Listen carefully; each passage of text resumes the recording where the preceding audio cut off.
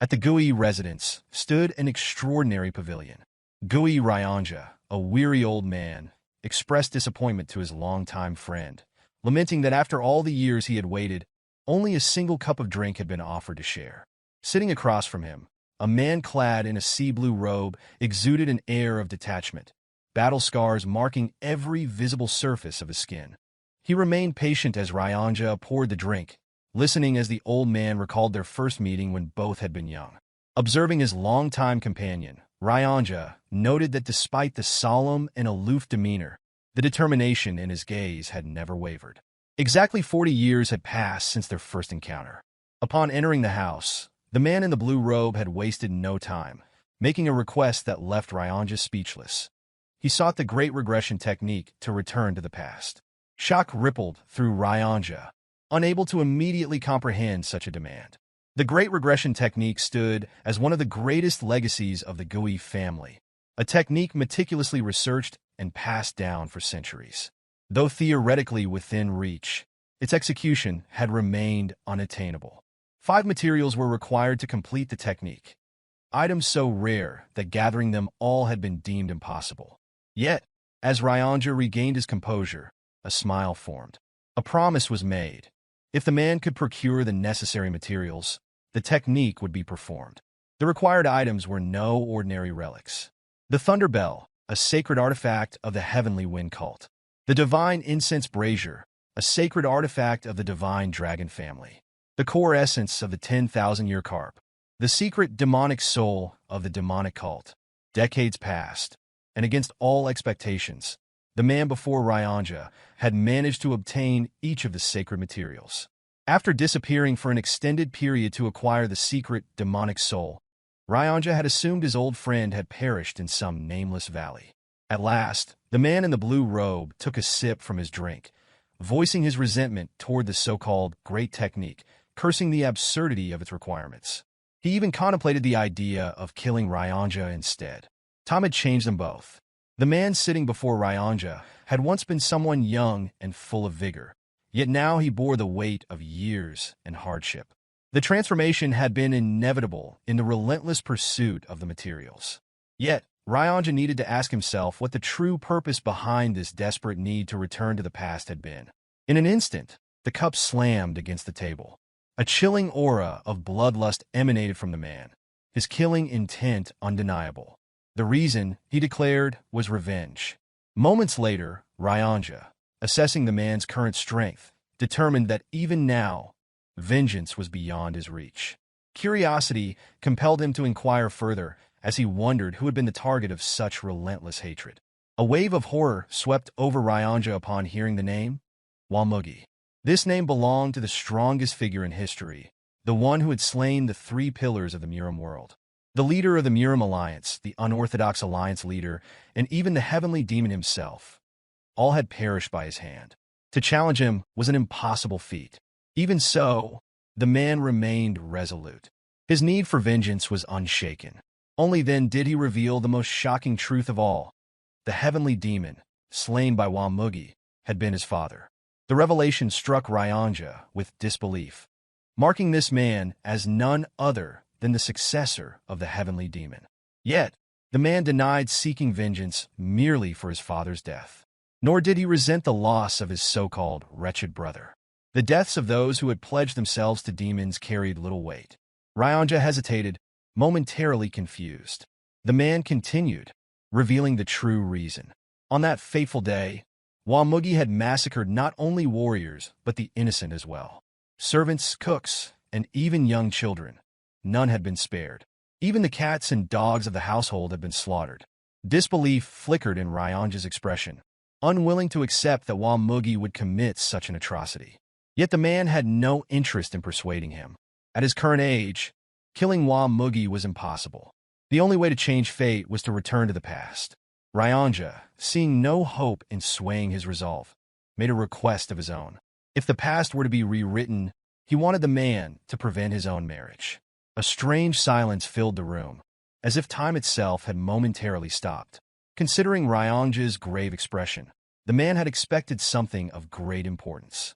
Yet upon hearing the request, laughter erupted from deep within him. unrestrained and genuine. Ryanja, however, was not jesting. He pleaded earnestly, begging to be convinced to remain alone for the rest of his life. Feeling the sincerity in Ryanja's voice, the man agreed to fulfill this request. Shortly after, as he struggled to rise, he urged Ryanja to proceed with the technique. Concern flashed across Ryanja's face, questioning the man's condition. Brushing off the worry, the man dismissed any notion of weakness. Losing an arm and an eye had been a small price to pay for obtaining the secret demonic soul. Finally, Ryanja assembled the sacred relics. As the box containing the soul was opened, Ryanja raised his hands, as if in prayer, and began the incantation for the great technique. One by one, the sacred relics radiated their power with each verse he uttered. Upon the final word, light burst forth, illuminating the room. The spell was complete. A fraction of a second later, a wormhole tore through space, releasing an overwhelming surge of mana. Ryanja, after dedicating his entire life to this pursuit, stood in disbelief. The culmination of his research had finally manifested before his eyes. Turning excitedly to share this moment with his old friend, his breath hitched. The old man lay slumped against a pillar, exhaustion evident in every shallow breath. Though battered and weary, he had drifted into an oddly peaceful sleep.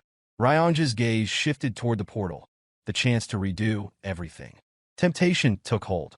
An apology escaped his lips for what he was about to do. Looking at his sleeping companion, he swore to find him in the past and deliver a warning of the impending disaster. Stepping toward the wormhole, conviction filled his heart.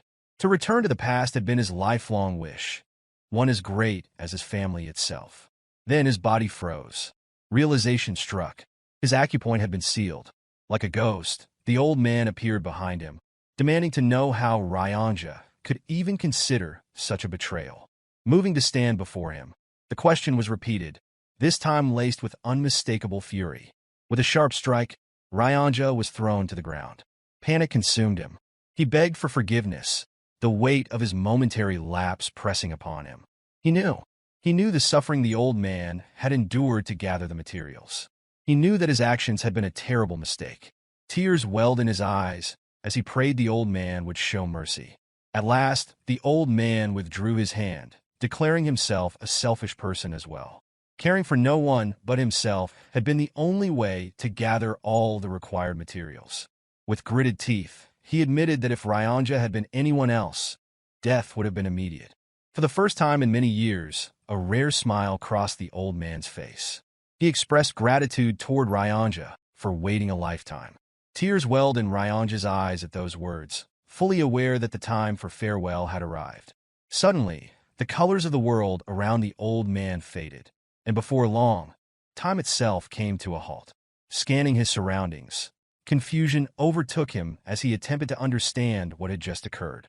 An ancient being materialized from the void, radiating an unfathomable aura. The old man demanded to know the identity of this entity. In response, the being introduced itself as the one who would send him back to the past. It explained that the logic of the heavens was beyond human comprehension. Mere mortals and some materials alone could never make time travel possible. The true catalyst for this technique was not the physical relics, but rather the immense effort it had taken to obtain them. The old man had passed the test. His entire existence had been defined by the singular goal of collecting those items, sacrificing everything to do so. Forgiving Ryanja had been the final challenge. Surprisingly, it had been the most difficult trial of all, yet he had passed it effortlessly. With no hesitation, the old man instructed the being to proceed. In return, the being posed a question, wondering what would be done once back in the past. Without a moment's doubt, the old man answered. The goal was to kill the one who deserved to die and save those who had been unjustly taken. A meaningful life was what he sought, to erase regret. Ever since birth, every action had been dictated by external forces, pushed in different directions, controlled by unseen hands. Life had passed by without true autonomy. As the ancient being listened, an unexpected smile formed upon its face. Curiosity stirred within it, intrigued by the kind of life that awaited him. It looked forward to witnessing his new journey. With those final words, the being vanished into thin air. At that moment, time resumed. Ryanja continued speaking, still lost in his apologies. Repeating his earlier request, he once again implored the old man to stop him from ever getting married. Without acknowledging the plea, the one-handed old man stepped toward the portal, prepared to rewrite his fate. Fading into the light, he left Ryanja behind, who called out in desperation, demanding that the promise be remembered. Moments later, the old man found himself standing before a massive crowd. Cheers erupted around him. His identity in this life was clear. He was known as the second young master of the demonic cult, Geom Mugeuk. Gazing upon the colossal statue representing the cult's symbol, awe swept through him. Wearing a solemn expression, a smile crept onto his lips. The confirmation was clear. This was truly the past.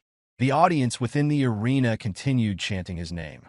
Suddenly, his attention shifted toward the head of the cult. Seated with an air of nonchalance was Kyanma, the heavenly demon, Mugeuk's father. A deep sense of longing surfaced within him. Seeing his father at his peak, alive and well, stirred emotions he had long buried. A smile formed before an unexpected thought took hold. Perhaps it was time to surprise his father. Before he could act, a brown-haired man forcefully smashed his sword against the floor, demanding Mugeuk's attention and insisting that the fight begin. Only then did Mugeuk register his surroundings. The arena was now empty, with only himself and the brown-haired man standing in its center. Recognition dawned. This was the day of the demon skirmish. His father, the heavenly demon, had declared that the position of cult leader would not be limited to his own bloodline. The decision had caused an uproar. Anyone who proved themselves the strongest would be given the chance to claim the title of heavenly demon. To demonstrate the seriousness of his declaration, a tournament had been held among the next generation of the cult's leaders. The victor of the demon skirmish would earn the right to challenge either of the heavenly demon's two sons. Whoever emerged victorious in that fight would be granted a single wish by the heavenly demon himself. One of those challengers now stood before Mugeuk, this brown-haired man who insisted that surrender was the only option. Mugeuk recalled his past with greater clarity now. His opponent had chosen him, believing him to be the weaker target compared to his older brother. But there had been more to it. In his previous life, the brown-haired man had bribed the kitchen staff, slipping energy-dispersing poison into Mugeuk's food. The result had been disastrous. Unable to use his energy, Mugeuk had lost. When he had reported the treachery to his father, no words of consolation had followed. Instead, his father's gaze had held nothing but silent disappointment, blaming him for falling prey to such a petty trick. Desperation had led Mugeuk to reckless actions in the aftermath, pushing himself beyond reason in an attempt to redeem his failure. Mistakes had accumulated. Opportunities had been lost. His defeat on this very day had marked the beginning of his downfall in the Succession War. Now, standing in the same arena, the brown-haired man scoffed at his apparent distraction. Mugeuk, unfazed, inquired about his opponent's name. Outraged by the lack of recognition, the brown-haired man shouted his name, Gu Pyungo, a fifth disciple of Gu Qianpa, the Blood Heaven Sword Demon, and one of the 7 disciples of the 8 Demon Supremes. In the past, Mugeuk had not known this. Now he did. Shifting his gaze toward his father, he sensed the unspoken test being placed before him. The heavenly demon had already noticed the effects of the poison. Rather than intervening, he simply observed, waiting to see how Mugeuk would handle the situation. Despite knowing he could end this fight in a single move without using his inner energy, revealing too much now would be unwise. A plan took shape. Raising his fist, he made a declaration. This fight would be conducted without the use of inner energy. The crowd fell into a state of confusion. Even Pyungo seemed bewildered. Then, a roar of cheers erupted, rallying behind the young master, known as the Unrivaled Swordsman. Caught in the moment, Pyungo followed suit, agreeing to the condition. Only afterward did realization dawn upon him. He had poisoned his opponent to gain an advantage, yet had now willingly neutralized that advantage himself. The audience groaned, anticipating a dull match. Meanwhile, Mugeuk assessed his own body. The sensation was foreign. Though younger, the movements felt unfamiliar. He wondered whether he would be able to control it as he had in his past life. Pyungo wasted no time, swinging his sword and demanding Mugeuk draw his own weapon. Unmoved, Mugeuk thought otherwise. There was no need for a sword against an opponent like this. Irritated by the dismissal, Pyungo charged, intent on severing an arm. Mugeuk evaded effortlessly, finding satisfaction in the seamless reaction of his younger body. It was faster than expected. Another strike followed. A simple jump allowed Mugeuk to dodge the attack with ease. Excitement surged within him. His heart pounded with renewed strength. The youth of his body, the limitless potential. It was exhilarating.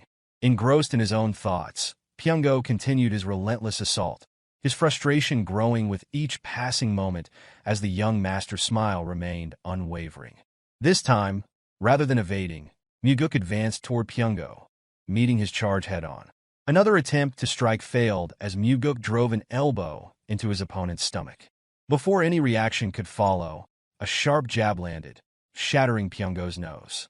Blow after blow followed in rapid succession, each strike denying any opportunity for retaliation.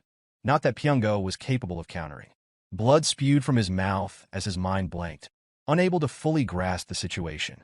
Before he could collapse or concede defeat, Mugeuk seized his hand, questioning if it was the same hand used to administer the poison. Without waiting for an answer, he crushed it, eliciting a scream of agony. The gathered audience watched in stunned silence as the young master displayed ruthless precision, utterly unfazed by the prospect of maiming a disciple of the Blood Heaven Sword Demon. In that moment, the determination in Mugeuk's eyes was unmistakable. Having returned to the past, he resolved to live without allowing anyone to dictate his fate. A single raised hand from the heavenly demon commanded immediate silence across the arena. His gaze settled on his son as he instructed him to declare his wish for winning the duel.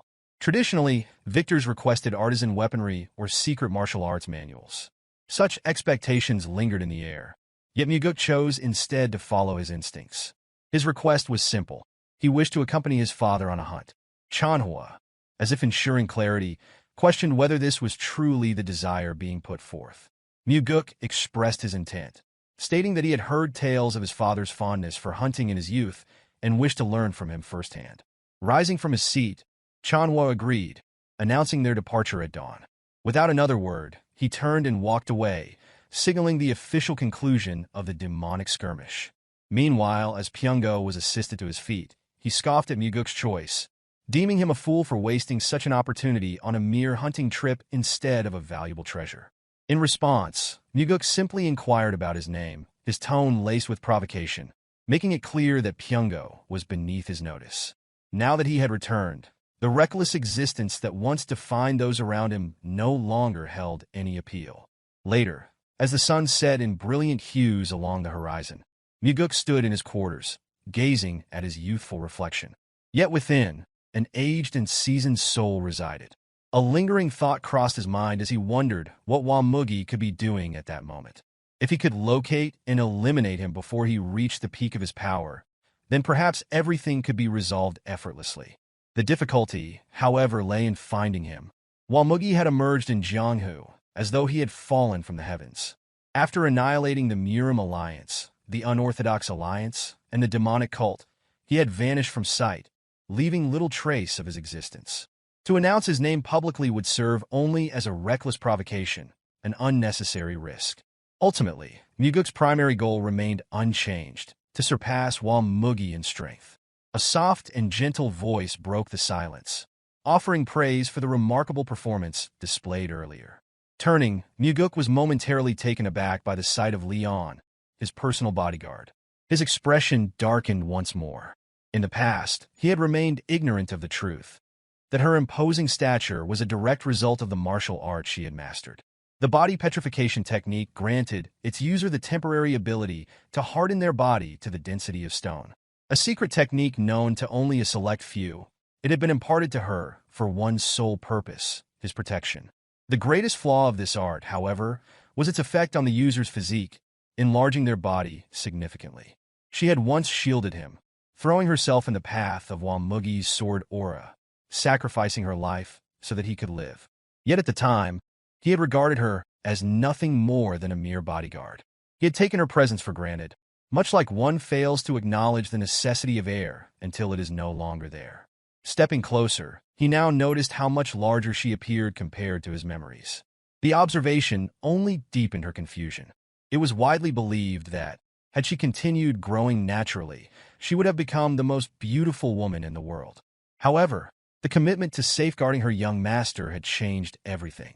One day, her delicate form had transformed, her beauty buried beneath a physique sculpted for battle. Unbeknownst to him at the time, she had wept over her transformation, struggling with the loss of what she once was. He had never even noticed the swelling in her eyes, the silent proof of her grief. As he walked, his thoughts lingered on her. She, who devoted her existence to protecting him, had clearly sensed the changes within him. When he beckoned her to follow, she hesitated, questioning his intentions. He merely stated that he intended to show her something strange. The destination soon became clear as they arrived at the kitchen, where the cooking staff stood lined up. Without hesitation, Mugeuk posed a simple question, wondering how it had been done. Confusion flickered across the head cook's face, uncertain of the inquiry's meaning. Mugeuk, however, addressed the boy at the back, demanding an explanation for the energy-dissipating poison that had been mixed into his meal. Denial followed, though it quickly crumbled when Mugeuk revealed the boy's secret. A crippling gambling addiction had driven him into insurmountable debt, squandering not only his parents' wealth, but also the borrowed money of his friends. Desperation had led him to commit an unforgivable act. Falling to his knees, he pleaded for mercy. Through the boy's confession, Mugeuk confirmed that Pyongo had personally provided the funds. The moment the truth emerged, Mugeuk ended the boy's life with a single, clean strike, shocking all who witnessed it. Shame accompanied his final moments, as Mugeuk condemned the act of poisoning another's food. The head cook, bowing low, immediately accepted full responsibility. Yet Mugeuk dismissed any need for punishment, reasoning that the crime was not his to bear. In the end, no further lives were taken, and Mugeuk simply placed an order for his dinner: shredded chicken noodles. A seemingly ordinary request, yet one that carried weight, for it had been far longer than it appeared since he last tasted it. Leon found the request odd, recalling that the young master had eaten the dish only a few days prior. Mugeuk, however, merely offered a knowing smile. For him, decades had passed since that last meal. By morning, Chanhua stood prepared for the hunt. A moment of confusion flickered across his face as he noticed the sheer number of items Mugeuk had brought along. A bag overflowing with supplies, his body adorned with layers of equipment, all seemingly unnecessary for a simple one-day hunt. With mild amusement, Chanhua remarked on the excess, yet Mugeuk suggested that an extended trip might prove enjoyable. Commending such ambition, Chanhua accepted the notion, and together they set forth. Deeper into the mountain range, their path wound through the valley, the wilderness stretching endlessly before them.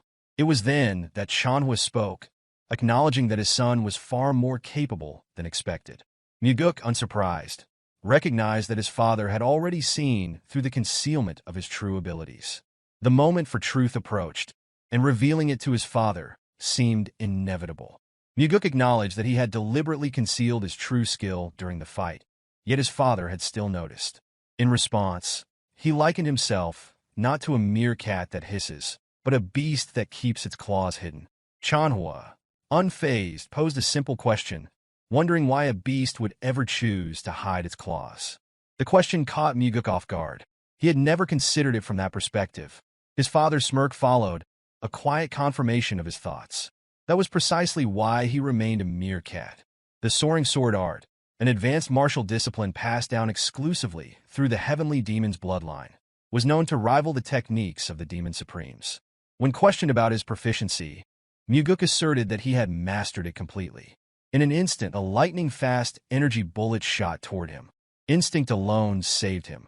His face turned just in time, the deadly force narrowly missing him. Had he reacted even a fraction too late, his entire cheek would have been obliterated.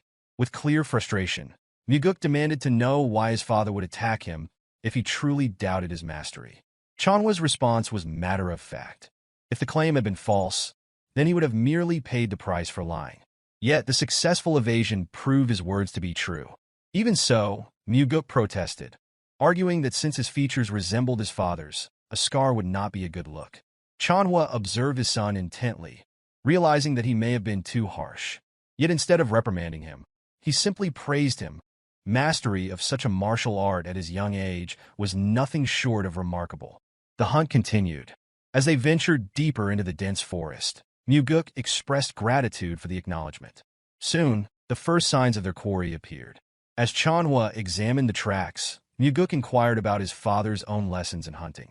It was then that Chanhua revealed an unexpected truth. Mugeuk had an uncle. The revelation was brief, followed immediately by its conclusion. That uncle no longer lived. Chanhua had killed him when he was around his son's age. Rather than reacting with shock, Mugeuk responded with unexpected approval, earning a surprised glance from the heavenly demon. He reasoned that had events unfolded differently, he himself would not exist.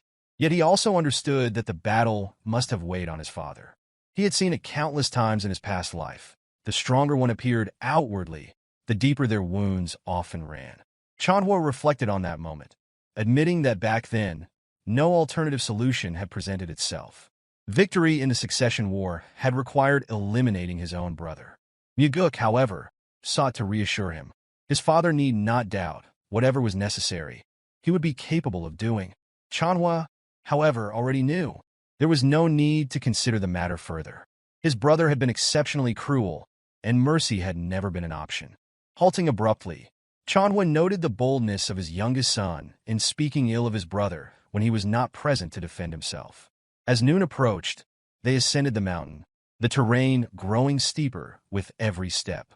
Mugeuk, having never married in his past life, lacked the understanding of what it truly meant to have children. That curiosity lingered as he wondered what kind of existence he had represented to his father. Upon reaching a cliffside, Chanhua stopped, prompting Mugeuk to wonder if something lay hidden within the forest before them. Instead, his father simply stated that their dinner awaited. Lowering his bag, Mugeuk prepared himself to strike, but Chanhua posed a critical question, wondering how something could be killed if it was unseen. Without waiting for a response, he proceeded to instruct his son, guiding him to close his eyes and attune himself to the world around him. Martial masters, when analyzing opponents, relied not solely on sight, but on sensing the subtle vibrations in the surrounding air. This perception was often referred to as the energy flow of a being. At present, however, Mugeuk could only sense a single presence, that of his father. Following Chanhua's instructions, he extended his energy outward in a thin, continuous line, as if unraveling a single thread from a tightly wound spool. Maintaining that flow without breaking it, he gradually refined his awareness. At first, the only shape discernible was that of a tree. Yet as the search continued, the outline of a living creature came into focus. Relaying his findings, Mugeuk noted that the figure bore stiff fur and an elongated body, suggesting either a wild boar or a bear. Chanhua, impressed, acknowledged his son's remarkable ability. Even at this distance, he admitted that during his own training, he had failed to distinguish the form so precisely. Mugeuk, in turn, attributed his success to nothing more than a naturally gifted body, one that absorbed martial arts with ease. As night fell, the scent of roasting meat filled the air. Seated near the fire, Chanhua observed how effortlessly his son handled the task, remarking that it was surprising for someone who had never done it before. In truth, countless wild boars had been hunted for survival before Mugeuk had ever returned to the past. Engaging his father in conversation, Mugeuk subtly maneuvered the situation to earn his favor. A genuine sense of satisfaction followed, knowing that his father regarded him positively. Chanhua then posed a pointed question, wondering whether this hunting excursion had merely been an attempt to impress him and secure the role of successor. The notion, however, was dismissed outright.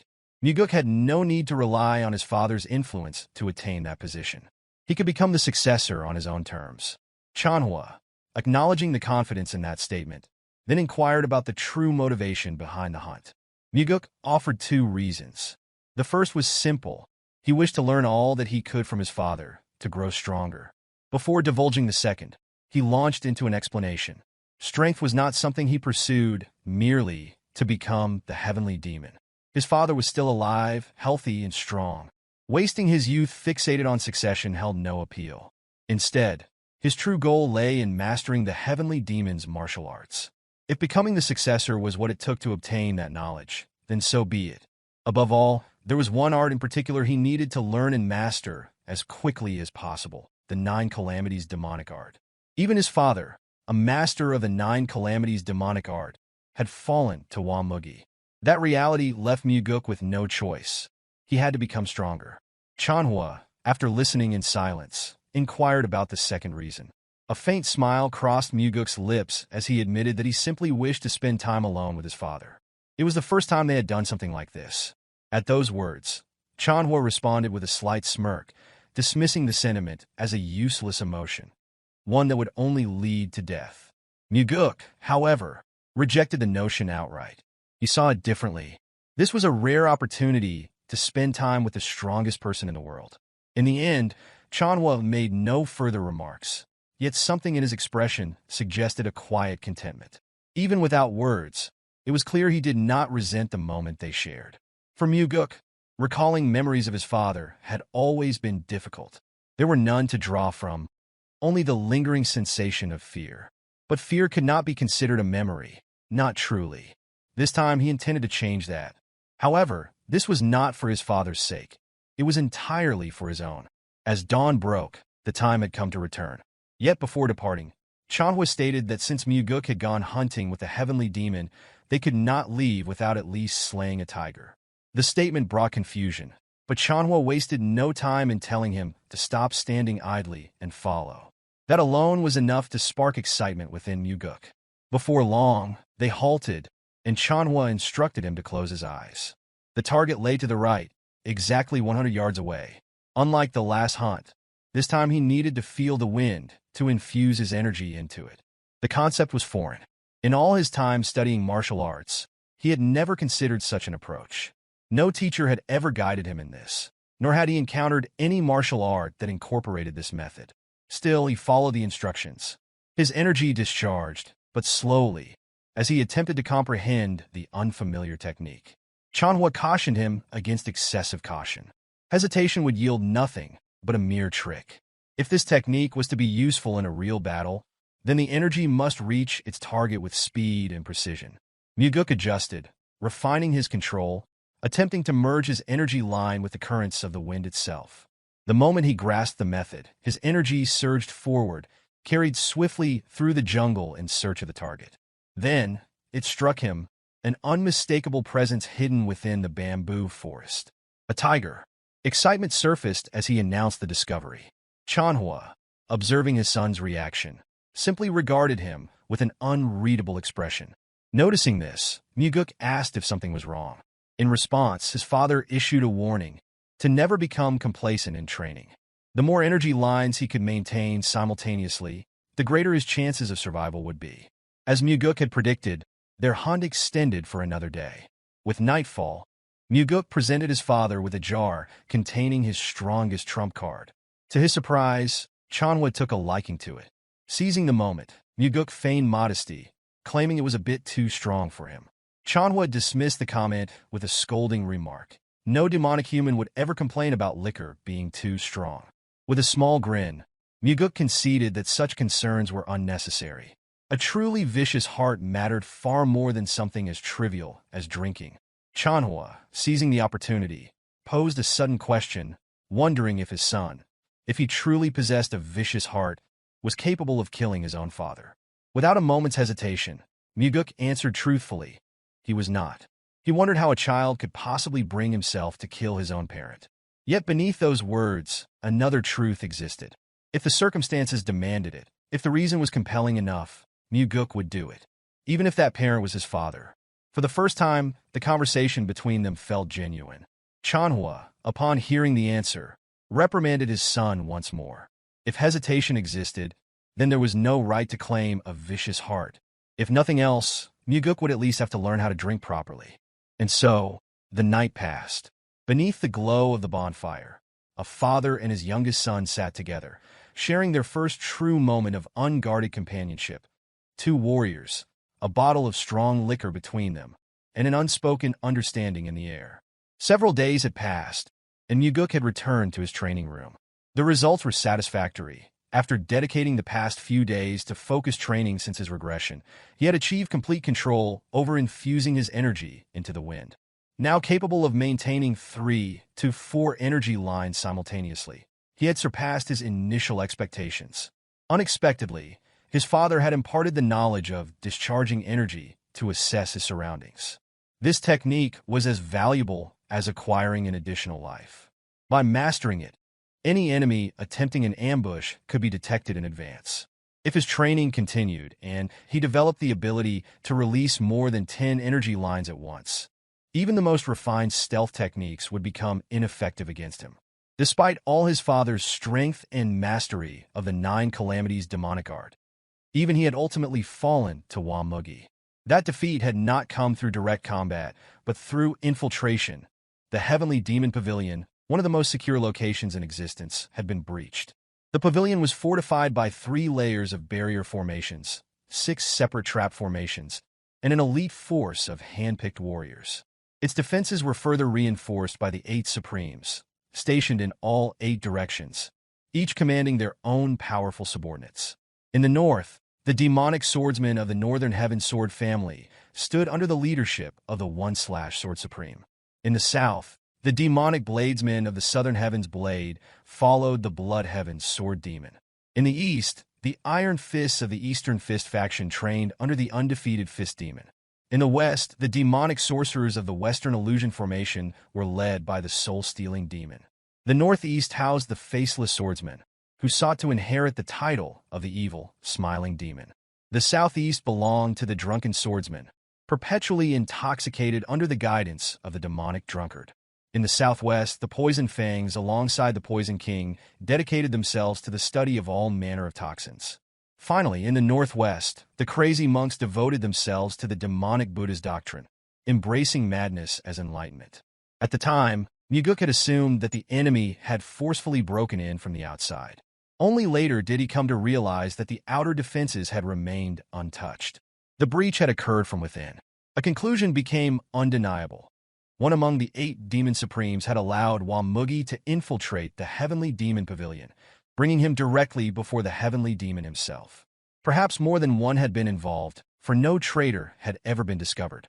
At present, the identities of the betrayers mattered little. For now, all 8 Demon Supremes were regarded as traitors in Mugeuk's eyes.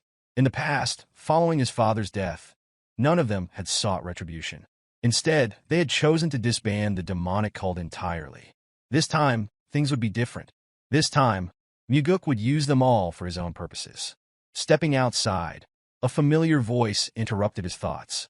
Leon's name was being called, mockingly, with an insult attached. A bald man stood before her, flanked by his henchmen, growing impatient over Mugeuk's absence. Having spent several days within the training room, his continued absence had evidently agitated them. The man, exasperated, ordered Leon to fetch the young master. Before she could respond, Mugeuk emerged, inquiring about the commotion. His gaze landed on Leon, and his displeasure was evident. He chastised her, reminding her once again to focus on her own matters instead of waiting idly for him. The bald man wasted no time, interjecting with a barrage of questions. A disciple of the Blood Heaven's Sword Demon, Yangpu. His arrogance was unmistakable. The only reason he dared to behave this way was simple. Chanhua's decree had changed everything. When the Heavenly Demon had declared that anyone in the cult could become his successor, being the son of the Heavenly Demon had lost its former prestige. Instead, the announcement had ignited the ambitions of many within the cult, spurring them to seek victory over the demon's sons. Yangpa had come with grievances. Pyongo could no longer practice martial arts, and for that, Mugeuk was to blame. His frustration stemmed from Mugeuk's apparent lack of concern for the matter. He demanded an apology, expecting a direct acknowledgement of fault. Mugeuk, however, had no interest in entertaining the conversation. Their relationship was not close enough to warrant such discussions. The true reason behind Yangpo's presence was already known. Following Pyongo's downfall, the Blood Heaven's Sword Demon had yet to select another disciple to be his successor. As a result, his followers had grown desperate, eager to prove their worth. Yangpa sought an official apology, believing that earning such a concession would grant him favor with his master and salvage his reputation. A calm smile surfaced on Mugeuk's face. His next words carried no hostility, only amusement. His master would not necessarily choose him, regardless of his efforts. Yangpa bristled at the remark, his anger barely concealed as he declared that his presence was solely on Pyongo's behalf. That was enough for Mugeuk. His expression sharpened, and a chilling aura settled around him. Enough insolence had already been tolerated. His killing intent surged as he issued a command. Yongpo was to apologize immediately. Confusion flickered across the bald man's face as he wondered for what purpose. Mugeuk's response was simple. He had spoken to his subordinate without permission. Leon's eyes widened at the unexpected gesture. Never before had she been treated in such a way by her young master. Yongpo, however, struggled to comprehend the situation. Leon attempted to de-escalate the confrontation, but it was already too late. Mugeuk had made his decision. Stepping forward, he issued a direct order. Yongpo was to kneel and apologize for speaking rudely to Leon. The demand was met with outright rejection. Pointing toward Leon, Yongpo sneered once more, using the same insult as before. That was the final straw. Mugeuk's fury flared at the audacity. Yongpo, still oblivious to the danger, scoffed at the reaction. He would sooner die than kneel before her. A wicked grin spread across Mugeuk's face. Then so be it. If that was his wish, it would be granted. His sword left its sheath in an instant, the gleam of steel reflecting his unwavering conviction. Yongpo hesitated, taken aback by the unexpected escalation. A choice was presented: fight or kneel. Mugeuk ensured that the weight of the decision was clear. If Yongpo chose to retreat, his master would not be pleased. For the first time, true understanding dawned upon the bald disciple. Mugeuk was serious. To him, Leon was not just a subordinate. She was someone who mattered. The veins in Yongpo's forehead throbbed as rage consumed him. He found it absurd to have fought over someone he had seen as nothing more than a pig. And yet, Mugeuk remained unmoved. The demand had been made. That instant, Yongpo's blade was drawn, the fight inevitable. His henchmen tried in vain to stop him. Leon reached out, hoping to restrain her young master. But the battle had already begun. As Yongpo took his stance, his voice rang with arrogance. Since his opponent was the son of the heavenly demon, he would settle for taking an arm instead of his life. But in Mugeuk's eyes, that choice had never been his to make. Yongpo positioned himself for an immediate attack, his movements sharp and decisive, while Mugeuk observed him with an impassive gaze. Yongpo swiftly swung his sword, aiming to sever the young master's hand, but the strike was effortlessly avoided. Before another move could be made, Mugeuk's blade had already pierced through his opponent's mouth. It was an instant kill, executed without hesitation. The sudden and brutal end left the surrounding henchmen, along with Leon, in shock. Mugeuk regarded the scene with detached finality, stating that the cause of death was the man's own mouth. That same mouth had been used to insult a subordinate and had refused to offer an apology. Withdrawing his sword, he allowed Yongpo's lifeless body to collapse. His eyes remained devoid of emotion, as if he had merely crushed an insect beneath his heel. The two remaining henchmen rushed forward in a panic. One of them, his voice trembling, questioned whether the young master was prepared to face the consequences of such an act. Fear seized their expressions as Mugeuk remarked on the striking similarity between their mouths and Yongpo's. Without pause, he issued a demand, instructing them to deliver his words precisely as spoken. Understanding the unspoken threat, they retreated to their own pavilion. Leon, her voice laced with unease, hesitated before asking why such an action was taken on her behalf. Mugeuk responded with a smile, noting the irony of her concern for his well-being despite the emotional wound she bore. Locking eyes with her, he clarified that the act had not been solely for her sake. Justice had simply been served to one who deserved death. Even so, her concern was valid. The Blood Heaven Sword Demon would not have overlooked such an event. Her fear was justified. The 8 martial masters of the demonic cult wielded both immense influence and unparalleled martial prowess. Commanding subordinates, even the heavenly demon himself, could not easily disregard. Among them, the Blood Heaven Sword Demon stood as one of the 8 demon supremes. Mugeuk had crippled one of his disciples and slain another. Despite this, he maintained a warm smile, assuring Leon that no real consequences would follow. At most, the Blood Heaven Sword Demon would be chastised for failing to properly teach his disciples. Stepping closer, Mugeuk placed a reassuring hand on her shoulder, urging her not to waste worry on his behalf. In reality, Yongpo's death held an advantage for him. Moments later, gratitude filled Leon's expression as she thanked the young master for taking her side. In return, Mugeuk instructed her to never forget this moment. He wished for her to live a life adorned with that very smile. Time passed, and Mugeuk found himself reclining in his backyard, his thoughts drifting. Memories of fleeing in the wake of the demonic cult's disbandment resurfaced, each one laced with a bitter taste of defeat. The weight of despair had been unbearable, leaving no will to live had it not been for the pursuit of a singular goal. Suddenly, the presence of a sword manifested beside him, its steel an unspoken threat resting against his neck. Without a word, an old man materialized, exuding a suffocating killing intent. The Blood Heaven's sword demon, one of the pillars supporting the demonic cult, had arrived. Mugeuk tensed, unprepared for such swift retribution. Despite the knowledge accumulated from a past life, his lack of inner energy left him vulnerable. There would be no evading this attack. Yet, as abruptly as it had appeared, the oppressive aura dissipated. The old man settled beside him, a wicked grin tugging at his lips.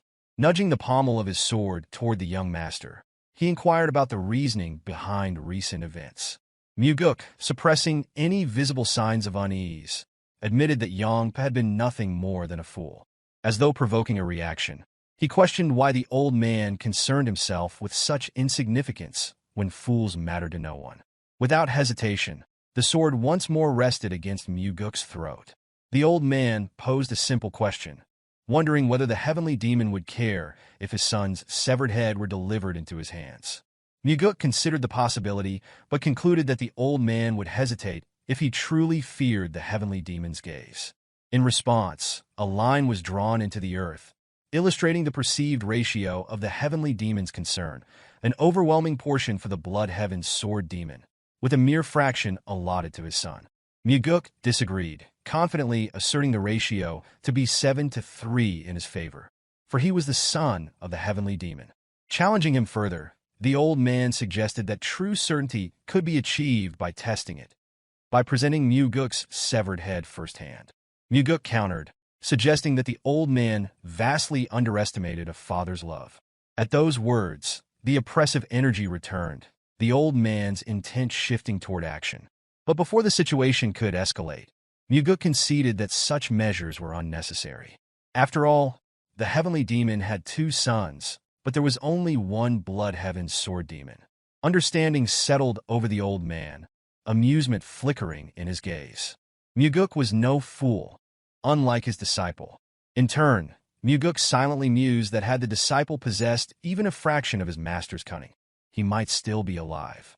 With a final remark, the old man declared that his life had been plagued by misfortune and expressed a hope that their paths would seldom cross. Mugeuk nodded, committing those words to memory as the old man vanished into the sky with a single leap. The instant he was gone, Mugeuk allowed his facade to drop. Lifting the hem of his night robe, he examined the bruises left by the old man's seemingly effortless nudge. Despite his erratic demeanor, the Blood Heaven's sword demon never acted without purpose. Every move was calculated, every word deliberate. The repeated mentions of carrying Mugeuk's head to his father had been no idle threat. Such thoughts had truly crossed his mind. This visit had been more than a confrontation. It had been a test.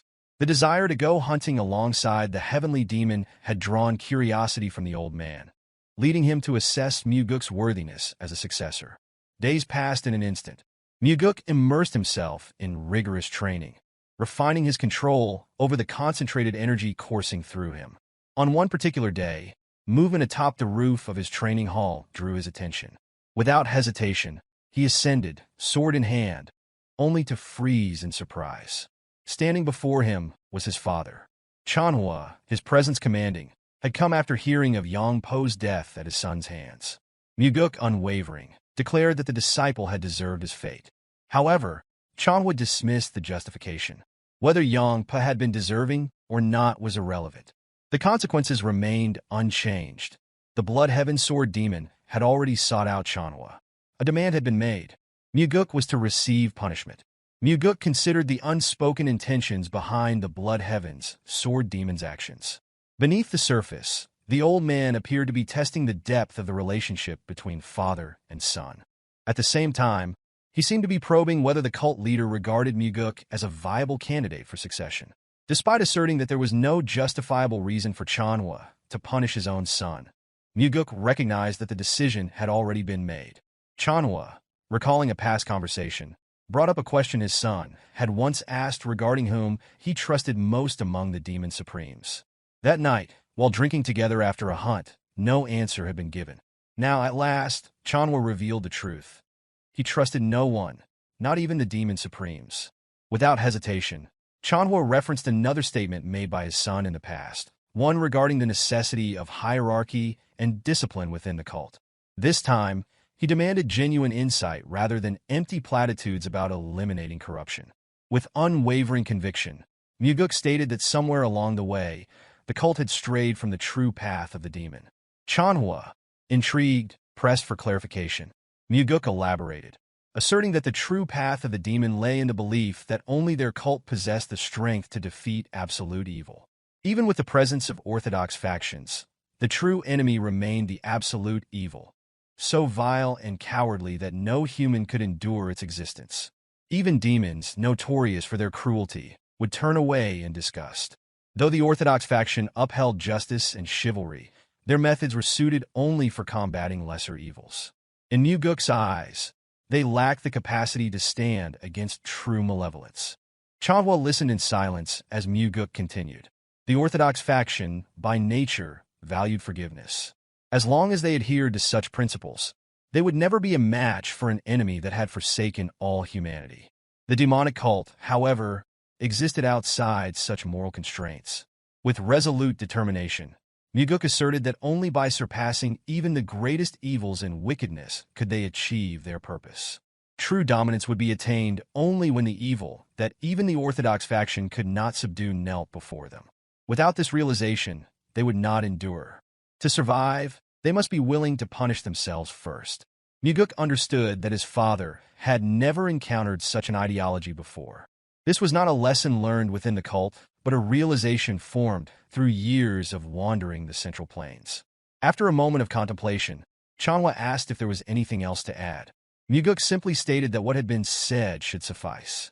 At last, Chanhua began to comprehend the reason behind the Blood Heaven's sword demon's demand for punishment. The old man had seen something within Mugeuk and sought to use the heavenly demon to put it to the test. Mugeuk suspected that the cursed elder had identified within him the potential to become a successor. Alternatively, he might have seen in him the potential to bring ruin to the cult.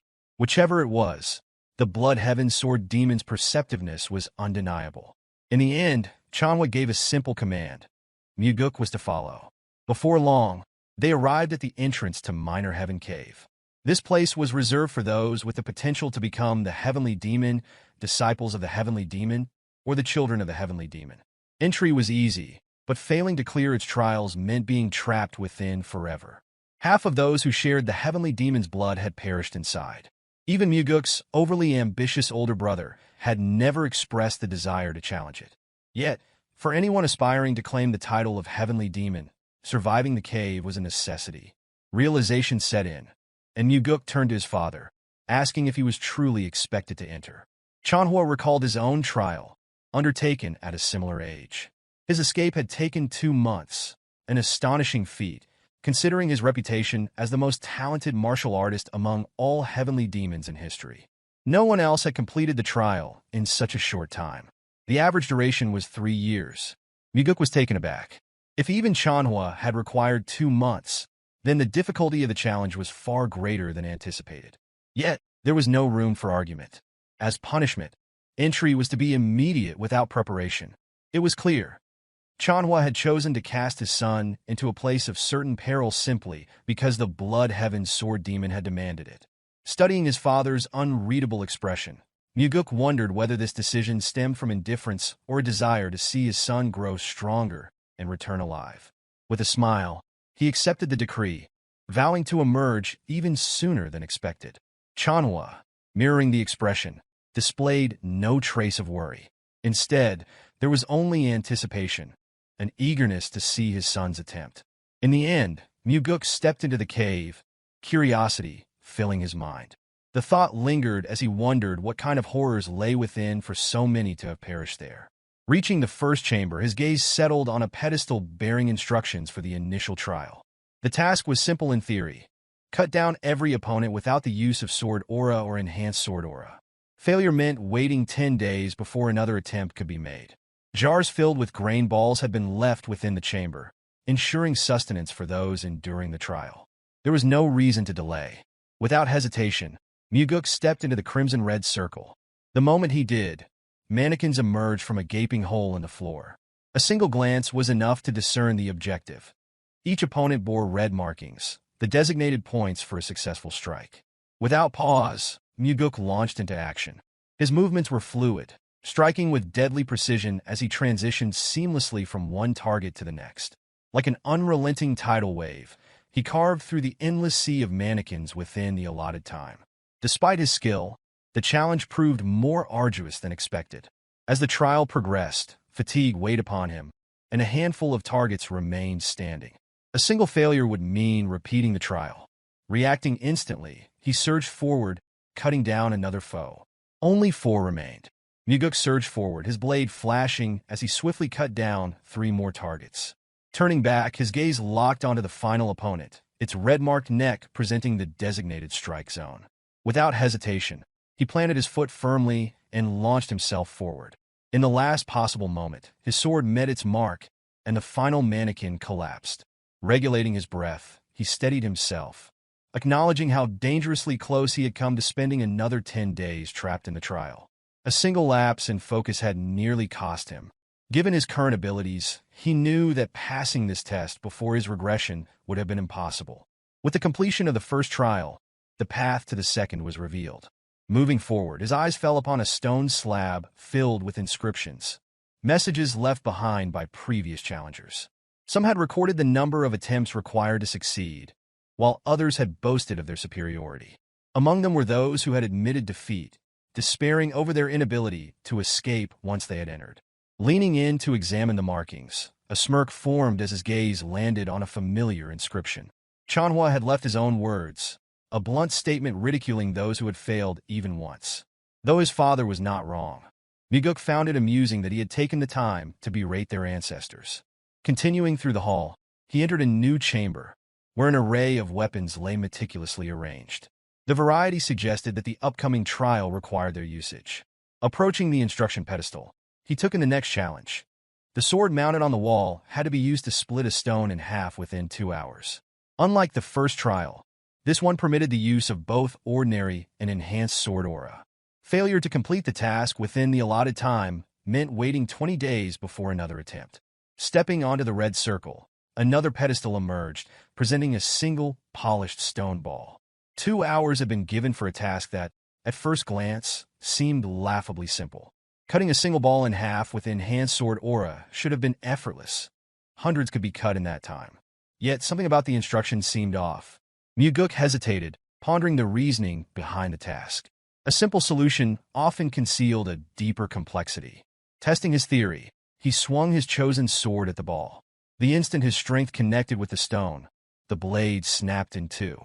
Observing the result, he quickly deduced that an ordinary strike would not suffice. Sword aura was essential. His first instinct was to channel enhanced sword aura, finish the trial swiftly, and move forward. However, a lingering doubt held him back. If the solution had been so straightforward, he wondered why this trial had been designed at all. Seeking further insight, he examined the inscriptions left by those who had faced this challenge before. One record claimed the task had been completed in a single attempt using enhanced sword aura. Another detailed repeated failures. 89 attempts without aura before ultimately resorting to it. What truly caught his attention, however, was his father's inscription. Unlike the previous trial, where Chanhua had merely ridiculed others, this time, his words carried a deeper implication. If there's heat, they lose. Mugeuk momentarily froze, recognizing the deviation from his father's usual bluntness. Chanhua's statement was not a mere insult, but a warning. Contemplating it further, the meaning became clear. The only true way to pass this trial was to avoid using aura altogether. Armed with this revelation, Mugeuk began attempting to break the ball using sheer physical strength. One by one, the weapons he wielded shattered upon impact. Even the force of an axe failed to leave so much as a scratch. Grasping a hammer, he swung with all his might.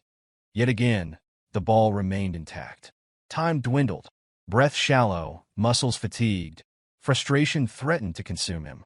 Despite his skill, he had failed repeatedly to overcome this obstacle without aura. Then, with a deep inhale, he forced himself to regain composure. Manhwa had succeeded in splitting this stone without aura. That fact alone was undeniable. A sudden thought crossed his mind. Focusing his inner energy, he directed it in a fine line toward the ball. As the energy spread, something unexpected occurred. A faint, nearly imperceptible line appeared along the ball's surface, a perfect circle invisible to the naked eye. A realization struck. This was no illusion.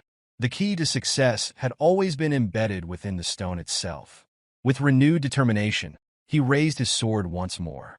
This time, he aimed precisely along the line. The blade sliced cleanly through, severing the ball in half in a single, flawless stroke. As the two halves fell apart, a bright smile spread across his face.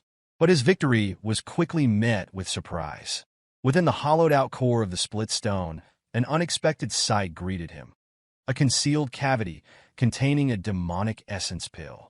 A practitioner of demonic martial arts who consumes the pill would gain an immense surge of energy. It becomes evident that if the ball had been cut using any form of sword aura, the pill inside would have detonated due to the generated heat. With a deep sense of gratitude toward his father, the instructions engraved on the stone slab are heated, ensuring no heat is produced during the process. After securing the pill, Mugeuk immediately begins meditation to absorb its power. The energy from the pill is guided through his meridians, channeling directly into the core of his inner energy. The moment the process is complete, a powerful surge erupts from within. Upon opening his eyes, an unfamiliar, yet formidable strength courses through his body. The deficiency in energy that plagued him upon his return has now been rectified. During the third trial, Mugeuk meticulously analyzes the instruction slab. The engraved guidance demands the ability to distinguish between life and death. Should failure occur, another opportunity would be granted 5 days later. Standing on the red circle, a stone pedestal emerges, presenting a grid filled with various herbs. Recognizing the nature of the trial, it becomes clear that identifying medicinal herbs from poisonous plants is the key to success. Memories of past efforts surface.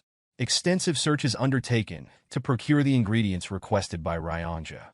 The ability to differentiate between a multitude of herbs and toxic flora, along with an understanding of their effects, renders this challenge exceedingly simple. The single, non-poisonous herb is selected without hesitation. Moments after the first choice is made, the pedestal descends and rises again, presenting another herb in its place. The trial is designed to prevent reliance on mere luck, ensuring a second round of selections. Those unfamiliar with herbs would be forced to consume them, discerning their nature through experience. Mugeuk swiftly evaluates each herb, making rapid selections as the pedestal continues its cycle. After a brief pause, the mechanism ceases, and the door to the next trial opens. Before proceeding, the stone slab is examined once more. Complaints from ancestors regarding the necessity of such trials are evident. His father's reprimands toward their predecessors stand as a firm warning. No one should depend on luck. This revelation confirms that recalling every consumed substance from the initial test is crucial. The following trial demands survival within the illusory life-and-death trap formation. The stone slab explicitly warns that perishing within the formation would result in actual death. Seeking further insights, Mugeuk scrutinizes the inscriptions, but little information is provided beyond his father's words. A directive to never rest. Though indirect, the advice appears more aligned with a philosophy for life rather than the immediate trial ahead. As he steps onto the red circle, the surroundings shift. The air distorts, revealing an expansive desert landscape. The wind howls, carrying the weight of dry heat, while sand and creatures appear as tangible as reality itself. Rising to his feet, a sudden emergence of ghouls encircles him. Though illusions, their presence is unmistakably genuine, exuding a palpable intent to kill. A surge of exhilaration takes hold. This is an opportunity unlike any other. Unsheathing his sword, readiness is signified as the mindless creatures close in. They charge without hesitation, converging upon the lone warrior at the center. With a deft motion, an attack from behind is evaded, followed by a swift stab that eliminates the threat. Additional assaults occur simultaneously, prompting a seamless leap to evade the coordinated strike. No longer bound by restrictions against human opponents, hesitation is unnecessary. Channeling inner energy into his blade, sword aura ignites. A single decisive swing cleaves through dozens of ghouls. The enhancement granted by the demonic essence pill facilitates seamless energy control, yet the adversaries seem endless. They persist, surging forward without reprieve. Drawing a deep breath, Mugeuk remains still, awaiting the opportune moment. As the creatures close in, reaching within arm's length, faint blue marks manifest upon each one within range. In a fraction of a second, a swift execution follows, another dozen ghouls eradicated in an instant. Despite the relentless tide, the onslaught eventually ceases. Satisfaction is momentarily elusive. If this is all the trial offers, then the battle remains unfulfilling. However, another wave soon emerges. This time, the enemies appear noticeably stronger. True to their altered appearance, the newfound opposition proves significantly more formidable than anticipated. Some wield techniques of their own, while others unleash ranged attacks.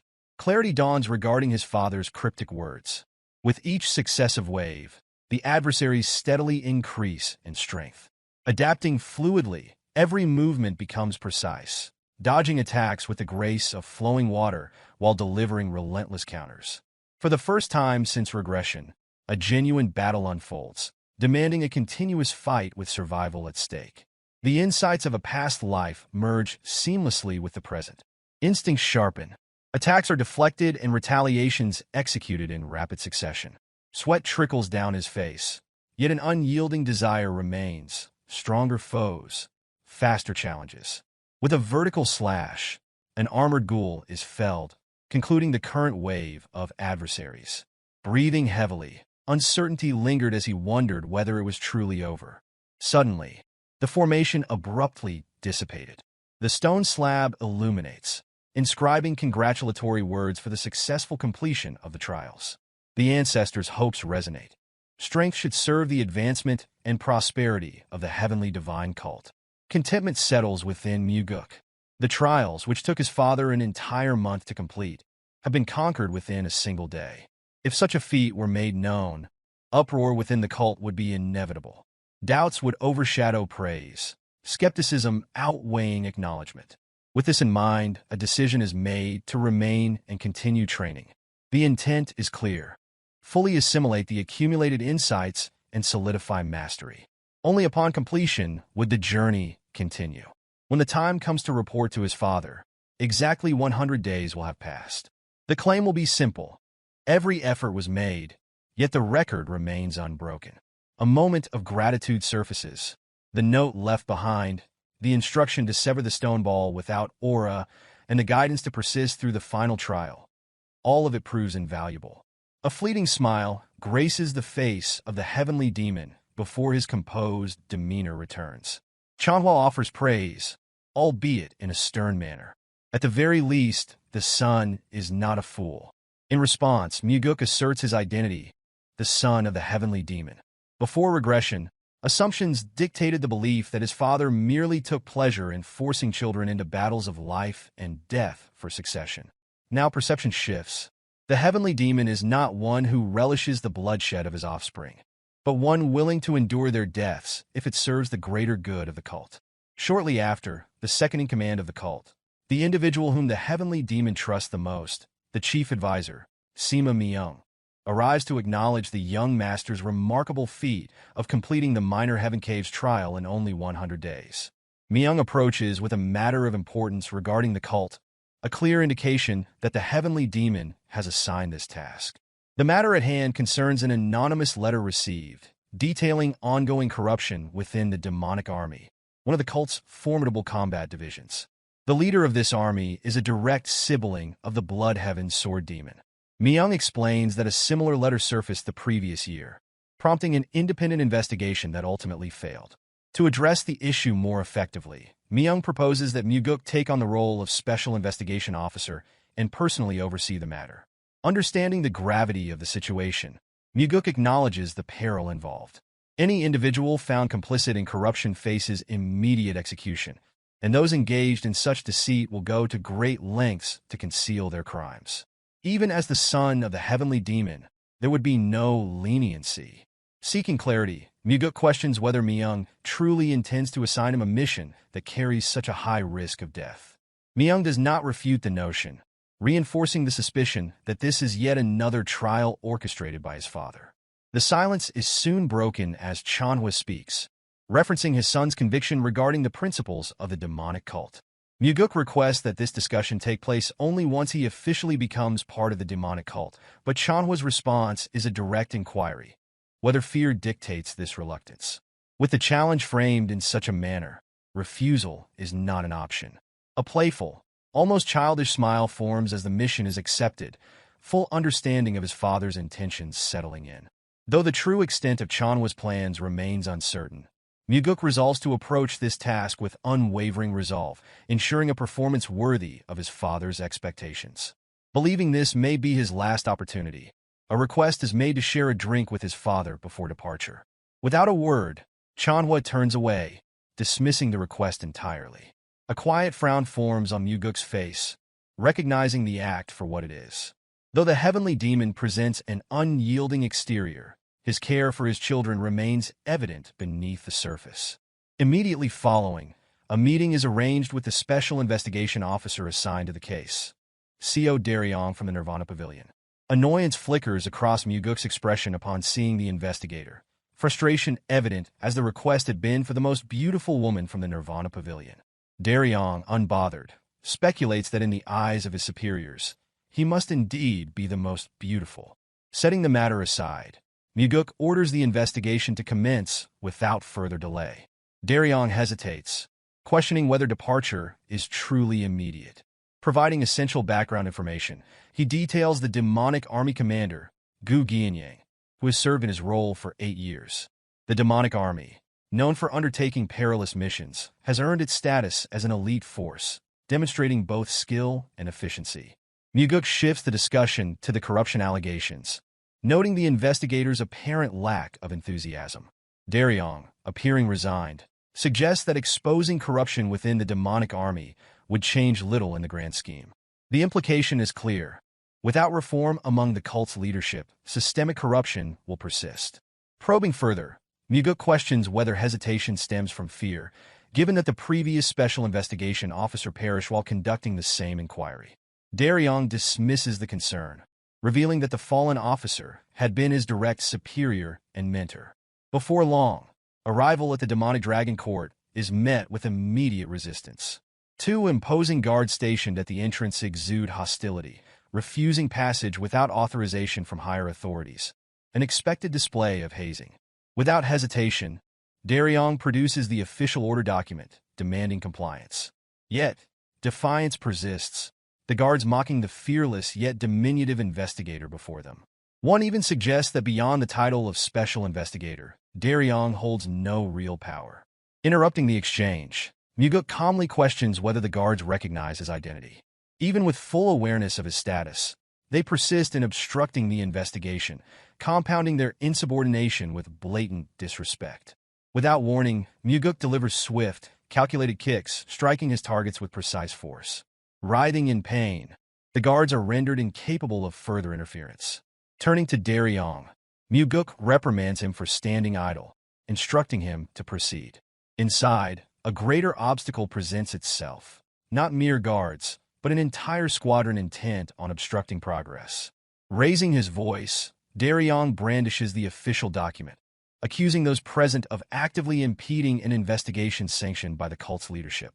From the rear of the formation, an accusation is hurled, alleging that the investigators seek only to cause disruption.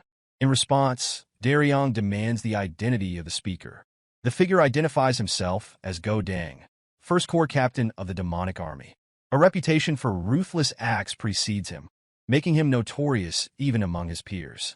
Undeterred, Daryong asserts authority, warning that interference will result in formal charges for disrupting an investigation conducted by the Nirvana Pavilion. Wearing a smug expression, Go Dang scoffs, dismissing the threat entirely. Stepping forward, Mugeuk addresses the brute, remarking that their meeting is long overdue. Closing the distance, a handshake is extended, an act that swiftly transitions into a crushing grip. A sharp, involuntary wince betrays Go Dang's pain. Mugeuk calmly reiterates the urgent need to meet the demonic army commander, issuing a subtle yet undeniable warning through sound transmission. Further resistance will cost Go Dang his hand. A tense silence lingers between them. For a moment, defiance flickers in Go Dang's gaze, his voice low with threat. Yet, Mugeuk stands unmoved, unfazed by the implied danger. Realizing the futility of resistance, Go Dang relents, albeit with lingering humiliation. Daryong, curious about their interaction, inquires whether Mugeuk is personally acquainted with the first corps captain. The response is brief. This encounter is their first. The concession had not been made out of respect, but rather out of necessity. The silent threat of losing a hand had been enough to enforce compliance. With no further obstructions, the path leads to the 7th floor, where the demonic army commander's office awaits. Yet one final act of defiance remains. Elite guards posted at the entrance, prepared to block entry. Exasperated by the endless resistance, Mugeuk steps forward, issuing a final warning. Holding the document aloft, he reminds them that obstructing an officer is one matter, but standing in the way of the cult leader's authority is another entirely. The document represents the will of the heavenly demon himself. Any further defiance would be direct defiance of the cult's leader. At last, the voice of the commander echoes from within, granting permission for entry. Seated leisurely, the demonic army commander, Geom, extends a welcome to the 2 special investigation officers. Mugeuk regards him with indifferent eyes while Geom offers an apology for his subordinate's rude behavior, attributing it to ignorance. Despite appearing ordinary and composed, Geom exudes an immeasurable strength, one that Mugeuk can clearly perceive. This overwhelming energy causes Daryong to tremble, struggling to maintain composure. Observing their confrontational stance, Mugeuk remarks on their apparent eagerness to provoke conflict, suggesting that they must have an excess of free time. Rather than engaging in such disputes, he advises them to occupy themselves with reading instead. Geom, unfazed by the remark, casually references an old saying, stating that ignorance often breeds courage. In response, Mugeuk counters with a modern perspective, asserting that in this era, true courage stems from knowledge. Those who possess it not only develop superior strategies, but also gain clarity on what must be done. Geom remains composed despite the provocation, instead remarking that perhaps age has caused him to fall behind. His curiosity leads him to question how Mugeuk became involved in the investigation. Without much concern, Mugeuk responds, suggesting that it may be a form of punishment from his father, a consequence of a minor misstep during a previous hunt. A knowing smile spreads across Geom's face, as if finally piecing together the situation. Mugeuk recognizes that they must have deliberated extensively over the reasons behind his appointment as an investigator. Geom then inquires further, asking whether another anonymous letter had been sent, similar to the previous incident. While Daryong hesitates, insisting that such information cannot be disclosed, Mugeuk openly confirms it, surprising his companion with this revelation. Geom expresses frustration, explaining that as the leader of the demonic army, which consists of unruly and unrefined individuals, he frequently becomes the target of various slanders. Mugeuk assures him that the investigation will be concluded swiftly, though it may cause some inconvenience. In return, Geom dismisses the concern, stating that their relationship is close enough that such matters do not trouble him. Acknowledging this, Mugeuk reveals a widely known fact, that the Blood Heaven Sword Demon supports Mugeuk's brother as the rightful successor. In response, Geom asserts that his brother and he are separate individuals, declaring his support for the second son instead. Mugeuk acknowledges these words with a bright smile, expressing his anticipation for Geom's cooperation in the coming days. As the conversation concludes and Mugeuk prepares to depart, Geom reminds him to be cautious. Mugeuk, without hesitation, asks if this warning pertains to the previous incident in which the former investigator met a grim fate. A vicious smile forms on Geom's face as he suggests that the cult leader would not have sent his son merely to perish.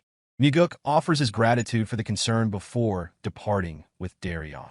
Turning away from the commander, a quiet smile forms on Mugeuk's lips as realization dawns. His father's true intention in sending him here was to ensure that either he or Ginyang would not leave this place alive. Elsewhere, Myung contemplates the situation, questioning why Chanhua would send his son into such a grave matter. In Myung's view, this is a burden that should fall upon his own shoulders. However, shock overtakes him when Chanhua reveals the reasoning. His son believes that the demonic path has been lost. For this reason, Chanhua reasons, if his son dares to speak so boldly, he must now prove his words through action. The following morning, a rotting crow carcass emits a foul stench throughout the hall, unsettling members of the army. Many immediately assume that the investigator is responsible for the disturbance. With a single glance, Mugeuk identifies the individual who had initially barred their entry, now the loudest in protest. Moments later, a massive figure emerges from the side of the hall, demanding to know the cause of the commotion.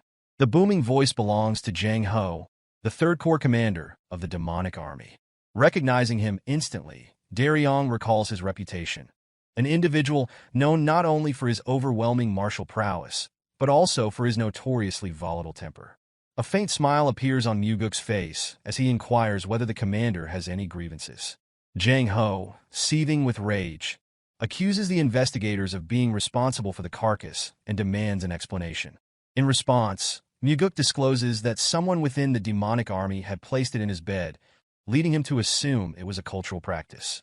Jang Ho suggests a more direct approach, stating that the culprit should simply be punished instead. Mugeuk, however, turns his attention toward the towering commander before him, deciding that the investigation should begin with him. This declaration immediately puts Jang Ho on edge. Without hesitation, Mugeuk demands access to all records related to Jang Ho, including financial transactions and movement logs. In defiance, Jang Ho argues that neither as a special investigation officer nor as the son of the heavenly cult does Mugeuk hold such authority. Unbothered by the protest, Mugeuk calmly asserts otherwise. Enraged, Jang Ho slams his foot against the ground, causing the floor to fracture. Undeterred, Mugeuk explains that such displays of anger are meaningless, cautioning the commander that obstructing an official investigation could be considered treason. Members of the Third Army rush to restrain their commander as Mugeuk repeats his demand to begin the investigation with him. Sometime later, Jang Ho composes himself and sits within the designated office for interrogation. Mugeuk's first words cut straight to the point, questioning how long Jang Ho intends to test him. Though the commander still attempts to feign ignorance, Mugeuk has already discerned the truth. Jang Ho was the one who sent the anonymous letter. Daryong remains perplexed by how Mugeuk arrived at this conclusion. In the end, Jang Ho concedes, admitting to his actions while demanding to know how Mugeuk uncovered the truth. Mugeuk explains that Jang Ho's involvement in the carcass incident was unnecessary, leading to suspicion that he sought to divert attention from himself. Additionally, the members of the Third Corps had reacted with conspicuous restraint when Mugeuk displayed the crow, neither laughing nor expressing outrage. This, combined with the fact that Jang Ho's subordinates exhibited genuine concern for their commander, suggested that someone with such strict discipline would struggle to tolerate corruption within his ranks. However, this was not the sole reason behind Mugeuk's conclusion. When Daryong relayed information through sound transmission, Mugeuk recalled a significant event from his past life, an incident in which the strongest commander within the demonic army met his demise. It was likely that Jang Ho had been killed after sending the anonymous letter in an effort to resolve the internal issues plaguing the army. Jang Ho admits that the letter was a desperate attempt, left vague due to his belief that no action would be taken.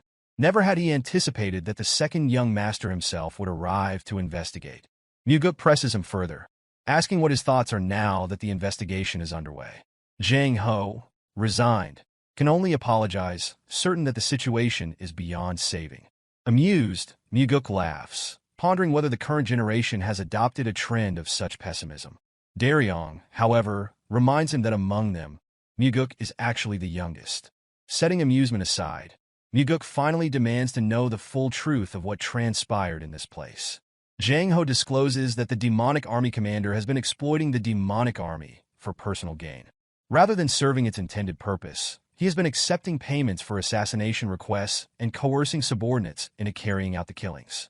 Initially, Mugeuk had assumed Ginyang was merely accepting bribes from a martial arts faction, but the reality far exceeded his expectations. Contemplating the structure of the demonic army, he deduces that the First Corps is likely responsible for carrying out these assassinations.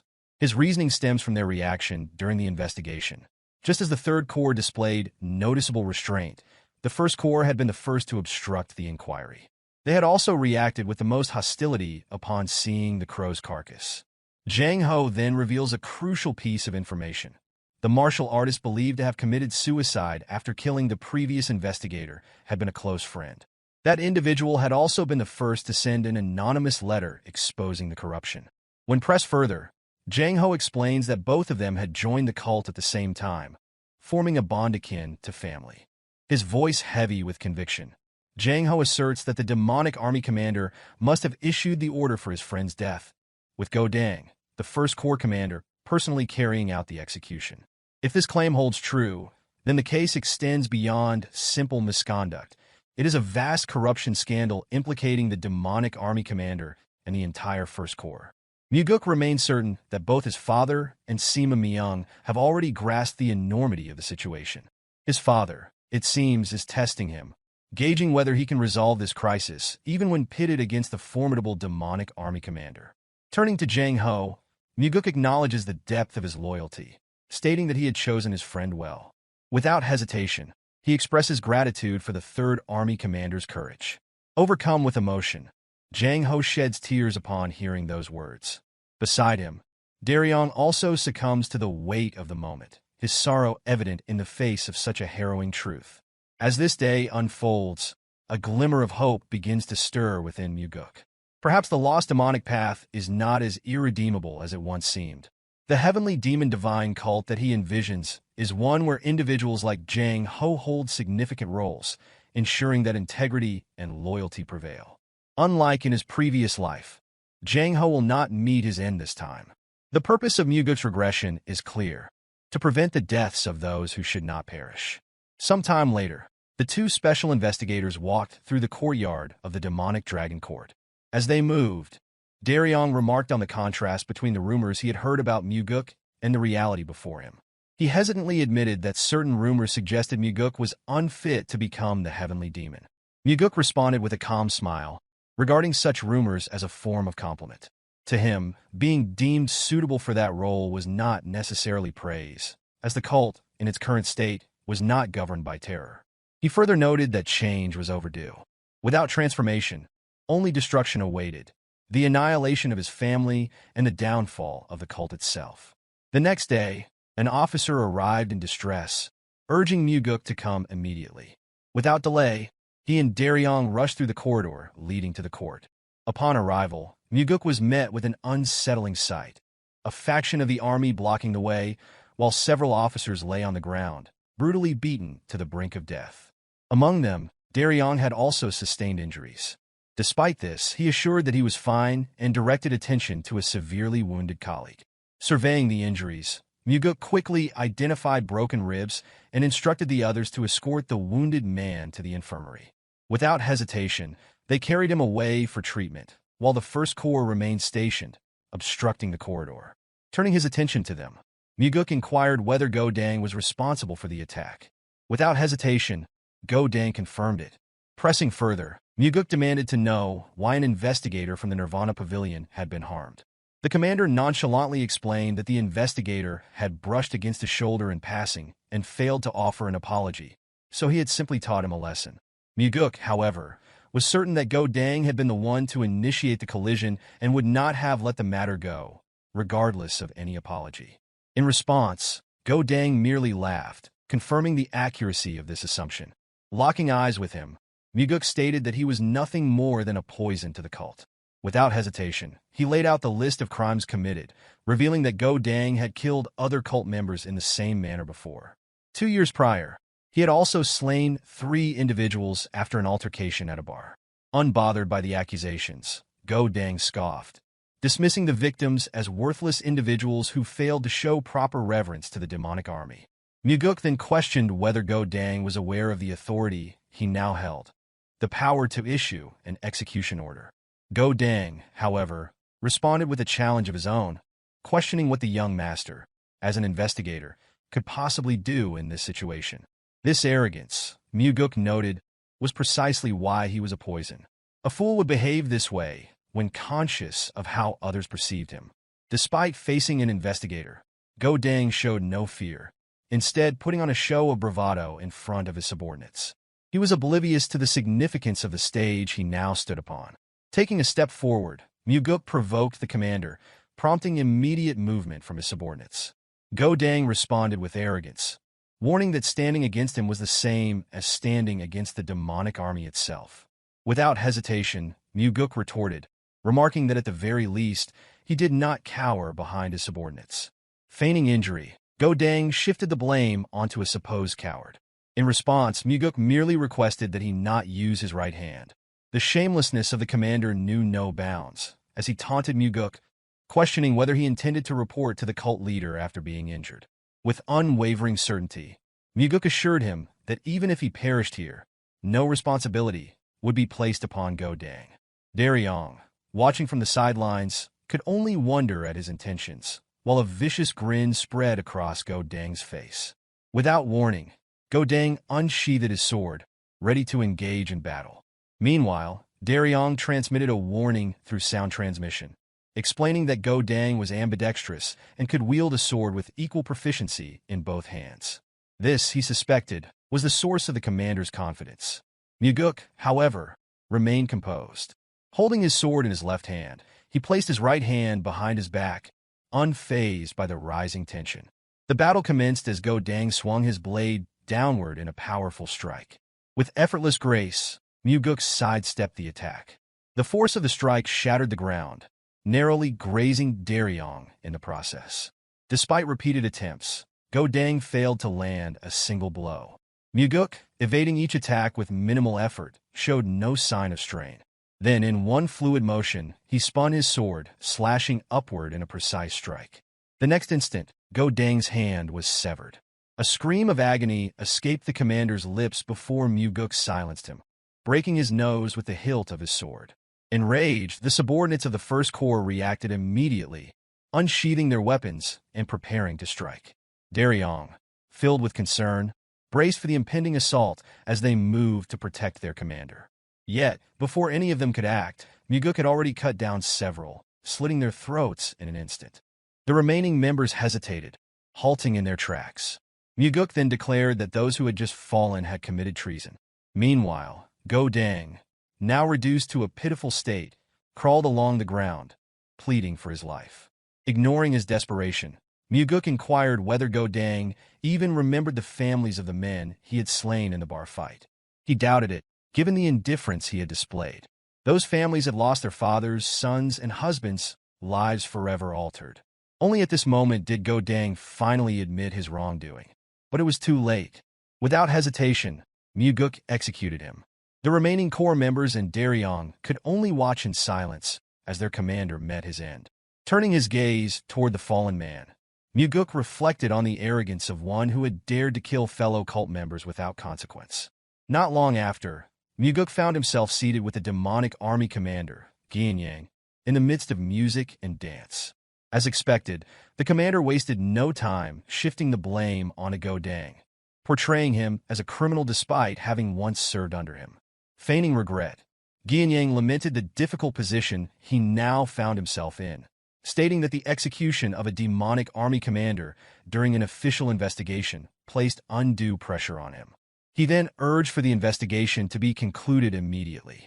Mugeuk, appearing agreeable, acknowledged that he too wished to resolve matters smoothly. However, without evidence, the situation remained problematic. He had arrived to conduct an investigation, yet as things stood, he had nothing to report to his father or superiors. Bringing up the letter that had been sent, Mugeuk referenced the external assassination requests accepted in exchange for money. Without concrete proof, fabricating evidence would be impossible. His words carried an unspoken implication. Geom himself would need to provide the necessary fabricated evidence in order to officially close the case. Some time later, Daryong pondered the reason behind the young master's unexpected visit to the infirmary. Mugeuk arrived at the infirmary to check on the injured investigator. Daryong expressed gratitude, acknowledging that it was an unexpected kindness for the young master to bring the demonic physician for someone of such low standing. Mugeuk dismissed the notion, stating that it was only natural. Regardless of their ranks, they had been working together, even if only temporarily. Before long, the demonic physician emerged, searching for Mugeuk. Known as the most skilled healer in the cult, he was selective in his treatments, only tending to individuals of significant status. He explained that while the injured officer's life was no longer in danger, a period of rest would be required before he could return to duty. Understanding the gravity of the situation, Mugeuk insisted that the best medicine be used, emphasizing that the officer had suffered these injuries while faithfully serving the cult. Observing this, the surrounding officers displayed expressions of deep gratitude toward their young master. Soon after, Mugeuk returned and informed Daryong that Geom had requested the investigation be concluded, attributing all responsibility to the First Corps commander. Daryong speculated that Go Dang had been Geom's most valued subordinate, but Mugeuk knew better. Go Dang had not been the most important, merely the most useful. Someone else would inevitably take his place. Recognizing the situation as bait, Mugeuk understood that all that remained was to wait for the enemy to take the next step. With that in mind, he invited Daryong to share a drink. For the first time, Daryong revealed a genuine smile as he offered the drinks. The following day, the Dragon Court submitted numerous records, including logs of assassination requests and financial documents worth thousands of niangs, all allegedly discovered in the First Corps commander's residence. Mugeuk, seeing through the deception, smiled. Geom had taken the bait.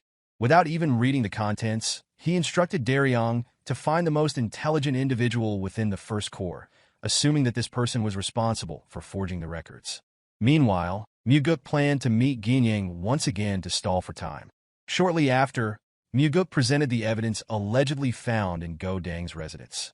Geom appeared pleased and, now that the matter seemed resolved, proposed another round of drinks at their previous gathering place. However, Mugeuk pointed out an issue. The evidence had been provided by the demonic army itself, whereas proper investigative protocol required it to be discovered independently. Brushing off the concern, Geom dismissed the importance of the detail. Mugeuk, however, remained firm. The chief advisor was no fool. If he discovered that the evidence had been handed over rather than uncovered through proper channels, he would question the legitimacy of the investigation and its results. With this in mind, Mugeuk proposed a temporary large-scale investigation, a mere formality to create the illusion of proper procedure. He assured Geom that he had no real desire to investigate further and only required some standard official documents. Eventually, Geom agreed, promising to instruct his subordinates to cooperate. What Mugeuk truly sought was not classified information, but the earliest documents used to hire the demonic army, as well as wills left behind by those sent on high-risk missions. By analyzing the handwriting, he could identify who had forged the records in the request logs. Before long, Mugeuk confronted Yonggu, the individual he suspected of fabricating the assassination request logs. Yonggu immediately denied the accusation, but Mugeuk had already determined that this man likely knew very little. Instead of pressing him, he merely encouraged Yonggu to be honest. Still, Yonggu feigned ignorance, insisting that he had never received direct orders from the commander. Mugeuk, understanding his fear, realized that the man was more concerned about Geom eliminating him. Seeing no reason to continue the interrogation, Mugeuk dismissed him. Since Yonggu refused to answer, nothing could be done. Mugeuk admitted that he disliked the idea of torturing a subordinate who had merely followed orders. However, he also knew that while the investigator would eventually leave this place, the demonic army commander would not allow Yonggu to survive for long. By now, Geom had likely heard of the investigator questioning Yonggu. Even if nothing had been revealed, suspicion alone would be enough to seal Yonggu's fate. Horror dawned on the man's face as he realized the extent of his predicament. More than anyone else, he understood what happened to those whom Geom no longer trusted. Reflecting on the earlier findings, Mugeuk reviewed Jang Ho's claim. Go Dang had likely been responsible for executing both the Nirvana Pavilion investigator and Jang Ho's close peer. Countless other heinous acts had also been committed under Geom's command. As Daryong reported on these past atrocities, he noted that the demonic army commander would never allow himself to be captured. Mugeuk calmly confirmed this, stating that there were no plans to arrest him. Daryong, taken aback, struggled to comprehend the young master's intentions. Mugeuk had already made his decision. Geom would be executed. Daryong, stunned, instinctively recoiled in surprise. Mugeuk understood the larger implications. If Gianyang were arrested, the Blood Heaven's sword demon would inevitably intervene. There was no chance he would allow his own brother to be executed. If that happened, the situation would spiral out of control. Furthermore, with Gianyang alive, forged evidence would soon surface, shifting all responsibility onto a scapegoat. Rumors, schemes, and counterclaims would cloud the truth. Zhang Ho, the one who had sent the anonymous letter, would likely be eliminated, along with any warriors from the Third Corps who sought to protect him. Even Darion would be targeted. The only way to prevent this was to ensure that Gianyang died during the process of his so-called arrest. If the commander perished, then only his crimes would remain to be proven. Not everyone sought revenge over a fallen ally, and the Blood Heaven Sword Demon was not the type to waste his life on personal vendettas. Without hesitation, Mugeuk departed. His goal now was the execution of the demonic army commander. Before long, Mugeuk sat across from Gianyang, feigning ease as he expressed relief at the conclusion of the investigation. Casually, he mentioned his succession and inquired about Gianyang's support. In response, Gianyang assured him that he would not forget the goodwill Mugeuk had shown. Mugeuk smiled, agreeing that this incident should be forgotten. However, he also knew that a man as greedy as Gianyang would never forget a loss of this magnitude. Raising his jar, Mugeuk proposed a toast to mark the end of the investigation. As he poured the drink, he pondered why Gianyang had done it. Given his vast wealth, he should have had enough resources to live comfortably for the rest of his life. He wondered, then, why he had gone to such extremes, even manipulating the demonic army for profit. Dismissing the accusation, Gianyang deflected, suggesting that such questions be directed at the First Corps commander instead. Mugeuk responded with a taunting remark, questioning how a mere puppet could possibly understand anything. His provocation continued, suggesting that within the pitch darkness inside Gianyang, there was nothing but insatiable greed, a hunger that would never cease. The tension escalated as Gianyang, unable to contain his rage, crushed the glass in his hand.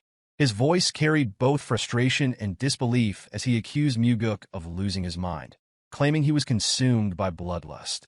Mugeuk, unfazed, calmly raised his own glass. Without warning, Gianyang unleashed a surge of inner energy, shattering the table as he roared in frustration, declaring that he had heard enough of Mugeuk's nonsense. Yet his display of fury was met with nothing more than indifference, as Mugeuk continued sipping his drink, unmoved by the outburst. Before Gianyang could even react, a sword had already pierced through his chest. Mugeuk, executing the fifth technique of the soaring sword art, Heavenly Strike, delivered a fatal blow while finishing his drink. As the final drop was consumed, Mugeuk formally declared Gianyang, the demonic army commander, under arrest for the misuse of the demonic army for personal gain, as well as for over 20 murders and the instigation of numerous others. With blood dripping from his lips, Gianyang pleaded, insisting that this was not an arrest but an execution. Mugeuk responded with a cold smile, remarking that the outcome would have been the same regardless. Without hesitation, he urged Gianyang to depart from this world, allowing those who remained to carry on. His expression devoid of emotion, Mugeuk pulled the sword from Gianyang's body. The former commander had only a fleeting moment left to cough up blood before drawing his final breath. Soon after, members of the army gathered in the office, accompanied by several officers. Mugeuk addressed them with authority, announcing that the demonic army commander had died while resisting arrest for his grievous crimes. Without hesitation, he instructed Darion to detain all members of the First Corps and imprison them, ensuring that a formal investigation into the matter would proceed. He then commanded Zhang Ho, the Third Corps commander, to mobilize his forces, excluding any First Corps members, to act as investigators and carry out the arrests. With full authority over the situation, Mugeuk's orders now held the weight of the cult leader himself. Compliance was immediate. Observing those who would carry out his orders, Mugeuk felt a glimmer of hope for the future of the demonic cult.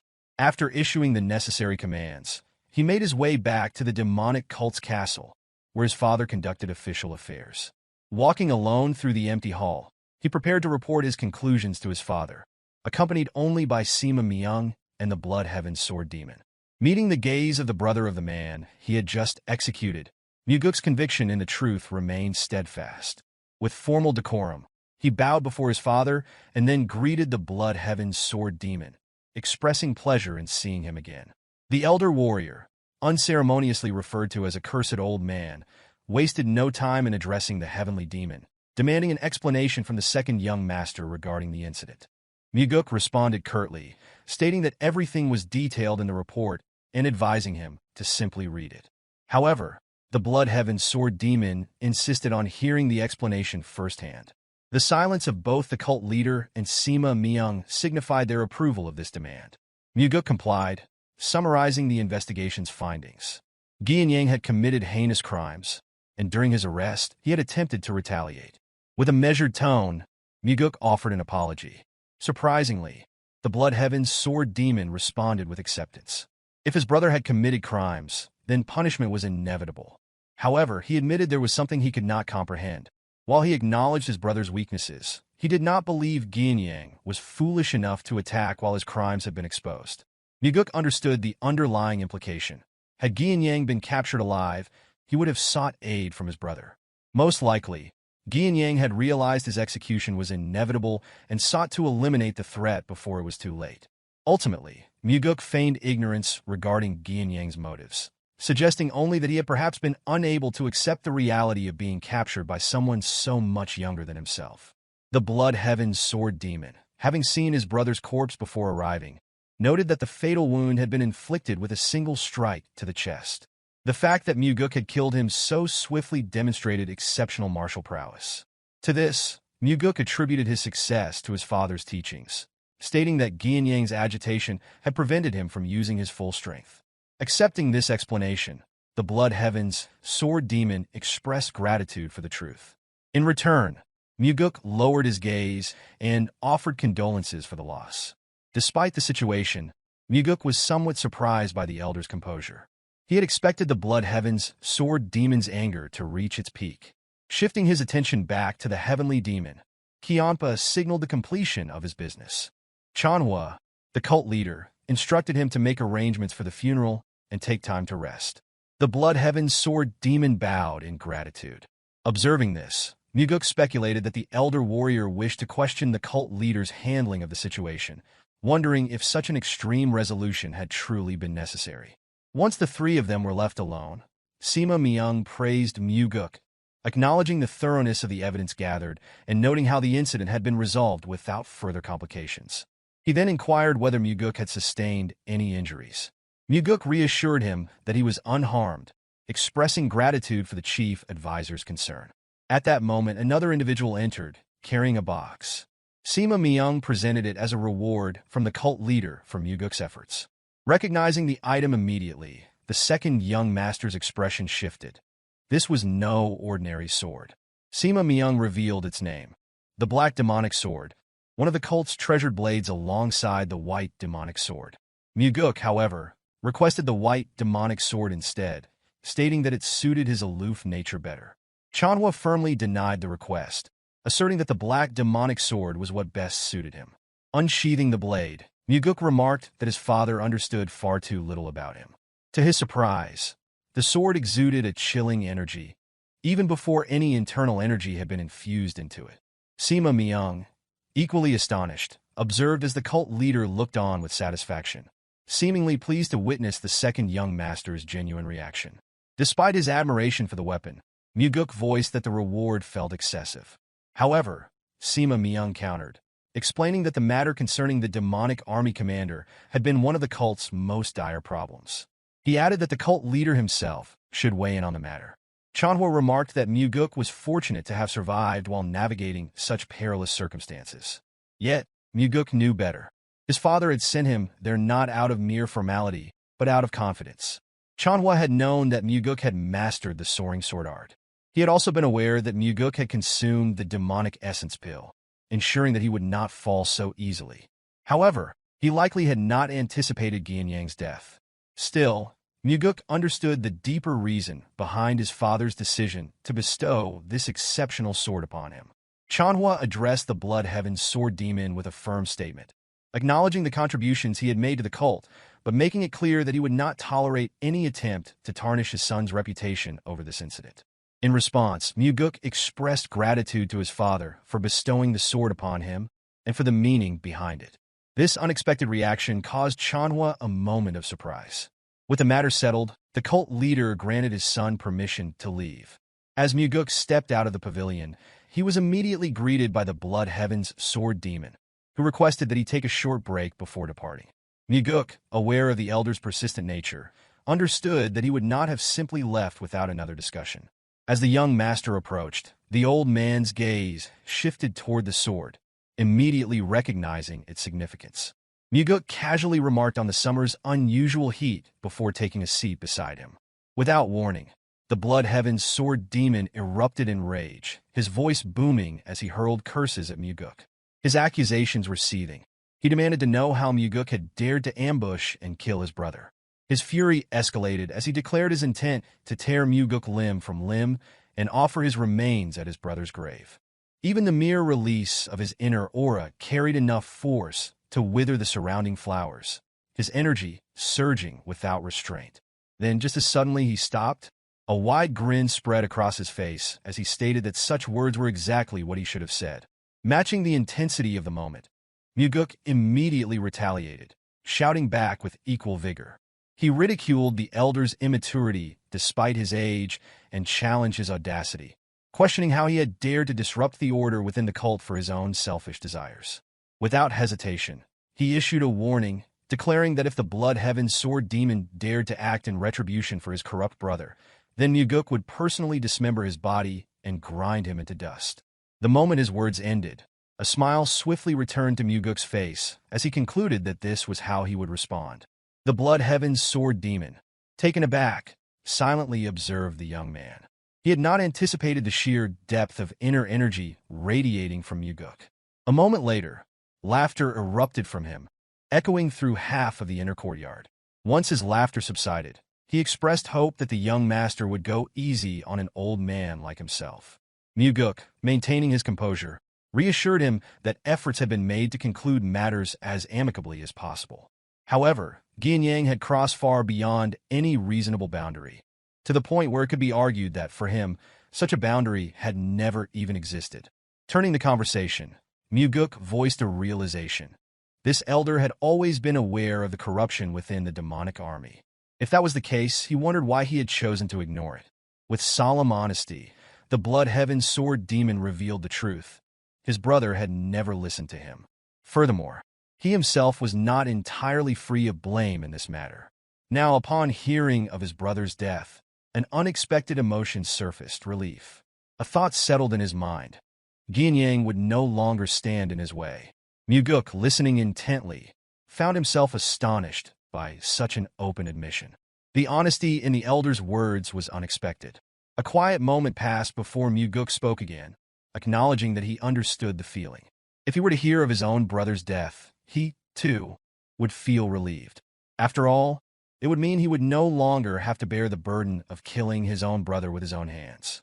Gu Qianpa, known as the Blood Heaven's sword demon, sought to discern the true nature of the second young master. On the other hand, Mugeuk pondered what the old warrior perceived when looking at him. In the end, Qianpa did nothing more than remark that the year would be particularly hot before departing, the heavy broadsword resting on his small, aging shoulders. As he walked away, he solemnly noted that, fortunately, he was not weak against heat. Despite observing the exchange, Mugeuk remained uncertain about Qianpa's true intentions. Though the elder had claimed to feel relief, he was still the brother of the man Mugeuk had killed. It was entirely possible that he was already plotting revenge. Alternatively, he might choose to let the incident drift away, much like the passing clouds in the sky. Whatever the case, Mugeuk had no regrets about his actions.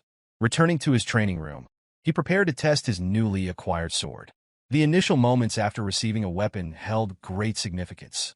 A sword and its wielder were meant to commune, and a supreme blade such as the black demonic sword operated on an even deeper level than most. If the bond between them was not properly established, the weapon's true potential could never be realized. Holding the sword, Mugeuk acknowledged its presence as cold energy emanated from the blade in a seemingly joyful response. Taking a deep breath, he infused it with inner energy. At that moment, the sword reacted, releasing an even stronger surge of icy power. A sense of astonishment overtook him as he observed its sheer robustness, noting how vastly different it was from his previous weapon. The strength of this blade was undeniable, and he found himself taking a liking to it.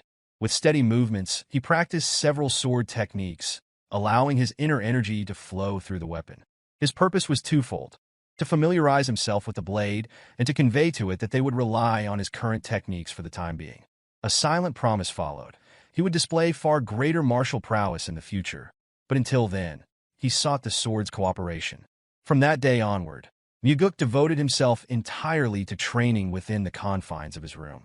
Day and night, he cultivated his abilities, pushing his sword techniques to the absolute limits of his youthful body, something he had never been able to do in his previous life. By his side, Leon faithfully provided support as his personal bodyguard. Once satisfied with his progress, he finally stepped out of the training room. Awaiting him was an overwhelming crowd. Members of the Sword Demon faction had gathered in great numbers. Whether they had come of their own volition or had been sent by the Bloodheaven's Sword Demon remained unclear. However, one thing was certain: hostility radiated from them. They refrained from drawing their swords, but instead unleashed waves of demonic energy in his direction, expending their power without hesitation. If Mugeuk miscalculated, the sheer force could cause internal injuries.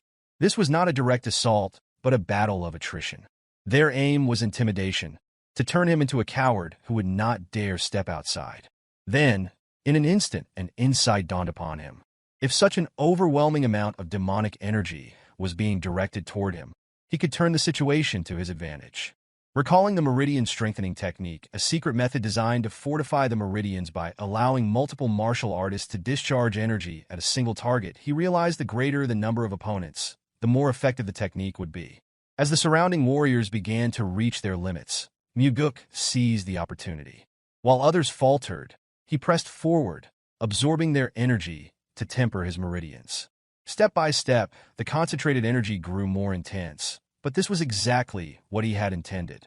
The meridian strengthening technique, having already surpassed the second stage, now progressed into the third.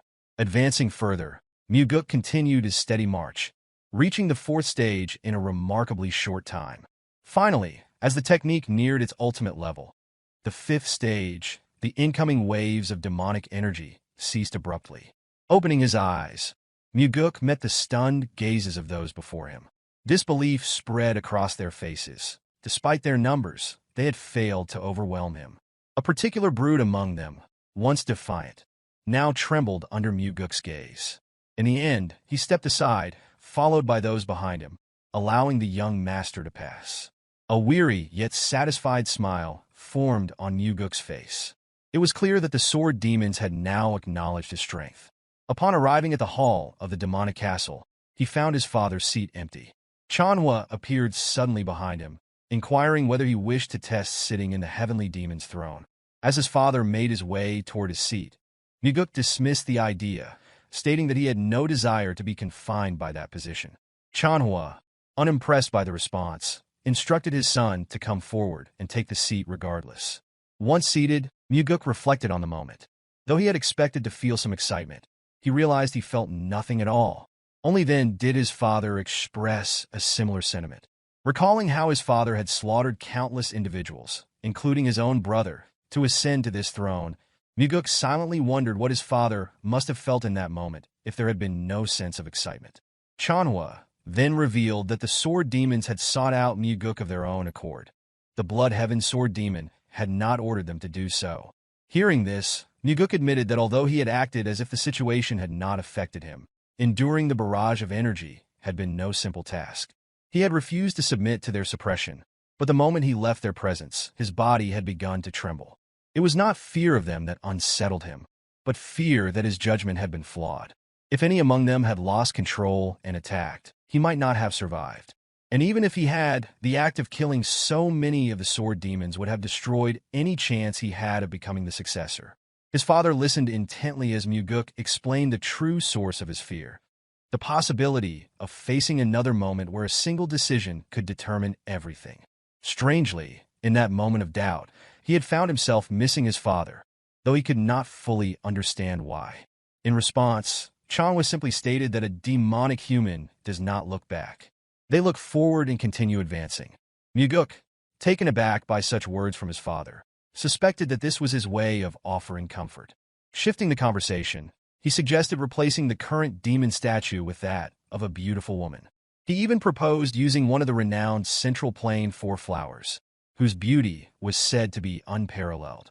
The moment he glanced at his father's face, he noticed clear discontent.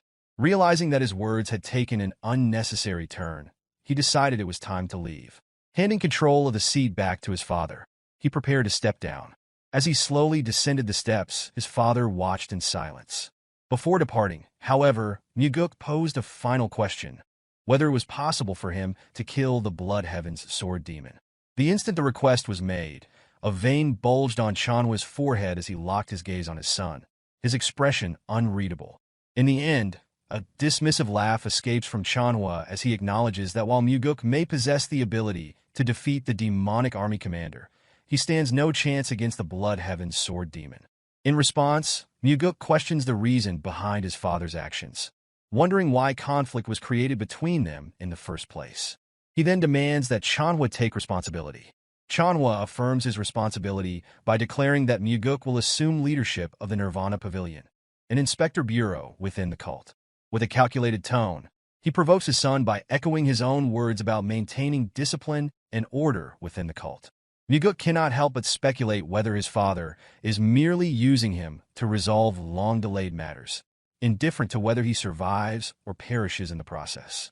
Eventually, he abandons any further attempts to decipher his father's true intentions, choosing instead to focus on decisions based on what he directly perceives. Chanhwa is known for leaving cryptic messages on walls for his children.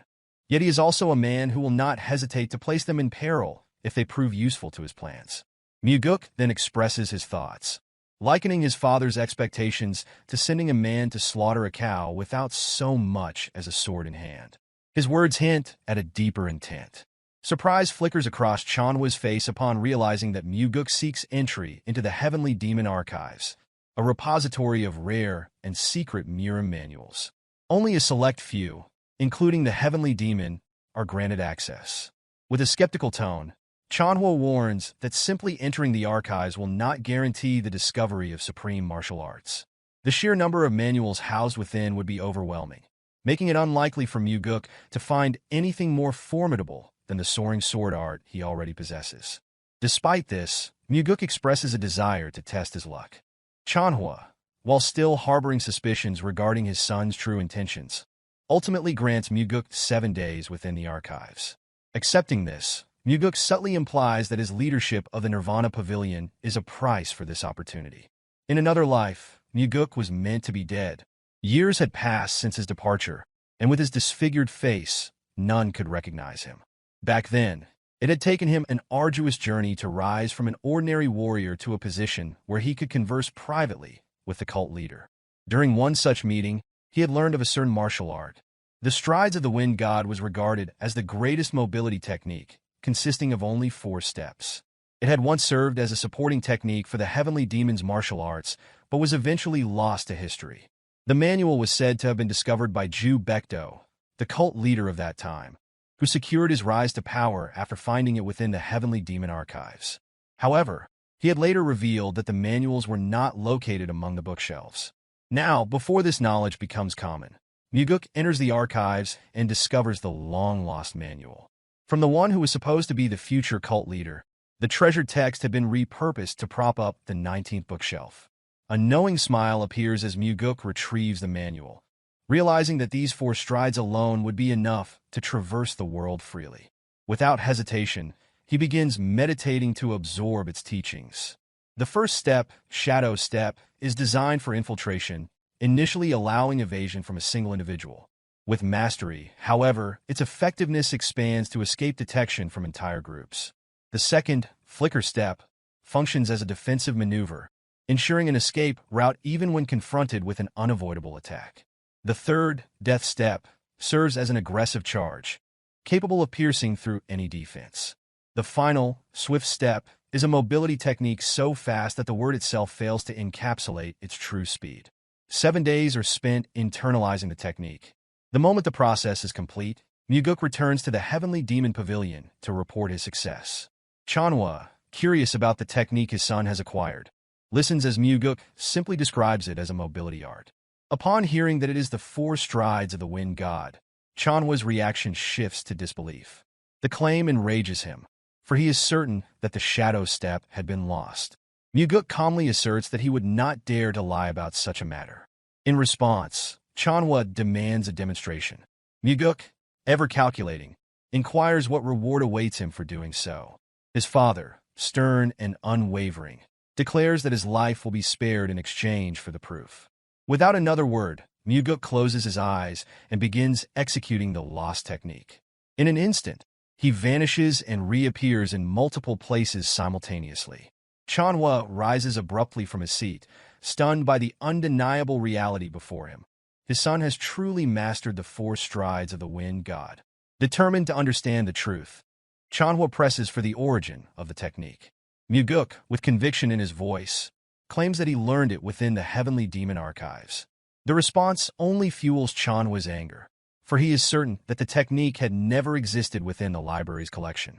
Mugeuk challenges his father's certainty, questioning whether a book's absence from recorded knowledge means it was never there. With a calm yet pointed revelation, he explains that the manual had been discarded and used as a support beneath a shelf. Upon hearing this, Chanhwa immediately assumes that the most crucial sections of the technique must have been removed. Mugeuk, intrigued, asks how his father could be so certain.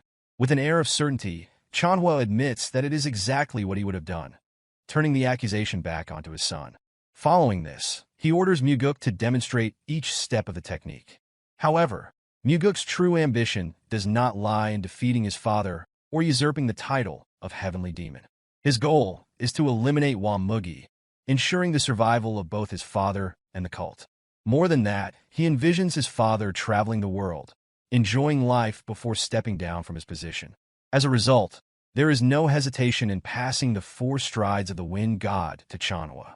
Before doing so, however, Mugeuk playfully refuses, boldly stating that nothing in this world is given freely. Amused yet mildly exasperated, Chanhwa reminds his son that he once taught him a technique at the hunting grounds without demanding anything in return. In a cheeky rebuttal, Mugeuk claims that the lesson had merely been the price of the liquor consumed on that day. Chanhwa, struggling to contain his frustration, observes his son with an exasperated expression. Mugeuk then confidently declares that he had held back until reaching this level. Recognizing this, Chanhwa finally asks if there is something his son desires. Without hesitation, Mugeuk addresses his father, expressing his desire to learn the Heavenly Demon defense art. This technique, known for its ability to fortify the body, remains an exclusive martial art reserved solely for the Heavenly Demon. If he were to master it, it would be tantamount to gaining an extra life. Chanhwa swiftly dismisses the request, stating that the Heavenly Demon defense art can only be inherited by the Heavenly Demon or the chosen successor. In response, Mugeuk suggests an alternative. He asks for the technique to be taught in secret. He explains that since the art's effects remain invisible to the outside world, its clandestine transmission would go unnoticed. Before any further discussion, Mugeuk requests permission to leave. However, before he can exit, Chanhwa unexpectedly agrees, but with one condition. His son must first teach him the 4 strides of the wind god. Mugeuk is momentarily taken aback by his father's willingness to impart the Heavenly Demon defense art in secrecy. Accepting the terms, he begins to recite the technique manual. As Mugeuk speaks, Chanhwa closes his eyes, his body emanating a powerful energy as he absorbs the teachings relayed through his son's voice. Once the recitation concludes, Mugeuk offers to repeat the manual. But before he can do so, Chanhwa immediately executes the technique. The steps mirror what Mugeuk had demonstrated earlier, yet there is a distinct difference. Chanhwa interprets the technique in his own way. Observing this, Mugeuk is left astounded by his father's ability to instantly grasp and refine the martial art. Once the demonstration ends, Chanhwa acknowledges the formidable nature of the technique. In this altered future, a pressing question arose as he wondered whether Mugeuk would still stand a chance against a father who now possessed the 4 strides of the wind god. Now it is Chanhwa's turn to fulfill his promise. He warns his son that the Heavenly Demon defense art will be explained only once and orders him to commit it to memory. By the time the lesson concludes, Mugeuk departs with a fresh bruise on his forehead. Upon his return, Leon immediately reacts with indignation, demanding to know which audacious fool dared to lay a hand on her young master. She vows to seek retribution. However, the moment Mugeuk reveals that Chanhua was responsible, Leon falls into stunned silence. This reaction stems from the fact that Mugeuk has successfully learned the Heavenly Demon Defense art. Rather than expressing frustration over the injury, he smugly remarks that they now share a secret. More than acquiring the martial art itself, this shared understanding brings him greater satisfaction. The comet pushes Chanhua beyond his limits, and for the first time in a long while, he flicks his son on the forehead, sending him off with a stern warning. Chanhua reminds Mugeuk not to become overly brazen. As Mugeuk departs, he notices that Leon lingers. Confused, he questions why she has yet to follow. Blushing, Leon hesitates before conceding that her role is to protect, not to attack. A rare, pleasant smile crosses Mugeuk's face. Such words would have never left her lips in the past. Without missing a beat, he addresses her again, making a solemn promise. Though unable to act immediately, he vows to find a way to counteract the side effects of her petrification technique. He urges her to wait a little longer. Furthermore, he reveals a conversation with the cult leader, in which he expressed a vision for change. The cult, he declared, must evolve into a place where warriors no longer need to sacrifice their bodies to protect others. It should become a sanctuary where individuals like Leon are not forced into actions they do not wish to take. Leon stands speechless, captivated by the weight of his words. As the moment lingers, Mugeuk shifts his demeanor to a formal stance and commands her to listen carefully. She instinctively places her hands together in a bow, awaiting his next statement. With unwavering authority, he announces that, from this moment forward, she is relieved of her duties as his guard warrior. The abrupt declaration leaves Leon momentarily stunned. However, before any assumptions can settle, Mugeuk continues. She has been chosen to serve as the captain of the Phantom Shadow Corps. Confusion flashes across her face, as such a group does not exist. Mugeuk affirms this fact, but clarifies his intention to establish the unit. This elite force will report directly to him, and he seeks her commitment to lead it. Meeting her gaze, he waits for her response, ensuring she fully grasps the sincerity of his offer. After a moment of contemplation, Leon accepts the role with firm conviction. Days later, Mugeuk departs from the cult, making his way to a city he remembers from his past life. Though he had informed Leon of his intent to form his own faction, the reality of such an endeavor is anything but simple. Running an organization requires significant capital, and he plans to acquire it by exploiting an event that once occurred before his regression. A man named Yang Dang announces himself as the appointed leader of an upcoming mission. Recognizing the high pay, he also acknowledges the dangers involved, cautioning all participants to remain vigilant. Issuing a warning, he threatens that anyone who acts foolishly will meet death by his hand. Turning his attention to Mugeuk, Yang Dang identifies him as a new recruit recommended by Warrior CO. For now, Mugeuk intends to follow orders without drawing unnecessary attention. Yang Dang, however, makes it clear that he will be watching him closely. The mission is to escort a woman and her daughter, both clad in yellow robes, to Namping safely. As they prepare for departure, Mugeuk waves at the child, recalling their tragic fate in his past life. This time, he resolves to intervene. Before long, the group sets out, forming a protective formation around the carriage carrying the two passengers. As night approaches, they make camp for the evening. Yang Dang distributes portions of dried beef to the mercenaries, emphasizing the uncertainty of when they will next have a proper meal. Urging them to eat their fill, he unknowingly initiates a deadly trap. As the fire crackles and weary warriors consume their rations, dissatisfaction murmurs through the group. Mugeuk, seated leisurely atop a boulder, refrains from partaking in the meal. Moments later, chaos erupts. Members of the party begin coughing up blood. Confusion flickers through Mugeuk's mind. Poison has taken hold of the others, yet his own body remains unaffected. The realization dawns as Yang Dang steps forward, perfectly unscathed. His expression betrays no remorse, revealing his role in the treachery. Mugeuk's suspicions are confirmed. The leader himself poisoned the food. Disgusted, he wonders what kind of wretched man would betray his own comrades for mere profit. The answer is as pathetic as expected. Yang Dang seeks only wealth and indulgence. As Yang Dang draw his sword, Mugeuk taunts the traitor, remarking that death by his own poison would have been a fitting punishment.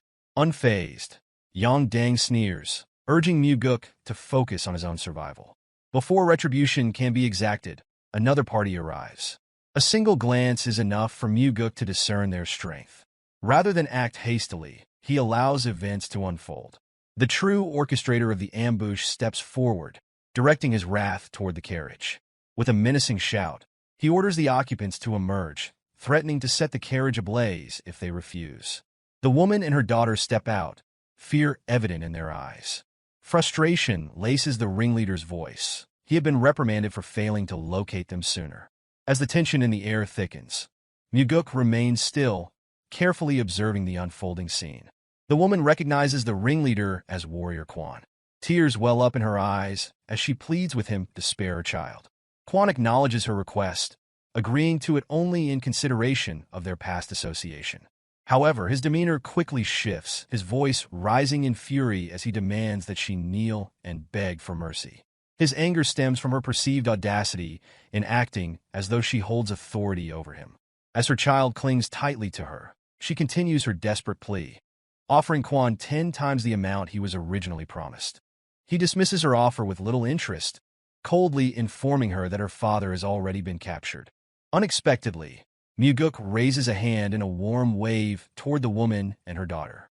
The sudden gesture catches the surrounding lowlifes off guard, prompting murmurs of confusion about the identity of the young man. Without hesitation, Mugeuk steps forward, positioning himself between the woman and her aggressors. With a calm demeanor, he states that he is merely someone who has been paid to ensure the safe passage of the two travelers. When questioned, Yang Dang can only respond with reluctant acknowledgement, admitting that Mugeuk is simply a vagrant he has yet to deal with. Seizing the moment, Yang Dang immediately moves to attack. Unfazed, Mugeuk responds with provocation, labeling them nothing more than common street thugs. He further remarks that once he is finished dealing with the situation, Yang Dang himself will likely be next to die. Enraged, Quan's face flushes red as he vehemently denies betraying his master. Meanwhile, Mugeuk maintains a composed tone, his speech deliberately polite out of consideration for the presence of the child. Irritated beyond restraint, Quan issues a command to his men. He orders them to kill the young man on the spot. Mugeuk remains undeterred, pointing directly at Yang Dang and reiterating that his death will come next. Before the traitor has a chance to fully process the words, an attack strikes from behind, severing his neck in an instant. Quan, having deemed Yang Dang too careless, eliminates him first. Mugeuk watches the lifeless body fall to the ground, his gaze cold as he regards the corpse of the man who traded loyalty for greed. With a quiet farewell, he remarks that such is the fate of those who betray others for money. Enraged by Mugeuk's defiance, Quan orders his henchmen to strike him down immediately. As the attackers close in, Mugeuk turns toward the woman and calmly instructs her to shield the child's eyes and ears. Without hesitation, she follows his command. Meanwhile, Mugeuk remains still, awaiting the incoming attacks. He waits until the very last possible moment, allowing the strikes to approach dangerously close. Just as a blade reaches his head, he executes the death step, one of the 4 strides of the wind god, evading all attacks in an instant and reappearing directly in front of Quan. A flicker of confusion crosses Quan's face as he wonders how Mugeuk closed the distance so effortlessly. In the brief moment it takes to process what happened, Mugeuk has already beheaded 3 of Quan's men, their bodies collapsing behind him. Stunned, Quan demands to know who Mugeuk truly is, refusing to believe that a mere vagrant could possess such abilities. Mugeuk responds with a question of his own, mocking Quan by asking who this pathetic excuse of a man could be. The woman interjects, revealing that Quan is one of the vassals assigned to protect her household. Introducing herself as Geom Seyon, she identifies herself as the daughter of the Golden Manor Master. Mugeuk, already aware of this from his past life, had deliberately concealed his identity by joining as a vagrant warrior. Her father, Geom Asu, stands among the 10 most powerful merchants in the Central Plains. As the wealthiest man in Fujian and the master of the Golden Manor, his influence is significant. However, Mugeuk recalls a tragedy from his previous life. Geom Asu had been betrayed by his most trusted vassal, and lost his life, with his daughter perishing soon after. Now, by interfering in this event, Mugeuk has the chance to change their fate. As the conversation unfolds, Quan sees an opportunity and lunges forward, sword aimed at Mugeuk's neck. Yet before the strike can land, Mugeuk's blade has already moved. In an instant, Quan's head rolls to the side, severed cleanly. Mugeuk remarks on how those who resort to underhanded tactics always attempt to strike when his attention is elsewhere. With the immediate threat eliminated, he turns back to Seiyon. She wastes no time in making an offer, pleading for his aid. Since the situation has shifted from what was originally agreed upon, Mugeuk demands a far greater payment for his services. Without hesitation, Seiyon agrees. Regardless of the cost, she remains determined to secure his help in saving her father. At the Golden Manor, the true orchestrator of the betrayal revels in his success. Years of meticulous planning have led to this moment, and with his underlings, he finally believes he has ensnared both Seiyon and her daughter. However, as the carriage arrives, he is met with an unexpected sight. They have returned unharmed, accompanied by an unfamiliar young man. Suspicion sets in as he demands to know Quan's whereabouts. Mugeuk responds with a cold, unyielding gaze, informing him that everyone except for himself has perished. The betrayer, puzzled, demands to know who is responsible for their deaths. With a slight smirk, Mugeuk offers an answer, an elusive martial master, both young and striking in appearance. The remark sends the lowlife into a fit of rage, unable to comprehend why his enemy would be praised. Mugeuk chooses silence, watching as realization dawns. Recognition flickers across the traitor's face as he finally understands that the person standing before him is the very same young and skilled warrior he was just questioning. The instant that truth settles, the henchmen draw their weapons, swiftly surrounding Mugeuk. Their leader sneers, mocking Mugeuk for his decision to return. In his eyes, escaping after saving the woman and child would have been the wiser choice, rather than stepping back into danger. Mugeuk, unshaken, meets his gaze and dismisses his words with ease. What stands before him are not tigers, but mere dogs barking loudly. For the first time, the ringleader acknowledges the reality before him. The young man who eliminated Quan and arrived unscathed is not ordinary. Mugeuk exudes confidence, appearing entirely at ease despite being encircled by enemies. Suddenly, the betrayer adopts a more cordial tone, placing his hands together in a gesture of peace. He extends an invitation, suggesting they discuss matters over a drink. Mugeuk, unimpressed, refuses outright. No amount of forced hospitality will change the inevitable outcome. Realizing that diplomacy has failed, the ringleader issues the command to kill him. The moment the order is given, Mugeuk vanishes from sight, reappearing before one of the henchmen with lethal precision. With a single decisive strike, the man collapses lifelessly. The remaining henchmen quickly realize the truth. Mugeuk is far too fast for them to handle. Before any of them can retaliate meaningfully, they fall one after another. The massacre unfolds before their very eyes, each betrayal answered with swift execution. Despite their overwhelming numbers, they stand no chance. Their bodies drop like flies, paying the price for their treachery. The betrayer stands frozen in shock, forced to watch as his underlings are slaughtered by a single man. Horror grips him as he struggles to comprehend the force before him. He could only ask himself who exactly this young warrior was. Mugeuk, unbothered by the disbelief, offers only a simple reply. He is no one, just a hired swordsman who saw an opportunity for great profit. Seizing on this, the ringleader hurriedly offers Mugeuk money in exchange for walking away. Yet Mugeuk remains unmoved. He has already been hired, and he has no interest in the wealth stolen from Geom. Suddenly, a remaining henchman emerges, gripping a sword against Geom's neck. A demand is made. Mugeuk must lower his weapon, or the Golden Manor Master will die. Seiyon, helpless and desperate, pleads for her father's safety. The ringleader, emboldened, reinforces the threat, warning Mugeuk to comply or face the consequences. Instead of obeying, Mugeuk moves swiftly. His sword arcs upward, slicing through the air in a flash. Confusion spreads across the ringleader's face as he fails to grasp what just happened. Within a blink, the blade held against Geom shatters where it was struck. Mugeuk had executed the soaring sword art's fourth form, Flaming Heaven. The technique travels through its target, splitting the henchman cleanly in two. A scream erupts from the ringleader as he witnesses his final ally fall to ruin.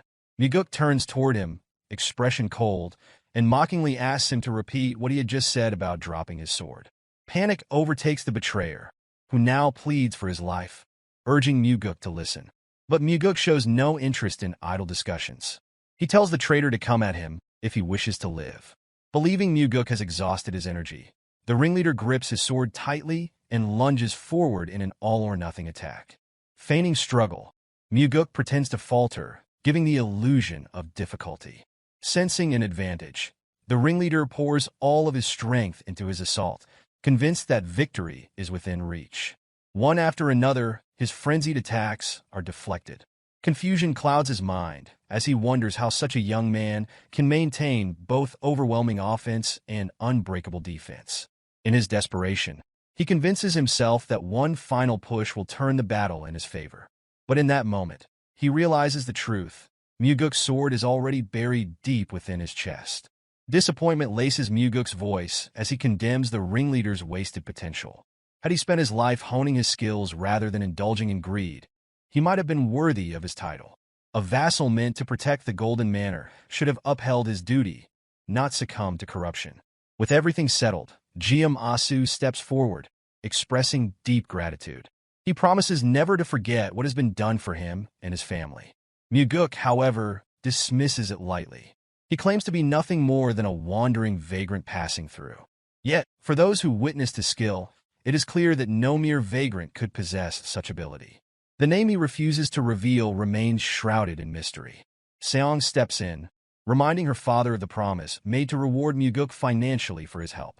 Geom responds with a nod of approval, praising his daughter for making a promise they are more than capable of keeping. Turning to Mugeuk, he assures him that if money is what he seeks, he has certainly come to the right place. In truth, this was precisely why Mugeuk went to such lengths to disguise himself as a vagrant and offer his assistance.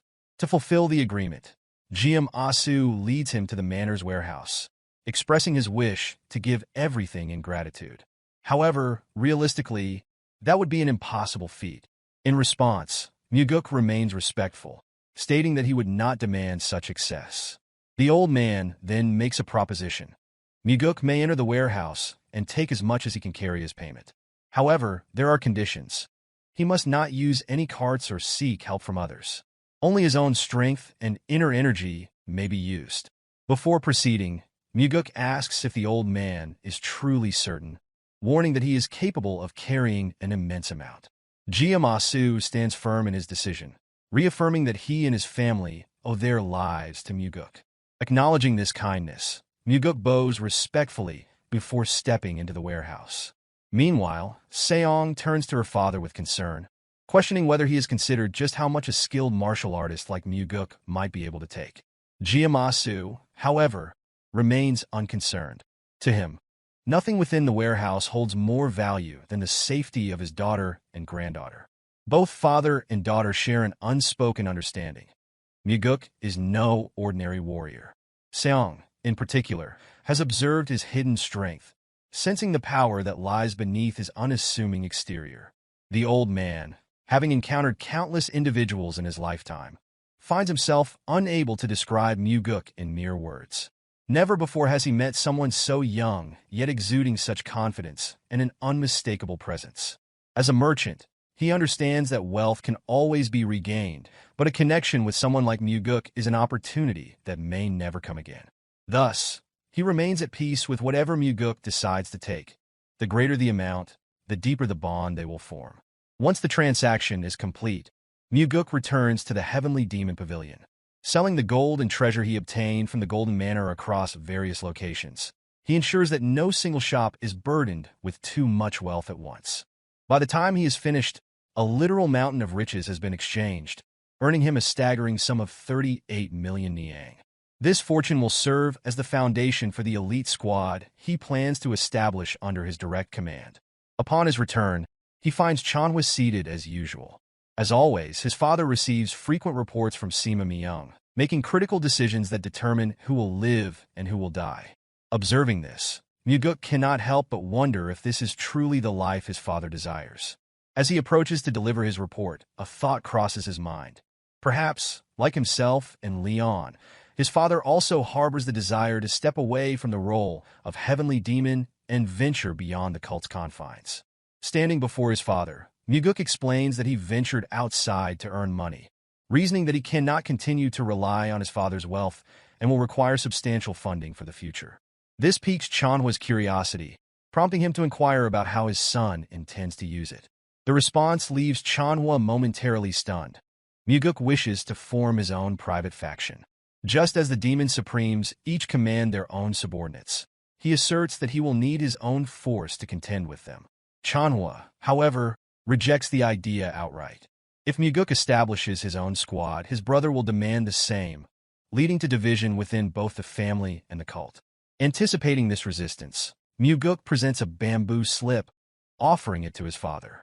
Upon inspecting its contents, Chanhwa immediately questions the meaning of the sum written inside. Shock overtakes him when Mugeuk calmly explains that the money is an allowance from son to father. Chanhwa dismisses the notion, insisting that his wealth is already beyond measure. However, Mugeuk is well aware that while his father is the wealthiest individual in the world, the vast fortune he commands belongs to the cult. What he has just given is his personal token of gratitude, an offering to thank his father for bringing him into the world and raising him. He simply wishes to do this once and requests permission to leave, encouraging his father to rest well. Chanhwa remains silent, pride evident in his expression. Yet, due to his position as heavenly demon, he cannot openly acknowledge the sentiment. Beyond that, the money he has just received is his alone, separate from the cult's resources. With this gift, Mugeuk hopes that his father will be able to enjoy life as he desires. Not as the leader of the cult, but as a man free to make his own choices. The next day, preparations begin for Mugeuk's official induction as the master of the Nirvana Pavilion.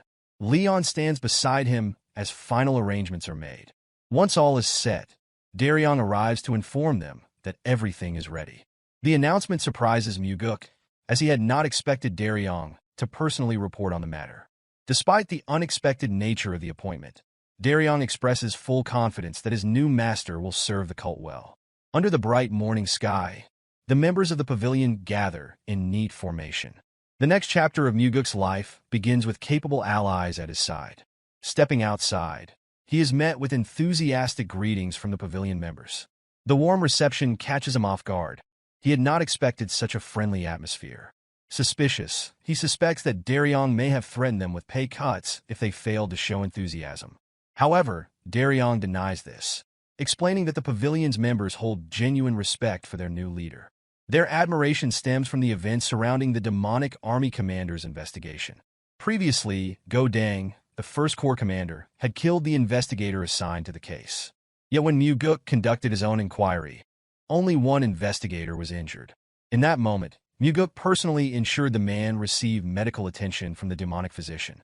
Beyond that, he had personally avenged them by crushing Go Dang's skull. With the gathered members awaiting his address, Daryong prompts him to speak. Mugeuk steps forward and begins. He admits that even he does not know whether their lives will improve or worsen under his leadership. However, there is one certainty. Under his command, their hearts will race faster than ever before. The ceremony concludes with resounding cheers from the pavilion members, a clear signal of the unity and direction they will move toward. Once fully immersed in his duties, Mugeuk quickly discovers troubling information. Upon requesting reports of past cases where justice had been obstructed, he finds multiple instances involving the heaven demons. Daryong shares in his frustration, but acknowledges that the timing of this discovery is particularly unfortunate. It coincides with the involvement of a subordinate of the Blood Heaven Sword Demon. Leon, sensing the gravity of the situation, advises caution, urging her young master to restrain himself. She knows all too well that the cursed old man's wrath is about to erupt. Mugeuk, however, merely hands her the report and instructs her to read it. The injustice detailed within the pages is too egregious to be ignored. As her eyes scan the document, her expression shifts. Any hesitation vanishes. Rather than advising restraint, she now insists that something must be done. At the entertainment pavilion, a middle-aged man sat alone, drinking in silence. The barkeeper, observing his pitiful state, urged him to stop, concerned by how helpless he appeared. However, the man, drowning in despair, continued, unable to suppress his misery. He muttered bitterly about the scum from the heaven demons, the ones who had left his child in a coma for 10 days, yet were acquitted as innocent. The barkeeper, attempting to console him, reminded him that the Nirvana Pavilion was investigating the case. But the man had already lost faith, revealing that the investigator concluded his child had merely been sparring with a friend and was injured in the process. Seething with anger, he cursed the father of the child who led the attack. 100-Sword Demon, a subordinate of the Blood Heaven Sword Demon and the leader of the 100-Sword Demons. Hopelessness filled his voice as he lamented that the Nirvana Pavilion investigator was no different from the rest. The barkeeper, worried for his safety, repeatedly urged him to stop speaking in such a manner, fearing that an investigator might overhear and take his life. But the man no longer cared. Having lost everything, he had already given up on life. If his son did not wake, his wife would not be able to endure either. When that happened, he resolved that he would kill the one responsible himself. Before another word could be spoken, an arrogant figure entered the establishment, flanked by 2 henchmen. The smug-faced man approached abruptly, claiming responsibility for what had happened to the middle-aged man's child. The father immediately rose from his seat, his eyes burning with rage as he demanded the return of his son and an apology. To his surprise, the smug-faced man bowed, acknowledging his wrongdoing and admitting to committing a terrible crime. But before any relief could be felt, the smirk returned to his face as he lifted his head, mockingly declaring that his bow was the extent of his apology. Laughter erupted from his companions, turning the scene into a cruel spectacle. Unable to restrain himself, the drunken father reached for his sword in fury. Yet before he could unsheath it, the smug-faced man delivered a brutal punch to his face, sending him sprawling across the floor. Turning to the onlookers, the attacker falsely proclaimed that the man had drawn his sword first, prompting his henchmen to nod in agreement, supporting his lie.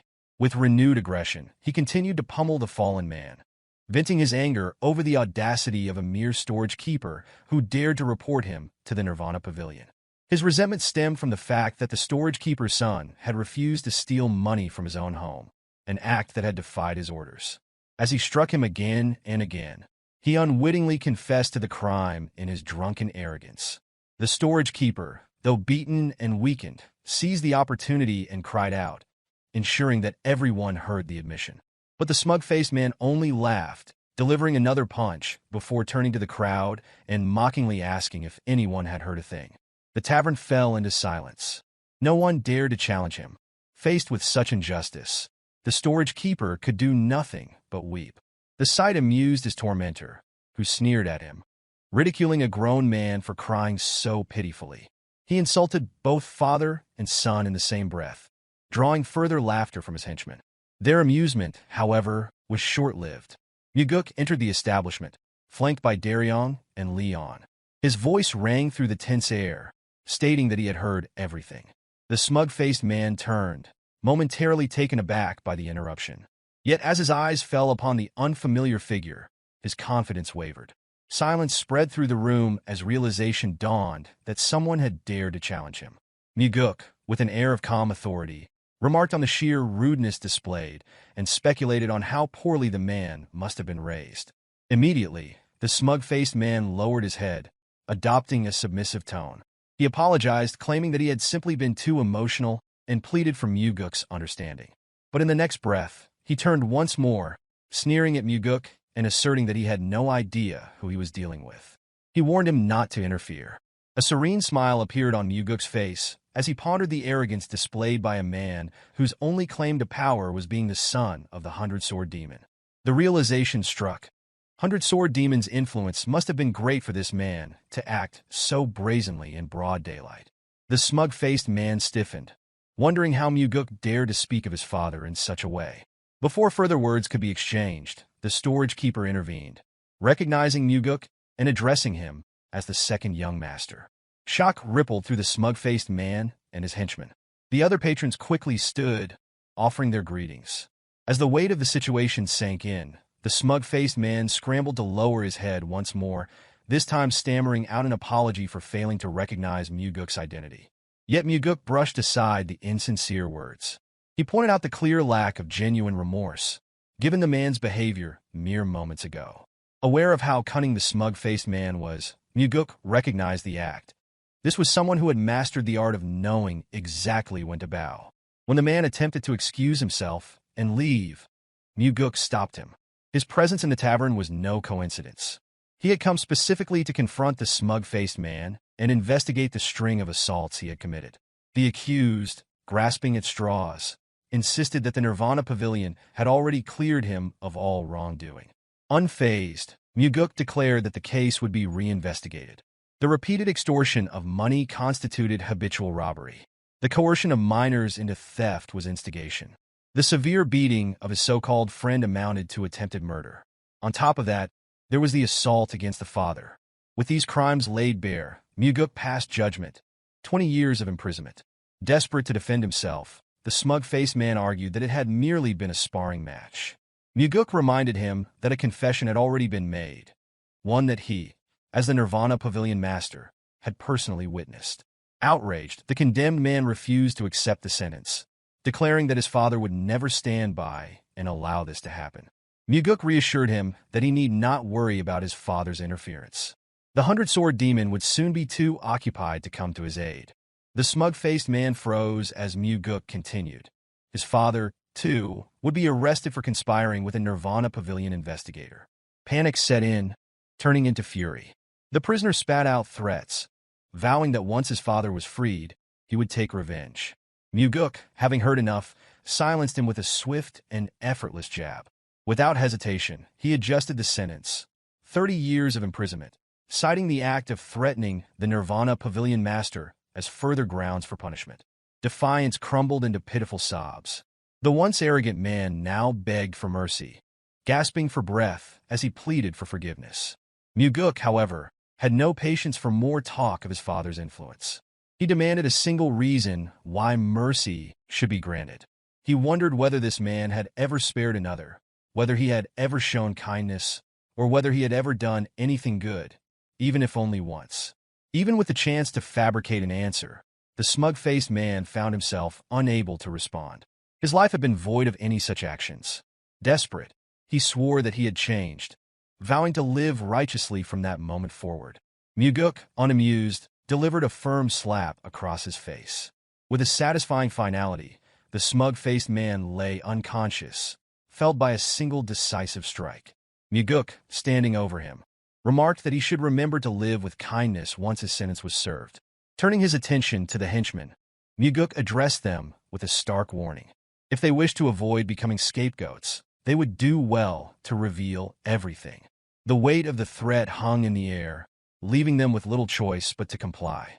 Without further delay, Mugeuk instructed Daryong to escort them to the Nirvana Pavilion. For the first time in far too long, justice had been served, not for the powerful, but for the common people of the cult who had long suffered under oppression. With the matter settled, Mugeuk turned to the gathered crowd and urged them to report any future injustices. As long as he remained the Nirvana Pavilion master, he assured them that no amount of external influence would be allowed to interfere with the pavilion's decisions. Furthermore, he added a final warning. If anyone attempted to invoke their father's name to intimidate others as the smug-faced man had, then he would not hesitate to call upon his own father in response. The tension that had gripped the room dissipated in an instant. A wave of relief swept over the onlookers as murmurs of approval turned into open expressions of gratitude. The sight of their young master standing firmly on the side of fairness was met with heartfelt joy. Amid the renewed atmosphere, Leon turned to the storage keeper, informing him that before arriving at the tavern, the demonic physician had been sent to examine his son under Mugeuk's orders. Disbelief flickered across the father's face. The idea that his son was important enough to warrant such attention seemed almost impossible to grasp. Mugeuk met his gaze and dismissed the man's doubts with quiet certainty. His son mattered. Without prolonging the moment, he revealed that the boy had already regained consciousness before their arrival and urged the father to go to him without delay. The storage keeper collapsed to his knees, overcome with emotion. Tears of relief streamed down his face as he expressed his gratitude, swearing never to forget the kindness shown to him. A faint smile crossed Mugeuk's face. The man before him had dedicated his entire life to the cult. It was only right that the cult should, in turn, protect him. The father continued to offer his heartfelt thanks, but Mugeuk knew the truth. It was not the storage keeper who owed a debt of gratitude.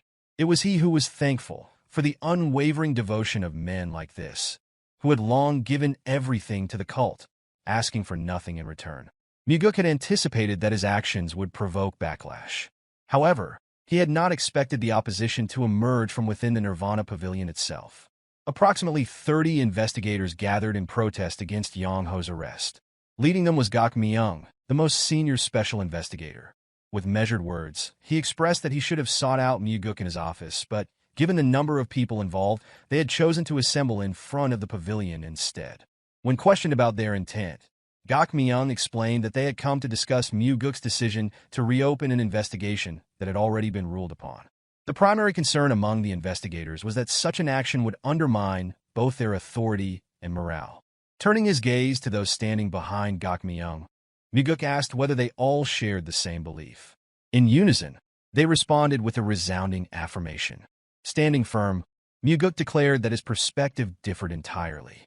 In his view, it was not the reinvestigation that would weaken the Nirvana Pavilion's authority, but rather the original mishandling of the Yang Ho case itself. His words, sharp and deliberate, caused Gok Myung to pause, uncertain of the full meaning behind them. Without hesitation, Mugeuk elaborated. Yang Ho had publicly confessed to his crimes before his arrest. Gok Myung acknowledged that he was already aware of this fact. Mugeuk, unimpressed, questioned why they were gathered there at all. Gok Myung clarified that their concern was not about Yang Ho's guilt, but rather the implications of reopening a closed case. Mugeuk quickly understood. This was a matter of principle. With unwavering conviction, he reminded them that an innocent child had been beaten to the brink of death, and a confession had already been secured from the perpetrator. Such a case demanded reinvestigation. Sighing, Gok Myung admitted that there was little that could be done. He considered himself old-fashioned, valuing the importance of adhering to principles within an organization. Mugeuk silently observed the man, questioning whether he was merely stubborn or actively attempting to pressure him. Without further delay, he instructed all those in favor of reinvestigating the case to step to one side of the court. If their gathering was truly meant as a collective statement, then surely someone would be willing to break formation. A brief silence followed before one individual stepped forward. Co Daryong was the first to move, voicing his agreement that a reinvestigation was necessary. When prompted for his reasoning, he stated that the initial inquiry had been insufficient and could not rule out the possibility of external influence.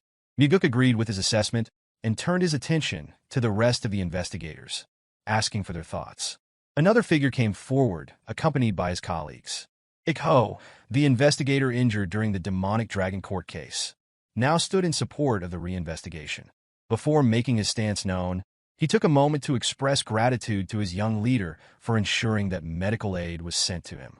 Despite these defections, the majority of the investigators remained aligned with Gok Myung. Mugeuk then turned his attention to Zhang Hua, the investigator originally responsible for handling the case. Looking directly at him, Mugeuk asked for his assessment of the situation.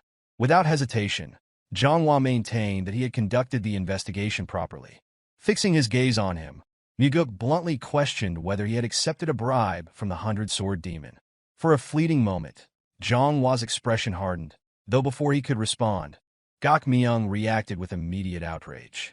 In that instant, Mugeuk unleashed his inner energy, silencing him. A wave of killing intent radiated from his entire being, serving as a warning for Gok Myung to remain silent unless given permission to speak. Beads of sweat formed on the senior investigator's forehead as the weight of fear settled over him. Turning back to Zhang Hua, Mugeuk demanded an answer. In that moment, Zhang Hua swore upon his life that he had never accepted any money. If there was any doubt, he invited Mugeuk to investigate him thoroughly. A brief smile crossed Mugeuk's face as he revealed that such an investigation had already been conducted. No evidence of bribery had been found. The revelation sparked protests among the other investigators, but Mugeuk quickly silenced them with another revelation. This special investigation had been carried out under direct orders from the cult leader.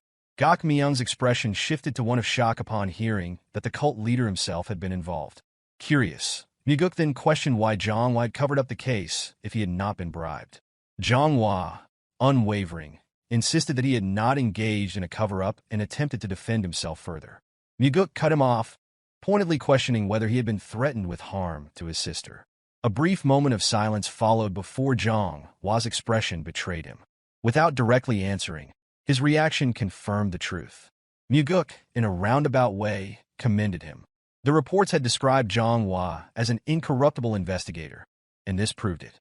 But then, he wondered why someone with such integrity had handled the case so poorly. The answer became clear. Zhang Hua had a singular weakness. His younger sister, the only family he had been used as leverage against him. Gok Myung, still processing the situation, demanded confirmation. He repeated the question, pressing for an answer, wondering whether Zhang Hua had truly been threatened by the 100-sword demon. Zhang Hua remained silent. Meanwhile, Mugeuk understood why Gok Myung had gathered so many people in protest. Zhang Hua was a junior investigator he cared for deeply.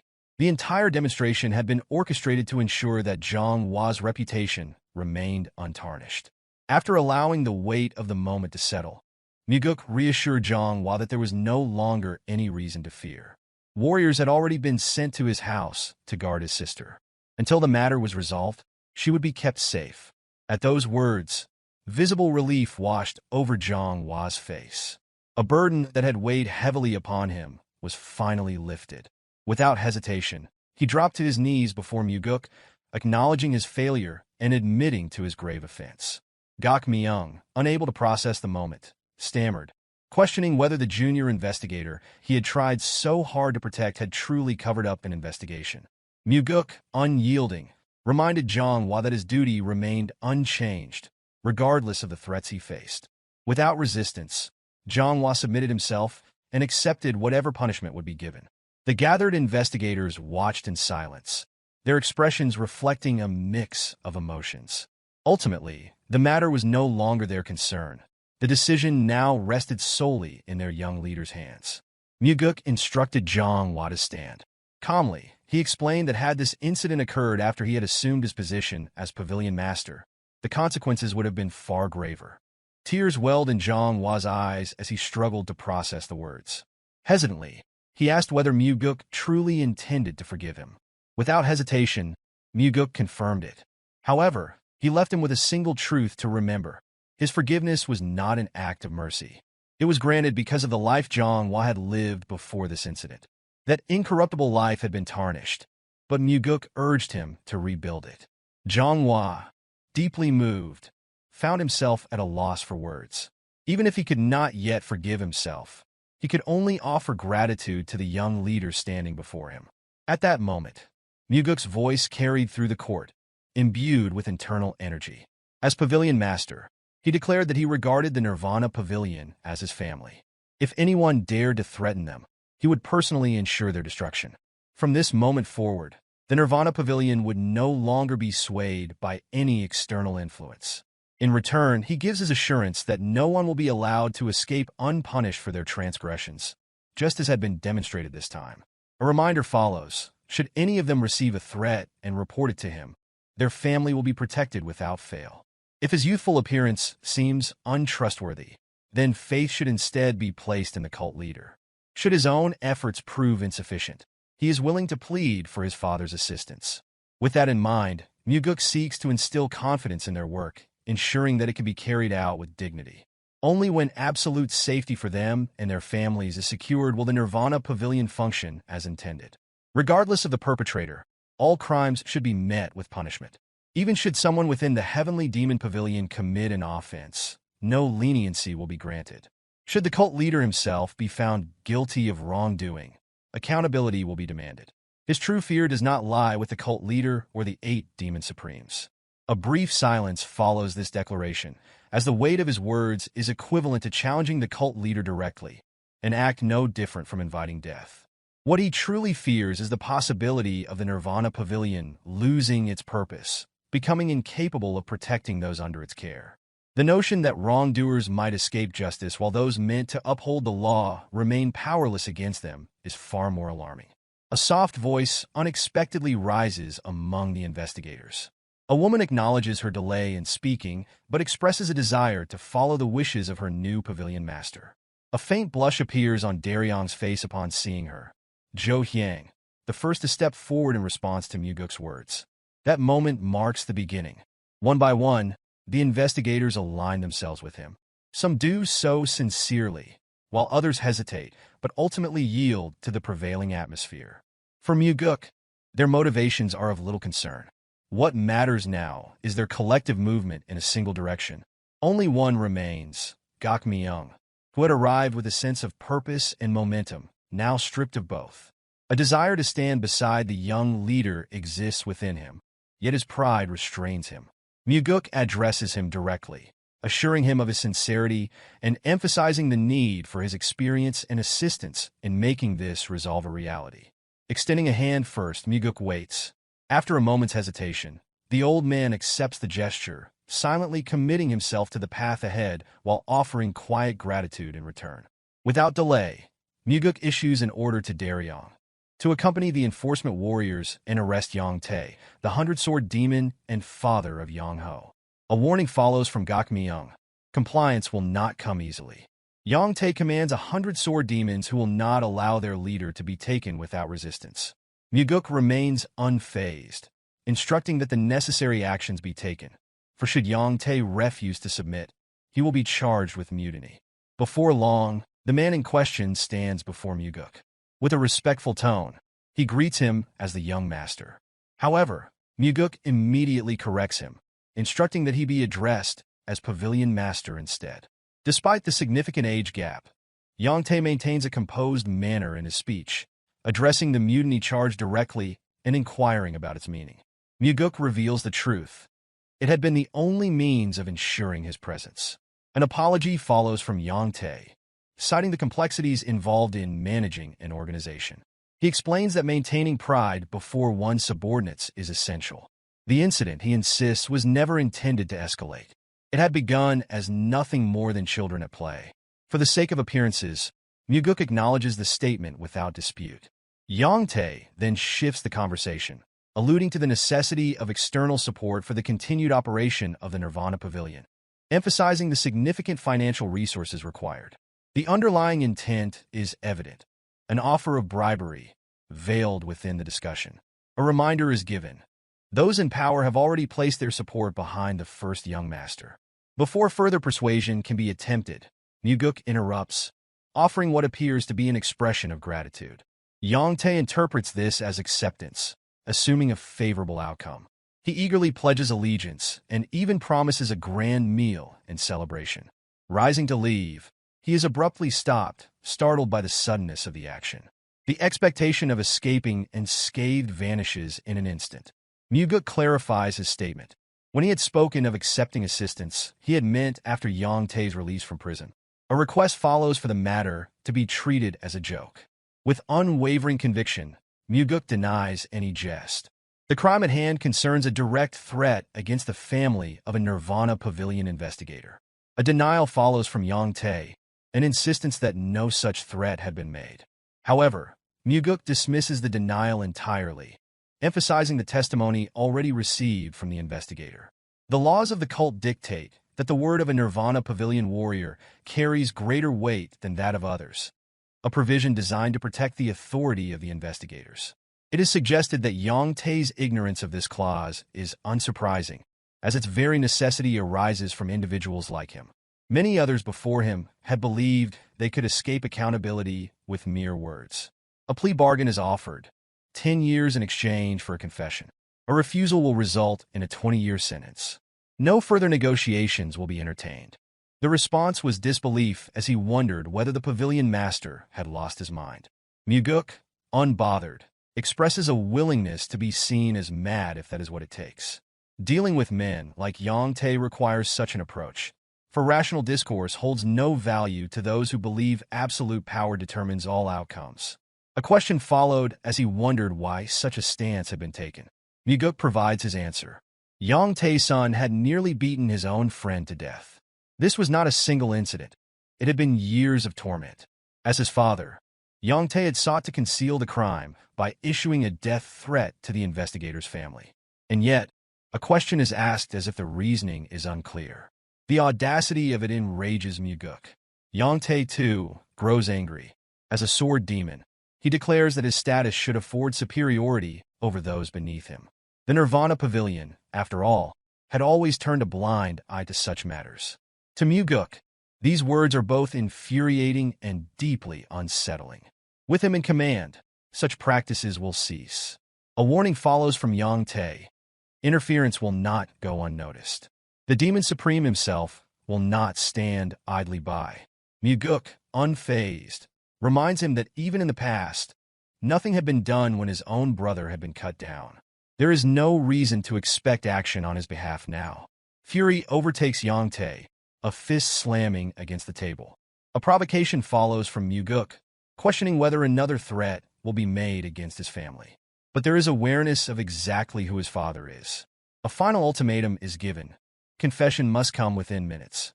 With that, Mugeuk departs, leaving behind a man consumed by his own rage. As he walks through the hall, a single thought lingers. Perhaps the downfall of the demonic cult had never been due to Mugeuk after all. A mere 100-sword demon had already dared to threaten a Nirvana Pavilion investigator. The order within the cult had deteriorated to the point where such a figure would even think to threaten the second young master, who was also the pavilion master. Upon returning to his residence, Mugeuk found the Blood Heaven's sword demon, Guqianpa, already waiting in the yard. His sword was embedded in the ground, supporting his weight as he leaned against it, a bottle of liquor in hand.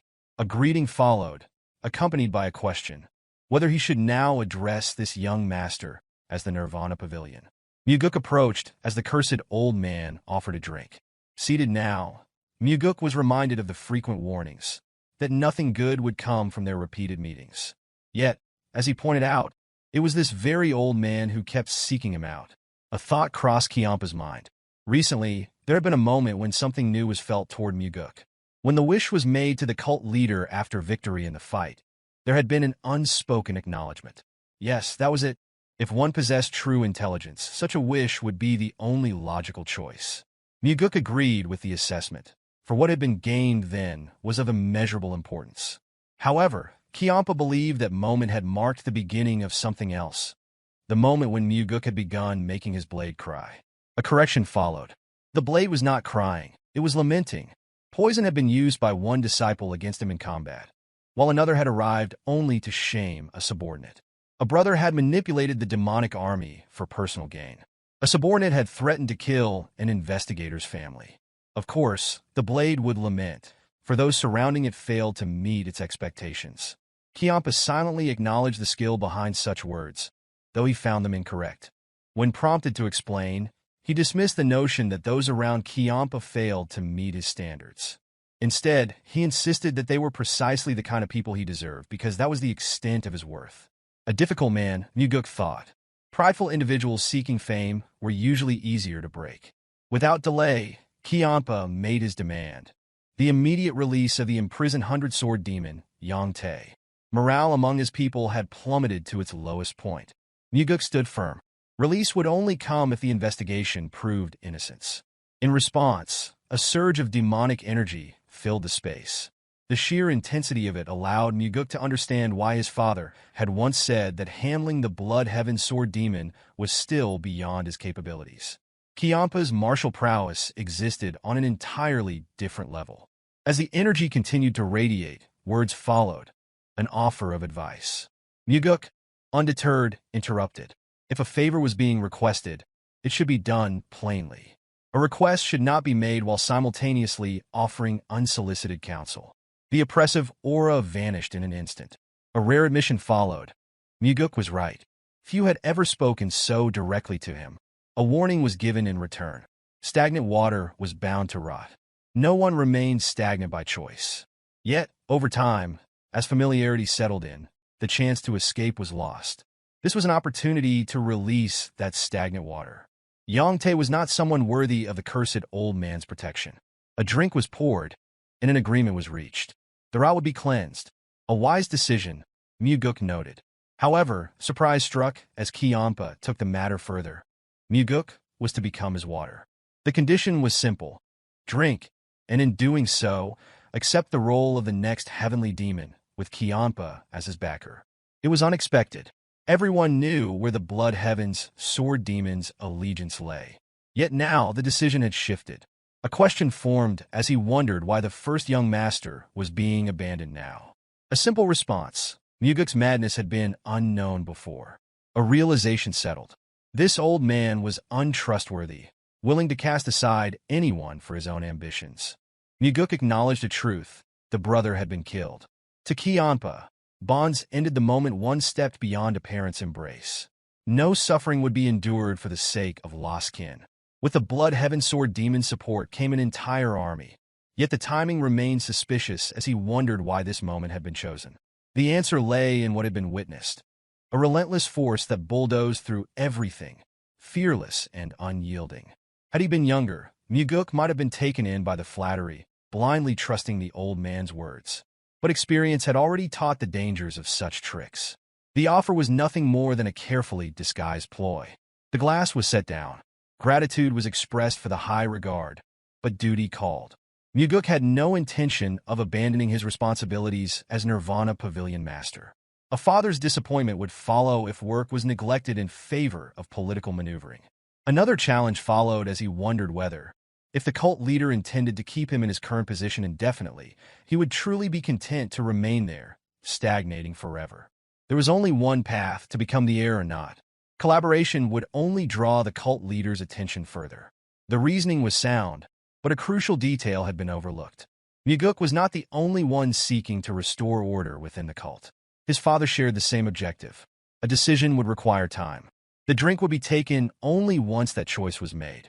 Kianpa rose, retrieving the immortal blade from where it had been embedded in the ground. Without hesitation, the blade was swung at full force toward the second young master. No attempt was made to evade. The black sword at Mugeuk's waist was drawn, clashing against the attack. The resulting impact sent a resounding explosion of metal through the air. From behind the crossed blades, a demand was made. An answer would be given by tomorrow. A bead of sweat formed on Mugeuk's face. 5 days would be needed. The brief but intense confrontation ended. Kianpa accepted the counteroffer: 3 days. No response was awaited. In an instant, he soared into the sky, vanishing beyond the walls. As the sword returned to its scabbard, Mugeuk rotated his wrist. Pain shot through his arm. The old man was cursed indeed. Blocking that strike had been agony. The following day, Mugeuk observed the enforcement warriors undergoing training from a hill overlooking the grounds. Jang Ho's methods were ruthless, a regimen that involved the tearing of flesh and the breaking of bones. Yet, the warriors endured, gritting their teeth as they pressed forward. This, Jang Ho declared, was the true nature of demonic army training. A resounding cry followed. Loyalty could not be placed in a wife, a child, or a friend, for all could betray. Only the sweat shed in training would remain steadfast. Daryong chuckled at the remark, well aware that Jang Ho had never once mentioned having a wife or child. Mugeuk acknowledged the humor, but the conversation quickly shifted as Daryong inquired about the unprecedented apology statement issued by the Southern Blade House. A knowing smile formed on Mugeuk's face as he suggested that if curiosity persisted, Daryong should ask them directly. Panic flashed across Daryong's expression as he protested against the idea, fearing that such an action would result in broken legs. Mugeuk dismissed the concern, stating that even if Daryong were to dance in the Southern Blade House's training grounds, he would walk away unscathed. The reason was simple.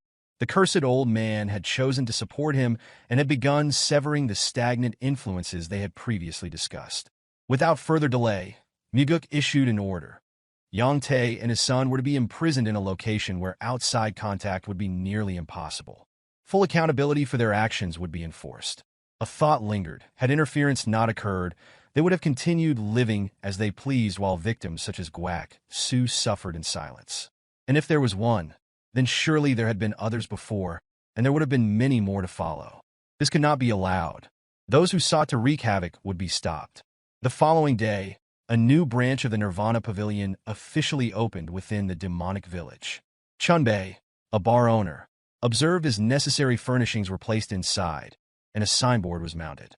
A question formed as he wondered why a branch had been established in such a location.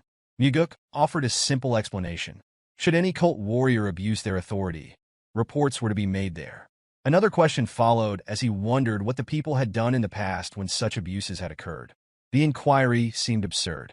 The expressions of those gathered revealed an unspoken truth. They had endured in silence. Even those who knew such matters should be reported had been unable to do so. The process required multiple identity verifications, making it near impossible to complete. A firm declaration followed. Any issue involving the cult's warriors could now be reported directly to the Nirvana Pavilion branch. Furthermore, any attempt to retaliate against those who submitted reports would result in execution. The bar owner was taken aback, startled by the realization that the second young master had truly established this branch for the people's sake. A bow of gratitude followed, along with a promise to ensure that the message spread. A pleased smile formed on Mugeuk's face. This was the beginning. With the Nirvana Pavilion at the center, protection would extend to the villagers, low-ranking warriors, and all those who suffered injustice simply for lacking power. Through this, a fundamental principle would be taught. Every life held equal worth. And with this principle, Mugeuk intended to move forward. That night, upon stepping into the yard, Mugeuk found the old man waiting. The promised decision was due. Seated now, Mugeuk listened as Kiampa questioned whether the drink would finally be accepted.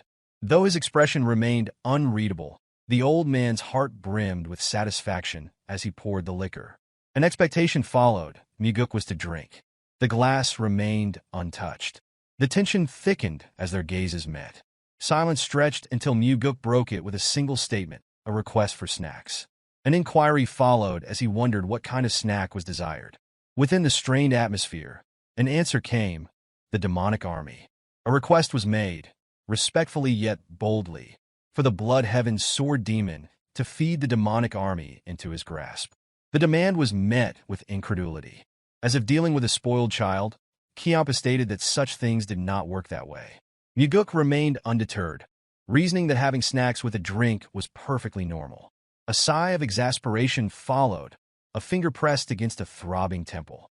3 days had been spent awaiting this decision. Frustration reached its peak, and finally, anger erupted. The audacity of the request was declared absurd. The Annihilation Blade was torn from the ground, a proclamation made, to simply sever Mugeuk's head and present it to the Heavenly Demon Pavilion instead. In a fit of rage, the blade swung, sending a sharp arc of energy hurtling forward. There was no true intent to kill, but the attack was fueled by impulse and irritation. With a swift reaction, Mugeuk raised his sword in defense. The clash of metal sent a resounding shockwave through the air. Observing the reaction, Kiampa noted the skillful use of inner energy. Considerable demonic energy had been imbued into the strike, yet Mugeuk had blocked it with apparent ease. Without hesitation, the Blood Heaven Sword Demon struck again, this time faster and with greater force. A realization emerged. It would not be so simple to take this young master's head. A second collision followed as Mugeuk met the vertical strike of the Annihilation Blade with his pitch-black sword. The impact sent another deafening explosion through the air. A masterful sword technique had been executed in defense against a powerful assault. The impact sent a shockwave rippling through the air, obliterating the surroundings. The Blood Heaven Sword Demon, appearing exhilarated, pressed forward, his excitement growing at the prospect of ending Mugeuk's life.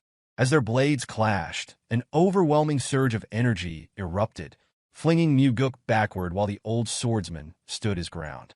Recovering quickly, Mugeuk steadied himself, but the Blood Heaven Sword Demon had already taken notice. His opponent's sword was shaking.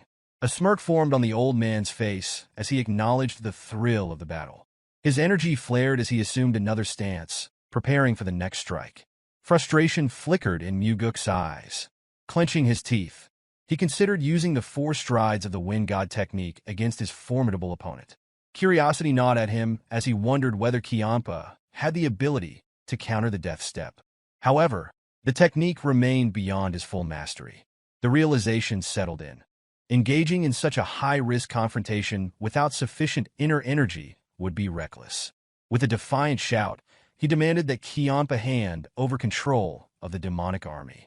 The Blood Heaven Sword Demon, unfazed, inquired about Mugeuk's choice for demonic commander.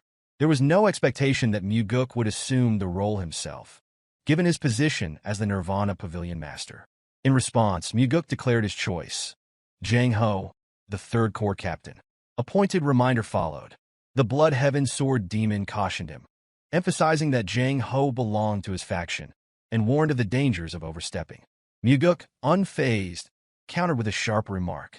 It was not greed, but an intentional pursuit of chaos that drove his actions. He reminded the old man that their collaboration had been his suggestion in the first place. A path walked only by madmen could never be ordinary. For a brief moment, there was visible shock on the old swordsman's face. Being called a lunatic struck a chord. Mugeuk, unwavering, pressed further, questioning whether it had been madness to seek an alliance in the first place. The words seemed to resonate in a way Mugeuk did not fully understand. In a past life, Kiampa's ambitions had never been realized. He had died before unveiling his true goal to the world. Strangely, among the 8 demon supremes, he was the first to perish. How such a ruthless and calculating individual had met an early demise remained an enigma. The Blood Heaven Sword Demon's gaze darkened. Fury smoldered beneath the surface as he accused Mugeuk of letting greed ruin their negotiation. Frustration boiled over. His foot came down, shattering a cup in a sharp display of anger. Without another word, he leapt from Mugeuk's residence. Watching him disappear into the night, Mugeuk's lips curled into a knowing smile. Rejecting the proposal was never an option. Kiampa understood better than anyone that there were still 7 other demon supremes Mugeuk could turn to. 2 days passed. Jang Ho stood before Mugeuk, a look of confusion on his face. His voice carried uncertainty as he questioned the situation. The Blood Heaven Sword Demon had recommended him for the position of demonic army commander, and Jang Ho wanted to know if Mugeuk was behind it. The confirmation came swiftly. Mugeuk's judgment had been correct. Jang Ho was perceptive enough to recognize the maneuver. Without hesitation, Mugeuk admitted to orchestrating the decision. Gratitude flickered across Jang Ho's face, but hesitation followed. He did not believe himself worthy of the role. Mugeuk dismissed the humility, insisting that Jang Ho simply lead the demonic army as he had led the Third Corps.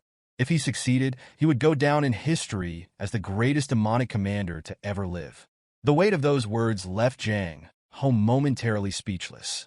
A hint of doubt crept into his voice as he questioned whether Mugeuk was overestimating him. Mugeuk acknowledged the possibility, reminding him that other candidates remained under consideration. Nothing had been finalized and the situation could still change. Jang Ho accepted this explanation, though he remained unsettled. However, despite what was said, Mugeuk had already set his plans in motion. He intended to ensure Jang Ho became the next demonic army commander. The scene shifted. Shock flickered across Mugeuk's face as he stood before his father. The heavenly demon's appearance was unusual. His long hair fell loosely, and his robe was adorned with floral patterns. It was an unfamiliar sight, one that left Mugeuk uncertain of how to react. After a moment, he inquired whether this was a new garment. The response was unexpected. The heavenly demon explained that it was merely his sleepwear. For a brief moment, Mugeuk was at a loss for words. His father, unfazed, asked why he had come at such a late hour. Surprise flickered in Mugeuk's expression as he corrected him. The time was still early evening. A smirk threatened to break through as he pointed out that his father's early bedtime was supposed to be a closely guarded secret. Mugeuk stated that if the Murim Alliance discovered the exact time the heavenly demon went to sleep, they could use it as a vulnerability against him. Despite this, the cult leader remained focused, urging his son to explain the purpose of his visit. Without hesitation, Mugeuk revealed his intentions. He planned to use the Blood Heaven Sword Demon as one of his swords. The heavenly demon regarded him with scrutiny, reminding him that not long ago, he had declared his desire to kill Kiampa. In response, Mugeuk admitted that eliminating the old man would be a waste. It was evident that his father had already deduced his involvement with Kiampa, likely realizing it when the Blood Heaven Sword Demon recommended Jang Ho. A knowing look crossed the heavenly demon's face as he warned Mugeuk that Kiampa was not someone who could be easily tamed. Making him into a weapon would be far from simple. Mugeuk, unfazed, clarified that taming was never his goal. Instead, he intended to use Kiampa until he was completely broken.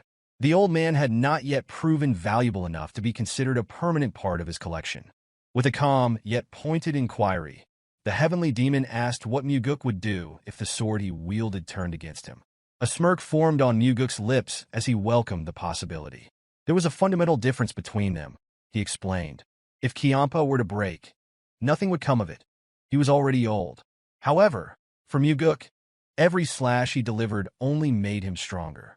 The heavenly demon dismissed such words as meaningless and pressed for the real reason behind this conversation.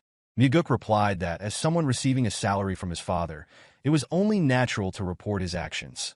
The cult leader, unimpressed, saw through the deception immediately. With a sharp gaze, he asked whether Mugeuk had truly come to request his approval for the Blood Heaven Sword Demon's recommendation. Surprisingly, Mugeuk insisted that he did not want the request to be accepted. No matter what happened, he urged his father to reject it. This response caught the heavenly demon off guard. There was a pause before he sought confirmation, wondering if Mugeuk had truly wanted the recommendation to be denied. Without hesitation, Mugeuk explained his reasoning. This was an opportunity to put the Blood Heaven Sword Demon in his place. The old man had acted too arrogantly, and others might even come to believe he was superior to the cult leader himself. Allowing this misconception to spread was unacceptable. The heavenly demon regarded his son with curiosity, attempting to discern what kind of game he was playing. Rejecting Kiampa's request meant losing a valuable chance to secure the demonic army. It seemed unthinkable that Mugeuk would pass on such an advantage merely to prove a point. Certain that his son was withholding the truth, he demanded to know his real intentions. Mugeuk, unsurprised by his father's perceptiveness, responded with an amused expression. There was, in fact, something to be gained from the Blood Heaven Sword Demon, and for that to happen, the old man had to face a setback. The heavenly demon then posed a direct question, questioning whether this goal had truly been more important than acquiring the demonic army. Mugeuk, still smiling, confirmed that it was. He had no doubts that he would obtain the demonic army regardless. Everything he desired would eventually fall into his hands. The heavenly demon found his son's confidence impenetrable. With a dismissive turn, he advised him not to be ridiculous. To Mugeuk, however, nothing in that moment seemed more absurd than his father's floral-patterned pajamas. The scene shifted to a conversation between the Blood Heaven Sword Demon and the heavenly demon.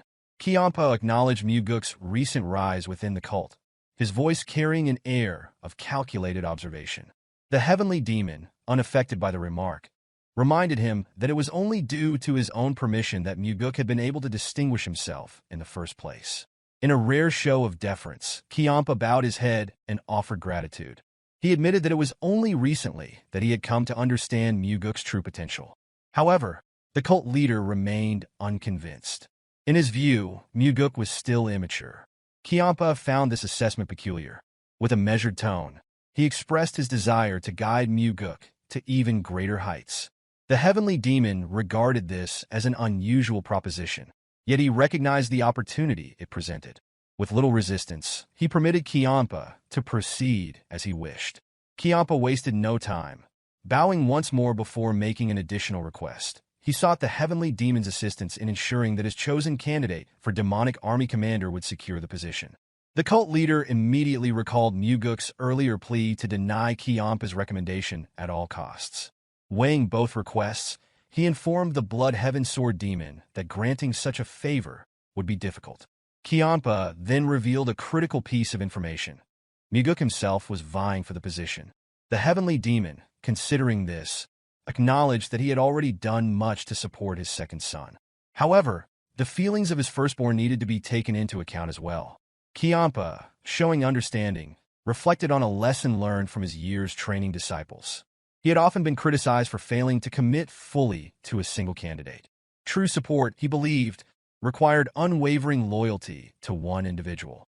The heavenly demon, unmoved, dismissed such concerns.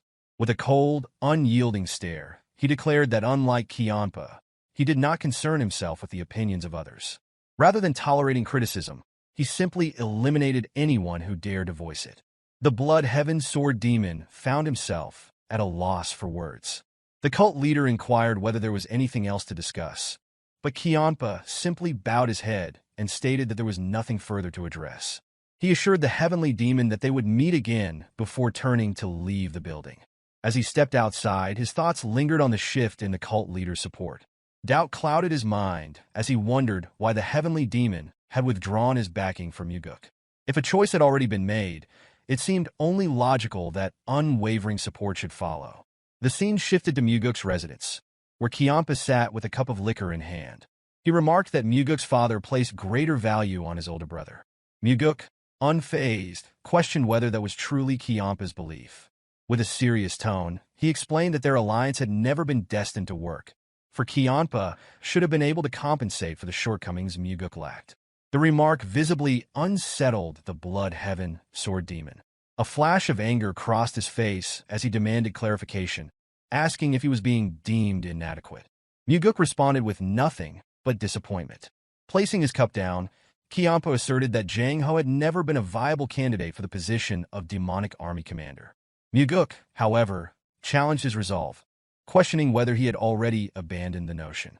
With a measured motion, the older man poured himself another drink and cautioned against pursuing something unattainable. Mugeuk dismissed the advice, pointing out that Kiampa spoke with authority despite having failed to accomplish even a single task for him. The pouring of the liquor ceased as Kiampa's grip tightened around the bottle. His expression darkened as he demanded that Mugeuk repeat himself. Without hesitation, Mugeuk reminded him of the promise made to support him and act as his backer. The blood heaven sword demon countered, insisting that it was Mugeuk who had persistently urged him, like a stubborn child, to accomplish something impossible. In response, Mugeuk argued that if the task was unattainable, the proposal should have been rejected from the start. He accused Kiampa of making a mistake by recommending Jang Ho for the position in the first place. Kiampa found himself unable to formulate a response. Mugeuk drew his sword from his hip, using the sheath to carve a line in the dirt before them. He reminded the older man of a similar line drawn in the past, a representation of the heavenly demon's regard for them.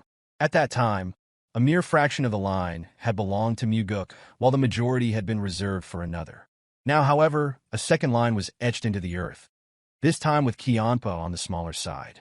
A quiet understanding passed between them as the blood heaven sword demon found himself unable to refute the implied message. Mugeuk's lips curled into a knowing smile. He recognized the silence for what it was: acknowledgement. If their roles had been reversed, he claimed, Jang Ho would have secured the position no matter what. Kiampa's response was swift and unwavering. He challenged Mugeuk to prove it. The unexpected provocation left Mugeuk momentarily stunned. With a serious expression, Kiampa reminded him that he had mocked his supposed incompetence, implying that the task should be effortless for someone like Mugeuk. Curiosity flickered in Mugeuk's eyes as he questioned what would happen if his father granted the request. Unshaken, Kiampa encouraged him to attempt it, assuring him that the endeavor would inevitably fail. The blood heaven sword demon's certainty stemmed from his own rejection, and he believed Mugeuk's fate would be no different. Sensing an opportunity, Mugeuk proposed a wager. Amusement danced in Kiampa's gaze as he accepted, laying out the terms. Should Mugeuk fail, he would align himself fully with Kiampa's side and cease all talk of wanting more from him. Mugeuk, however, was not finished. He pressed further, demanding to know what Kiampa would offer if the bet was won. The older man's eyes narrowed as he issued a simple promise. He would comply with whatever was asked of him. Seizing the opportunity, Mugeuk revealed his demand: an elixir more powerful than the demonic essence pill. The request visibly unsettled Kiampa, who immediately questioned whether Mugeuk understood the rarity of such an item. With unwavering confidence, Mugeuk assured him that he was well aware. He reminded Kiampa that their fortunes were tied together, for as Mugeuk grew stronger, so too would his supporter. The weight of Mugeuk's argument settled over Kiampa. He knew the younger man was correct. The request was not without reason. Mugeuk had surmised that Kiampa possessed the elusive heavenly divine pill, an elixir surpassing the power of the demonic essence pill. With that knowledge, Mugeuk saw little value in an alliance if neither the commander's position nor the elixir could be secured. Left with no alternative, Kiampa conceded. He agreed to the terms, promising to hand over the elixir should Mugeuk succeed in securing Jang Ho's promotion. With the agreement sealed, Mugeuk raised his sword, demanding a final vow. Kiampa responded by striking his massive weapon against Mugeuk's own, solidifying the promise in a show of unwavering commitment. Without another word, he turned and leaped from Mugeuk's residence, leaving the wager hanging between them.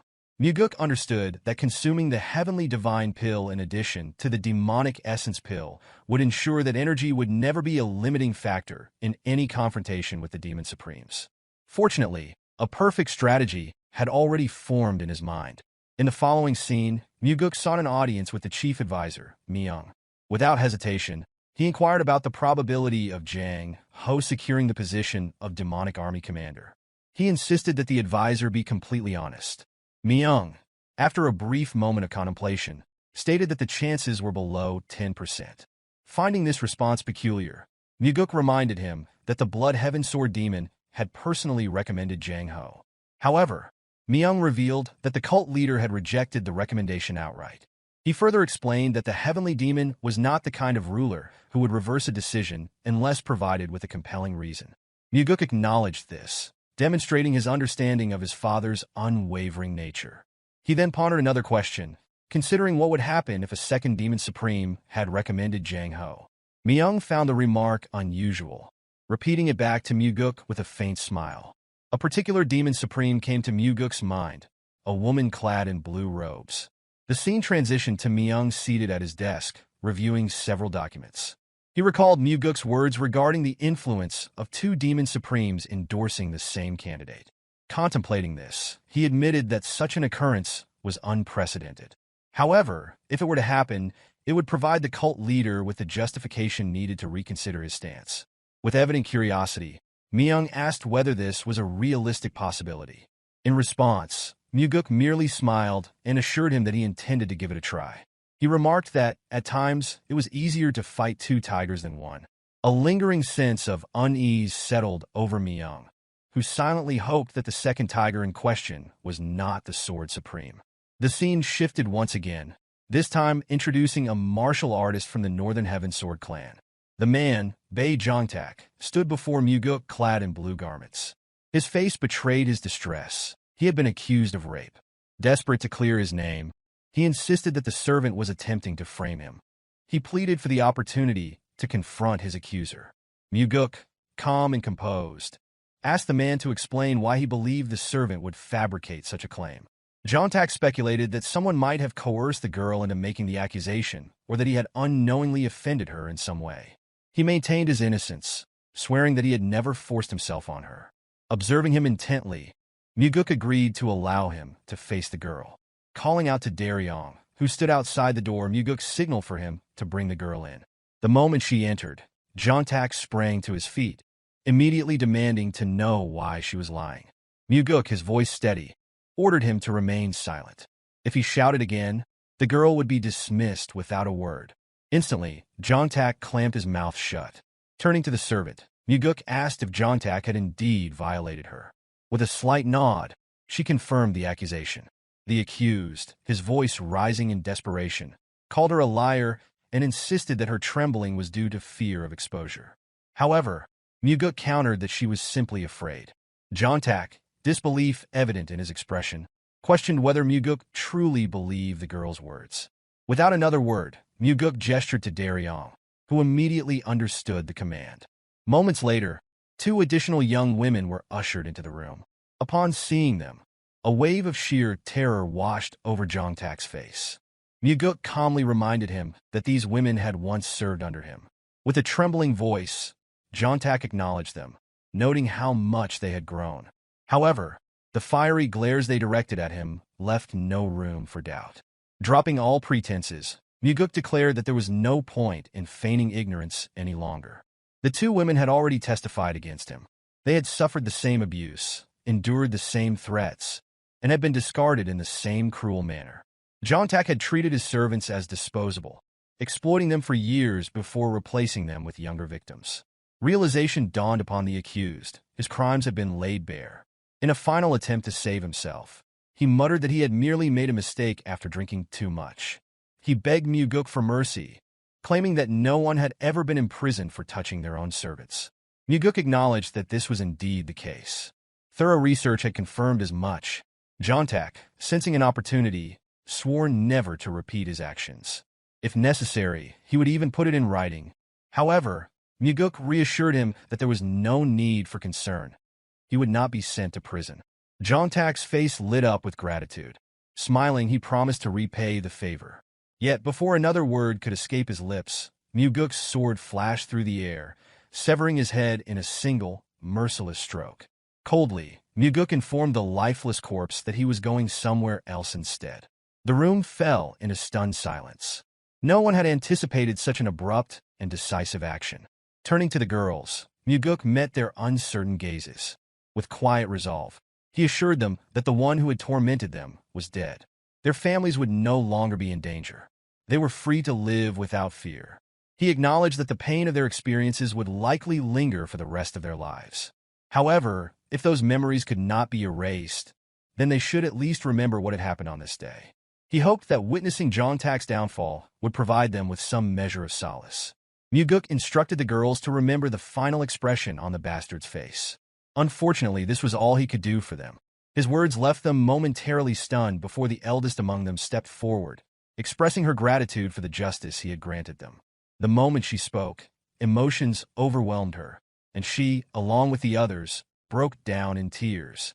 Their sorrow and relief intermingled, creating a bittersweet moment. Between sobs, they thanked Mugeuk once more. Both Mugeuk and Daryong remained silent, merely watching as the girls cried. After a pause, Mugeuk gently told them not to express gratitude toward him.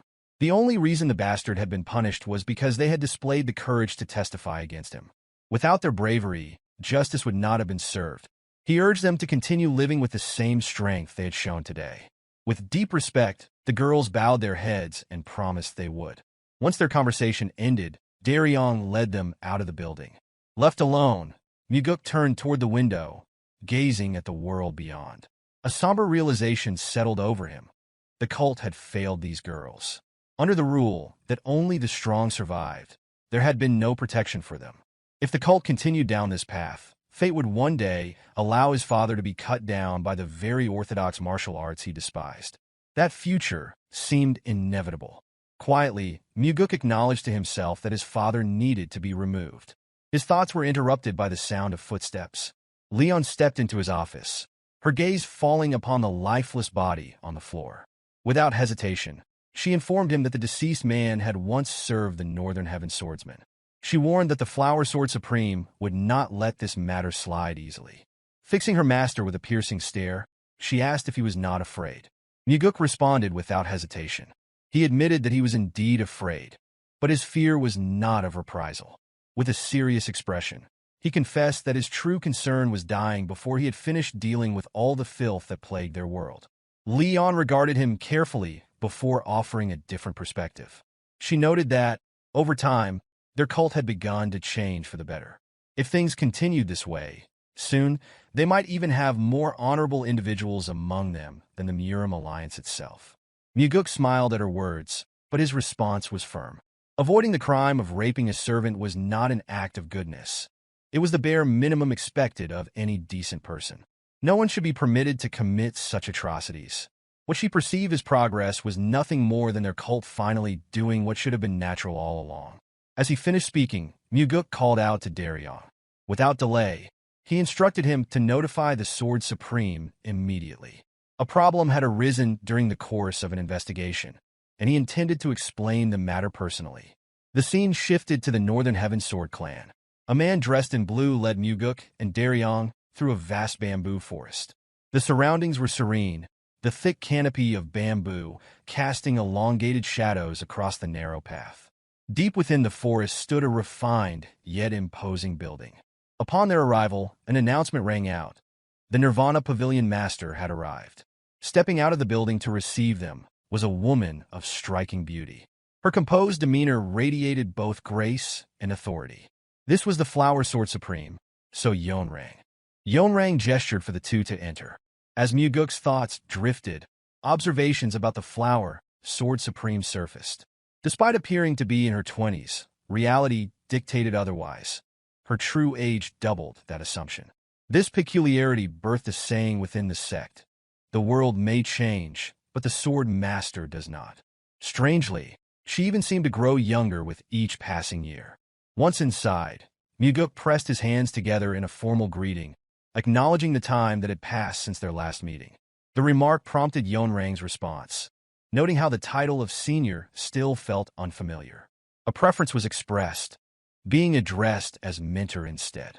Mugeuk, however, dismissed that suggestion, explaining that their difference in status made such familiarity inappropriate. In response, Yeonrang questioned whether respect should be dictated by age alone. True reverence, she argued, belonged to those who earned it, regardless of youth or seniority. With the point made, Mugeuk relented, agreeing to address her as mentor. In return, a request was put forth. He wished to be called Young Master. Attention then shifted to another matter. Mugeuk subtly turned his head, revealing the reason for Daryong's presence. The special investigator had been brought in to explain the details of a case. A brief introduction followed as Daryong identified himself. Yeonrang, however, swiftly interrupted, raising a hand to halt further explanation. In her view, the Nirvana Pavilion's verdict rendered any discussion unnecessary. If guilt had been determined, then guilt existed. Furthermore, any individual who dared to assault a young servant deserved no leniency. The Northern Heavensword clan would not contest the ruling or its investigative process. With that, Mugeuk signaled to Daryong, prompting his departure. Leaving his leader alone with the Flower Sword Supreme, Daryong exited without delay. The conversation took on a lighter tone as Yeonrang acknowledged recent shifts within the sect, attributing them to Mugeuk's efforts. A soft smile accompanied the words, expressing appreciation for the changes he had brought. Mugeuk, however, redirected the praise, crediting her unwavering presence as the true foundation of stability. Yeonrang, seemingly amused, dismissed the compliment, jesting about unnecessary flattery directed at an aging face. Mugeuk countered immediately, insisting that she still appeared as youthful as ever. In response, Yeonrang scoffed at the notion, finding it absurd. Her gaze lowered to the back of her hand, as if searching for the passage of time etched upon her skin. A quiet remark followed. Perhaps it was time to step back and immerse fully in the essence of martial enlightenment. Mugeuk's mind drifted to the past. Yeonrang, despite her words, had lived a life steeped in battle. After the sect's gates closed following Mugi's defeat of the heavenly demon, chaos erupted. The 8 demon supremes and the sect's renowned masters clashed for supremacy. In the end, the Flower Sword Supreme stood victorious, ascending as the sect leader after leaving a trail of corpses in her wake. Her reign, however, remained turbulent, marked by unrelenting bloodshed. Had governance been her strength, her ambitions might have flourished. Instead, she faltered, failing to maintain power beyond 3 years. Eventually, her life was claimed by her successor, bringing himself back to the present. Mugeuk admitted the burden weighing on him in light of the recent case. Yeonrang, noting the concern, prompted further elaboration. Tensions with the Southern Heavenblade clan had escalated, Mugeuk explained. This revelation was deliberate, a calculated mention of the Heavenblade Demons faction, aimed at gauging her reaction. Among the 8 Demon Supremes, Blood Heaven Sword Demon and the Flower Sword Supreme shared a particularly strained relationship. Consequently, the forces they commanded, the Sword Demon and the 100 Sword Demon, remained at constant odds. Mugeuk continued, revealing the pressure exerted by Blood Heaven Sword Demon, followed by the growing conflict with the Southern Heavenblade clan. Yeonrang, however, dismissed any comparison between herself and the Elder, making a clear distinction. Mugeuk immediately agreed, reaffirming her uniqueness without hesitation. The shift in conversation led to an inquiry. Yeonrang referenced a matter concerning Jang Ho, a recommendation made by Blood Heaven Sword Demon for the position of Demonic Army Commander. Seeking clarification, she pressed for details. Mugeuk confirmed that Jang Ho possessed both capability and loyalty. More importantly, Jang Ho served under his own command. The answer piqued Yeonrang's curiosity further, prompting her to question how the Elder had been convinced to act against expectations. A brief explanation followed. The Elder's pride had been leveraged. Mugeuk had reasoned that a Demon Supreme should prioritize the sect's welfare over personal affiliations or political maneuvering. Yeonrang, unconvinced, pointed out that such an argument alone would not sway someone like Blood Heaven Sword Demon. Mugeuk speculated that the Elder's motivation stemmed from a personal desire not to be outmaneuvered. Yeonrang listened closely, offering no immediate response. Further elaboration continued. Even with the Elder's endorsement, an obstacle remained. A second Demon Supreme support was necessary, yet none had stepped forward to provide it. Yeonrang, seemingly deep in thought, considered the reason behind his belief that no one else had volunteered. Mugeuk hesitated, responding with uncertainty. Yeonrang clarified her meaning. Uncertainty remained over whether he genuinely believed that the Blood Heaven Sword Demon was the only supreme who cared for the sect. Mugeuk attempted a response, but faltered. Before he could justify his stance, Yeonrang voiced the true purpose of his visit. By challenging her pride, it became evident that his intent had likely been to secure her recommendation alongside that of the Blood Heaven Sword Demon. A quiet acknowledgement escaped Mugeuk. His thoughts deepened. Now was the time for honesty. When schemes and truths intertwined so seamlessly that the foundation of a plan became indiscernible, that was when a strategy truly flourished. A moment of silence stretched between them. Mugeuk pondered whether she had discerned his intentions from the start. Yeonrang, however, offered no immediate reply. The weight of the situation settled. Mugeuk considered the doubts she might harbor. The reasoning behind the elder's choice to abandon a brother in order to place trust in him remained uncertain. The thought lingered. Breaking the silence, Yeonrang voiced an understanding. At last, the reasoning behind the sect leader's decision became clear. The appointment of this young master to the Nirvana Pavilion made sense. Mugeuk, caught off guard, reacted with a single word of surprise. Yeonrang turned briefly, striding toward Mugeuk with a swift, elegant step. In an instant, she appeared directly in front of him. The sudden movement caught him off guard, and his eyes widened in surprise as he struggled to grasp her intent. The proximity between them was so close that, for a fleeting moment, it seemed as though she might kiss him. Yet, she halted. A quiet murmur escaped her lips, noting how this young master had a peculiar way of stirring emotions. A gentle smile accompanied the words before she abruptly turned away. Without hesitation, she declared her decision. Jang Ho would receive her recommendation as well. Mugeuk's response came quickly, laced with disbelief. The confirmation prompted Yeonrang to walk away, but not without offering a final remark. The choice, she explained, was not merely for his benefit. Rather, it served as proof that Blood Heaven Sword Demon was not the only demon supreme who prioritized the sect's well-being. As she spoke, she turned her head back momentarily before continuing forward. Mugeuk clasped his hands together in acceptance, acknowledging the favor. His thoughts deepened as he departed from the Northern Heaven Sword. The outcome had been somewhat expected. If he was indeed perceived as a potential successor, and if Blood Heaven Sword Demon had recognized that possibility before anyone else, then Yeonrang's decision made perfect sense. She would never allow the elder to have complete influence over him. Her disdain for that old man ran too deep. She detested him to such an extent that she wouldn't even spare him discarded refuse from the roadside. Her hatred was absolute. A testament to this was the first act she carried out upon becoming sect leader, eliminating Blood Heaven Sword Demon. Meanwhile, within the Heavenly Demon Pavilion, Myung observed the unfolding situation and addressed Chanhua. The development had been unexpected. The young master had chosen to involve the Sword Elder. Chanhua, seated in his place, voiced his thoughts aloud.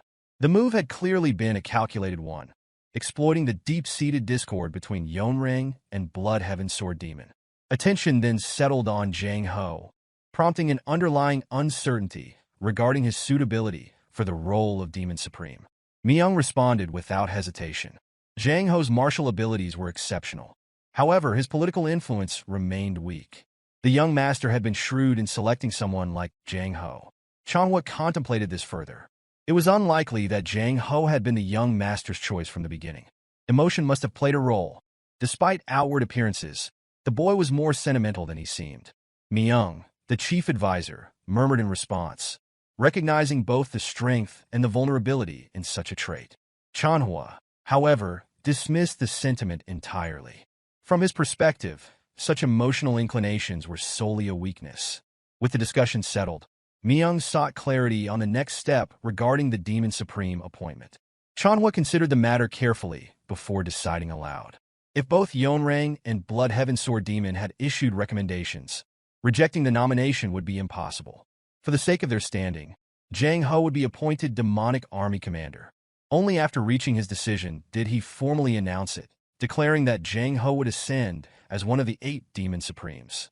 His voice carried the weight of command. Myung acknowledged the ruling with a slight bow. clasping his hands together in formal deference before preparing to act upon the order. Mugeuk watched as Jang Ho stood there, clearly struggling to find the right words to express his gratitude. Jang Ho had spoken earlier, unsure of how he could ever repay the favor. Mugeuk's gaze turned toward the yard, and he responded with a matter-of-fact tone, explaining that Jang Ho probably wouldn't be able to repay it. He went on, elaborating on the reasons behind his decision to appoint Jang Ho as the Demon Supreme. The first reason, Mugeuk explained, was that he believed Jang Ho was the most suitable candidate for the position, not for his own sake, nor Jang Ho's, but for the demonic army and the main sect. Jang Ho, still processing this, asked what the second reason was. Mugeuk then told him that the second reason was his hope that the demonic army would become his strength, although this created a paradox. He explained that while the first and second reasons seemed contradictory, Jang Ho's upright nature would make maintaining personal relationships difficult. Mugeuk added that he had no intention of forcing friendship on him, so Jang Ho needn't worry. Jang Ho then surprised Mugeuk by revealing something unexpected. He said he abandoned the organization for the sake of personal reason, which caught Mugeuk off guard. Jang Ho reminded him of their first meeting, when he had submitted a report regarding his friend's death, driven by a desire for revenge. He went on to say that, despite being an emotional person who valued relationships above all else, he wanted to be loyal to Mugeuk. However, he clarified that he already considered himself loyal to Mugeuk, and while he would also be loyal to the sect and work for the demonic army, yet his greatest loyalty lay with Mugeuk. Mugeuk knew Jang Ho was speaking the truth. If it hadn't been for his intervention, Jang Ho would have died in that incident. He realized he had gained a far more reliable subordinate than he had initially expected. Mugeuk smiled, acknowledging the bond between them. He looked forward to working with him, and Jang Ho affirmed the feeling, clasping his hands in acknowledgement. Later that evening, just as always, Kianpa waited in Mugeuk's yard, standing tall like a silent guardian statue. Mugeuk chuckled at the sight of the old man, noting that his presence seemed like a protective force. Kianpa, not one to miss a chance to tease, shot back, asking if Mugeuk was calling him a blockhead. Mugeuk denied it quickly, assuring him that wasn't the case. The conversation shifted when Kianpa congratulated Mugeuk on making Jang Ho the Demon Supreme, and Mugeuk thanked him in return. As Mugeuk pondered the situation, he noted to himself how surprisingly calm Kianpa had been about involving the Flower Sword Supreme. He had expected anger but saw none. However, he reminded himself not to let his guard down, knowing Kianpa's cunning ways. Mugeuk knew the old man might be planning something unexpected. Kianpa, ever inquisitive, asked how Mugeuk had managed to persuade the Sword Supreme. Mugeuk, with a teasing glint in his eye, made a light-hearted promise to tell him honestly, if Kianpa promised not to get angry. Kianpa, half suspicious but intrigued, agreed. Mugeuk then revealed that he had provoked her pride by stating that Kianpa was the true Demon Supreme, using Kianpa as a pawn in the process. Kianpa, with a knowing smile, retorted that Mugeuk had clearly been tricked by the Sword Supreme, who would undoubtedly try to play tricks on him. The conversation grew serious as Kianpa warned Mugeuk not to underestimate her, predicting she would stop him from meeting Kianpa, using the excuse and notion to be helping him. When Kianpa asked Mugeuk what he would do if this came to pass, Mugeuk, without hesitation, declared that for him, Kianpa came first, no matter what. Kianpa's face softened at the loyalty, but he quickly turned the conversation back to strategy. As they spoke, Kianpa pulled out a small black box adorned with golden lines. Mugeuk took it, curious about its contents. Kianpa casually stated that a promise was a promise, but there was more to it than his laid-back tone suggested. When Mugeuk opened the box, his eyes widened in surprise at what lay inside. A marble of medicine, faintly glowing with a blue light that emitted an almost otherworldly energy. Kianpa didn't need to say more. The moment Mugeuk laid eyes on the item, he recognized it instantly, the heavenly divine pill. It was a treasure Kianpa had kept for years, refusing to take it himself, patiently saving it for the right moment. Mugeuk hesitated for a brief moment, then asked, almost teasingly, if Kianpa was truly going to part with it. The question seemed to hit a nerve, and Kianpa's anger flared. His voice sharpened as he threatened to take the pill back, his frustration evident. Mugeuk, half amused by Kianpa's sudden temper, quickly reassured him, making it clear that he wasn't about to let him back out now. Kianpa's actions were not lost on Mugeuk. After a moment, the old man took a seat, planting his broadsword in the ground in front of him, as though preparing for a final stand. Then, with grim determination, Kiampa pledged his loyalty, declaring that he would bet the rest of his life on Mugeuk. His words were solemn, but the resolve in his voice was undeniable. Mugeuk, reflecting on the past, realized the full significance of Kiampa's loyalty. When he had first encountered the Blood Heaven Sword Demon, he had believed that this old man was a liability. Now, Kiampa's willingness to support him meant everything. Mugeuk silently vowed to treasure that loyalty. Mugeuk clasped his hands in gratitude, silently thanking Kiampa for his trust. Kiampa, however, did not respond with words. Instead, he offered a silent nod, his actions speaking far louder than anything he could have said. As Mugeuk prepared to take the heavenly divine pill, he turned to Kiampa, asking if he would stand guard while he meditated. Kiampa's surprise was evident, as he questioned if Mugeuk was serious. Mugeuk confirmed that he was, explaining that since Kiampa had given it to him, it felt right to take it in his presence. The ritual of taking such a powerful pill wasn't something to be done lightly. It held symbolic meaning, signifying trust between a martial artist and their guardian. As Mugeuk sat cross-legged, preparing to absorb the pill's energy, Kiampa's expression faltered for a moment. He was clearly uncertain about Mugeuk's decision, but trusted him nonetheless. Mugeuk's voice was firm as he stated that he was taking the heavenly divine pill because he trusted Kiampa. Kiampa asked, his voice filled with a trace of concern, what would happen if Mugeuk's intuition turned out to be wrong? Mugeuk, however, was unconcerned. He simply replied that he would deal with the consequences when the time came. With that, Mugeuk took the pill without hesitation, closing his eyes as the powerful energy of the heavenly divine pill began to spread through his body. As the energy rushed through his blood vessels, strengthening and opening their passages, Mugeuk focused on absorbing the energy completely, channeling it into his inner reserves. The process was intense, but he had to make sure the energy melded perfectly with his own to achieve its full potential. After several elaborate rotations of his inner energy, Mugeuk finally succeeded in capturing the magical energy of the heavenly divine pill within his meridian. The transformation was palpable. As he opened his eyes, a contented smile spread across his face. The increase in his inner energy was dramatic, far beyond what he had expected. Kiampa, standing at a little distance with his arms crossed, observed him silently. He asked casually how the pill had tasted. Mugeuk's response was almost playful as he confessed that it had been the most delicious thing he'd ever consumed. Kiampa, however, immediately regretted not eating it himself, cursing under his breath at the lost opportunity. Mugeuk chuckled and reassured him that he had likely absorbed the energy far better than Kiampa ever could have. As Mugeuk rose to his feet, a surge of newfound power coursed through him, filling every fiber of his being. The strength he had gained left no room for doubt. If he were to face the Blood Heaven Sword Demon now, the battle would no longer be determined by a lack of inner energy. A deep sense of satisfaction settled within him as he acknowledged this truth, certain that no one could claim his defeat would stem from weakness. Kiampa stepped closer, a playful, yet slightly serious question on his lips. He asked who Mugeuk had become, as if he had somehow transformed before his very eyes. Mugeuk responded with an enigmatic declaration, explaining that he was the one who would lead Kiampa in the future, if the old man was still alive by then. Kiampa, visibly taken aback by the change in Mugeuk's aura, stood his ground despite the suffocating energy that pressed down on him. Emotions flickered across his face, but he didn't laugh or dismiss Mugeuk's words, even though he was clearly annoyed. Mugeuk's next question came unexpectedly, catching Kiampa off guard. With a steady and inquisitive tone, he pressed forward, wanting to know what Kiampa ultimately sought. Kiampa's response was grave. His gaze turned to the night sky as he reflected on his life.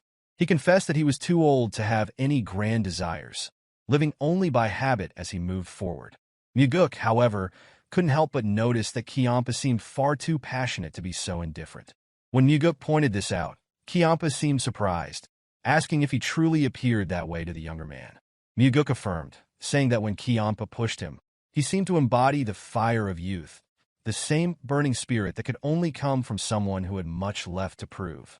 Kiampa, still processing Mugeuk's words, admitted that he had begun to feel as though he had cooled down lately. Mugeuk could understand that feeling. He had long realized that no matter how many ambitions and desires one carried, time would inevitably take some of them away. It was a harsh truth, but it was a part of life. Mugeuk's attention was drawn to the cup and jar sitting nearby. He picked up the glass and, with a smirk, asked for some alcohol. Kiampa was puzzled at first, wondering why Mugeuk was asking for a drink after everything that had just transpired. Mugeuk, however, explained that the moment Kiampa had given away the heavenly divine pill without hesitation, he had already won the bet between them. As a result, Mugeuk felt it was only right to accept the drink from the old man. As Kiampa began to pour, Mugeuk's thoughts turned inward. He wondered if it was even possible to fully bring the Blood Heaven Sword Demon into his fold as an ally. With the heavenly divine pill helped his inner strength bolstered, Mugeuk felt that the foundations of his power had been laid, but the true test of his alliances lay ahead. Kiampa told him to drink, and Mugeuk took it without hesitation, savoring the warmth as it slid down his throat. Kiampa, offering a knowing smile, hoped they would do well moving forward. Mugeuk responded with a playful challenge, asking that Kiampa keep his tricks within his limits. Kiampa's voice rose in amusement at the mention of tricks, a hint of mock offense in his tone, before laughter burst from him, hearty and unrestrained. Mugeuk, unable to hold back his own grin, lifted his cup and casually requested another drink. Although Kiampa laughed, Mugeuk understood that the Blood Heaven Sword Demon hadn't yet fully opened his heart to him. There were layers to that man, layers that couldn't be understood by simply peering through a slightly open door. Mugeuk knew that the true nature of their relationship would only be revealed the day that door was fully opened. Whether they would become eternal allies or mortal enemies, whether he would burn to death in Kiampa's flames or he will be pierced by Mugeuk's sword, everything would be decided when that door was finally pushed wide. Later, Mugeuk continued practicing martial arts at the training ground, pushing himself well into the night. The weight of his new responsibilities, his new power, and the looming threats ahead made every moment of training essential. He could not afford to lose to Wamugi. If he did, everything he had worked for would be wasted, no matter how valuable it seemed now. When the training became especially difficult, Mugeuk often found himself imagining the worst, dying by fire simply because he wasn't prepared. Though he knew such things were unlikely, these grim thoughts helped fuel his determination to overcome any laziness or hesitation. His strength had grown to the point where he could now compete in a life-or-death battle with the Demon Supremes. The progress he had made at his age was unbelievable to most. Even with continued training, Mugeuk knew there would come a time when he would hit a wall, but for now, he was still in the early stages, feeling the improvement with each strike of his blade. The more he wielded it, the more a burning desire to fight began to rise within him. The blade seemed to awaken a spirit of investment and ambition that urged him forward. Chanhua's voice interrupted Mugeuk's concentration. He was startled and turned to find his father standing nearby. With a smug grin, Mugeuk proudly announced that he had obtained the heavenly divine pill from the cursed old man. Noticing his father's calm reaction, Mugeuk couldn't help but ask, a hint of frustration in his voice, why Chanhua seemed so unfazed. He emphasized again, as if trying to provoke a reaction, that he had indeed obtained the heavenly divine pill. Unfazed, Chanhua revealed that he already knew about it. In fact, he had been aware that the Blood Heaven Sword Demon had the pill for quite some time. When Mugeuk asked how his father had known, Chanhua casually answered that he had given the pill to the Sword Demon long ago. Mugeuk's mind reeled as he processed the information. So, the line that the Blood Heaven Sword Demon had drawn all those nights ago hadn't been entirely wrong. Chanhua then asked what Mugeuk had wagered in his bet with Kiampa. Mugeuk answered simply. He had bet himself. Chanhua chuckled lightly, pointing out that Kiampa had clearly lost in that deal. Now that the game had truly begun, Mugeuk explained his plans to properly challenge the 8 Demon Supremes.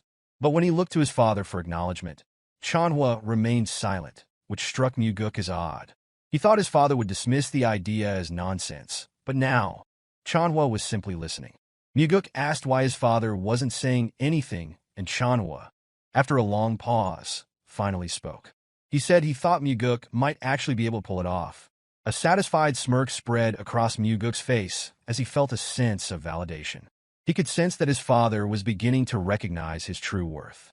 Chanhua, however, offered only a brief response, telling him to keep training before turning and walking away.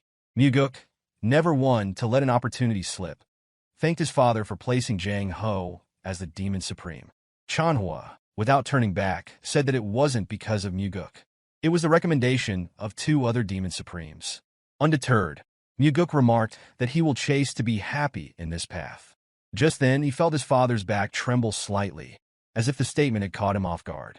Mugeuk pressed on, his voice steady as he expressed his belief that if he was happy, those around him would be happy as well, and that happiness would extend to their sect. Chanhua's response was swift, his tone sharp as if Mugeuk's words had struck a nerve. He asked bluntly if Mugeuk was seeking death. Mugeuk, with a wry smile, anticipated his father's response and beat him to the punch, remarking on how it was a cheap sentiment about a good way to die. Chanhua paused for a moment, his gaze settling on his son before he responded. He spoke firmly, warning that if Mugeuk was truly set on this path, he should not expect to find happiness along the way. With those words, Chanhua turned and opened the door, ready to leave. Mugeuk, undeterred, called out after him, his voice rising with conviction, declaring that he would still find happiness, even if it meant walking this difficult path. But by the time the words left his mouth, his father was already gone. A small, determined smile curled on Mugeuk's lips as he thought to himself that he would indeed make it happen. It was clear that the Flower Sword Supreme was different from the Blood Heaven's Sword Demon. She had helped appoint Django as the demonic army leader, but had not shown up to claim any credit. There had been no word from her at all. Her desire for Mugeuk to go to her only highlighted how much she valued her dignity and honor. Mugeuk met her while she was tending to her flower bed, remarked that the flowers were truly beautiful. Yeonrang responded, mentioning that, as one grew older, flowers tended to look more beautiful. She added that for him, young master, that time was still a long way off. Mugeuk, however, couldn't help but think to himself that, when one grew older, the beauty of flowers might not matter much anymore. He then thanked her for the help she had provided. Holding a bottle of drink in his hand, he bowed his head slightly and mentioned that it was a token of gratitude, a gift of alcohol. Yeonrang, still focused on her flowers, explained that she didn't drink and hadn't for a long time. Mugeuk, realizing he had made an error, apologized for the gesture.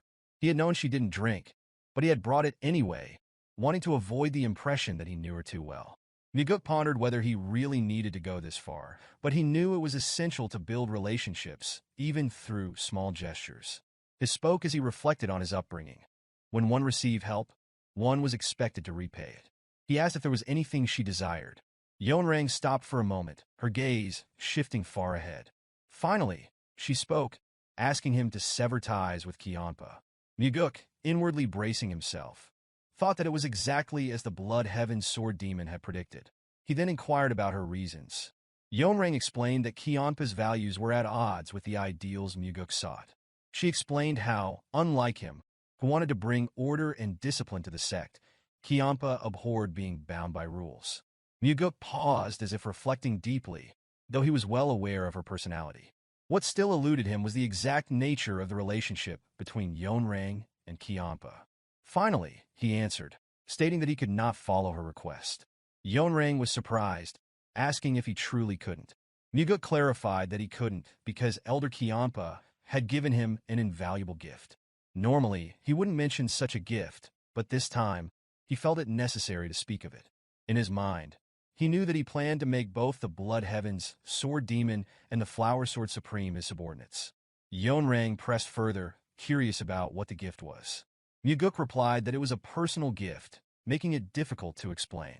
Yeonrang, feeling they were at a level where they should be able to have such conversations, asked if she was mistaken in thinking they could.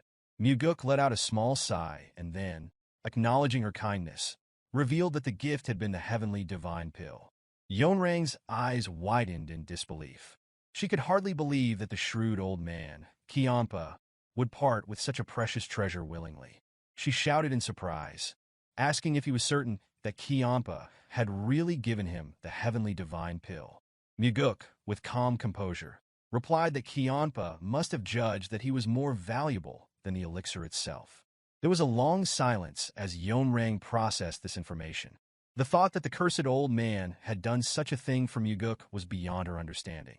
Finally, Mugeuk broke the silence, thanking her once again for her help and assuring her that if she ever needed his assistance, she could simply send word. As he began to turn away, Yeonrang called out to him, asking what kind of person he thought Kiampa was. Mugeuk answered, describing Kiampa as eccentric, violent, and unpredictable. He had initially disliked him, but as they had crossed paths more, Kiampa had come to seem better in his eyes. Yeonrang then asked if Mugeuk's change in opinion was solely because Kiampa had given him the heavenly divine pill. Mugeuk couldn't deny it, admitting that the gift had played a part in his shift in perspective. Still, Yeonrang insisted that Kiampa was not the right choice. She urged him once more to sever ties with Kiampa if he wanted her help in the future. Mugeuk responded with a challenge, which is for her to prove it. Yeonrang, confused, asked him what he meant. He told her that he needed something more to go on, something that would convince him that she was more helpful to him than Kiampa. After all, Kiampa had given him the heavenly divine pill, and if he was to sever ties with such a person, Mugeuk needed a good reason. Yeonrang suggested that serving the sect and its ideals was reason enough. Mugeuk dismissed the idea with a smile, expressing his disdain for those who tried to win over subordinates and juniors with lofty ideals and dreams. Yeonrang's reaction was swift and violent. A chilling inner energy emanated from her, and her eyes flashed with killing intent.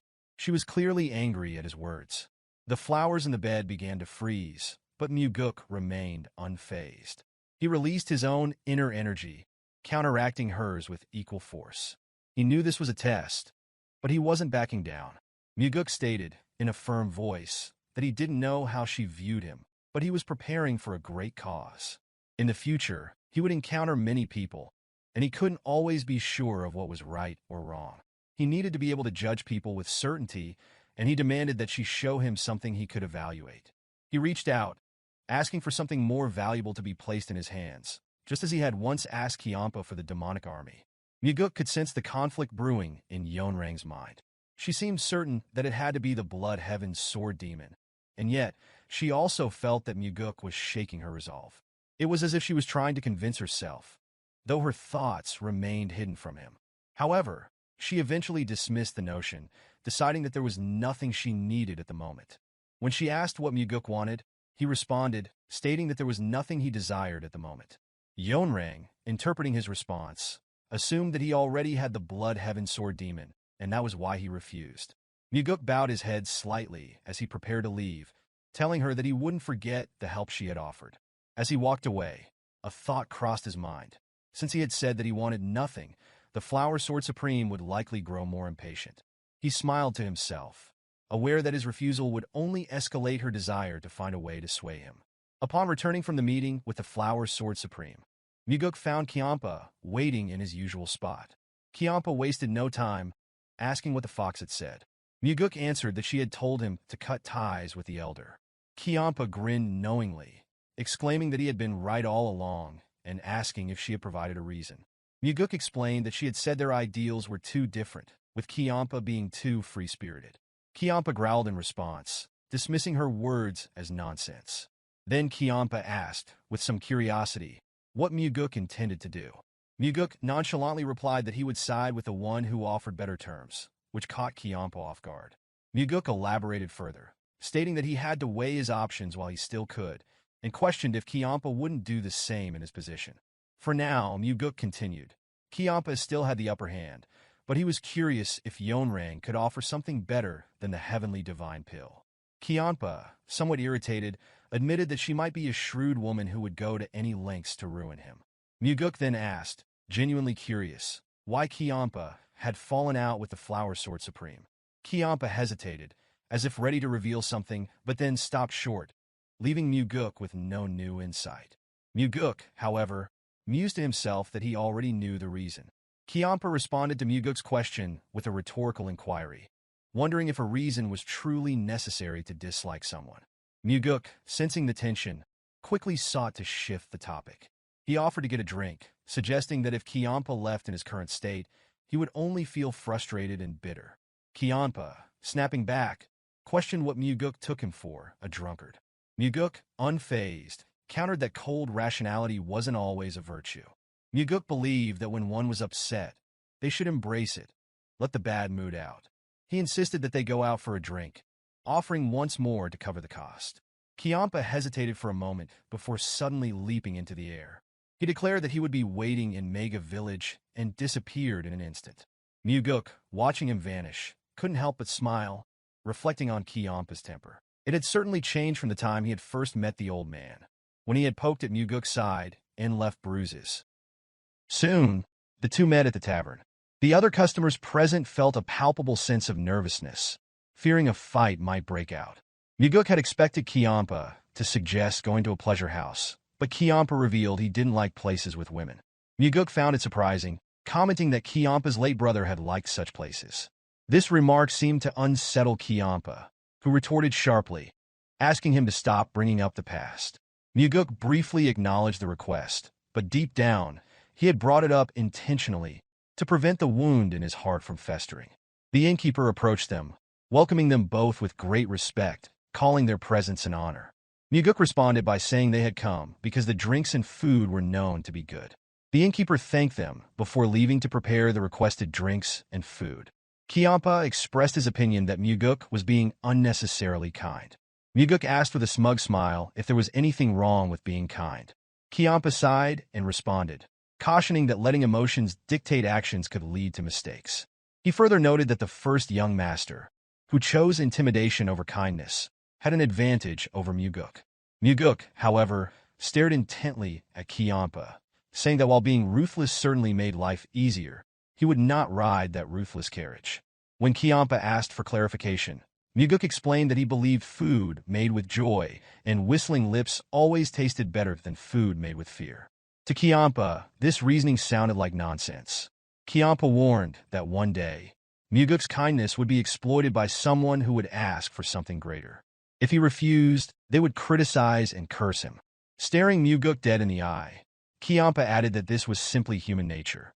Mugeuk responded in kind, stating that one day, the kindness he had shown would return to him in the form of something greater, perhaps even saving his life.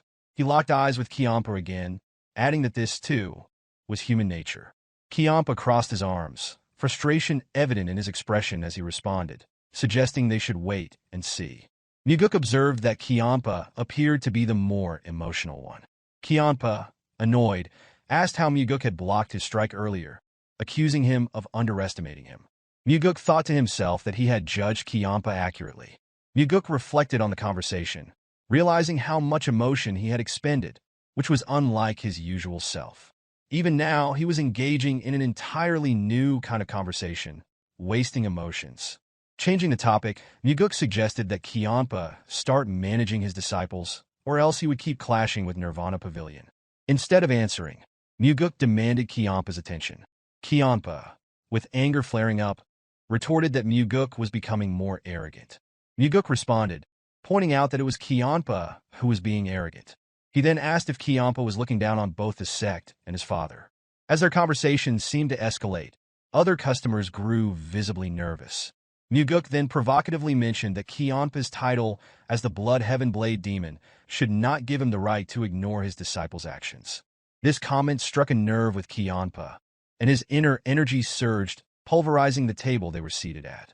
The innkeeper and the other customers, panicked, watched the destruction unfold. Kiampa, seething with anger, shouted at Mugeuk, expressing his desire to beat him to death before turning away. In the same breath, he demanded that the innkeeper bring out new drinks and food.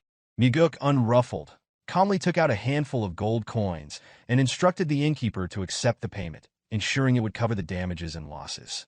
The innkeeper hesitated, reluctant to accept the money, but Mugeuk insisted, urging him to set up another feast and make the table legs bend.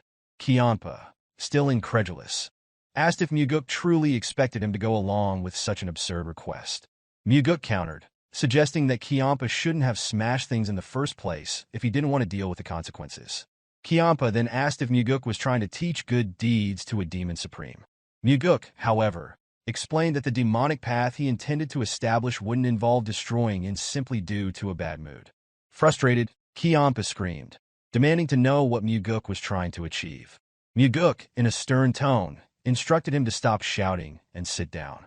Despite the flare of anger within him, Kiampa begrudgingly moved, then sat, crossing his arms and looking away like a child throwing a tantrum. Kiampa muttered under his breath, calling Mugeuk an insane, arrogant brat. Mugeuk, unperturbed, only continued to stare intently at the cursed old man, waiting for whatever would come next. Kiampa threatened that if Mugeuk betrayed him, he would kill him.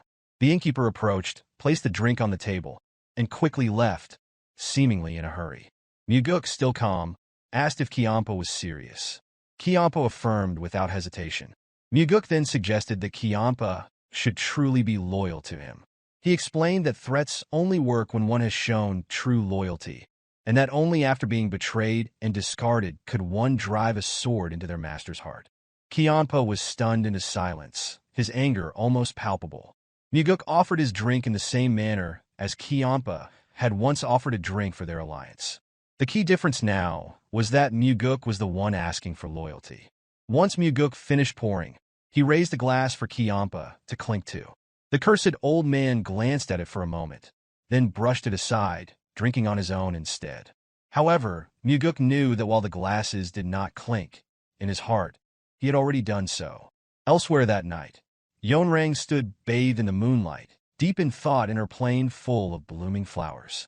A man reported that the second young master was drinking with the blood heaven sword demon, calling him an arrogant brat. Yeonrang immediately retorted, warning him to be careful with his words, as speaking recklessly behind someone's back was the lowest of acts. The man quickly acknowledged his mistake. Yeonrang, reflecting on the situation, remarked that the second young master was not the person she had known. The man suggested it was merely a storm in a teacup.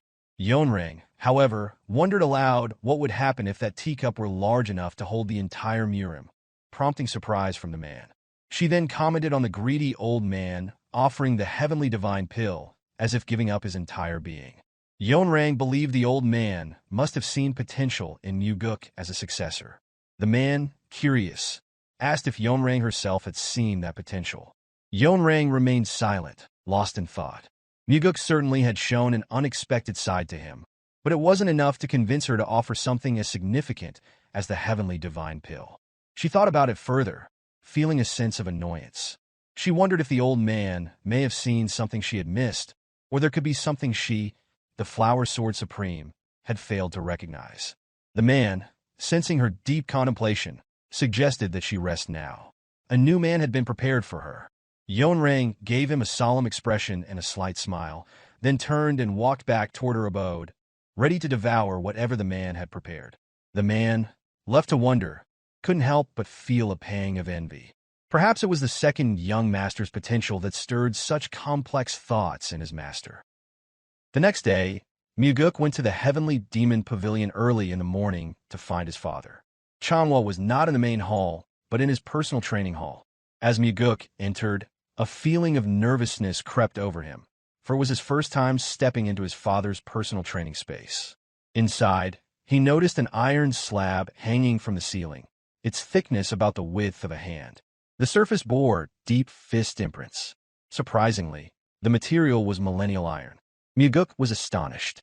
He marveled at the sight, wondering aloud just how strong one's fists must be to leave such marks. The thought crossed his mind that the millennial iron might be subjected to extreme abuse. Chanhwa dismissed the musings, commanding his son to come forward and demonstrate his wind god's force stride. Mugeuk briefly acknowledged his father's command before channeling his inner energy.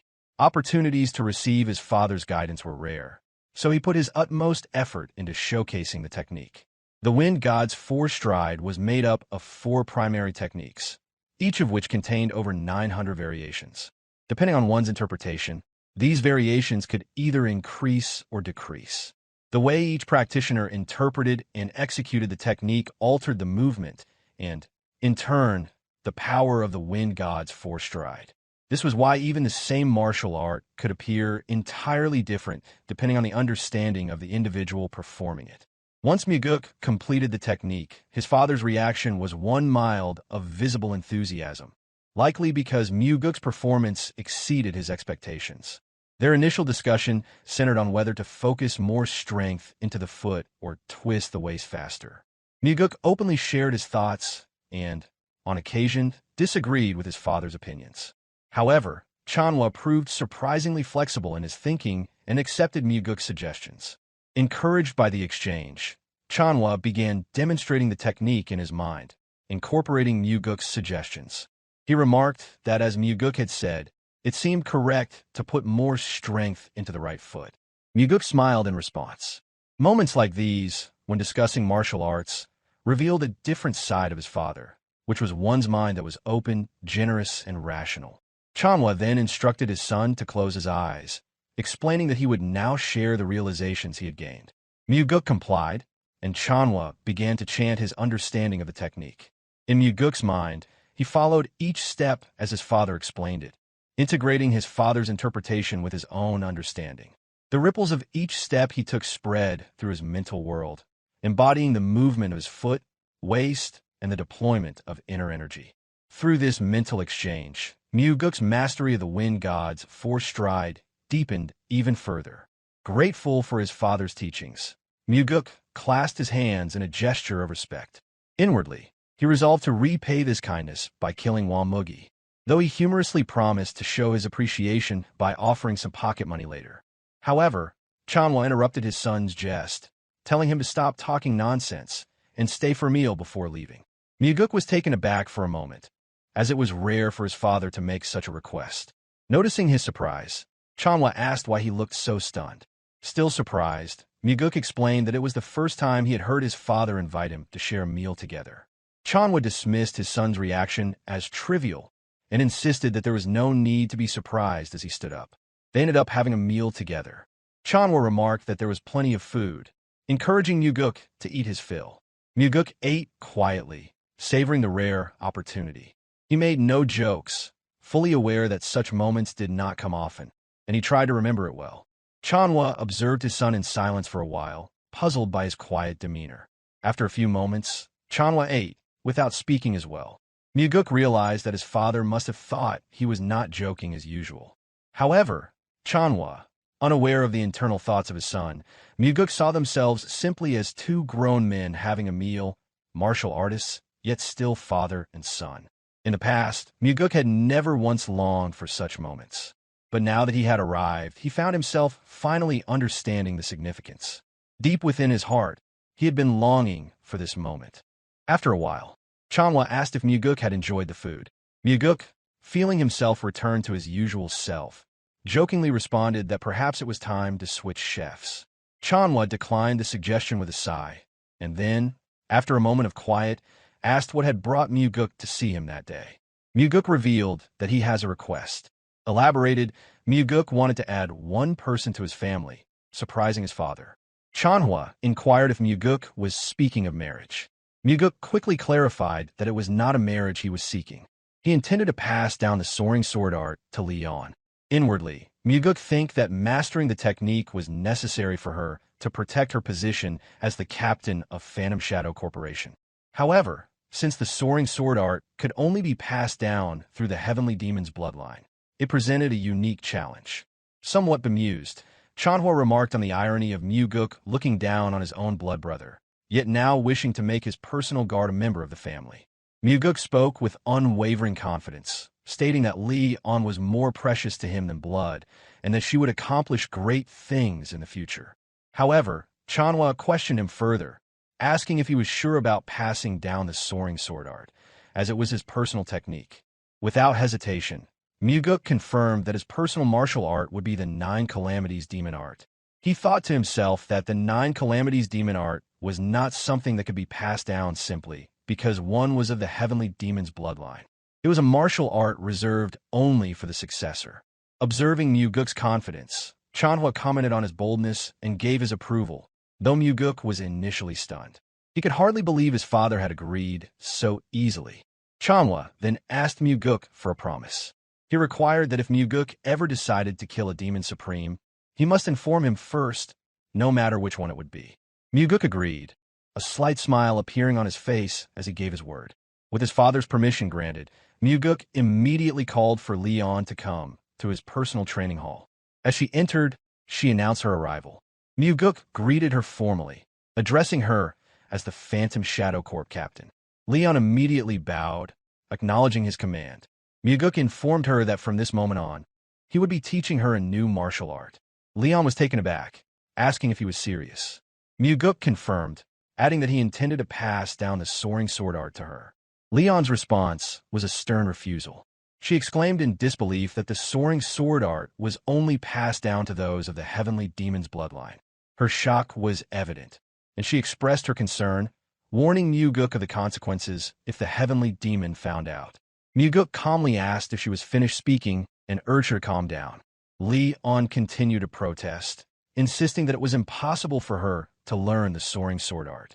She feared what would happen if their secret got out. Mugeuk reassured her that he had already received his father's permission, surprising Leon further. She questioned the validity of his claim, but Mugeuk confirmed that it was true. Still uncertain, Leon hesitated, asking why Mugeuk would teach her the soaring sword art, a technique so personal to him.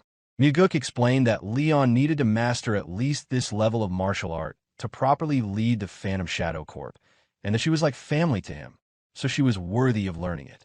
Leon's disbelief remained, as she stuttered, expressing that she could never dare to learn Mugeuk's personal technique. Her voice quivered as she repeated her refusal. Mugeuk moved closer to her, noticing the tremor in her body. He could see that something deep inside her was struggling to surface. Leon finally broke down, confessing that she had never been treasured this much by anyone before. Her words were shaky, filled with emotion as the realization dawned on her. Mugeuk gently patted Leon's shoulder and assured her that she had always been precious to him. At these words, Leon burst into loud sobs, as if something long held within her had been released. Mugeuk stood quietly, allowing her to cry, understanding that she needed this release. For some time, Mugeuk concentrated on teaching Leon, managing Nirvana Pavilion, and focusing on his own cultivation and training. Leon absorbed the soaring sword art with remarkable speed, her martial talent surpassing Mugeuk's expectations. With relentless effort, her progress was so rapid that it even surprised him. Mugeuk also came to a realization that teaching was, for him, a learning experience as well. Through Leon's hard work and Mugeuk's guidance, the soaring sword art began to shine through in the blade she wielded. Although tired and covered in sweat, Leon turned to her young master, her face lighting up with clear joy. Mugeuk observed her with a smile, the realization settling in.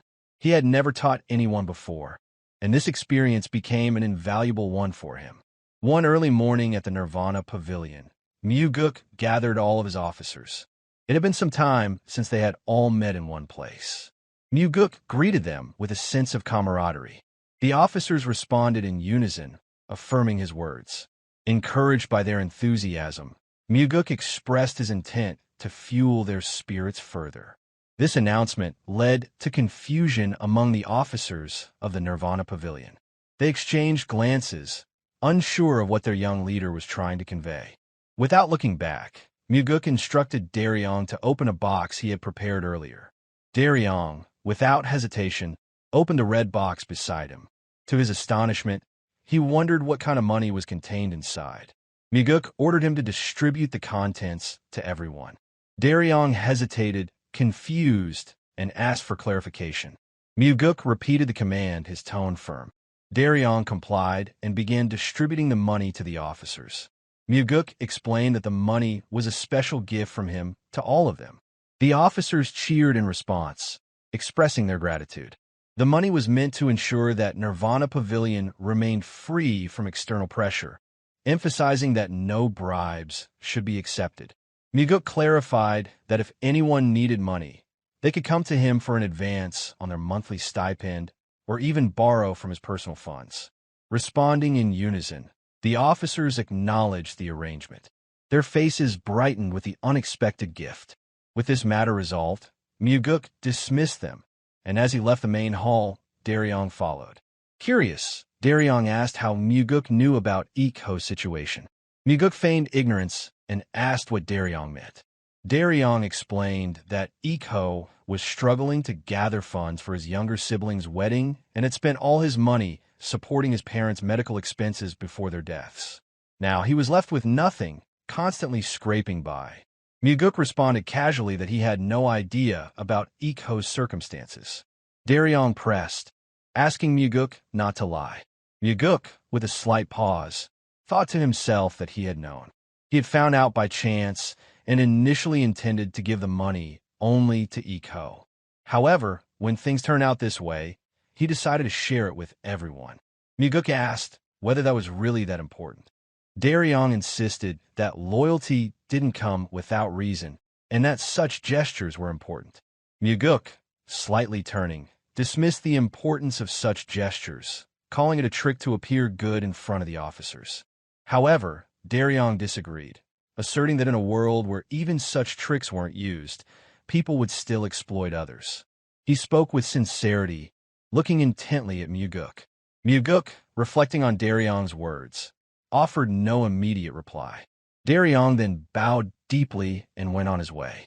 A few days later, Mugeuk visited the Southern Heavenblade family. Upon his arrival, Kionpa greeted him in his office, asking if something had happened that required Mugeuk to arrest him. Mugeuk mused if Kionpa had committed any recent crimes that had escaped his notice. Kionpa responded, acknowledging his life was full of sins, though not particularly today. Mugeuk then revealed his purpose for the visit, handing over a box to the Blood Heaven Blade Demon. Kionpa eyed the box curiously, wondering if it contained poison gas, considering whether Mugeuk was planning an assassination. In turn, Mugeuk joked about the rarity of such a box and expressed his interest in obtaining a few dozens. Kionpa asked once more about its contents, prompting Mugeuk to urge him to open it. As Kionpa began to open the box, much to his surprise, he found a blood-poisoned pearl inside. Ironically, it was the exact opposite of his earlier jest. Mugeuk remarked that it was a top-grade, detoxifying pearl. Still puzzled, Kionpa questioned why Mugeuk was giving it to him. Mugeuk answered, revealing it was a birthday gift. For a brief moment, the Blood Heaven Blade Demon was stunned, frozen by the revelation. Still in disbelief, Kionpa asked if it was truly his birthday. Mugeuk confirmed it, then playfully asked if Kionpa really hadn't known. Kionpa admitted he had stopped caring about birthdays a long time ago. He then inquired how Mugeuk knew, to which Mugeuk confidently replied that there was no information Nirvana Pavilion didn't possess, even jokingly adding he knew how many sets of underwear Kionpa owned. Kionpa asked seriously about the number of pairs, but Mugeuk quickly dismissed it, stating it was an exaggeration. Nonetheless, he wished Kionpa a happy birthday and reiterated that the gift was a gesture of goodwill to strengthen their bond. Mugeuk then bowed and prepared to leave. Before he could go, Kionpa asked if he had truly come just to give a gift. Mugeuk assured him it was purely for his birthday, with no other intentions, and suggested they drink together that evening at their usual tavern. With his usual casual air, Mugeuk departed, leaving Kionpa in stunned silence. The Blood Heaven Blade Demon was looking at the blood-poisoned pearl with an expression he rarely shown. It was the first time Kionpa showed a look of gratitude on his face. Later that evening, as the golden sunlight waned, Mugeuk returned home. To his surprise, he found a Flower Sword Supreme sitting in the spot where Kionpa had been earlier. A table with drinks had been set before her. She greeted him warmly, inviting him to relax and drink before heading to rest. Her beauty, effortless and alluring, was undeniable, but Mugeuk, ever cautious, approached her, already prepared for whatever might come. Mugeuk sat in front of the Flower Sword Supreme. Though his tone conveyed discomfort, similar to his interaction with the Blood Heaven Blade Demon, inwardly he was tense. He addressed her, expressing his readiness to engage. Mugeuk inquired about her offer of drink, noting that she had previously claimed not to drink. Yeonrang clarified that the drink was not for her, but for him. Mugeuk thanked her as she poured the drink, and without hesitation, he drank it. Yeonrang observed him closely. She asked, what if there had been poison in the drink? She wondered aloud how he could drink it without checking. Mugeuk replied that although he didn't check, he had taken precautions. At this, Mugeuk spat out the blood-poisoned pearl he had kept in his mouth. Not only did it prevent poisoning, but it also neutralized any poison in the drink, if it had been present. Yeonrang examined the pearl, commenting on its size, which indicated it was a top-grade blood-poisoned pearl. Mugeuk acknowledged that he had been cautious, noting that he couldn't simply drink what she offered without considering the possibility of danger, given the tension between them. Yeonrang pressed, asking if Mugeuk had taken a blood poison pearl when the Blood Heaven Blade demon offered him a drink. Mugeuk responded simply, stating he had not. This led Yeonrang to ask whether Mugeuk trusted the Blood Heaven Blade demon more than her. Mugeuk explained that a great deal had occurred before he had shared a drink with Elder Kionpa. Yeonrang countered, asking if they hadn't also been through a lot together. Mugeuk dismissed this, stating no, they had not shared such experiences. She revealed that it had been her who had repeatedly recommended Django, but Mugeuk emphasized that this choice had not been made for his benefit. It was, in fact, an attempt to force him to sever ties with Elder Kionpa. Yeonrang listened attentively as Mugeuk spoke, absorbing his words carefully. Mugeuk continued, expressing his desire to build many shared experiences with her. He wished to drink the wine she offered him without the need for the blood poison pearl. Yeonrang questioned him, challenging the sincerity of his words, and suggested that his heart already belonged to the Blood Heaven Blade demon. Mugeuk gazed into her eyes as he lifted the blood poison pearl in his hand, then placed it down. He poured himself another drink, deliberately taking his time, and drank it in front of her without hesitation. His intent was clear. He wanted to show her his disappointment, and for a moment, her expression hardened. He wanted to convey that it was she who should be cautious, not him. Yeonrang's expression softened as she observed his actions. Mugeuk knew that she believed she was not someone who needed to be compared to the Blood Heaven Blade demon. She was proud, confident that, should Mugeuk be forced to choose, he would choose her without question. Moreover, she was not the type of person to poison a drink. With a quiet gaze, Yeonrang finally spoke, asking Mugeuk what he truly wanted. Mugeuk's response was direct, revealing that he wanted her help in becoming the successor, but he wanted her assistance without requiring him to cut ties with Elder Kionpa. Yeonrang's eyes wavered, as if her initial purpose in coming to see him had been abandoned. She stood, about to leave, and spoke as she turned away. She explained that, in this world, only a parent helps without conditions before walking off. Mugeuk offered an invitation, suggesting that she join him for a drink later at Flowing Wind Tavern, if she felt like it. She did not respond, simply leaving him behind. Mugeuk made his way inside his residence to change, but to his surprise, someone was already there. His father stood atop the residence rooftop. After the two demon supremes, now his father was here too.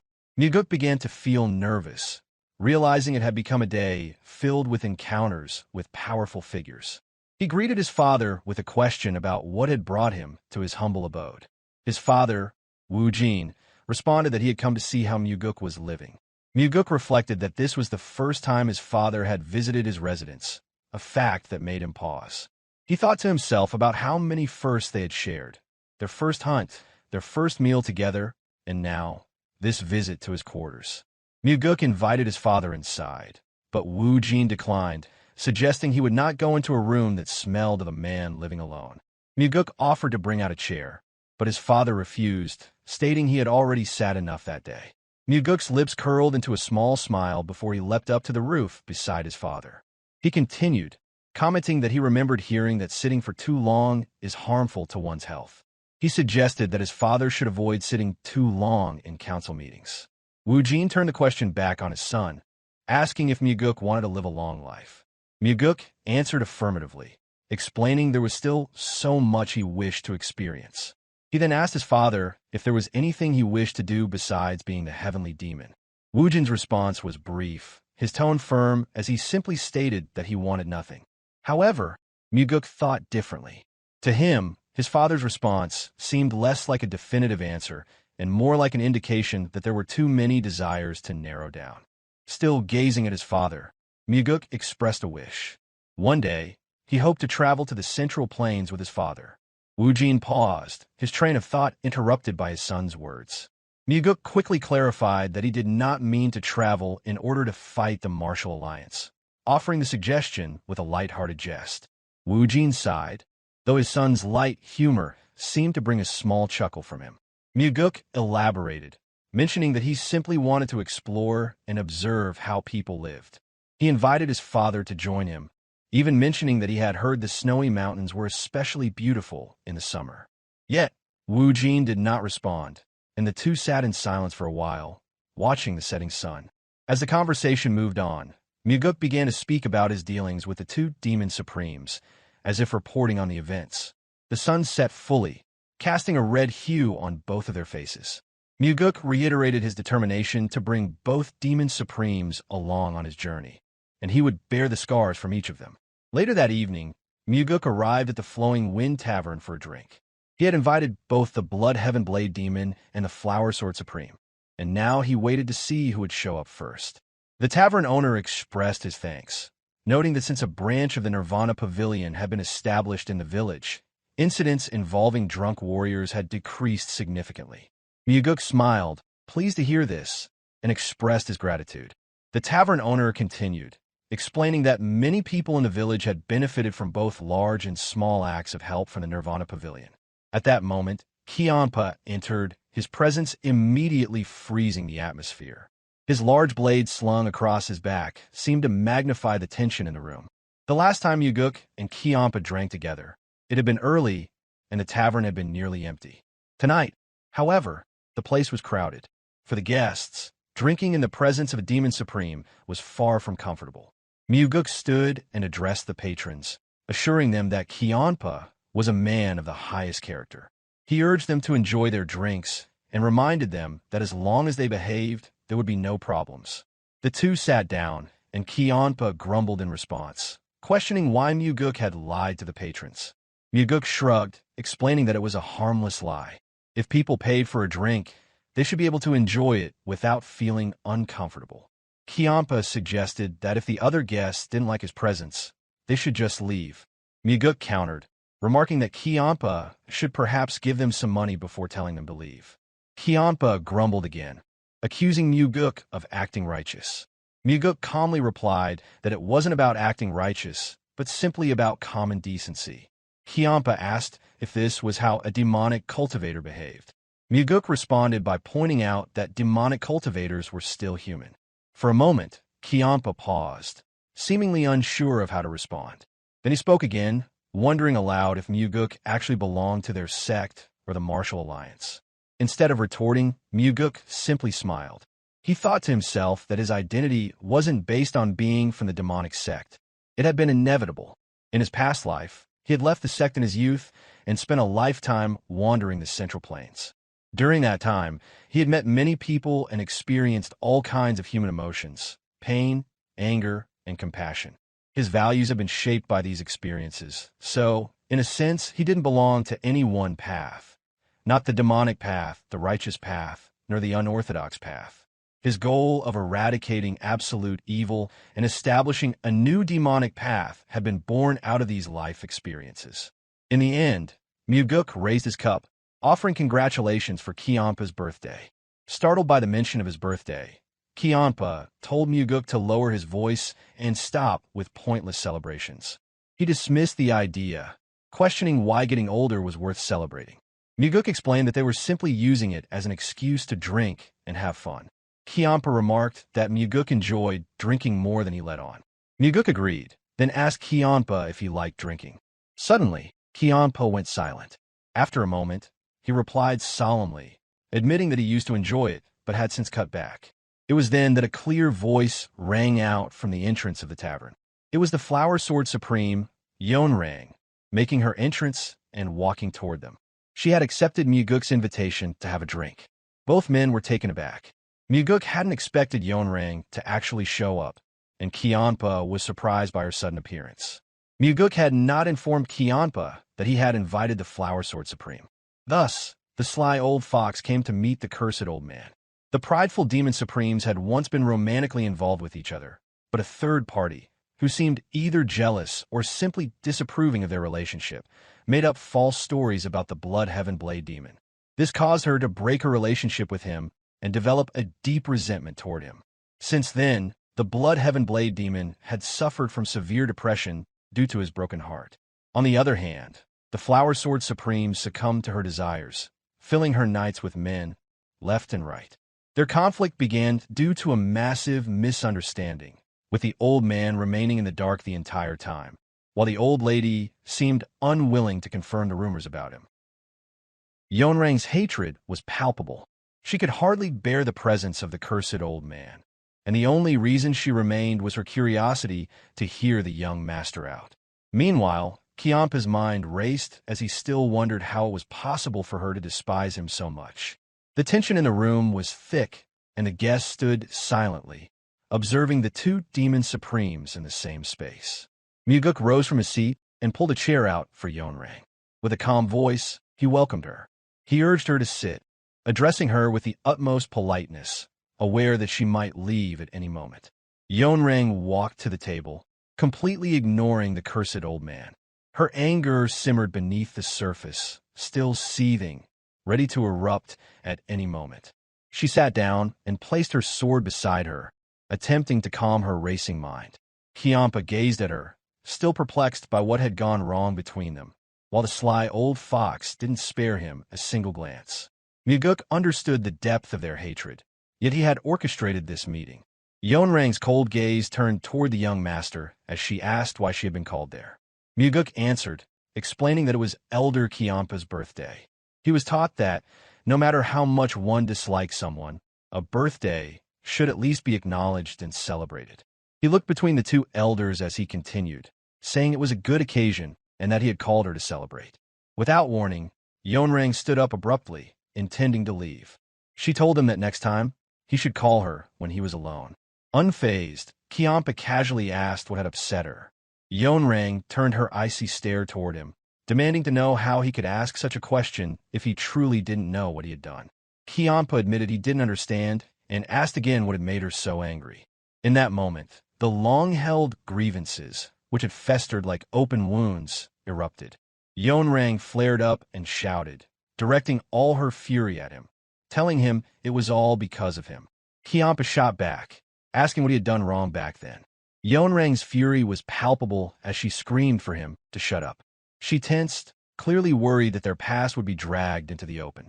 Kiampa paused for a moment, but Yeonrang, her anger barely contained, gathered herself before speaking again. She called him a selfish idiot, saying it in such a way that it sounded like a casual statement, but with unmistakable venom. At her words, Kiampa stood up abruptly. His anger flared, and he demanded her to repeat what she had said. Yeonrang taunted him, daring him to swing his blade, as he always did, mocking his tendency to speak drunken nonsense. She spoke her words with disdain, daring him to act. Kiampa stood silently, the annihilation blade trembling in his hands, but he made no move. Mugeuk observed their argument, but did not intervene. He knew the two would never actually draw their weapons against each other, as the Demon Supremes followed an unspoken rule to never fight among themselves. This rule had kept them alive for so long, and was essential to their survival as the 8 Demon Supremes. Mugeuk, sensing the rising tension, suggested they calm down, noting that there was still time before midnight. Then, suddenly, Yeonrang raised her voice in sharp anger. She demanded to know what Mugeuk thought he was doing, accusing him of despising her enough to pull such a stunt. Her usual calm, respectful demeanor shattered in that moment. Mugeuk attempted to calm her, explaining that he had brought her there because he needed her, hoping that today, she and Kiampa could reconcile. He admitted that he didn't understand the depth of their animosity, but wished to see it resolved. Yeonrang sighed deeply, struggling to regain her composure. She then asked, with cold practicality, that if a simple drink could have fixed things between them, why had they remained at odds for so long?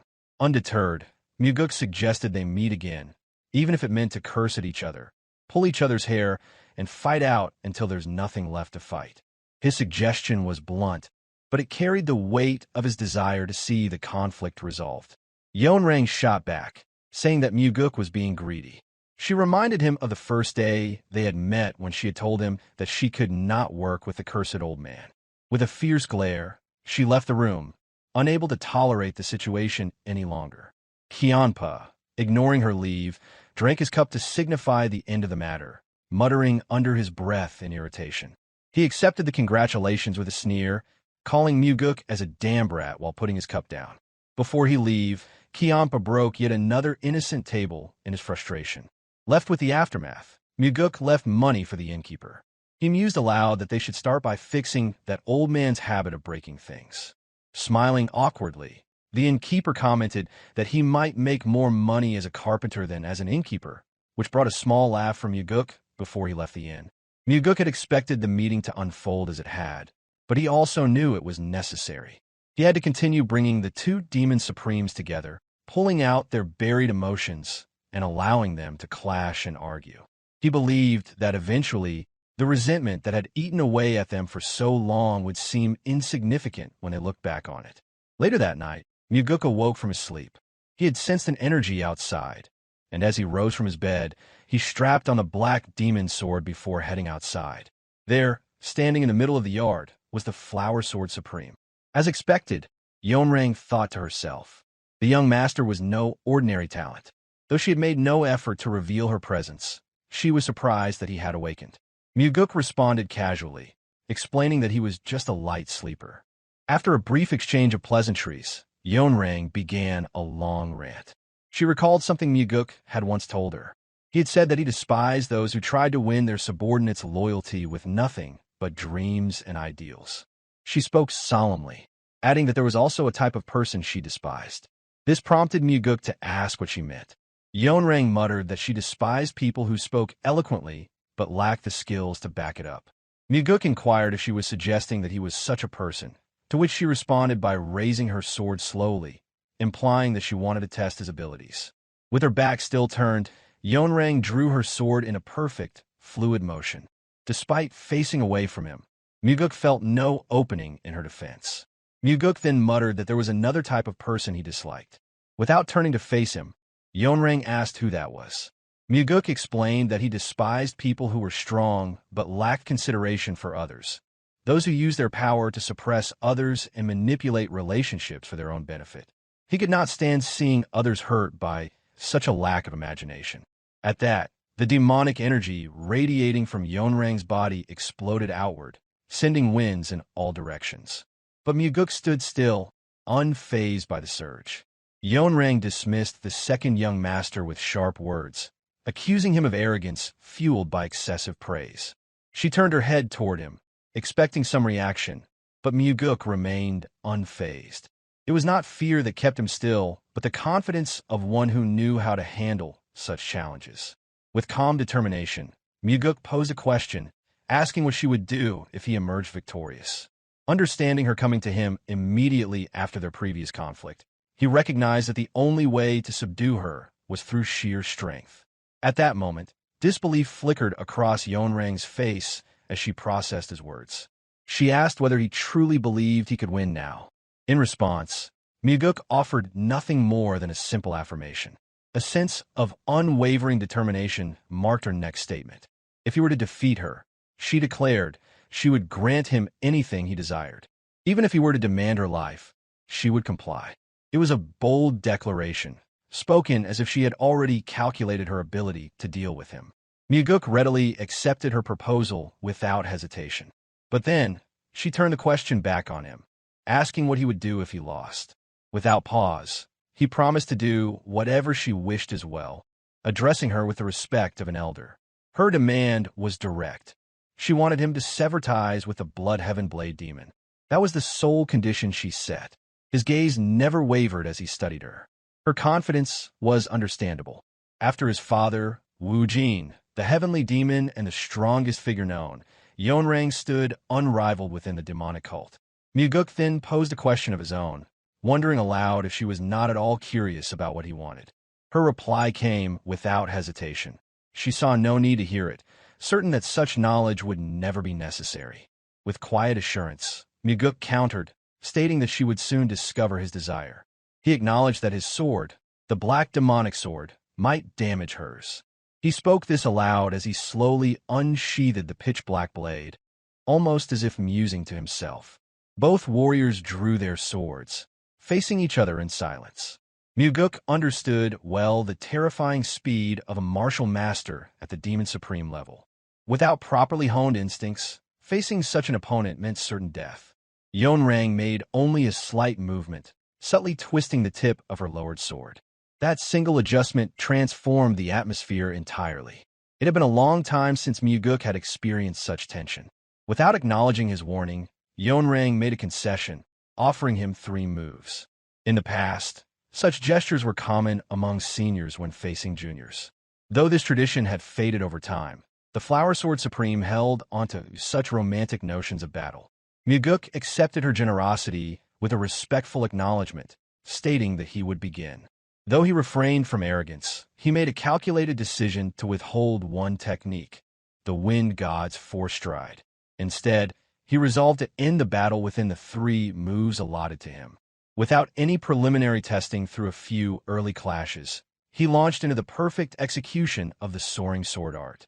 Closing the distance between them with precision, he unleashed the first form, balancing the heavens. A brilliant streak of light traced the path of his sword, cutting through the air in a dazzling line. The shining sword path appeared to carve a horizontal line across her form.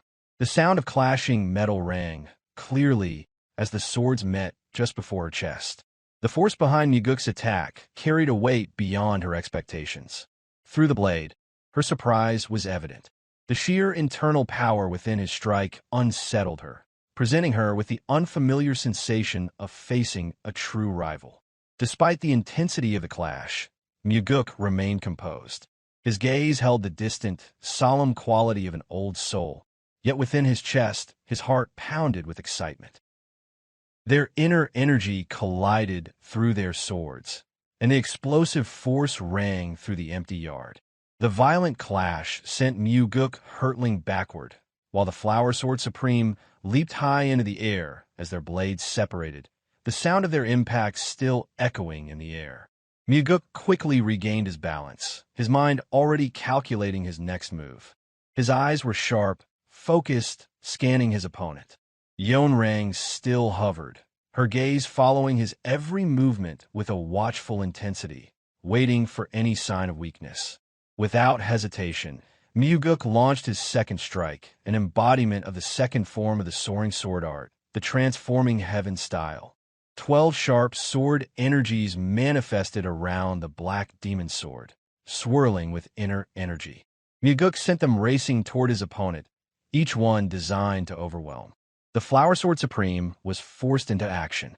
She parried the first 8 strikes with rapid precision, retreating gracefully with every blocked attack, but the energy of the blows pushed her backward. Yet, Mugeuk was not content to stop there. Even as the Flower Sword Supreme retreated, he sent another 4 sword energies her way. With gritted teeth, she prepared to face them head-on, her determination rising as she countered the relentless barrage. But this time, she broke her promise. Her sword blazed with a brilliant light as she executed a technique that shone like a comet cutting through the night. She thrust her sword forward with overwhelming force, the sword energy surging through the air, ripping through Mugeuk's attacks, and continuing toward him with a deadly momentum. Her strike flew directly at Mugeuk's chest, but his reflexes were quicker. He twisted his body midair, deflecting her attack with a black demon sword, his movements fluid and precise. In that brief moment, Mugeuk realized that the Flower Sword Supreme had broken her vow. She had not held to the agreed-upon 3 moves, but had launched an offensive of her own. Realizing what she did, Yeonrang cursed under her breath. Instinctively, she prepared to counter the incoming strike. Mugeuk knew that defending against the onslaught of sword energies from the transforming heaven style alone would not suffice. Forced into action, she shifted her stance and launched her own counterattack, unless she does not want to be struck down. Her face betrayed her distress as she struggled to match Mugeuk's relentless assault. But Mugeuk was already planning his next move, his mind calculating with terrifying precision. With a sudden surge of energy, he channeled his inner strength and executed the 3rd form of the soaring sword art, the profound heaven style. The world seemed to lose its color as Mugeuk's sword thrust forward with a power that felt like a wave of destruction. His technique was flawless, and the sword energy surged forward like a tidal wave, unstoppable in its path. Yeonrang's mind faltered in that moment. She had yet to speak, still processing what was happening when Mugeuk's sword struck again. Her focus wavered as she realized she had underestimated the depth of his martial mastery. When their swords collided once more, The shock was overwhelming. Yeonrang's eyes widened in disbelief. The force of Mugeuk's sword was pushing her back, something she had never expected. The Flower Sword Supreme, the strongest of the heavenly demon cult after the heavenly demon, was now being overpowered by someone she had thought inferior. Panic surged through her as she felt her sword begin to yield.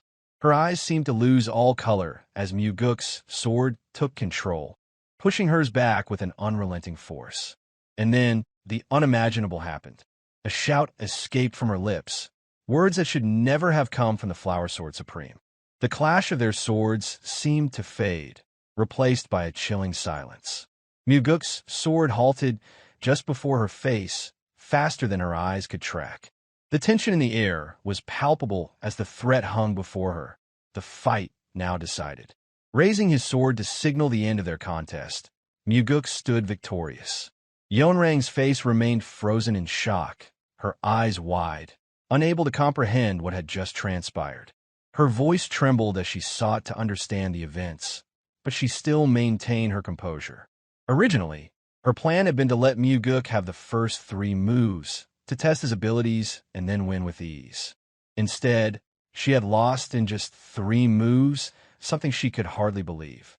With calm assurance, Mugeuk sheathed his sword and remarked that he had warned her about the Black Demon Sword, and that she should have been more cautious.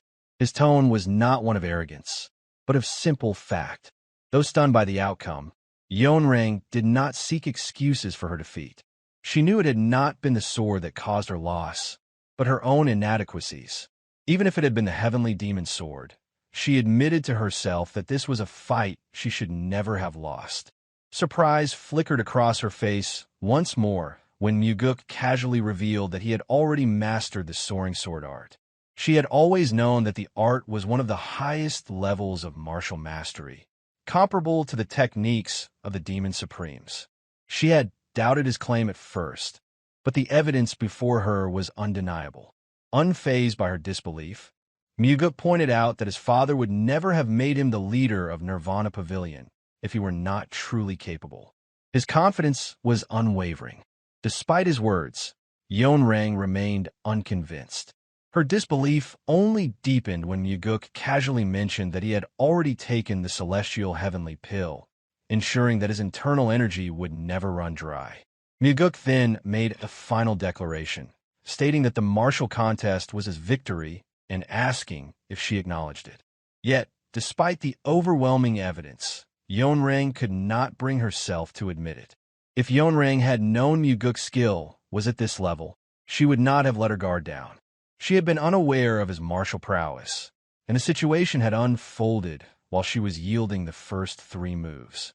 Mugeuk's words broke the tense silence, his voice calm but pointed. He reminded her that if word spread that the Flower Sword Supreme had broken her promise, the label of coward would stick with her forever. Yeonrang's expression hardened, and she responded sharply, telling him to stop provoking her with such unnecessary words. Her tone remained unflinching. She claimed that she always kept her promises, asking what he wanted now. His brow furrowed. Mugeuk reminded her that she had said she would give his life if she lost. Yeonrang nodded, acknowledging their wager. She asked him then, did he want her life? Mugeuk's response was casual. He admitted that while Elder Kionpa had often called him mad, he was not crazy enough to demand her life. Yeonrang pressed again, asking what he truly wanted. Mugeuk's expression softened as he requested her forgiveness. He apologized for being rude to her up until that point, explaining that his apology was sincere and asking for her forgiveness. She looked at him, puzzled, and questioned if he was mocking her. Mugeuk quickly reassured her, saying that he had indeed been rude and should not have invited her to that place. He bowed respectfully as he spoke. Still confused, Yeonrang asked why he was apologizing when he had won the duel. Mugeuk answered honestly, expressing that he wanted both to apologize and to gain her favor. He hoped she would support him genuinely. She questioned his sincerity, suggesting that if he was hoping for her support in a succession battle, he was being naive. She expressed her disappointment in his naivety. Undeterred, Mugeuk explained that it depended on the opponent. If someone threw dirt at him, he would respond with the same, but he did not wish to do that with her. as he respected her too much. A bit taken aback, Yeonrang asked if that meant he thought she was naive. Mugeuk clarified that he saw her as worthy of more respect than anyone else among the 8 demon supremes. He admired her character, which he considered noble. For a moment, Yeonrang hesitated. She looked at him, considering his words carefully. She then asked if he truly believed that about her. Without missing a beat, Mugeuk responded affirmatively, calling her refined and dignified. She bit her lips slightly, a mix of pleasure and complexity in her expression. She seemed pleased by the compliment, but also conflicted. With a polite bow, Mugeuk took his leave, returning to his room to end the evening. Though, considering her future, Mugeuk realized that everything he had said to her was a complete and utter lie. However, the events he spoke of had not yet come to occur.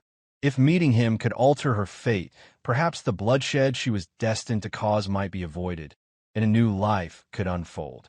Perhaps, just perhaps, Mugeuk could make a flower bloom in the desolate wasteland that he saw in her eyes. The following night, around the same time, the Flower Sword Supreme appeared once again to meet Mugeuk. Her eyes were swollen, suggesting a sleepless night, and it seemed she had spent the entire night in the courtyard. She spoke slowly, her voice subdued, stating that she would accept his apology.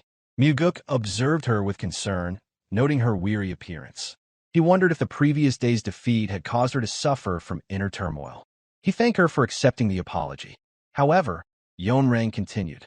She admitted her loss in the duel the day before, but insisted on another challenge. Mugeuk's eyes widened in surprise. If they were to wager again, and without using the wind god's 4 strides, he doubted he could win.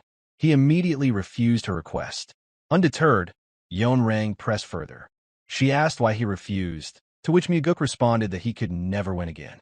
He explained that if she hadn't lowered her guard and allowed him the first 3 moves, he would have had no chance.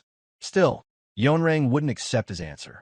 She pushed on, reminding him that he had mastered the soaring sword art technique and had the necessary martial prowess.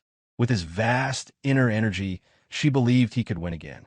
Mugeuk firmly stated that he couldn't, explaining that his victory had been a mere stroke of luck, one that came rarely in a lifetime. He wasn't arrogant enough to mistake it for genuine skill. Yeonrang then proposed an alternative. If she won, she would ask for nothing. But if she lost, she would grant him whatever he desired. Mugeuk paused, considering her offer. He understood her desire to regain her pride. He reflected on how her obsession with pride had led her to become the cult leader, causing a bloodbath before her eventual fall. He wondered what she thought he might demand. Her naivety and foolishness were evident. He finally spoke, telling her that he would keep their duel a secret. There was no need for her to defeat him.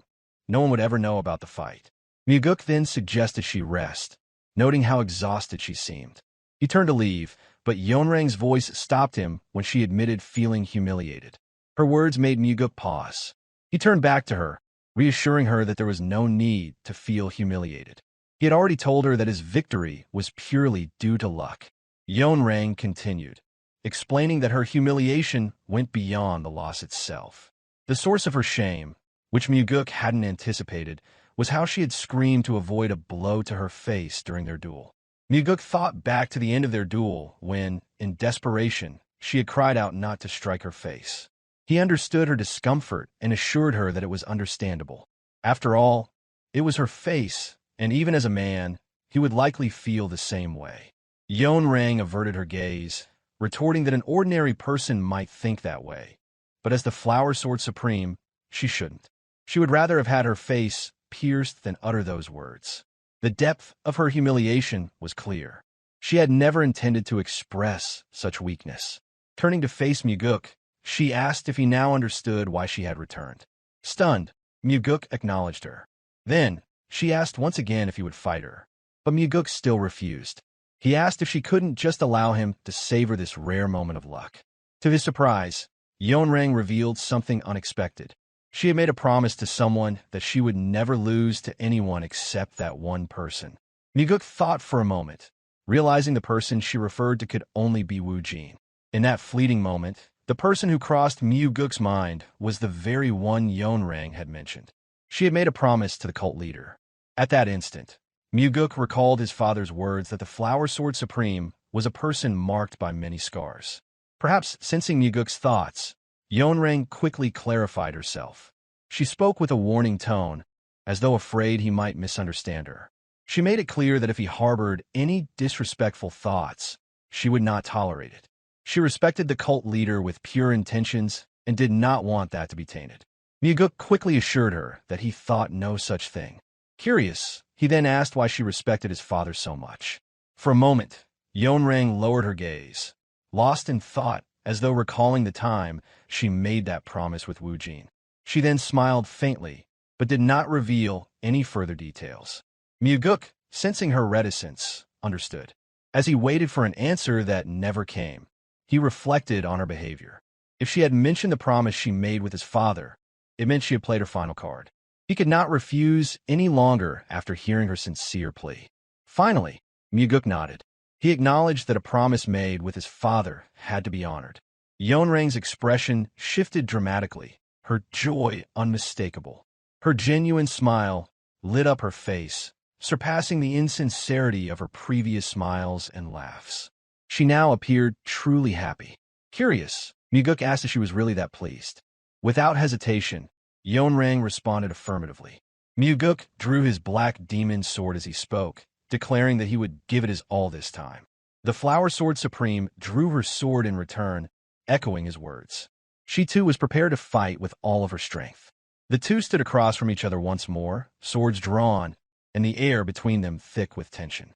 The promise to give everything in their duel was clear. The excitement was palpable, even more so than the first time. The Flower Sword Supreme was no longer complacent.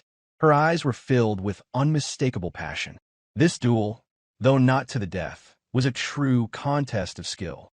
Yeonrang struck first, closing the distance between them with a swift step. She thrust her sword in a straight line. Mugeuk, quick to react, tilted his head and narrowly avoided the attack. In response, Mugeuk swung his sword wide, but Yeonrang blocked, then leapt back, creating space between them. Their movements became a series of exchanges, testing each other's martial skills. The next series of moves was a warm-up. Mugeuk seemed to use the Winged God's four-stride moves to close the distance. Yet, Yeonrang blocked each of his sword strikes with precision. As the barrage of attacks ceased, Mugeuk seemed to vanish from in front of her for a split second. Yeonrang was surprised to find him suddenly behind her, sword raised for another attack. However, Yeonrang was not caught off guard. She effortlessly blocked his strike and, in the same movement, shifted her sword to redirect Mugeuk's trajectory, breaking his balance and sending him off course. Mugeuk landed a few steps away, his feet dragging across the ground. Before he could recover, Yeonrang's blade filled his vision. He barely managed to pull his head back in time, narrowly avoiding a sword strike that would have pierced his forehead. Mugeuk swung his sword again, forcing her blade aside. Yet, just as quickly, she countered with a second strike. Mugeuk managed to read her movement and dodge once more. The two stood facing each other, raising their swords simultaneously. Each observed and anticipated the other's movements. Then, without hesitation, they thrust their swords forward at the same time. It was as if they were dancing with their swords, each move a graceful counter to the others. Their blades barely missed each other in perfect synchrony. Thus, they were exchanging more than 300 dazzling strikes. Mugeuk's heart swelled with excitement as he fought at his fullest against one of the peerless masters, savoring the thrill of battling with such skill. On the other hand, a smile formed on the Flower Sword Supreme's lips, reflecting the excitement of the ongoing duel. With each strike and dodge, their swords continued to clash, and in perfect synchronization, both fighters leaped off the ground, soaring beyond the yard. Bathed in the moonlight, their swords danced with renewed intensity. The scene mirrored an ancient battle, one that showcased a master who defied her age and returned to the vigor of her youth, facing a young master whose potential seemed limitless. Their battle moved into the nearby forest, the change in terrain gradually altering the dynamics of their duel, heightening the thrill they both felt. The longer they fought, the more the idea of winning faded. They had become absorbed in the sheer joy of testing their martial arts. The question of who would win no longer mattered. Sweat began to soak their faces, and Mugeuk couldn't help but think that Yeonrang must have felt the same way. The intensity of their fight had faded, replaced by a mutual focus on their craft. The deadly intent was gone, leaving only the purest form of swordsmanship. Mugeuk was astounded by her ability to link seemingly impossible sword techniques and by her swift perception of his weaknesses. She was truly remarkable, worthy of having the word sword spoken with honor in her name. He, too, was enjoying the fight. This contest of martial arts, pure and untainted by life or death stakes, brought Mugeuk more joy than any previous battle he had faced. He realized that, just as with his father or Leon, he had misjudged her. Normally, such thoughts wouldn't have time to form during a duel, but they paused and rested during what felt like agreed-upon breaks. Both were absorbed in testing their skills, revisiting the various techniques they had exchanged. After catching their breath, Mugeuk spoke, acknowledging the unfinished business of their match. He noted that since she hadn't used her killing move, he had lost. Yeonrang's pale expression appeared to fade slightly, and she responded, questioning if it wasn't the same for him. Mugeuk, however, insisted that it wasn't the case. This was all he had. For a moment, the Flower Sword Supreme stood silently, watching Mugeuk before suddenly speaking her gratitude. She thanked him for the match, leaving him somewhat puzzled. Without another word, she turned and walked away. Yet one thing was clear. Her departure came with a calmer demeanor than when she first arrived. Mugeuk could not yet predict how she might act in the future. Though she had promised not to lose to her father, this might have been the final encounter, or perhaps she would return tomorrow. The duel had stirred emotions within Mugeuk. What significance did it hold for her? Had it been enough to touch the emotional barrenness she carried? Mugeuk could not be certain. Regardless, the effort to bring her to his side began now. Winning someone's favor was never an easy task. The following night, the Flower Sword Supreme returned to see Mugeuk again. She began, explaining how after their draw the day before, she had gone back and slept all day. Mugeuk had been abruptly woken from his sleep and rushed to meet her in the yard, still in his pajamas. Yeonrang continued, sharing how, unlike after her loss the first day, she had slept soundly after the draw. In fact, she confessed, she hadn't slept so deeply in years. Curious, Mugeuk asked whether she usually had trouble sleeping. Yeonrang confirmed it, adding that she had never slept deeply before. Then, she shared a thought that had crossed her mind. Could a duel every day be the answer to her restlessness? Mugeuk, though confused, could not hide his disbelief at the suggestion. Yeonrang, however, was unfazed and proposed another match, explaining that third time's the charm. A fleeting sadness appeared on Mugeuk's face, but he realized there was nothing to lose in accepting her request. Smiling, he agreed. Drawing his sword, he responded, "That sounds good."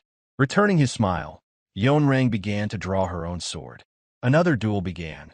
Nothing was at stake, yet with each clash, the spirit of the martial artist reignited. After the bout concluded, the two warriors rested by a waterfall, using the quiet moment to exchange questions about the fight and each other's techniques. When asked about a particular move, Yeonrang elaborated that dodging left on the 23rd move had deliberately restricted his options.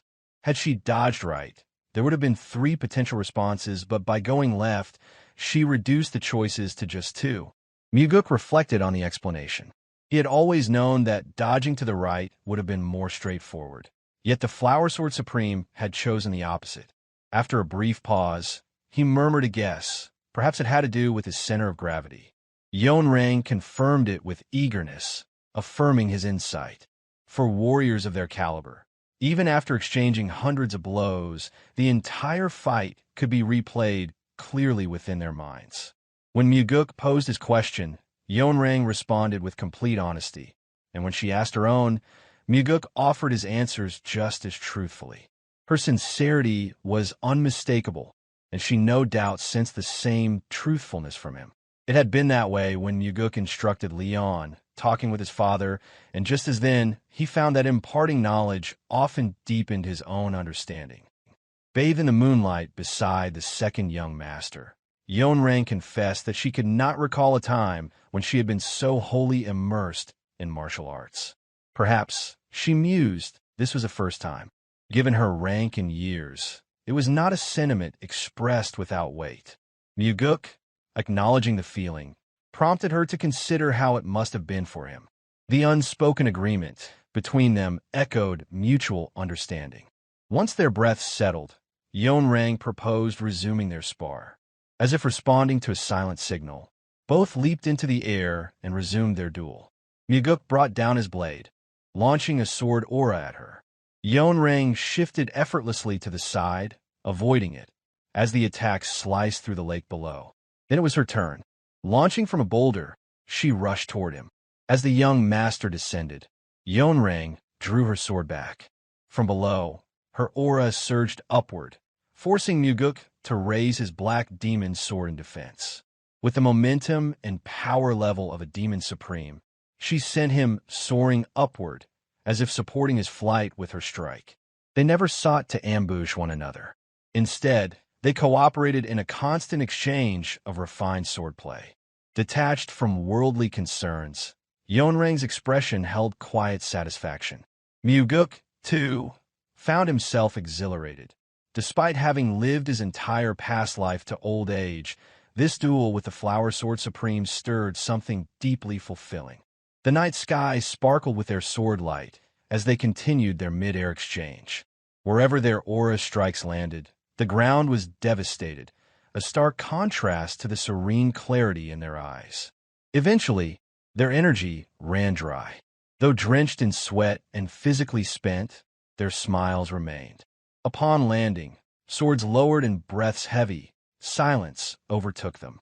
If this had been their first duel, the outcome might have hinged on who recovered first, but now, victory no longer mattered. Their martial hearts were fulfilled. Then, Yeonrang asked if Mugeuk had any alcohol. One who never drank was now asking, prompting a flicker of surprise in Mugeuk. A smile curved across his face as he confirmed that he did. The two made their way to his yard. After searching through the house, Mugeuk found the bottles. Together, they drank, quietly commemorating the end of that night's series of duels. Upon taking her first sip of alcohol in a long while, Yeonrang noted how pleasant the drink tasted. This prompted Mugeuk to inquire whether she knew much about liquor. In response, Yeonrang clarified that abstaining from alcohol did not equate to ignorance. She had, after all, once been a drinker. Suddenly shifting her tone, Yeonrang grew serious and asked the young master a question. Mugeuk responded respectfully, granting her the space to speak. She then asked what had brought about such a drastic change in him. He had not always been like this, she observed. Though she had not studied him closely, she had held a general impression of his character. After a brief moment of reflection, Mugeuk answered that the change had not been sudden. He had been preparing for a long time. When pressed further on whether he had been hiding his true nature, he acknowledged that, in essence, he had. Revealing too much too early, he explained, would have meant death at the hands of his brother. Concealing his true self had been necessary until he could ensure his own survival. At this revelation, Yeonrang remarked that he was a truly formidable individual. With the last of their drinks finished, both lowered their jars and fell into silent contemplation. Rising to her feet, Yeonrang began to voice her thoughts. She admitted that it might sound strange, but being with him felt much like being in the company of a friend. This shift in her tone startled Mugeuk. The woman who had always maintained formal speech now spoke more casually, without consciously realizing it. Perhaps she had caught a fleeting glimpse of the person Mugeuk had once been. In the presence of Wu Jin and Leon, Mugeuk often behaved more lightly, preferring to shield others from the weight of his past. Yet in front of the Flower Sword Supreme, that barrier had not been maintained. During their duels, he had shown a seriousness unmatched by anything else. In response, Mugeuk rose, placed his hands together, and expressed that, if he might be so bold, he had felt a genuine sense of camaraderie through their exchange of swords. Yeonrang appeared to resonate with that sentiment. She replied that the nature of their future relationship remained unknown, but the duel they shared today would remain in her memory always. Mugeuk affirmed that he too would never forget it, and thanked her sincerely for her teachings. However, Yeonrang did not fully accept the notion of being his teacher. She questioned whether she had truly taught him at all. Mugeuk suspected she may have believed herself the greater recipient of learning. Yet in his eyes, he had gained far more. While she might have grasped a few lessons, he had absorbed everything. Through their 3 days of sparring, his comprehension of the soaring sword art had deepened. The barrier to 10-star greatness had fallen, and now his strength was progressing toward the realm of 12-star greatness. Before parting, Yeonrang unsheathed her sword once more. Mugeuk immediately recognized the gesture. She raised her sword with the tip angled downward, smiling softly.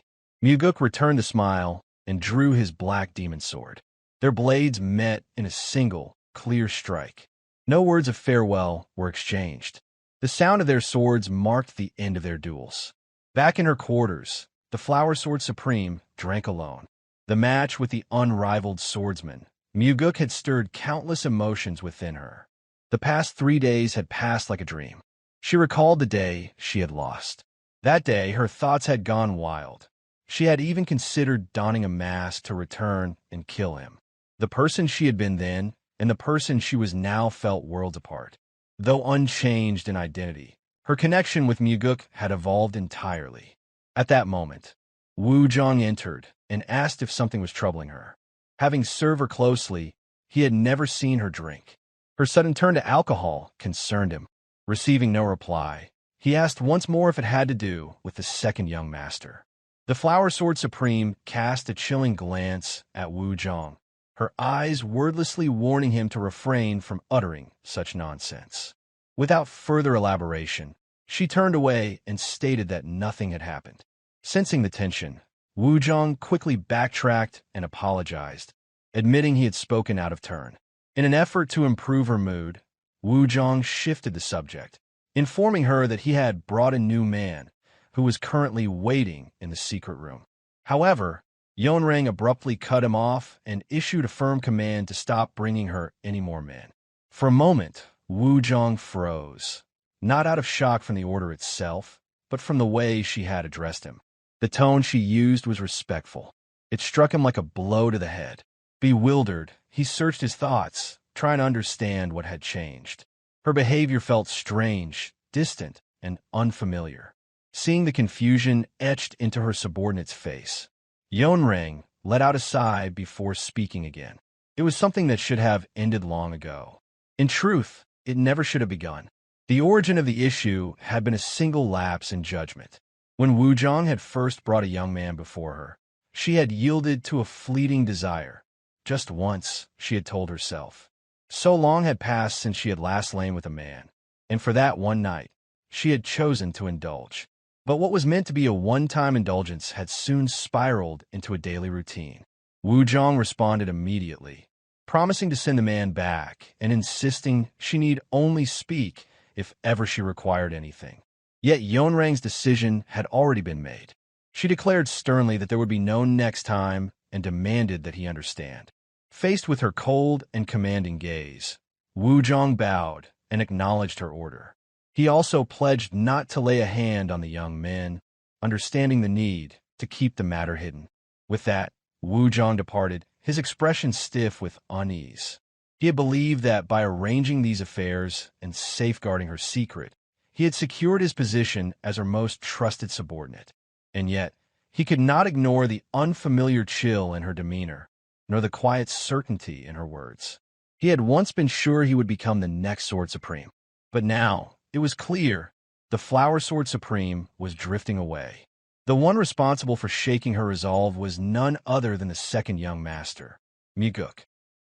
The morning that followed saw the mountain cloaked in a heavy silence as enforcers from the Nirvana Pavilion secured the area. Though seasoned in facing humanity's darkest depths, these martial artists stood hollow-eyed, shaken by the horror confronting them. One enforcer, unable to endure the gruesome scene any longer, abruptly turned away and vomited. A heap of corpses lay buried in a shallow grave, discarded like refuse, treated as if their lives had held no value. They had been used and then thrown away. After finishing his daily training, Mugeuk arrived on the scene.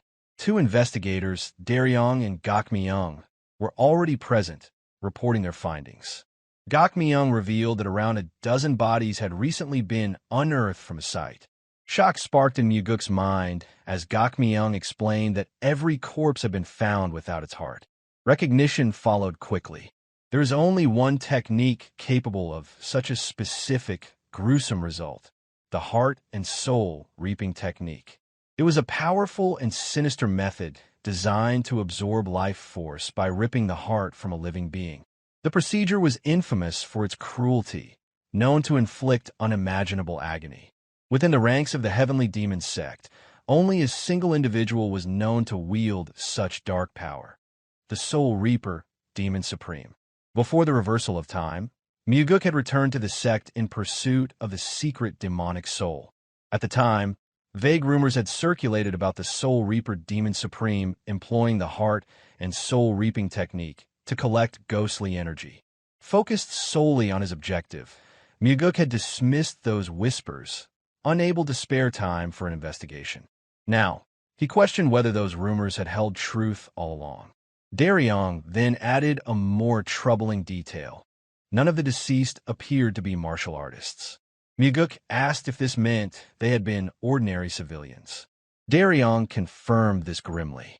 The corpses had included men and women alike, without any pattern or selection. Then came a quiet, almost reluctant admission: among the dead were children. Mugeuk's mind stilled in that instant, descending into an icy calm. His heart, too, hardened. This was the line he could not ignore. What lay before him was the very thing he despised above all: those with power preying on those without. For martial artists to target the untrained, especially children, was nothing short of monstrous. Among those who practiced martial arts, battles, ambushes, and rivalries were to be expected. The battlefield was one they had all chosen. But this was different. This was meaningless butchery. Though Mugeuk did not consider himself a righteous man, he could never tolerate this kind of evil. Back during his quest for the secret demonic soul, he had heard whispers that the Soul Reaper Demon Supreme had been using this technique for years. If that were true, then countless innocents had likely perished, possibly thousands. These thoughts darkened his gaze. A chilling light gleamed in his eyes before being softened by memories from before time had reversed. He remembered the old man, mysterious, dignified, cloaked in light, who had sent him back. That man had radiated benevolence, and had asked Mugeuk to state his purpose for turning back time. His only answer had been revenge to Wamogi, but now he saw it clearly. Vengeance still mattered, and his own life still held meaning. Yet in that moment, something else took precedence. This cruelty needed to be stopped. Just then, another investigator appeared, clutching a new report. Everyone turned toward him in unison. What the investigator brought was a fan. Upon unfolding it, Mugeuk observed strange drawings and indecipherable writing, markings that would seem cryptic to most. But to him, their meaning was unmistakable. It was a ghost fan, the kind wielded by ghost sorcerers, more specifically by the disciples of the Soul Reaper Demon Supreme.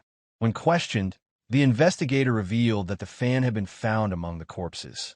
This discovery further reinforced the suspicion that the Soul Reaper Demon Supreme was involved. Still, a sliver of doubt lingered in Mugeuk's mind. If someone had been assigned to dispose of the corpses, why would they leave behind such a distinct artifact and then simply vanish? Further inquiries led to another unsettling detail. The herbalist who had discovered the site was now missing. Yet Mugeuk did not dwell on that fact. He gave instructions for the area to be cleaned up and declared his intent to visit the Wester Illusion Fort. This decision drew surprise from the investigator. The Soul Reaper Demon Supreme was no trivial figure to confront. Daryong questioned whether Mugeuk truly intended to face the man directly. With a faint smirk, Mugeuk affirmed the notion. Since evidence had surfaced, a direct inquiry was necessary. As he traveled, Mugeuk contemplated the strangeness of the situation. It made no sense. The Soul Reaper Demon Supreme was known for leaving no trace of his soul techniques. Yet now, not only had a civilian stumbled upon a mass grave, but a highly identifiable ghost fan had also been left behind in plain sight.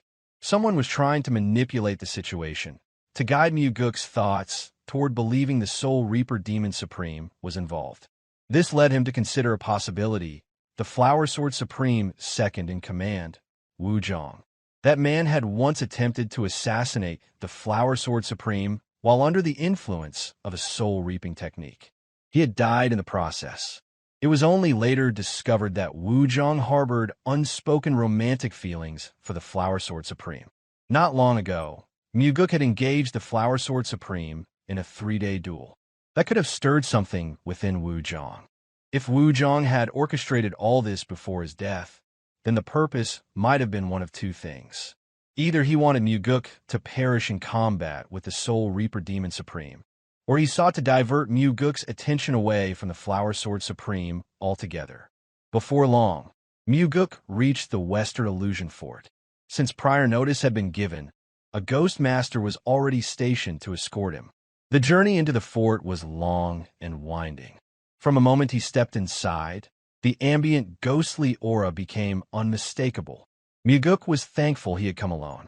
Had he brought his subordinates, their internal energy would have been disrupted, rendering them vulnerable to hallucinations, inner demon states, and the effects of soul-reaping techniques. The ghost flowers blooming in the garden released waves of soul energy. Statues and pagodas scattered throughout the grounds radiated similar eerie force. At the heart of these haunting surroundings stood a conical structure, the residence of the Soul Reaper Demon Supreme. The building's interior was disorienting. Swirling patterns covered every surface from floor to ceiling, making it difficult to maintain balance. Mugeuk felt as though he had stepped into an elaborate illusion. At the center of the room sat Yasuo, the Soul Reaper Demon Supreme. Before the regression, Mugeuk had no meaningful interaction with him. Even during his return to the sect, while pursuing materials for the Great Regression technique, their paths had barely crossed. Still, one fact stood out. Among the 8 Demon Supremes, Yasuo had survived the longest. Upholding formality, Mugeuk bowed and greeted him with due respect. Yasuo responded with an eerie calm, addressing him as the second young master. His voice seemed to echo from multiple directions, now from the left, now from the right. Then came a question, its tone shifting to a whisper that seemed to come from behind. What had brought Mugeuk to such a distant and obscure place? In that instant, Mugeuk realized the disorientation was no accident. Yasuo had already begun to weave confusion through his soul-reaping technique. With a solemn expression, Mugeuk declared his purpose. He had come to investigate a grave incident. In response, the Soul Reaper Demon Supreme fixed his gaze on Mugeuk with unsettling intensity. Without warning, the blackness in Yasuo's pupils expanded, consuming his eyes entirely. The sight created a strange pull, and as Mugeuk stared into those black voids, a wave of drowsiness began to overtake him. But Mugeuk remained steady. His will did not falter, and that unwavering focus prompted a rare note of praise from Yasuo, who commended his resilience. A slight, knowing grin spread across Mugeuk's face as he credited his firm mind. In truth, part of the credit belonged to his determination, but it was largely due to the heavenly demon body protection technique, which shielded him from spiritual assaults. He moved the conversation forward, informing Yasuo that a group of peculiar corpses had been discovered, alongside an object belonging to a soul conjurer. When asked to clarify, Mugeuk retrieved the item and presented it. It was a fan. Soul conjurers were known to carry uniquely crafted artifacts, symbols of their affiliation and power. As soon as Yasuo laid eyes on the fan, he immediately called for someone. Mugeuk found it odd that there were no questions. Typically, he would have been flooded with inquiries, yet none came. Even after emphasizing the unusual nature of the corpses, Yasuo showed no curiosity. Mugeuk began to suspect the man already understood what made the corpses so disturbing. Soon after, Nungyu arrived, summoned by his superior. As he entered, Mugeuk examined him carefully. Just as expected, there was no fan in sight. That absence was telling. Soul conjurers did not go without their tools unless they had a reason. Yasuo turned to Nungyu and inquired about the fan's whereabouts. With no hesitation, Nungyu confessed that he had lost it the previous day. Mugeuk responded by tossing the recovered fan across the room to him. Nungyu didn't turn to his master for answers. Instead, he addressed Mugeuk directly, asking how he had come to possess it. Mugeuk replied that the fan had been recovered from the site, where several corpses were discovered. Upon hearing this, Nungyu flinched. But it wasn't the reaction of someone learning their possession had been linked to a crime. It was something more, a subtle but clear realization that he had been exposed. He asked no further questions, not about the bodies, not about the location or the cause of death. That omission revealed what Mugeuk needed to confirm. Nungyu had been the one responsible for disposing of the bodies. Given that, Mugeuk stated calmly that Nungyu would have to be brought in for formal questioning. That statement was not made lightly. In Mugeuk's mind, the situation was now clear. Yasuo had indeed been using the soul conjuring technique, and Nungyu was carrying out the work on his behalf. Nungyu did not resist or object. Instead, his gaze shifted toward the only man he truly feared, seeking silent instruction. Without a word, Yasuo transmitted his intent through his unique method of telepathic communication. A subtle nod followed. Nungyu turned back toward Mugeuk and accepted his fate, stating that he would comply. Mugeuk bowed with courtesy toward Yasuo, expressing gratitude for the cooperation and stating they would speak again in the future. Nungyu went peacefully, neither resisting nor attempting to explain himself. Yasuo offered no reaction. He simply nodded, allowing his subordinate to take the fall. His face remained impassive, unreadable.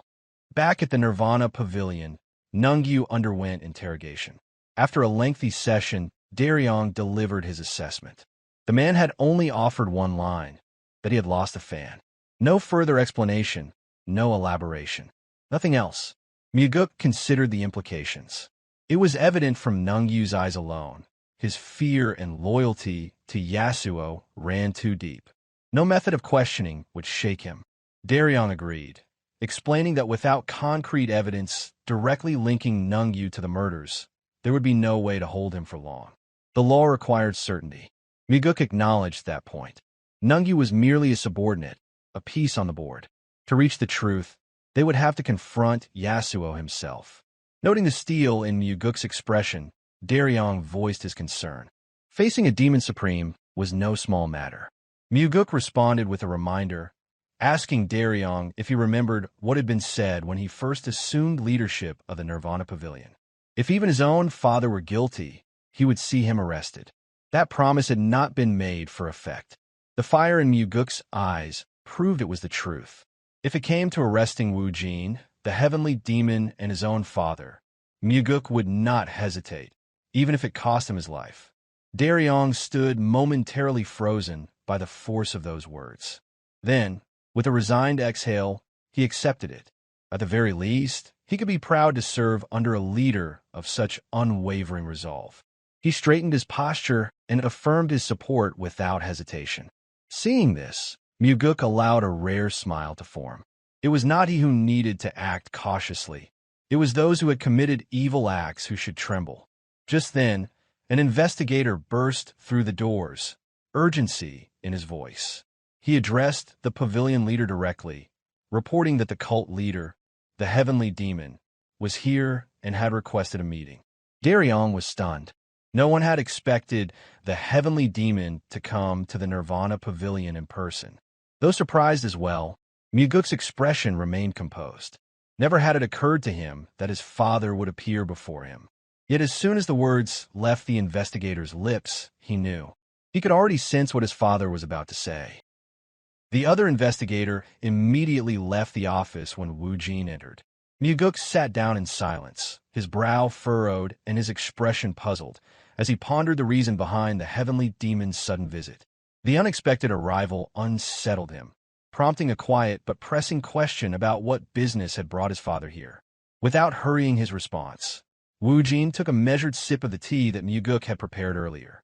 After a moment's pause, Wu Jin casually mentioned that he had simply been passing by and decided to stop in for a visit. However, Mugeuk was not convinced by the explanation. A feeling deep inside told him that this was no mere coincidence. Wu Jin had come with a purpose, and Mugeuk sensed it clearly. Yet, rather than pressuring his father to speak, he chose patience, allowing Wu Jin to reveal his intentions when ready. For a while, Wu Jin sat in reflective silence, his gaze turned outward toward the window, his mind seemingly elsewhere. After a few minutes, without shifting his focus, he finally spoke. He advised Mugeuk not to interfere with the Soul Reaper Demon Supreme for the time being. Hearing this, Mugeuk inwardly confirmed his suspicions.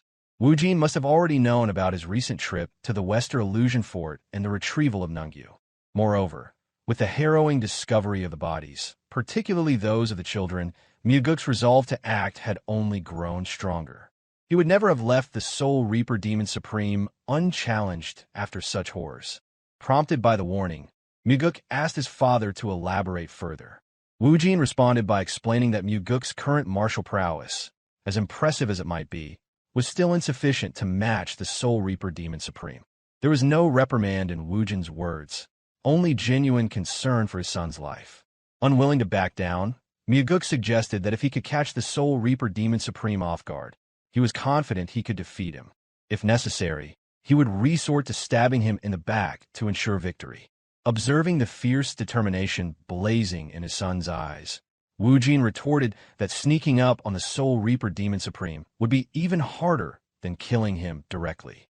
Mugeuk then asked if the Soul Reaper Demon Supreme was truly that formidable. Wu Jin closed his eyes briefly, searching for the right words. Eventually, he explained that the Soul Reaper Demon Supreme was both the weakest and the strongest among the 8 Demon Supremes. Mugeuk listened carefully, trying to unravel the meaning behind this paradox. The explanation slowly took shape in Mugeuk's mind. If one could overcome the Soul Reaper Demon Supreme's soul conjuring techniques, if one could develop martial arts immune to sorcery, or achieve a level of mastery where such sorcery had no effect, then the Soul Reaper Demon Supreme would be an easy opponent. Without his sorcery, his martial skills alone were nothing extraordinary. In that sense, to someone like the Heavenly Demon, who could resist his magic, the Soul Reaper Demon Supreme would indeed be the weakest among the 8. With this understanding, Mugeuk asked if Wu Jin would assist him in surpassing the Demon Supreme's sorcery. Wu Jin did not flatly refuse, but he warned that it would not be achievable in a short time. Even acknowledging Mugeuk's remarkable learning speed, Wu Jin was firm that it would not be enough. Wu Jin outlined 2 possible methods to block the Soul Reaper Demon Supreme sorcery. The first method required mastering the 9 Calamities demonic art.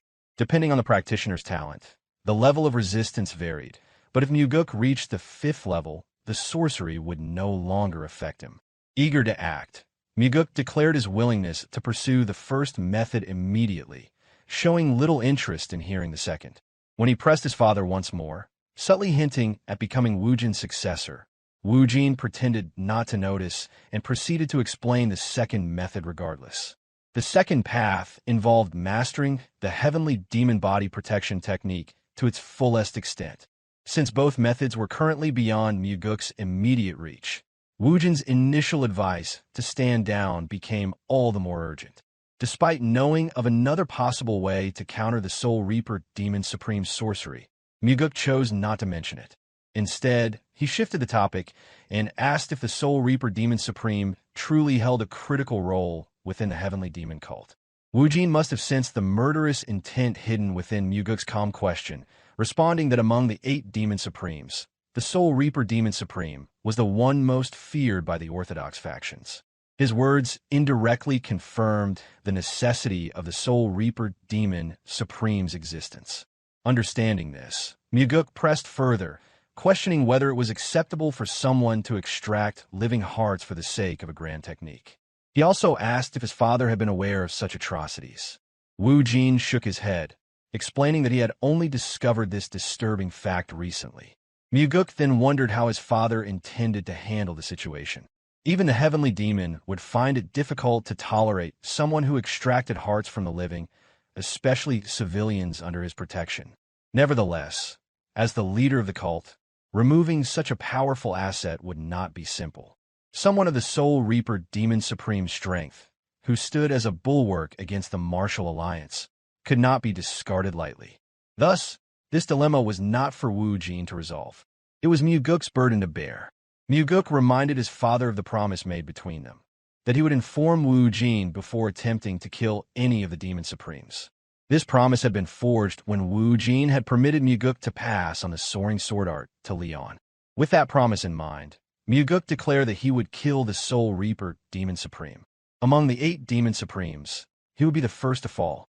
In Mugeuk's previous life, the Soul Reaper Demon Supreme had survived the longest among the current 8 Demon Supremes. Now, the opposite fate awaited him. Mugeuk elaborated further, explaining that this was not a decision made in a moment of rage.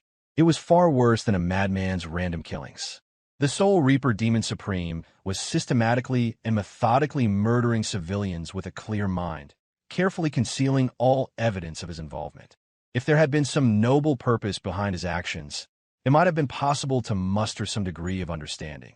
Yet, the Soul Reaper Demon Supreme sought only a bit of power, and he employed horrific methods to achieve it. Mugeuk emphasized that this was no act committed by a human being. Fully aware of his father's delicate position concerning the 8 Demon Supremes, Mugeuk requested that Wu Jin leave the matter entirely in his hands.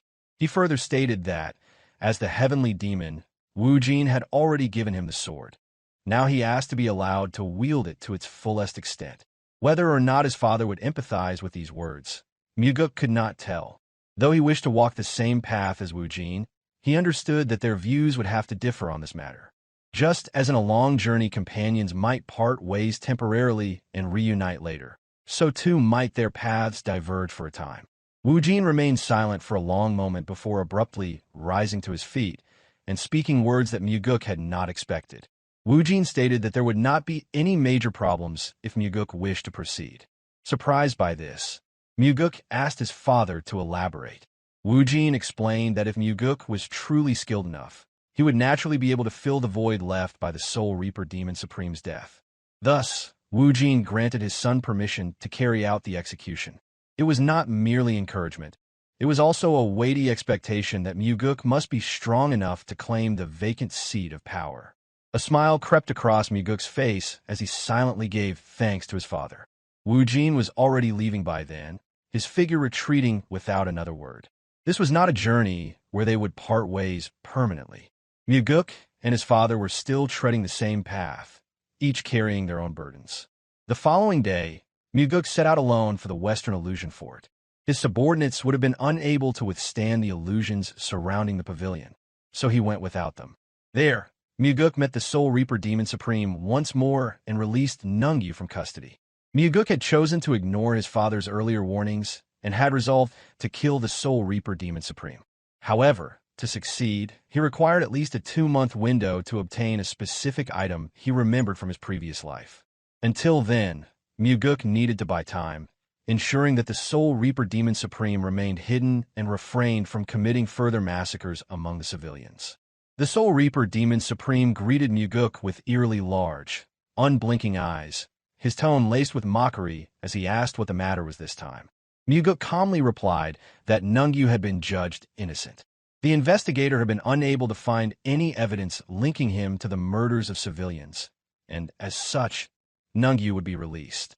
The Soul Reaper Demon Supreme, appearing disinterested, questioned why Mugeuk had come personally if his only task was to free Nungyu. His voice carried a slight edge of curiosity beneath the sarcasm.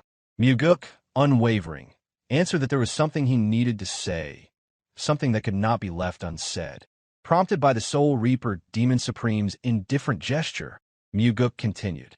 Without a hint of hesitation, he revealed that he knew about the soul reaping technique being employed. He spoke the accusation plainly, leaving no room for misunderstanding. Feigning innocence, Yasuo, the Soul Reaper Demon Supreme, claimed ignorance. He insisted that he had never heard of such a technique before and that it was his first time encountering the term. Despite the convincing delivery, Mugeuk recognized the lie immediately. Yasuo's expression remained utterly unchanged, an unsettling trait he had mastered by climbing to his current position through the manipulation of countless hearts. Mugeuk pressed on, undeterred by the deceit. He demanded that Yasuo immediately cease using the soul reaping technique. Addressing Mugeuk as the second young master, Yasuo repeated his claim of ignorance.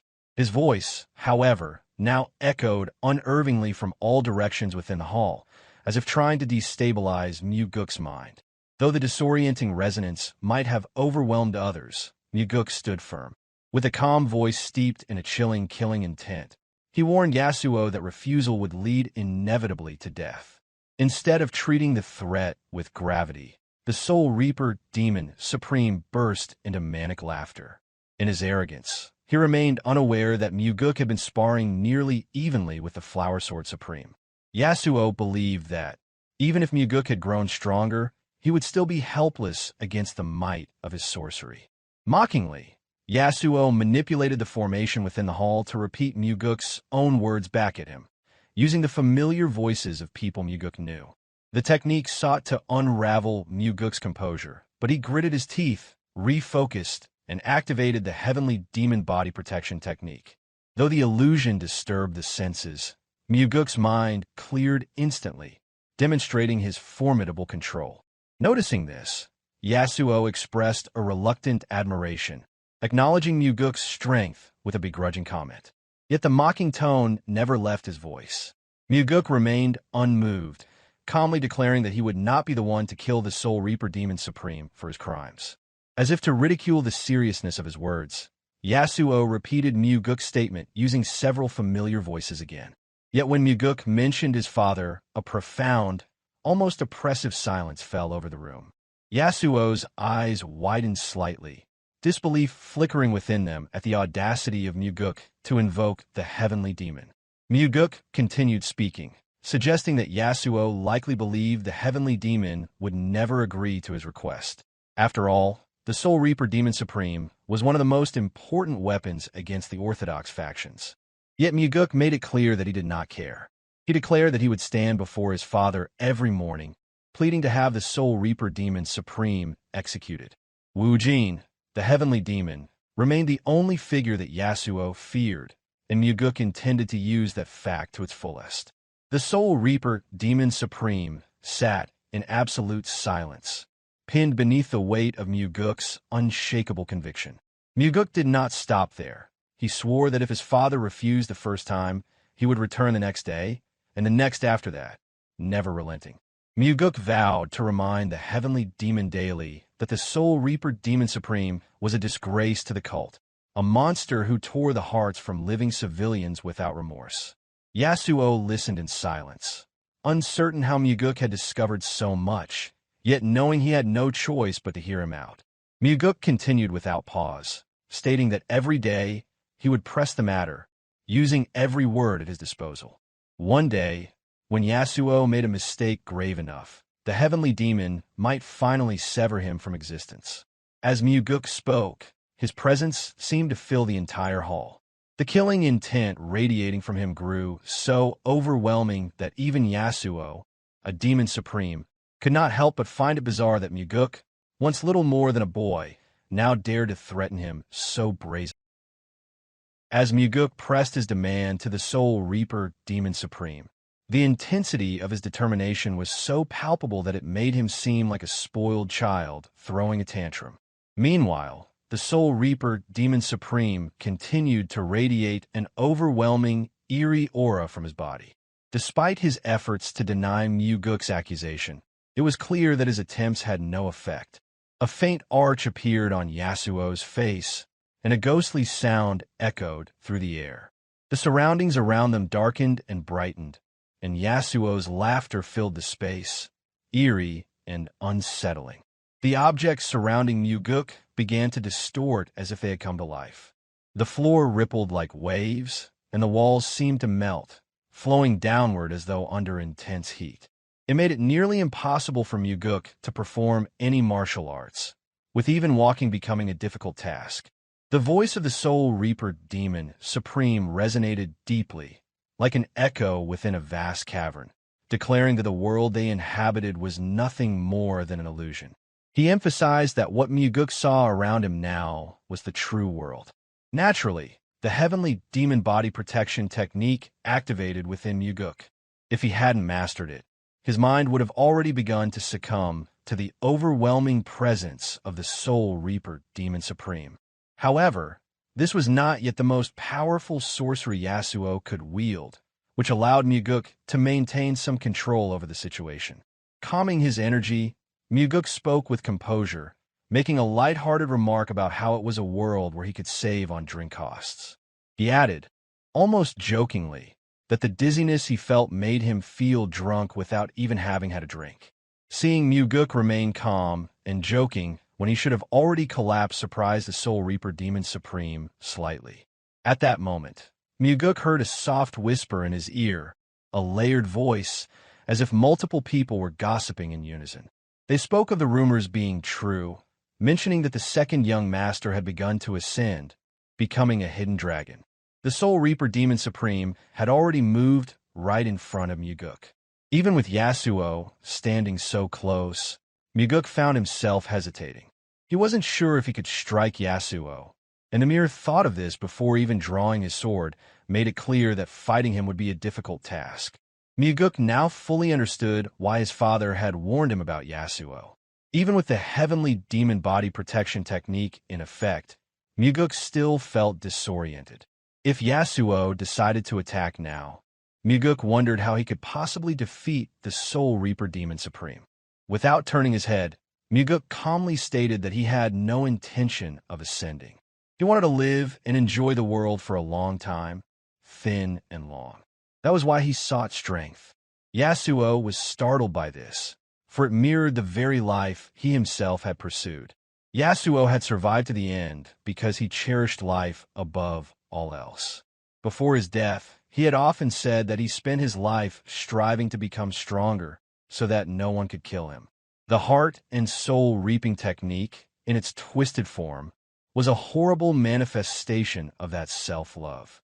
A wide grin spread across the Soul Reaper Demon Supreme's face as he looked directly at Mugeuk. He expressed what a splendid thought the young man had, impressed by his mindset. At that moment, Yasuo performed another sorcery. His form vanished from where he stood, and Mugeuk immediately noticed the change in the environment. The undulating distortion around him ceased.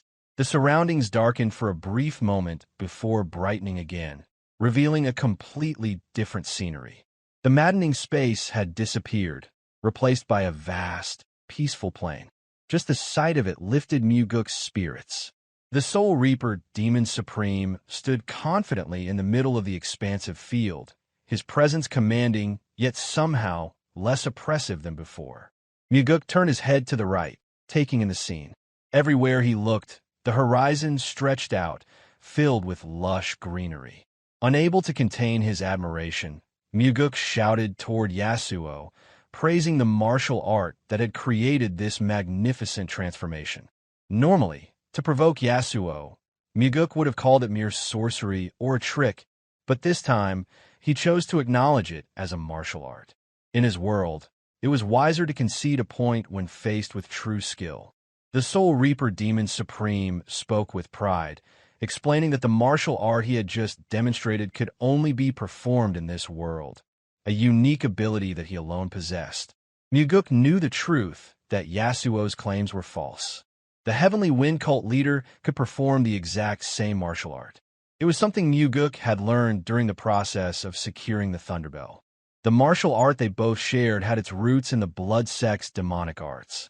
Standing at a distance, Yasuo asked with a voice that sounded as if it were right beside Mugeuk, wondering if he didn't want to live in a world like this. Deciding to jest, Mugeuk replied that if Yasuo would teach him, he would be grateful to learn. In an instant, the Soul Reaper Demon Supreme reappeared directly before Mugeuk, a knowing grin spreading across his face as he remarked that Mugeuk was more cunning than he thought, trying to obtain the world's supreme art for free. Unfazed, Mugeuk responded that if Yasuo thought that way, he could have him, couldn't he? Yasuo locked eyes with Mugeuk, his pupils unervingly wide, before calmly stating that he could see right through Mugeuk's thoughts. He explained that while Mugeuk might fool someone like the Blood Heaven Blade Demon Supreme, he wouldn't fool him. Still unshaken, Mugeuk asked what he was thinking. With a smirk, Yasuo suggested that Mugeuk likely wanted to grab his hair and slap him across the face, cursing him for not listening. Mugeuk smiled at Yasuo's guess, but corrected him, saying it was close, but not quite. Then, moving closer to Yasuo, Mugeuk's smile vanished as he shouted, calling Yasuo a stupid bastard and accusing him of thinking he could kill people. He boldly declared that they should rip out his conscience-less heart first. The Soul Reaper Demon Supreme stood silently, taken aback by Mugeuk's daring words. Never one to shy away from a challenge, Mugeuk grinned as he asked if that was a little different from what Yasuo had suggested. Yasuo remained calm, exuding the composure of someone confident in his ability to kill Mugeuk. His voice finally broke the silence, remarking that as the cult leader's son, it wasn't easy to die. He wondered aloud if Mugeuk truly wished to die by his hand. Smiling smugly, Mugeuk replied that of course he didn't want to die. It was better, he said, to be a living third-rate than end up dead as the greatest of all time. Mugeuk knew this saying well. It was a phrase often used by the Soul Reaper Demon Supreme himself. Yasuo's expression shifted subtly. Slowly, he retracted his intense aura, and his pupils, which had previously contracted into dots, returned to their normal size. The surroundings, too, began to revert to their original state. They were once again standing in the familiar hall of the Soul Reaper Demon Supreme. Yasuo's voice was filled with curiosity as he asked, wondering aloud if Mugeuk wasn't afraid of him. After all, Yasuo could easily open up a hellish realm and trap him there forever. Though Mugeuk's face betrayed no fear, he mockingly admitted that he was afraid. Very much so. He explained that was precisely why he had mentioned persuading his father. Yasuo's laughter filled the air, loud and unsettling. It was an eerie sound that stirred the mind and made Mugeuk's insides churn. When Yasuo finally stopped, he expressed his admiration for Mugeuk, acknowledging that he understood now why the Blade Demon Supreme had been eager to align himself with him. Mugeuk realized that Yasuo had been closely watching his relationship with the Blade Demon Supreme, and not only the Sword Demon Supreme and Soul Reaper Demon Supreme, but all the Demon Supremes were likely keeping an eye on him. After Mugeuk was allowed to leave, he clasped his fist respectfully and requested that Yasuo restrain himself for the time being, for the sake of his father. He then prepared to depart. As Mugeuk turned to leave, the Soul Reaper Demon Supreme called out to him one final time. Mugeuk did not turn around, but Yasuo's voice rang out, heavy with finality, warning him that if he were to see Yasuo again, he would never return to this world. Threatening Yasuo by invoking his father had effectively bought Mugeuk 2 or 3 months' time, during which Yasuo would lay low. That was all Mugeuk needed. So, without responding further, Mugeuk simply walked out, signaling the end of their verbal exchange. Later that night, Mugeuk invited Daryong and a few others who had not yet arrived to the Flowing Wind Tavern. As they waited, Daryong asked if the matter Mugeuk had gone for had been resolved. Mugeuk shrugged, offering a simple response. If it had gone well, it had gone well. If it hadn't, it hadn't. With the time he had bought by invoking his father, Mugeuk was determined to use it as wisely as possible. Just then, Daryong continued, expressing his admiration for Mugeuk's decision to confront the terrifying Soul Reaper Demon Supreme head-on. He believed that no one else would have dared to do such a thing and saw real meaning in Mugeuk's courage. Mugeuk listened carefully as his subordinate spoke, acknowledging his words with a thoughtful nod. Daryong then apologized, saying that he wished he could do more for Mugeuk. He added that if he could, he would confront the Soul Reaper Demon Supreme himself. In turn, Mugeuk remained silent, thinking how curious it was to be comforted by someone as gloomy and burly as Daryong. After taking a drink from his cup, Mugeuk responded, saying he would accept the sentiment, and expressed that was why Daryong was his right-hand man. Confused, Daryong asked why he was considered Mugeuk's right-hand man, pointing out that Warrior Leon had been regarded as Mugeuk's right hand. Mugeuk shook his head and replied that Leon was not his right hand. This made Daryong wonder if he had somehow surpassed Leon in rank. With a slight flare and a sincere smile, Mugeuk continued, explaining that Leon was his heart. Daryong fell silent for a moment, recognizing that Leon was indeed the subordinate Mugeuk cherished most. Then a smile formed on his face, and he teased that he now felt bad about just being Mugeuk's right-hand man. Mugeuk laughed heartily, and Daryong joined in, both men sharing the moment of camaraderie. After Mugeuk established branches of Nirvana Pavilion throughout various points in the demon cult's territory, the Flowing Wind Tavern enjoyed a rare period of peace. As their conversation continued, Daryong asked who the left wing of the group was, assuming the left hand must be the demon lord, Django, and the heart was Leon. Mugeuk took a sip from his cup and answered that there was indeed someone else. Daryong pondered this for a moment, unaware of the secret dealings Mugeuk had made in the shadows with both the Blade Demon Supreme and the Sword Demon Supreme.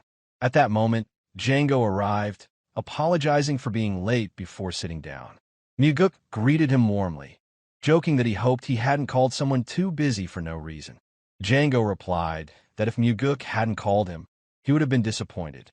Mugeuk continued with a grin, explaining that he had called him because this was his first drinking gathering with his people. He handed Django a drink from his bottle. Just then, Leon arrived. Her face was flushed with apology, her cheeks a soft red as she made her way toward them. Mugeuk, brushing aside her apology, instructed her to sit immediately. As she took her seat, Leon greeted both Django, the demon lord and commander of the demonic army, and Daryong, the investigator of the Nirvana Pavilion. Trained in martial arts, Django immediately noticed something different about Leon. He called out to her, remarking that she seemed to have changed somehow. Inwardly, Mugeuk thought to himself that, as expected, a lord who led the demonic army had sharp eyes.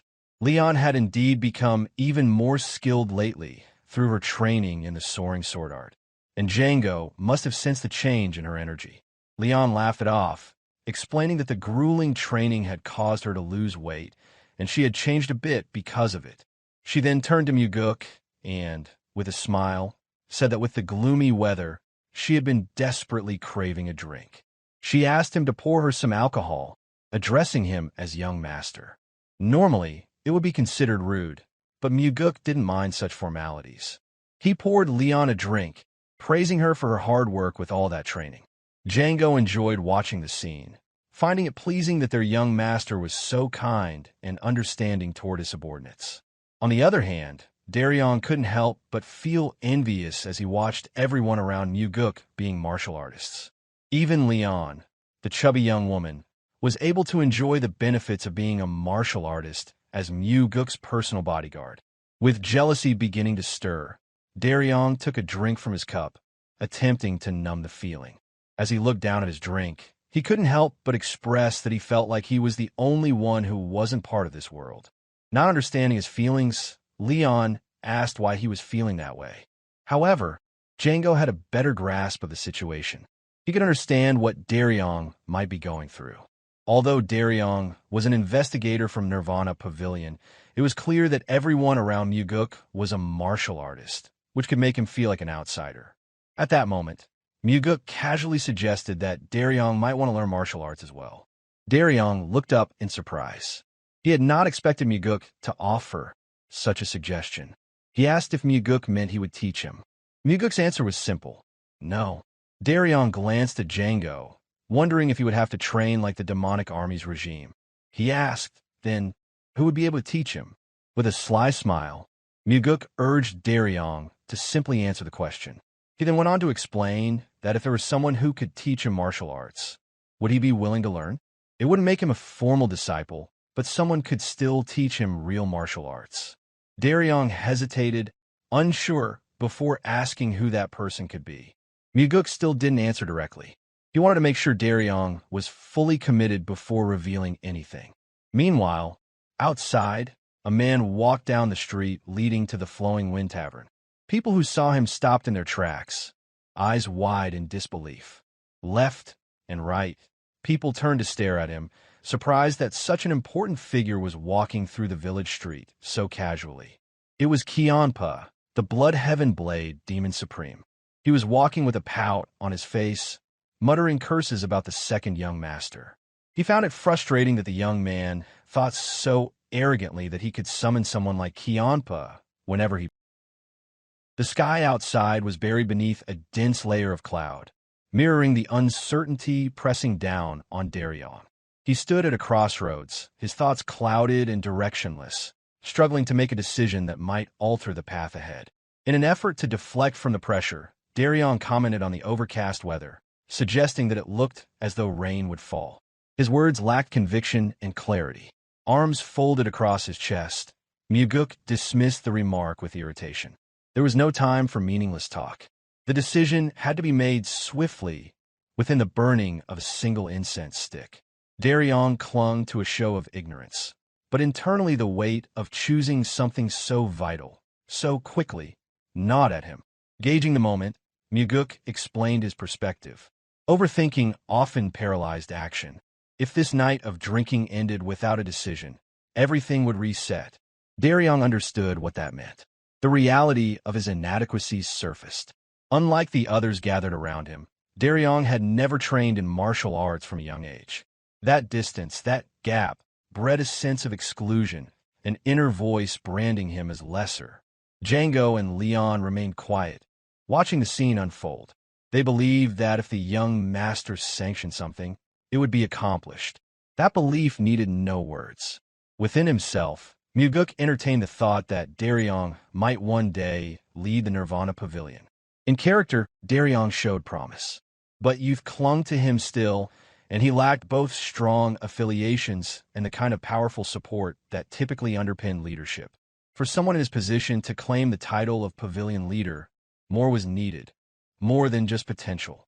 Darion's reflection deepened while the sake continued to flow. Mugeuk allowed the silence, recognizing that the will to change had to come from Darion alone. Only then would such a transformation carry weight. The decision was unlike anything Darion had encountered before. His duties as an investigator were guided by written orders.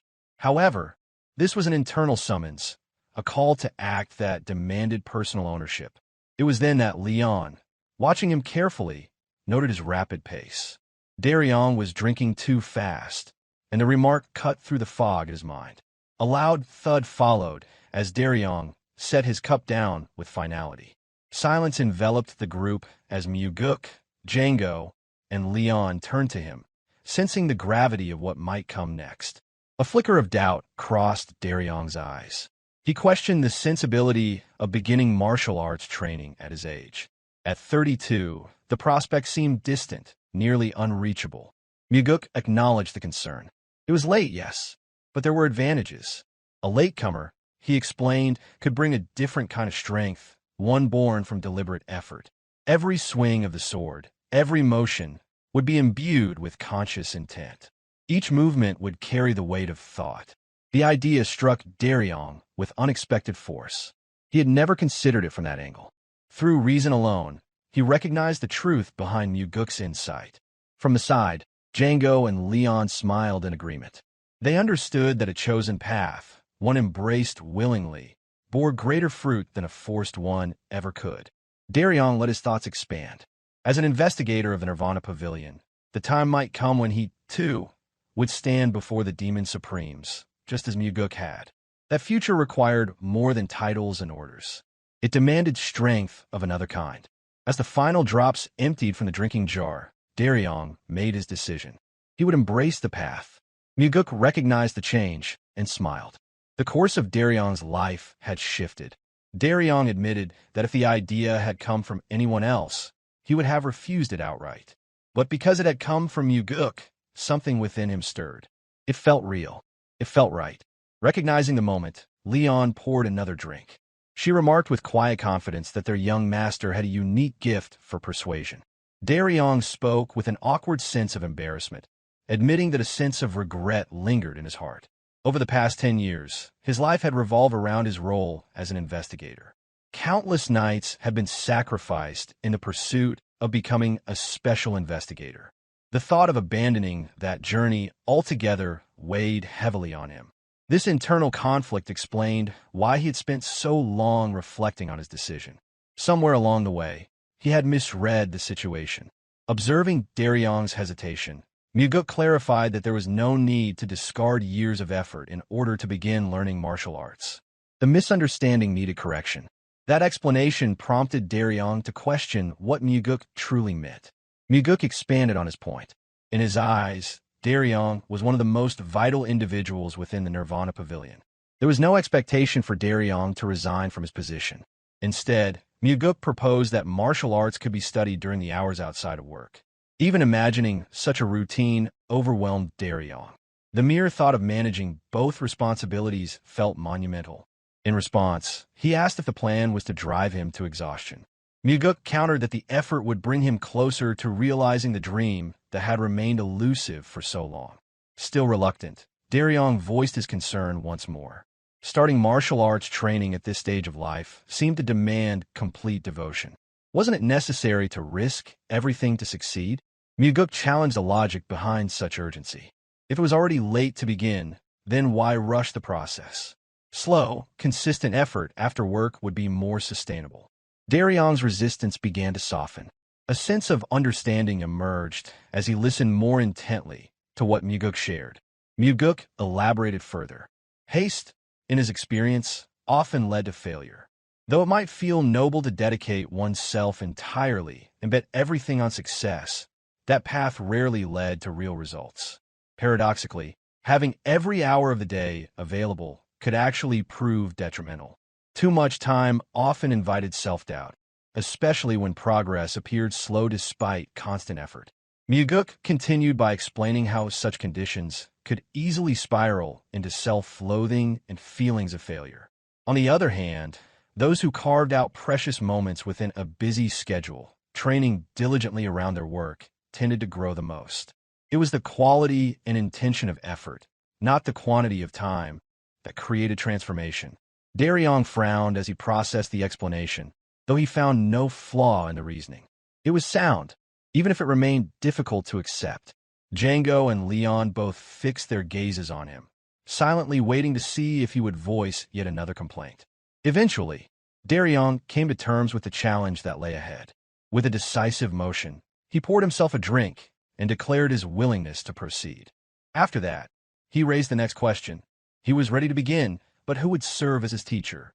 Django and Leon turned their attention to Mugeuk, waiting to hear whether he would take on the role or whether someone else had been arranged to guide Daryong. At that moment, Leon's attention was drawn by a sound. Measured footsteps ascending to the second floor of the tavern. An old man appeared, taking each step with deliberate slowness.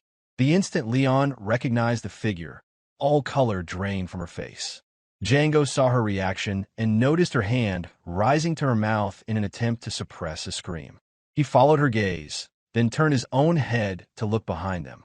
There stood the man known only in whispers, a figure dreaded even in silence. The cursed old man walked toward their table with unhurried purpose. His rank and status were such that individuals like Django and Leon would never expect to meet him so casually. What made his presence even more unsettling was the irritation he carried with each step. The resentment at being summoned suddenly by Mugeuk was visible in his demeanor. As he approached, that same dreadful aura spread through the air. The color vanished from Django and Leon's faces as the cursed old man stepped forward. They couldn't tear their eyes away, not because of reverence, but because of the sheer weight of the killing intent radiating from him. Perplexed by their expressions, Daryong asked what had shaken them. Then, turning his own head, he saw the source. The old man stood before them, surrounded by a pressure that spoke of death. The cursed old man had arrived, and with him came the presence of absolute danger. Daryong's jaw dropped, his breath caught in his throat, and, like the others before him, all color drained from his face in an instant. Kiampa directed his sharp words at Mugeuk, questioning whether the younger man had become too self-assured, summoning him so casually and without warning to a place like this. Immediately, the party rose to their feet, offering hurried respect to the infamous elder, whose anger simmered just beneath the surface. Calm and composed, Mugeuk welcomed the formidable guest without hesitation. He pulled out a chair and gestured for Kiampa to sit and join them in drink. Kiampa's ire lessened slightly, tempered by the sheer brazenness of the second young master. Without another word, he set his massive blade down beside him and slumped into the chair. His voice was flat as he asked the reason for his summoning. Already pouring a jar of liquor, Mugeuk answered that the invitation was simply for drinking together at the tavern. Despite the frustration that still lingered, Kianpa could not turn down the offered drink. His pride might have flared, but tradition and the mood nudged him into acceptance. It was only then that Mugeuk noticed Daryong's increasing discomfort. The man looked stunned, his mouth still open, face frozen with incredulity. Through the haze of intoxication, Daryong wore an expression that silently demanded confirmation. Was Mugeuk truly suggesting that he would be taught by none other than the Bloodheaven Blade Demon? Mugeuk responded with a slight, knowing smile, confirming the thought without words. The realization overwhelmed Daryong. Dizziness took hold as his thoughts spiraled. Meanwhile, unaware of the younger man's inner chaos, Django took the opportunity to address the elder. With humility, he expressed his gratitude for the recommendation he had received, now finally able to thank Kianpa directly. However, Kianpa brushed it off without much interest. It hadn't been his idea, he said, attributing the decision to the young master instead. Mugeuk insisted otherwise. Though he'd been thanked, he believed the elder deserved the credit. None of it would have been possible without the elder's involvement. Kianpa remained silent for a moment. The Bloodheaven Blade Demon had little concern for recognition. Gatherings like this were alien and somewhat burdensome to him, as had happened before with the Flower Sword Supreme. Kianpa seemed to expect that Mugeuk would be alone. The group had caught him off guard. Eventually, he raised his cup, stating that the recommendation had been made only because he believed Django capable of the role. There was no need to overthink it. Hearing such words from a demon supreme lit up Django's expression. He poured another drink for the elder as he expressed his thanks once again. Mugeuk reflected inwardly. Human nature rarely changed, but people's attitudes often shifted when faced with new circumstances. With that thought in mind, Mugeuk addressed Kianpa, stating he had a request. Kianpa urged him to speak. Looking toward Daryong, who was now barely conscious, eyes closed, head bowed under the weight of alcohol and anxiety, Mugeuk made the request. He asked Kianpa to teach Daryong martial arts. The Bloodheaven Blade Demon was momentarily startled. His voice carried skepticism as he asked who this timid little mouse was. Before Mugeuk could speak, Daryong lifted his head. Despite his intoxicated state, he spoke with surprising clarity. He described himself as one who sought power without cruelty, a man faithful to one woman, a lone rebel who would act while others stayed silent, a pacifist and right hand of the second young master. He declared his name with conviction, Co. Daryong, and insisted he was no little mouse. After declaring those words, Daryong's head slumped forward once again, and soon a loud snore emerged from him. It was immediately clear to everyone present that he had slipped into full drunkenness. Mugeuk broke into a loud, uninhibited laugh in front of the elder, as if he had just witnessed the most absurdly amusing moment of his life. His laughter echoed with genuine delight. Django and Leon, however, were startled. Their eyes darted between the drunk investigator and the cursed old man, anxiety gripping them. They feared that Kianpa might eliminate Daryong in an instant, leaving no trace of his existence behind. Sensing the tension, Mugeuk intervened quickly. He apologized on Daryong's behalf and explained that the man had simply had too much to drink. Unaffected by the apology, Kianpa replied with sharp sarcasm. The idea of teaching martial arts seemed laughable to him. He remarked that they were fortunate he hadn't killed Daryong on the spot for showing such an insolent face. Still, Mugeuk pressed forward. He insisted that Daryong was someone truly needed by the Nirvana Pavilion. Without hesitation, Kianpa rejected the request. But Mugeuk wasn't finished. He advanced the proposal again, undeterred. Kianpa held his ground, questioning the necessity.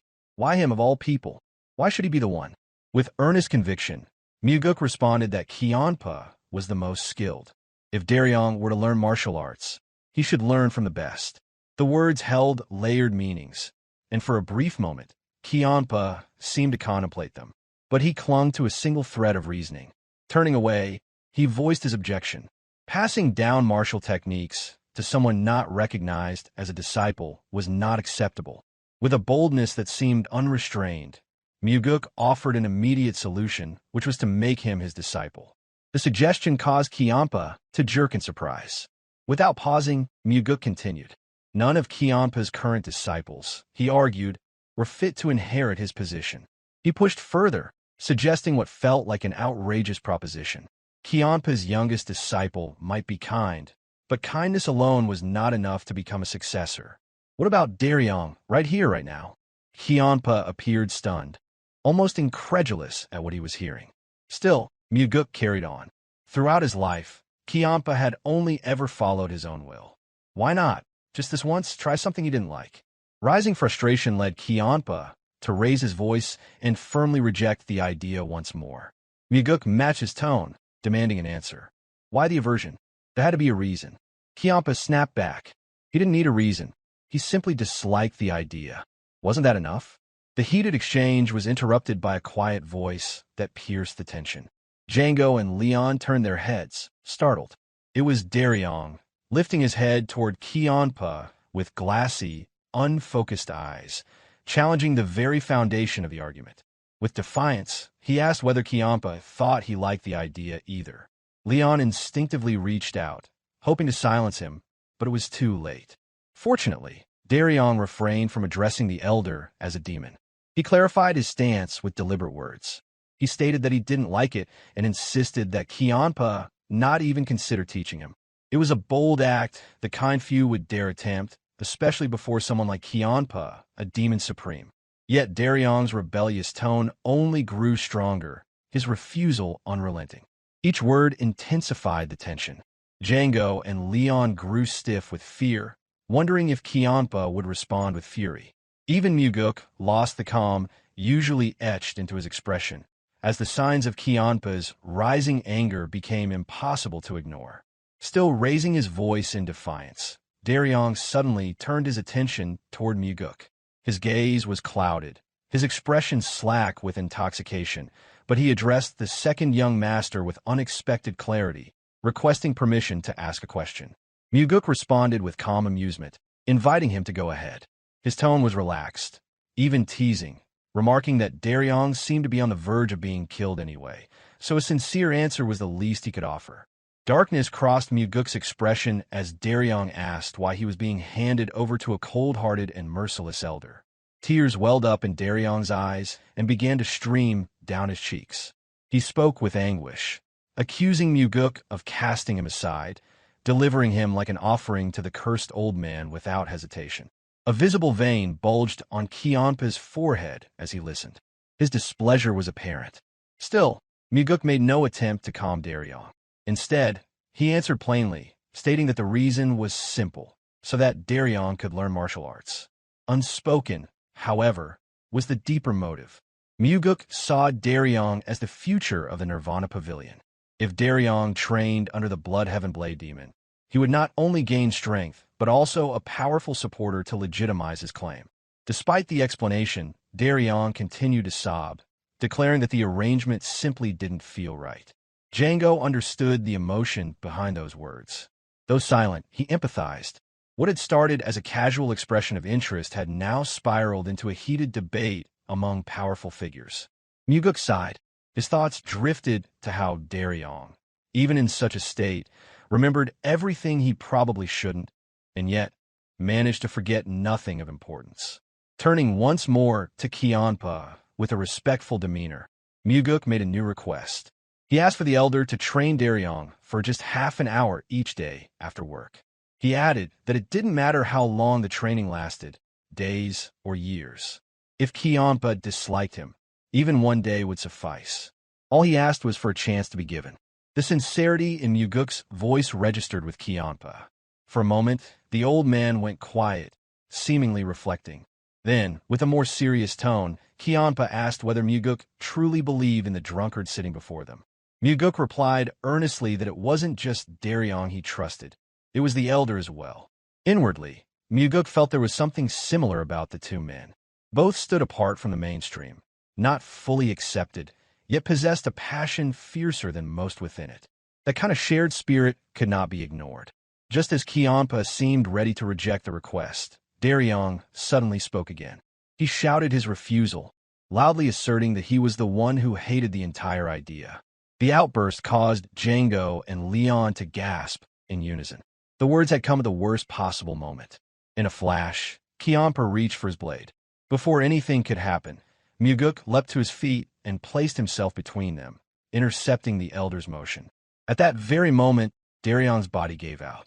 Overwhelmed by drink and emotion, he slumped forward, his head striking the table with a heavy thud as he lost consciousness. Even in that condition, he managed to mumble a final, nearly incoherent protest, insisting again that he hated everything about the situation. Something shifted in Kiampa's perspective. He now saw Daryong not as a fool, but as someone brave enough to speak his mind, even under pressure, and without fear or flattery. The old man entertained the thought for a moment and asked what Mugeuk would offer in return if he were to agree to train the young man. Without hesitation, Mugeuk promised to help him resolve the grudge he had carried for so long. Kiampa's eyes widened slightly in surprise. Mugeuk had anticipated the question and answered accordingly. He was already well aware of Kiampa's deep-seated grudge against Yeonrang. Following a brief pause, the conversation faded, replaced by the quiet clinking of jars and the flow of liquor. The discussion around martial arts came to a close, leaving only the sound of drinking to fill the silence. As they drank, Mugeuk silently wondered whether Kiampa harbored a desire for reconciliation with Yeonrang. Both were demon supremes, and both possessed pride that ran deeper than most would ever understand. More jars continued to empty. Meanwhile, Django and Leon remained uneasy, sharing the table with the infamous Blade Demon. Though neither voiced their discomfort, it was etched across their faces. Mugeuk continued pouring drinks for Kiampa with the ease of an old companion. He treated the elder not only with respect, but with a casual familiarity, fulfilling the role of a junior offering drink after drink. Eventually, several jars lay empty. The toll of alcohol caught up with Django and Leon, and they both drifted into sleep, unable to keep up with the pace. It was after their slumber began that Kiampa broke the silence. He brought up the earlier promise, asking whether Mugeuk had spoken in jest. Mugeuk responded calmly. He assured the elder that it was no joke. He couldn't allow Daryong to receive the training without offering something in return. Kiampa pointed through the window toward a Nirvana Pavilion branch building in the distance and asked whether it had proven effective. Mugeuk responded simply, it was running smoothly. Kiampa pressed the matter further. He asked whether the branch was helping Mugeuk's reputation. Mugeuk smiled quietly. It appeared the elder believed the entire effort had been a political move, a strategy to gain prestige. He replied affirmatively. It had helped. But inside, he thought differently. Kiampa might not understand that helping the people of Mega Village held the same importance as confronting enemies like the Soul Reaper Demon Supreme. With that, Mugeuk turned the conversation. He asked the elder to take proper care of Investigator Daryong. Clearly exasperated, Kiampa noted that he already had more than enough to do. He questioned what Mugeuk planned to do while leaving someone so young in his care. Mugeuk answered without hesitation. He explained that he was busy, occupied with the pursuit of defeating monstrous foes, contemplating martial arts each day, chasing down political support for his right wing, and appeasing his father. Hearing the mention of the right wing, Kiampa immediately understood. Mugeuk's right wing was Yeonrang, the Flower Sword Supreme. With a trace of amusement, Kiampa asked whether that meant he himself was the left wing. Mugeuk confirmed it, and then jokingly offered the chance to switch sides if the elder preferred. Kiampa stared at him in disbelief. He voiced his astonishment, remarking that the notion of pairing the Flower Sword Supreme and the Bloodheaven Blade Demon as two wings was utterly insane. But Mugeuk reminded him. It had been Kiampa who first acknowledged his madness. It had been Kiampa who said they should embrace madness and gamble with fate, devouring everything in their path. Had he forgotten already? Kiampa remained silent, caught off guard by how boldly the young man had positioned him as part of such a vision. Eventually, he clicked his tongue and muttered his disbelief. He hadn't realized just how far the madness had progressed. Mugeuk encouraged it. He proposed they embrace the madness together. Why hesitate now, especially when time was no longer abundant? Kiampa asked whether such a statement should really be said to an elder. Mugeuk responded without flinching. He said it because he was a madman. The Blood Heaven Blade demon let out a quiet chuckle. There was nothing left to say in return. As Mugeuk lifted another jar to pour, he revealed something else. Soon, he planned to leave the cult for a few months. In that time, he asked Kiampa to watch over their people. Without questioning Mugeuk's motives, Kiampa gave a simple affirmation. That brief response, devoid of hesitation or curiosity, offered an unexpected sense of reassurance. Mugeuk could feel it. Tonight's drinking had shifted something. The door Kiampa kept so tightly closed had opened, if only slightly. What lay beyond it, however, remained a mystery. The scene shifted as Daryong slowly woke up, feeling the weight of a massive hangover. Groggily, he asked for water, complaining that his throat felt unbearably dry and that he was extremely thirsty. Almost immediately, someone replied that there was water right next to him. Still confused, Daryong opened his eyes fully and started looking around the room. When he finally spotted it, Daryong reached out his hand and took the kettle sitting on top of the nightstand. Without hesitation, he hurriedly brought it to his mouth and drank directly from the kettle. A sharp pain shot through his head, causing Daryong to curse himself for drinking like a wild animal the previous night.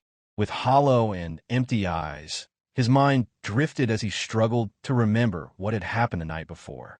But nothing came to mind. His memory was completely blank.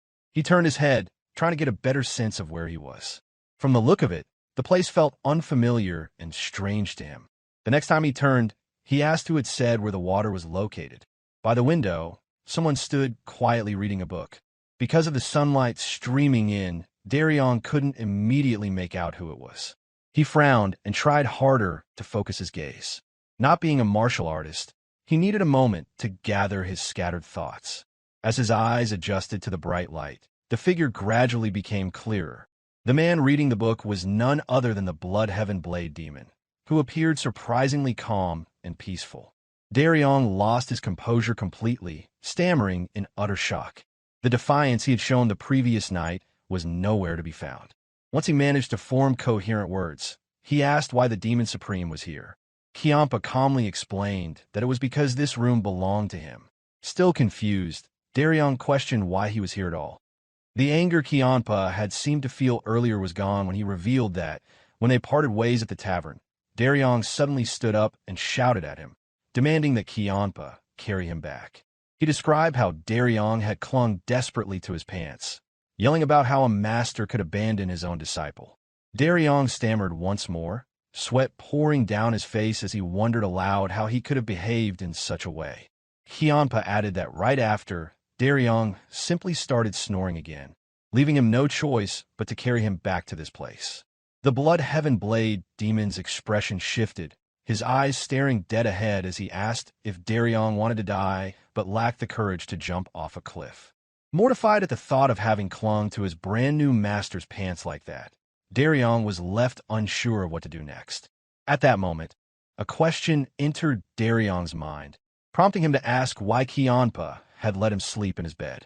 Kiampa muttered that it was obvious Daryong didn't remember that either. Daryong swallowed hard, feeling tense as he realized there was yet another offense he had committed against the elder. Kiampa explained that when he tried to bring Daryong to the guest room, Daryong accused him of being a heartless master for making him sleep in such a dirty and shabby place. Then Daryong sat on the floor, crying, claiming he deserved such poor treatment for choosing such a savage and cruel master. Daryong's mind sank into despair as he recognized the offense he had committed against a peerless master.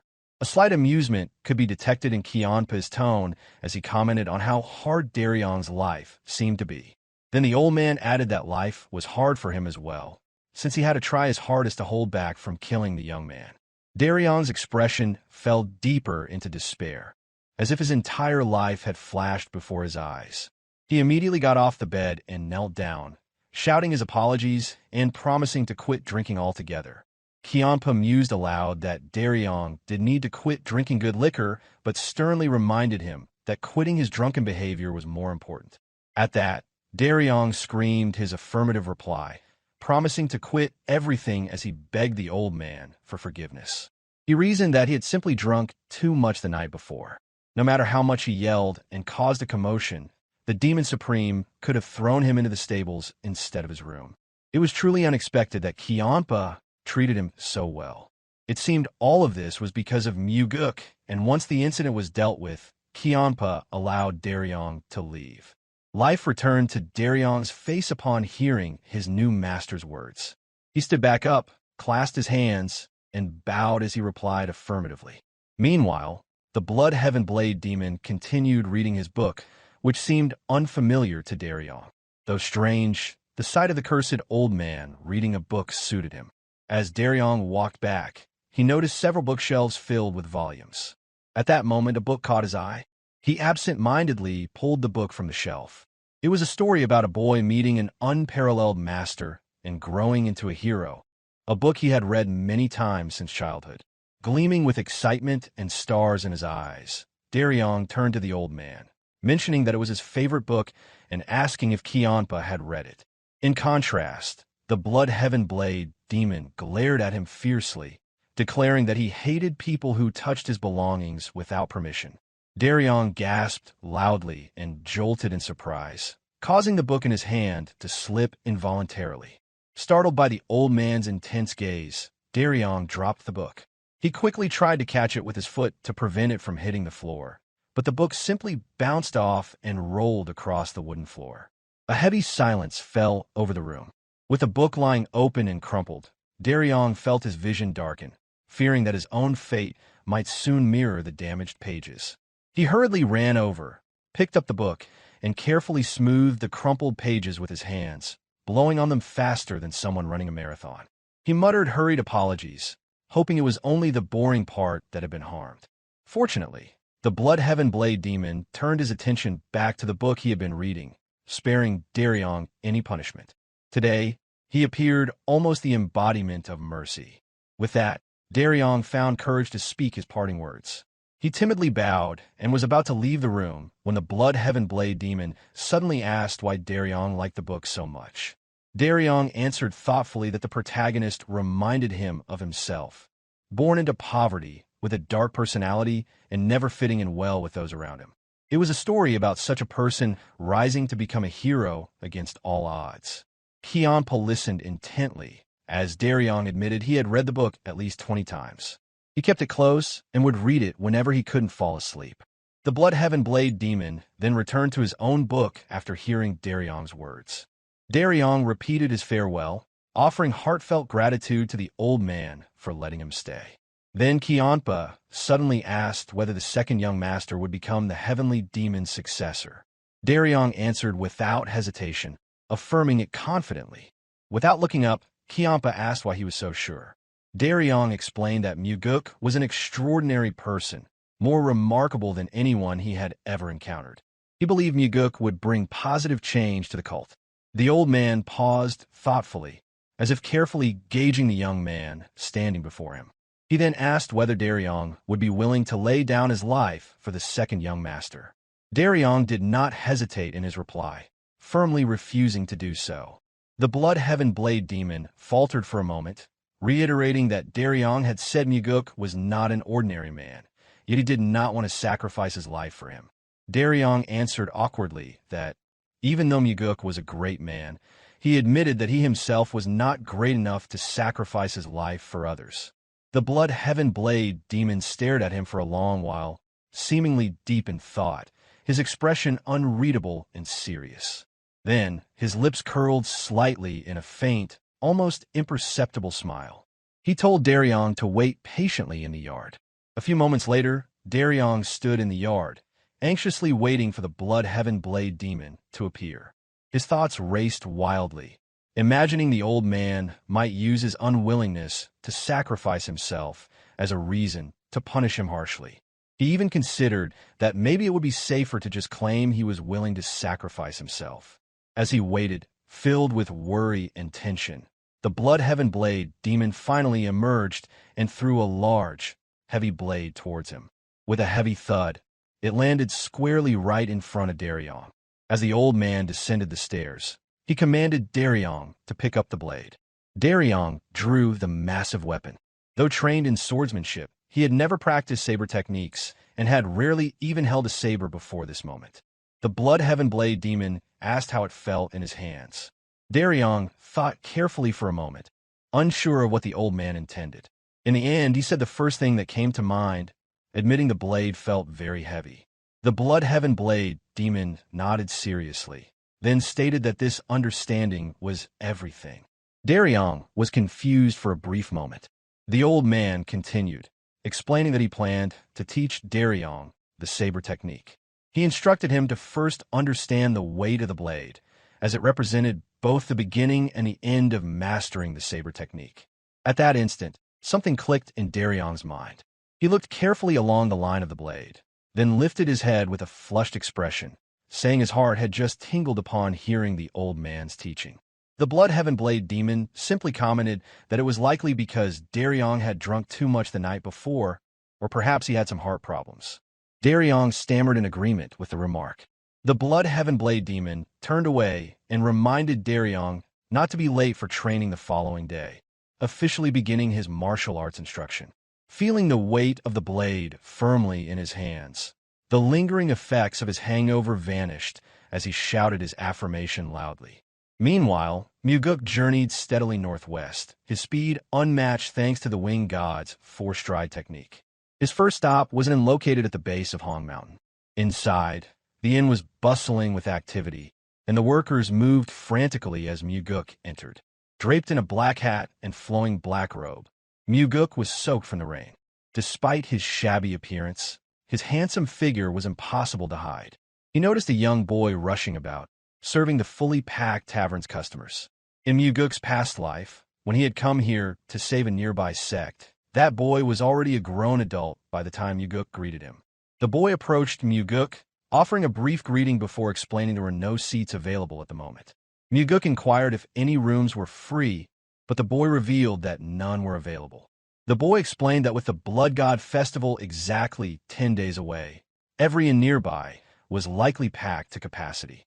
Then, without hesitation, he hurried back to tend to the customers, leaving Mugeuk to his own devices. Mugeuk did not dwell on it much, feeling content that he had arrived early, 10 days before the festival was set to begin. The Blood God Festival is the Wind Heaven sect's largest annual ritual held to honor the Blood God. Only on the day of the festival could Mugeuk obtain a way to subdue the Soul Reaper Demon Supreme.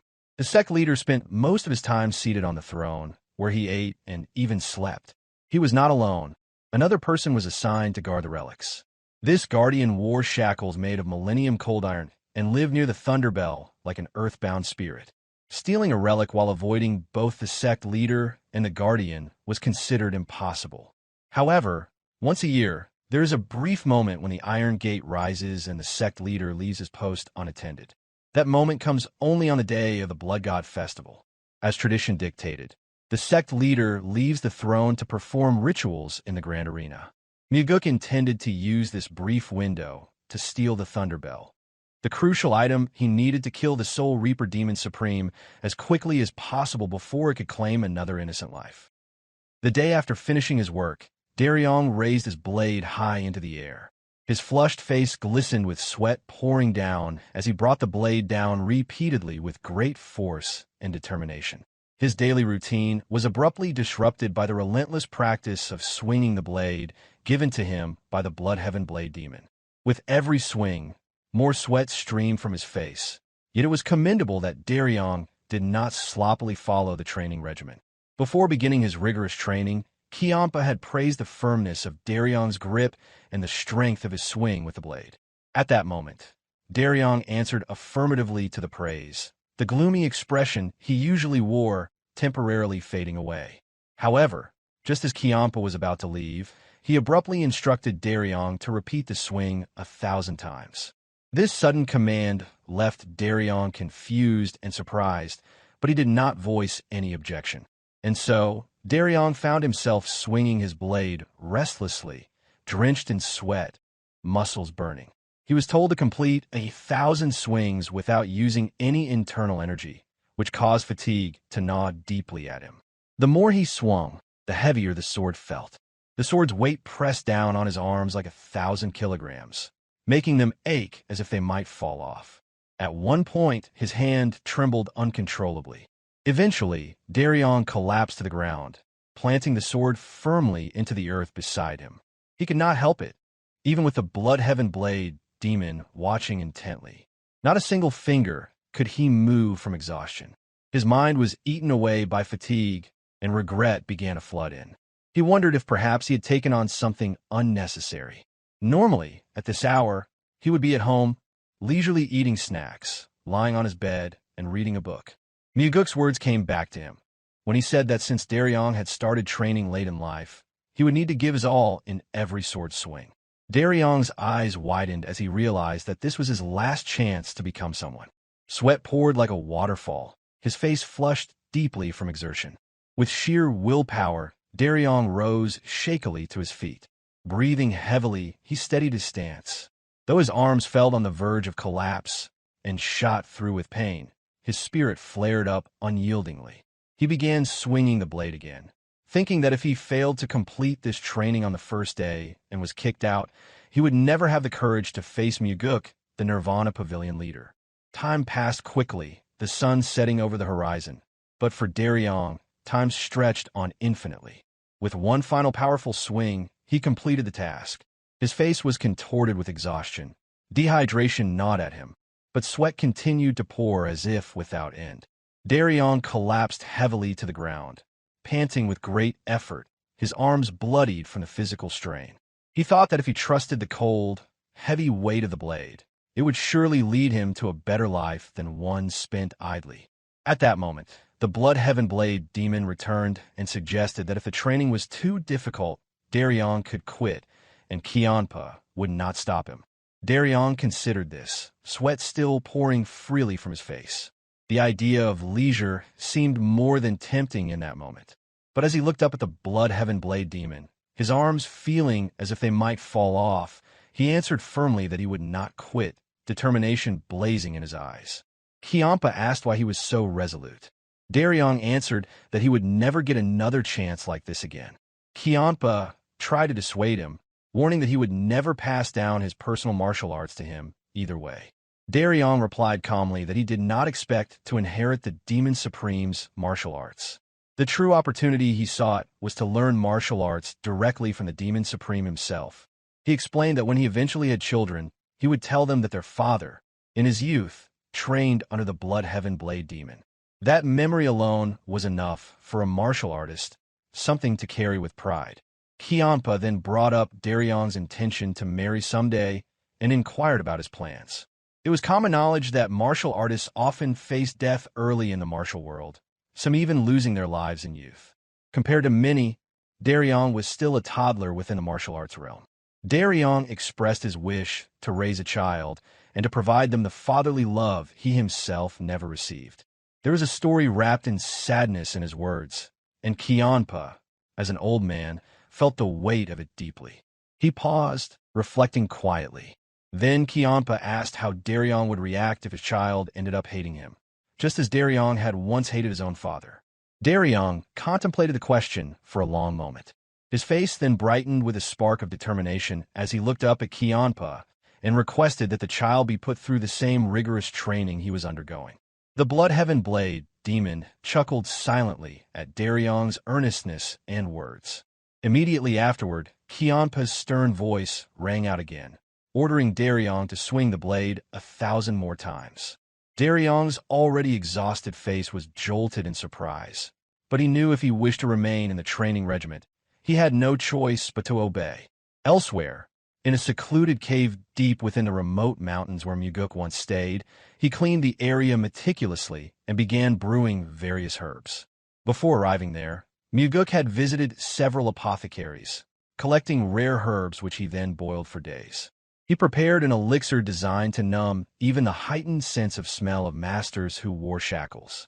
Once applied, it could prevent even the most sensitive martial artist from detecting his scent. Mugeuk recalled the martial master who had been confined in shackles since youth, thinking the man must be still stationed at those very place in this very moment. While the elixir brewed, Mugeuk sat cross-legged in meditation, practicing the heavenly demon body protection technique. When he first learned the technique, Mugeuk had nearly died. But now, it had become an indispensable old friend. The more he practiced, the more he felt the unique and sacred properties of the art. The technique had awakened him several times during moments of crisis, often activating on its own, giving it the sensation of a living martial art. Mugeuk knew that combined with the 9 calamities demon art, he would become even more powerful.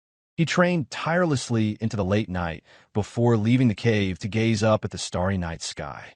He had stood there before his regression, but now he felt something fundamentally different. Back then, his only focus was returning to the past, but now that place he longed to return to was filled with memories and longing for those he missed. He especially wondered if Daryong was learning well from the cursed elder. The following morning, Daryong woke suddenly, a jolt of pain coursing through his arms. Though he had enjoyed a pleasant dream during the night, his entire body ached as if it had been beaten throughout the night. He remembered swinging the blade late into the night, completing 2,000 sword swings in a single day before sleep finally claimed him. Waking confused, he looked around to see where he was. Realization struck him like a freight train, and he asked aloud why he had ended up once again in the same room, the Blood Heaven Blade Demon's room, where he had slept after a night of heavy drinking. Fortunately for him, the cursed elder was not in the room, and groaning quietly, Daryong carefully got up and moved about. He dressed himself in his officer uniform before stepping out of the pavilion. When he reached the stairs leading down to the road, he was startled by an unfamiliar sight. In the yard where Daryong had trained just the day before, the Blood Heaven Blade Demon was swinging his blade with precise and graceful movements. Daryong almost ran forward eagerly to greet his master, but he stopped in his tracks. He was utterly captivated by the cursed elder's flawless swordsmanship. The Blood Heaven Blade Demon swung the blade in the very stance he had taught Daryong yesterday. The way he held the blade, the way he moved with it, they were all perfectly identical. In that instant, Daryong understood fully. The cursed elder had not made him swing the blade merely to cause suffering or hardship. The training he was receiving was exactly the same rigorous practice the cursed elder himself had endured when first learning martial arts. Just then, as if sensing Daryong's gaze, the cursed elder spoke while swinging the blade. He asked if Daryong thought he could slack off just because his pavilion leader was not around. The sun hung high in the sky, and a sudden realization struck Daryong. He was late for his job. Before departing, Daryong bid farewell, assuring the Blood Heaven Blade Demon that he would be fine with being thrown into any room, just as long as he was not killed. He promised to return later in the afternoon. The Blood Heaven Blade Demon asked, with a surprised expression, whether he really intended to come back. Daryong answered immediately, full of resolve, that he would. The cursed elder reminded him that soreness was no excuse and ordered him to complete another 2,000 swings. Though the thought of swinging the blade 2,000 more times filled Daryong with horror and made his body tremble, the fear was only in his mind. Still, he responded energetically that he would do it. The cursed elder's intention was to deter Daryong from continuing his training under him.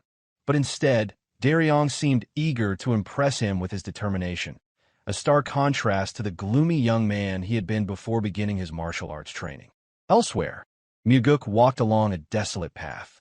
With the elixir now ready, he decided to check if the secret passage still functioned properly and to scout the throne room of the Wind God cult leader. It was 5 days before the Blood God Festival. Mugeuk arrived at the desolate place after descending the mountain. It was a place behind the castle where no one would come, even if they stayed there all day. There was a large rock in that place. Mugeuk skillfully manipulated the hidden mechanisms on both sides of the rock in succession. The rock slowly opened, revealing a narrow passage of stairs. Though Mugeuk had been impressed before, it was still amazing to see how well-crafted the mechanism was. It made him wonder who had engineered such an inconspicuous secret passage. Once Mugeuk entered, the door closed automatically behind him. He then took out a night pearl and descended cautiously into the underground passage. As he walked, he applied the elixir carefully to his face and body. With the elixir in place, even martial masters with exceptional senses of smell could not detect his presence. Mugeuk slowly made his way down the passage, illuminating the path with a glowing night pearl in his hand. He stopped before a sturdy door, presumably leading to the throne room. In the past, he might have approached more closely to observe, but now there was no need. He had a safe way to inspect the interior. Closing his eyes, Mugeuk emitted his inner energy. A slender strand of true energy traveled through the passage, turning corners and continuing on until it reached the secret chamber. The moment Mugeuk's inner energy entered this new space, he felt an immense presence on one side. He immediately recognized it. It was the Heavenly Wind cult leader. Mugeuk recognized the aura immediately. As expected of the Heavenly Wind cult leader, the sheer force of presence was anything but ordinary. Without delay, he redirected his inner energy in the opposite direction. His next objective was to locate another key figure, a martial artist known for an exceptionally keen sense of smell. Sure enough, that man sat directly in front of the Thunderbell. He had been chosen specifically to bear the burden of guarding this sacred relic, as if sworn to protect it at all costs.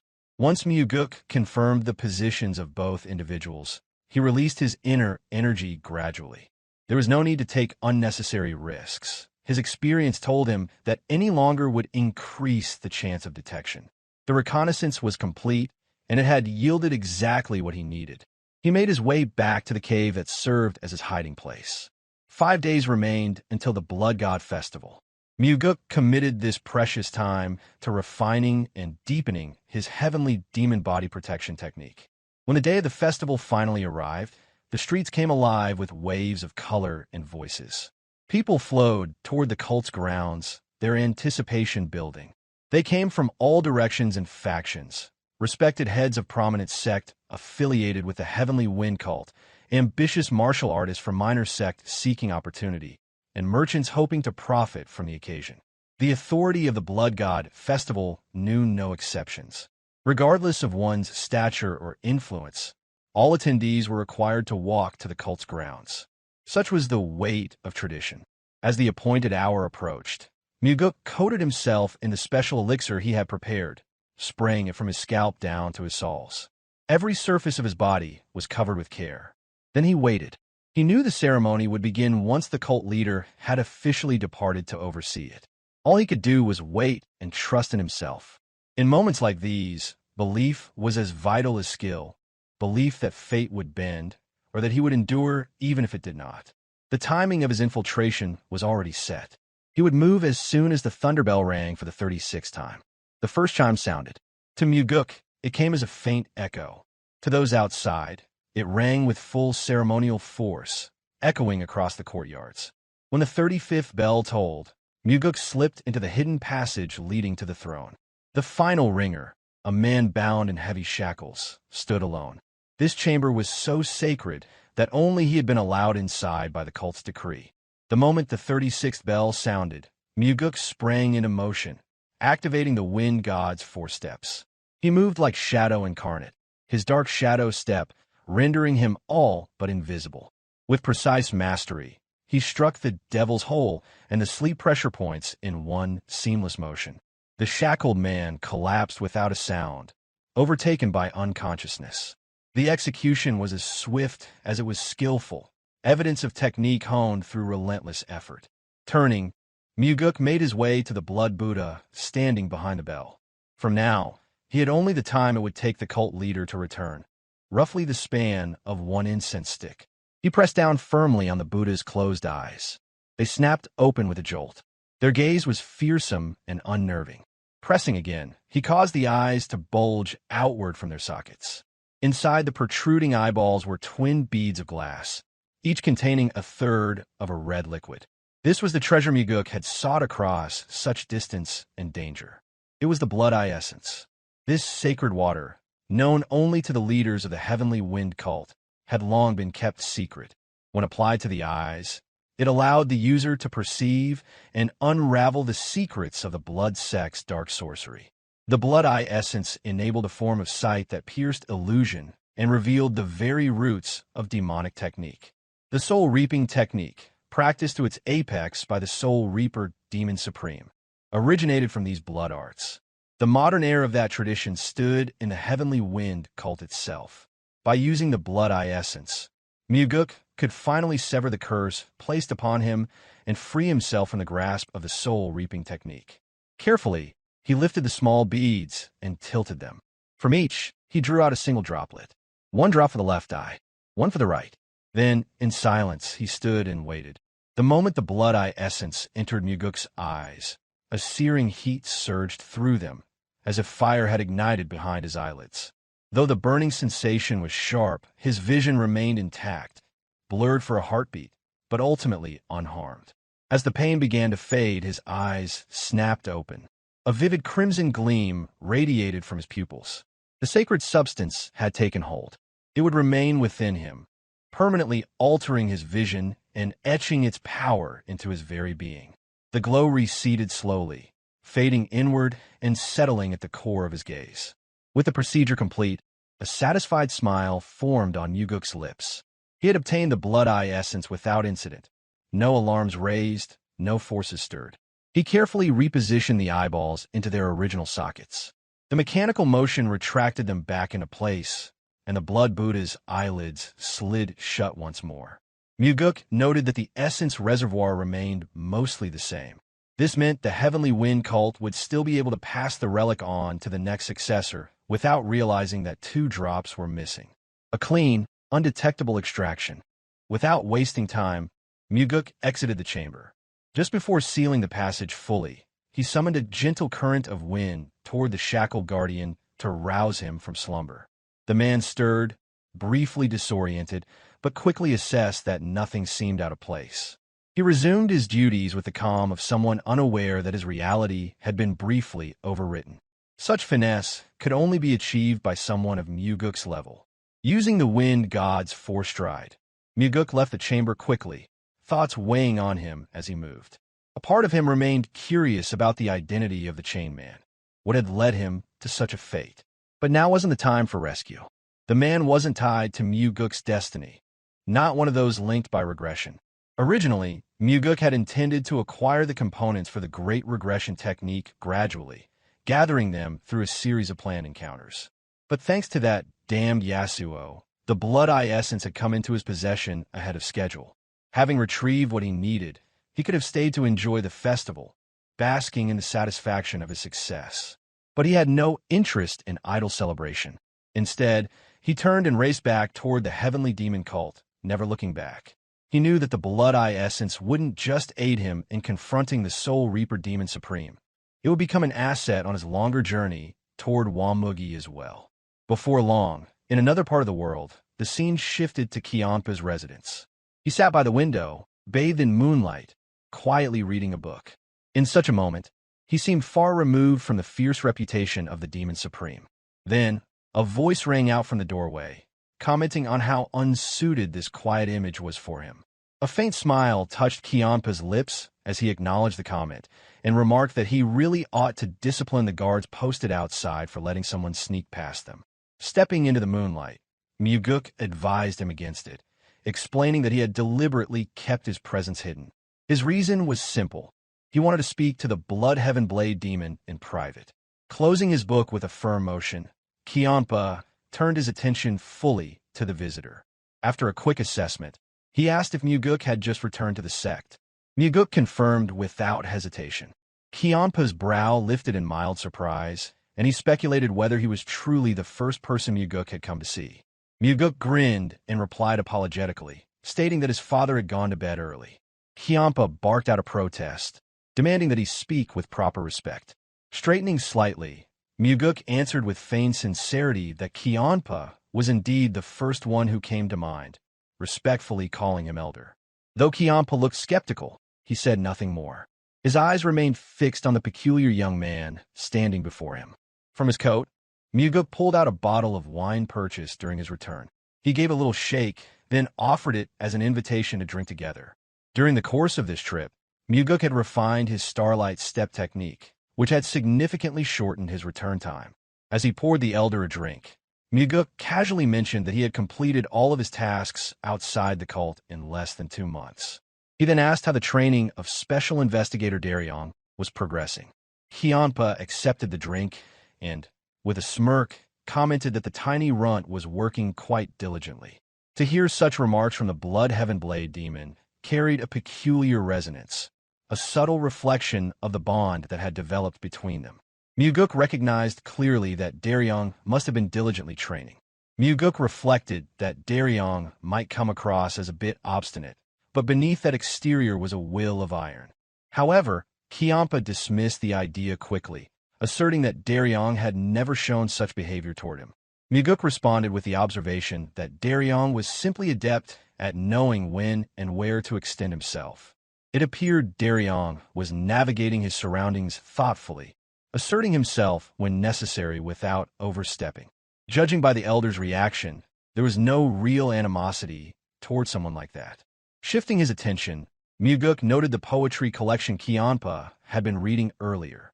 He questioned whether the elder had truly been reading it. The elder's rebuttal played out, asking if he looked like someone who did not look like one who indulged in poetry. Mugeuk conceded that it wasn't a matter of status or intellect, but simply a mismatch in image. Kianpa reflected, almost wistfully, that he had once loved books in his youth and had merely forgotten about them over time. Mugeuk found it difficult to imagine the stern and gaunt man in front of him as someone once enamored with literature. Prompted by curiosity, Mugeuk asked how Kianpa had been during his younger years. The elder replied with a hint of dry humor that he had been dark and gloomy, a description that prompted Mugeuk to liken him to investigator Daryong. To his surprise, the Blood Heaven Blade demon nodded without argument.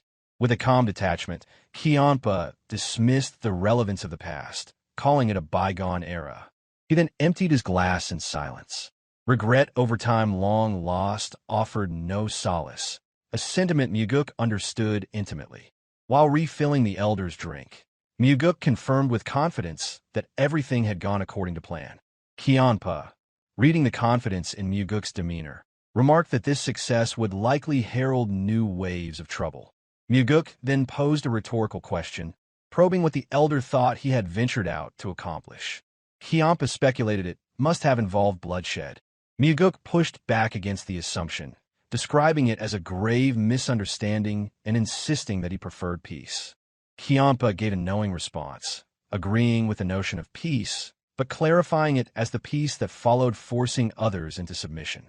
The silence that reigned once all had knelt, soaked in a scent of blood, was the kind he referred to. Mugeuk chuckled, sipping his wine, and commented internally on the refreshing change of pace his outing had offered. He extended a subtle invitation for the elder to join him next time. Kianpa declined, remarking that too many people outside wished to kill him, and he, in turn, held similar sentiments toward them. Life within the cult, therefore, was far more peaceful. The elder poured Mugeuk another drink and, with a measure of gravity, advised caution. In the battle for succession, even a single misstep could spell the end. Mugeuk pondered aloud what the elder might do should he fail. Kianpa responded without pause, stating he would realign himself with the first young master. Mugeuk labeled the sentiment cold-hearted, to which the elder replied that a wing flapping without a body was useless. He would simply find another vessel. Mugeuk accepted this reasoning with unusual calm.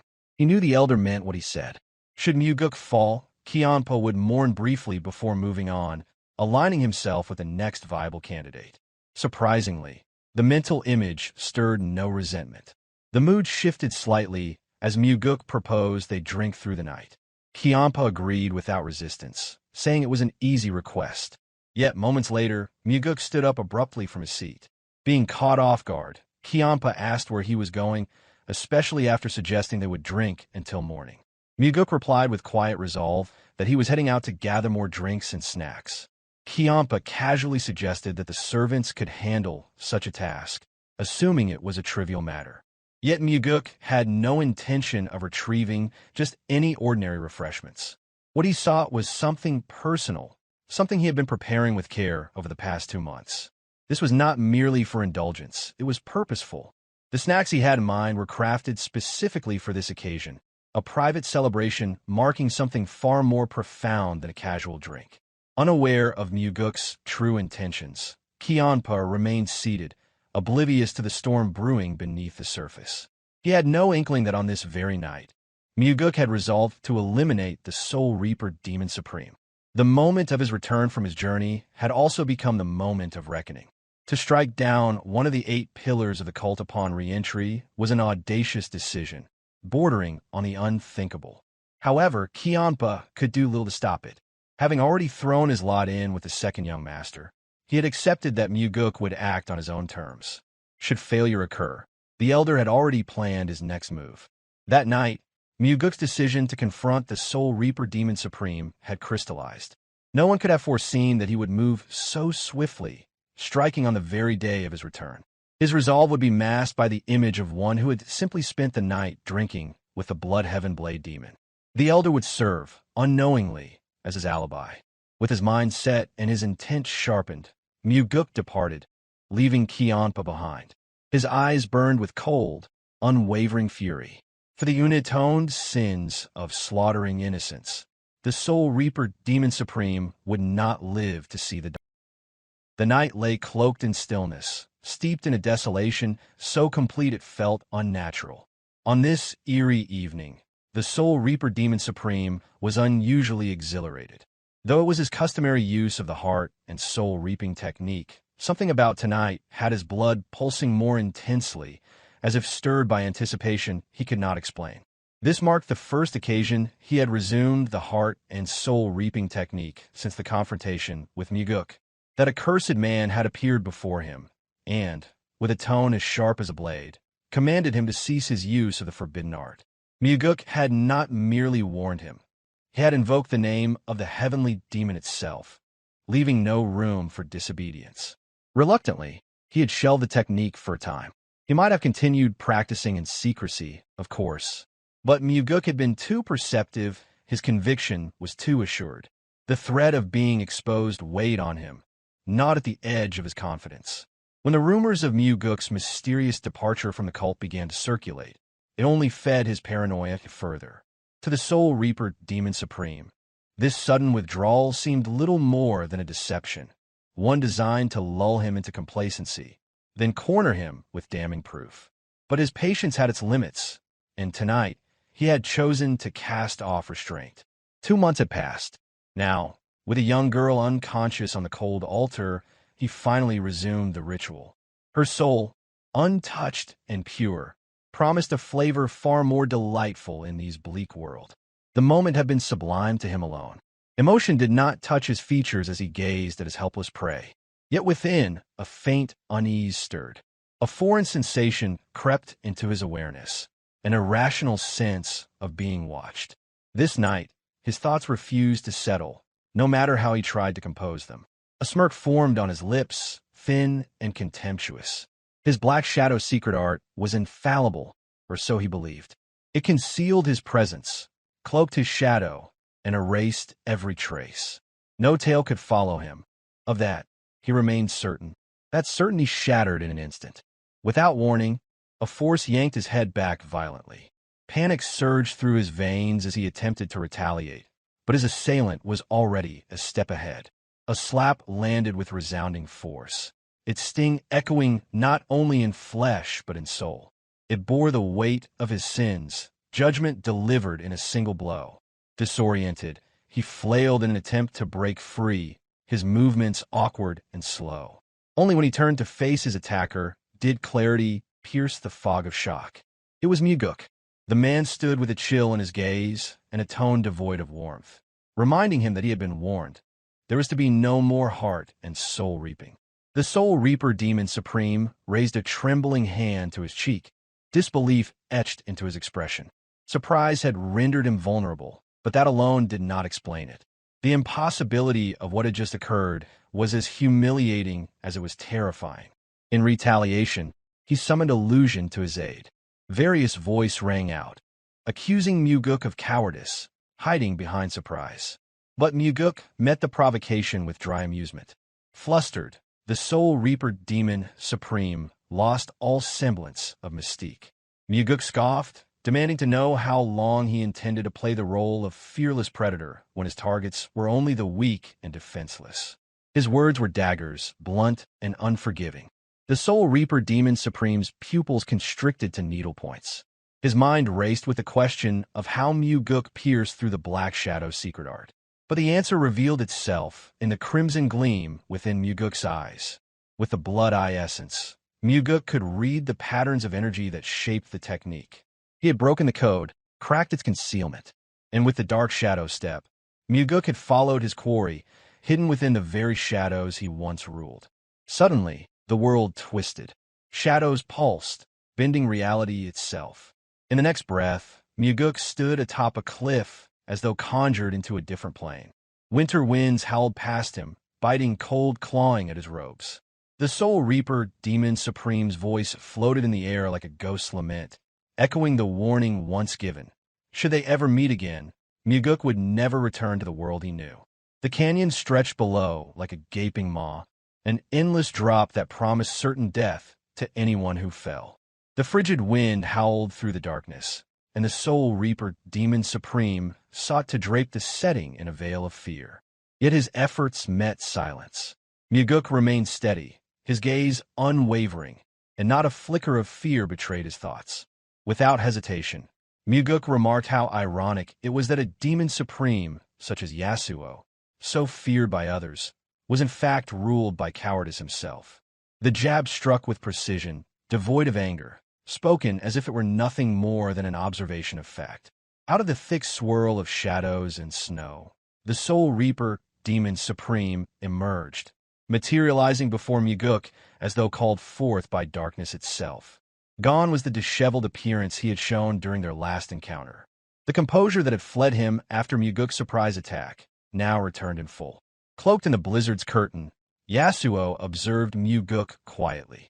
His voice carried admiration laced with bitterness as he noted the remarkable fortitude of his young challenger. Despite being the cult leader's son, Mugeuk possessed a spirit that far exceeded his years. He acknowledged this with veiled respect before asking the question that hung between them. Had Mugeuk come to kill him? The answer came without pause. Mugeuk affirmed the intention with calm clarity, not as a threat, but as a statement of purpose. Yasuo responded with another question, more rhetorical than curious. What gave Mugeuk the confidence to challenge one of the Demon Supremes? His voice echoed unnaturally, not to deride, but to reflect the unease festering within. Mugeuk did not offer a reply. His silence, unbroken and composed, echoed louder than any boast. A calm, cold detachment defined his posture.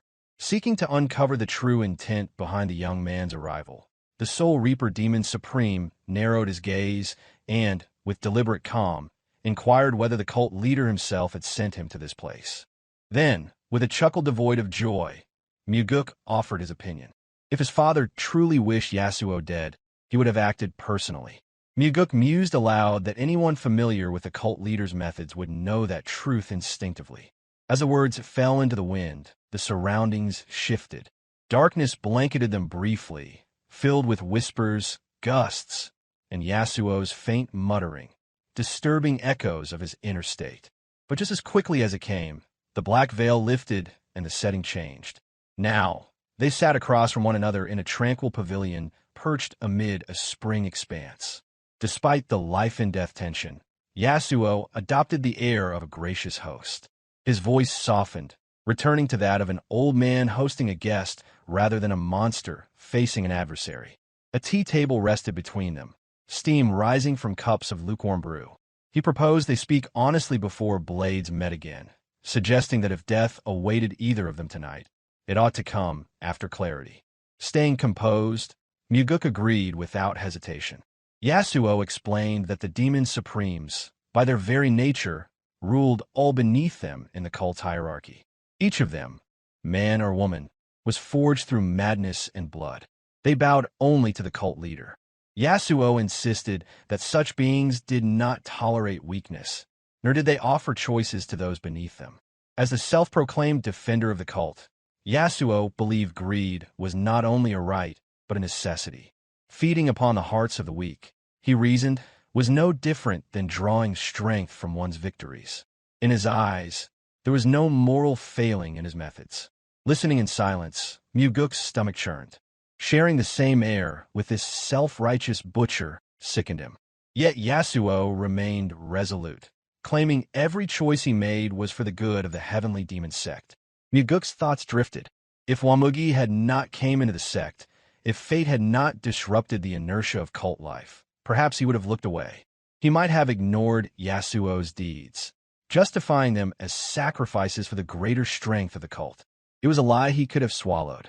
But those days were gone. He had become someone else entirely.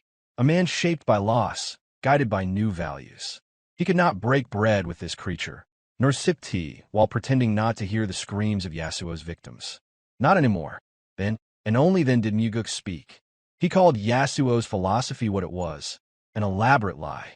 The Soul Reaper Demon Supreme had never torn out hearts for the cult's strength. He did it for one reason alone, to cling to life like a roach in the dark. That truth had never changed and never would. From a knowledge gleaned from his previous life, Mugeuk was certain of one thing.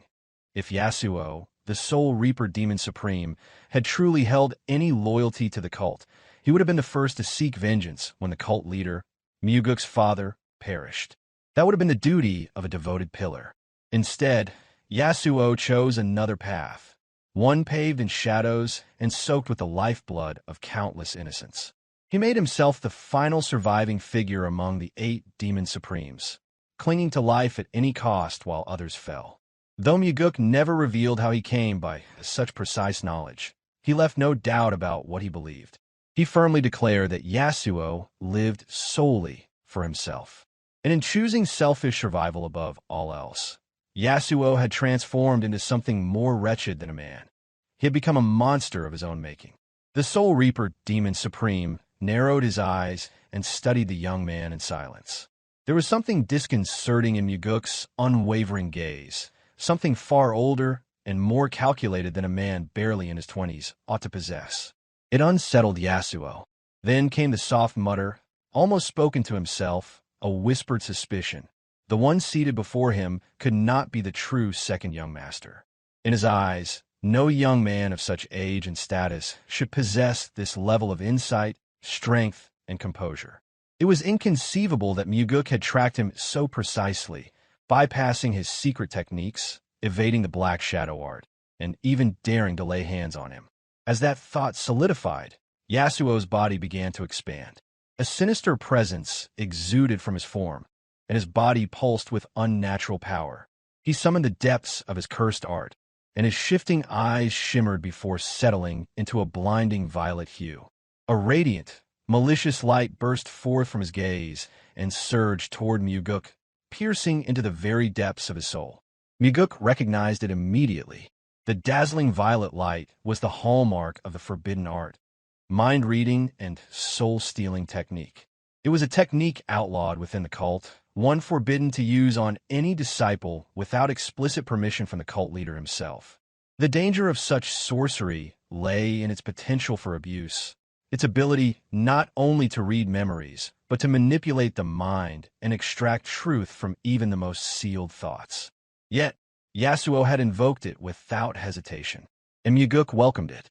With a small, calculated smile, Mugeuk allowed the forbidden art to wash over him. It would not affect him, but it served as a window, a means to glimpse the questions buried in Yasuo's heart. In this reversal, he would learn just as much. The brilliance of the purple light intensified, signaling that Yasuo was reaching into the deepest recesses of Mugeuk's consciousness.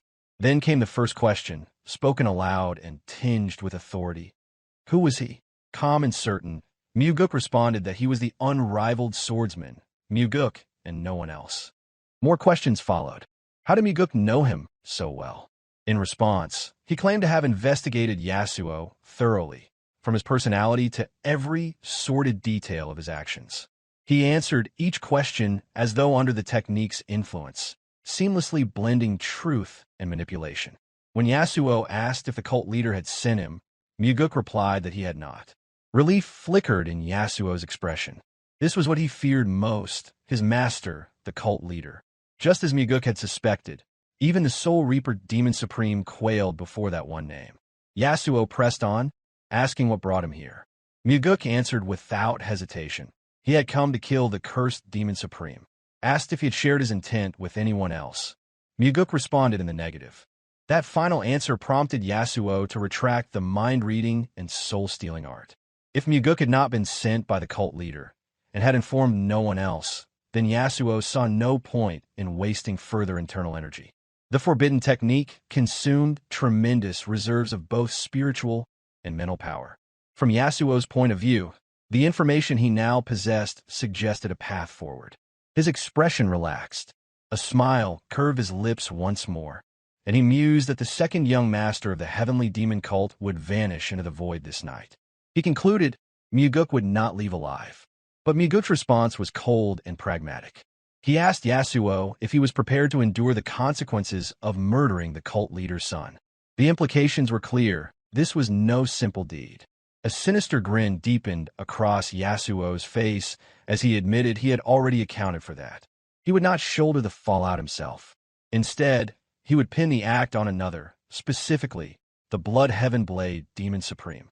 According to Yasuo, the Blade Elder would be framed for Mugeuk's death. Yasuo claimed he intended to use the residual effects of the mind-reading and soul-stealing art to command Mugeuk to kill Kionpa, the Blade Demon. In Yasuo's mind, this sequence would ensure Mugeuk's destruction at the hands of one he could never defeat.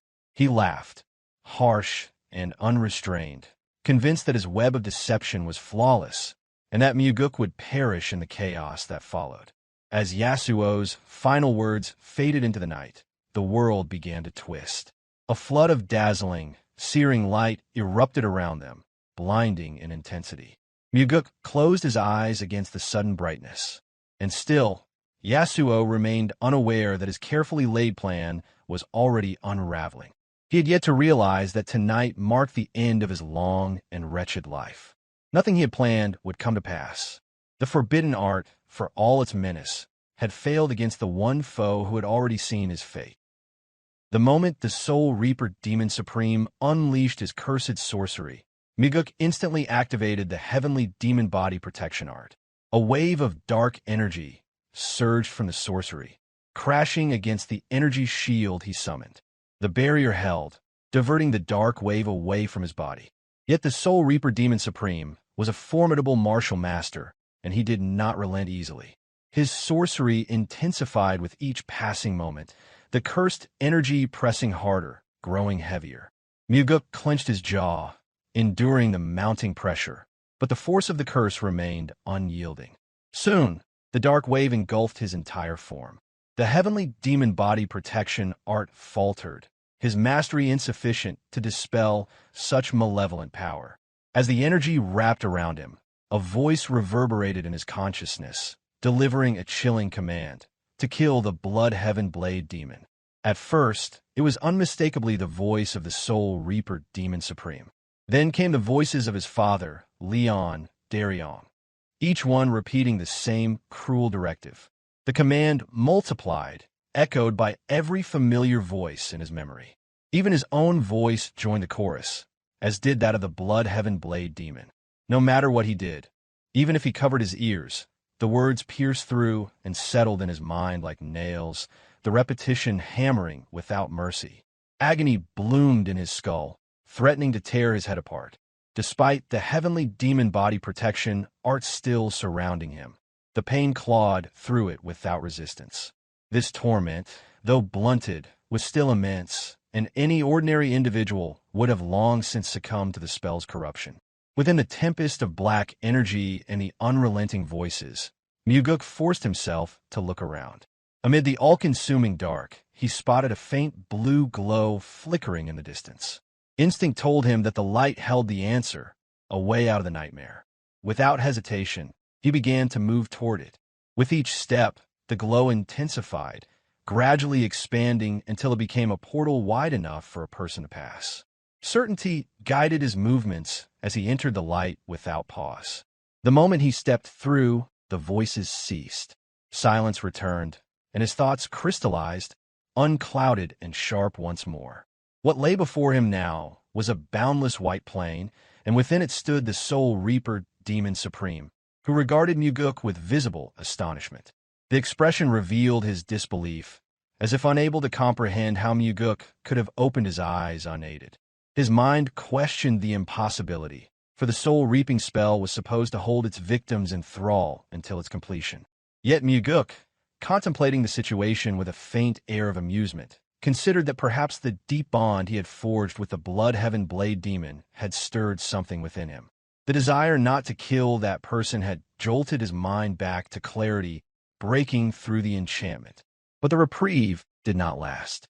The Soul Reaper Demon Supreme lifted his hand once more, and another cursed spell burst forth. A familiar tide of dark energy rose, surging toward Mugeuk with renewed force. The surrounding space twisted violently, spinning into chaos as thick shadows enveloped his body again. The chorus of commanding voices returned, louder, harsher, an overwhelming surge that reignited the stabbing pain in his skull. This time, the spell bore even more weight. It pulsed with deeper reserves of internal energy, each wave of power pounding his mind without mercy. Where the first spell struck like a small hammer, this second one bludgeoned with a sledgehammer, aiming to shatter his will entirely. But the faint blue light remained, and Mugeuk succeeded in locating it once more. Without wasting a moment, he hurried toward it and stepped through. That decision proved enough to liberate him from the grip of the spell. Once again, he stood in a white plane, the same illusory realm as before. Yet, even though he had escaped, the pain in his skull lingered, splitting and sharp, a testament to the sheer strength of the Soul Reaper Demon Supreme's dark technique. Facing him in that endless expanse stood Yasuo, the Soul Reaper Demon Supreme, just as before. This time, however, no trace of surprise colored his face upon seeing the young man emerge from the illusion. The astonishment that once flickered in his eyes had vanished, replaced by cold calculation. Yasuo's question broke the silence, cast into the air with a voice laced with disbelief. How could someone so young, barely more than a boy, remain unbroken beneath such a spell? The pain gnawed at Mugeuk, dull but persistent, and through it he repeated the same response he had given earlier. His answer, simple and firm, attributed his resistance to the bond he shared with the Bloodheaven Blade Demon, deep, unshakable, and powerful enough to stir his will. The Soul Reaper Demon Supreme dismissed the explanation with a shout, calling it foolishness. As his words reverberated across the plain, the brightness began to dim once more. Shadows surged inward as darkness flooded the surroundings for a third time. This time, however, no voices accompanied the transformation. Instead, golden radiance emanated from Mugeuk's body, the manifestation of his heavenly demon body protection, Art's inner power. He scanned the area, trying to pierce the murk, but the world around him offered no images, only the sight of his own form glowing amidst the void. Just as he turned to look behind him, the darkness shifted.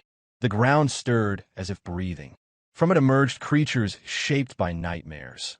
Shadowy monstrosities with grotesquely elongated mouths and eyes, limbs stretched into unnatural proportions. Their movements were fast, and their presence brought a wave of dread. The hellish beings launched toward him with terrifying speed. Nothing in his previous life had prepared him for such abominations. And more of them emerged, clawing their way from the depths of the darkness. Each was a horror unto itself, forming a ring around him, towering and oppressive. Though born of illusion within this mental realm, they possessed form, presence, and weight. They were no less real. Mugeuk chose to face them. His hand moved to grip the black demon sword. With the command voices no longer invading his mind, he could now engage freely. He steadied his breathing, sinking into his battle stance. As he focused, his eyes shimmered crimson, the only sign of the blood essence activating. Through those eyes, new clarity revealed itself. Tiny blue lights shimmered like marbles across the shadowy creatures, some at their heads, others at their torsos, arms, or legs. These were the weaknesses that the blood essence exposed. As the creatures charged, Mugeuk met them without hesitation.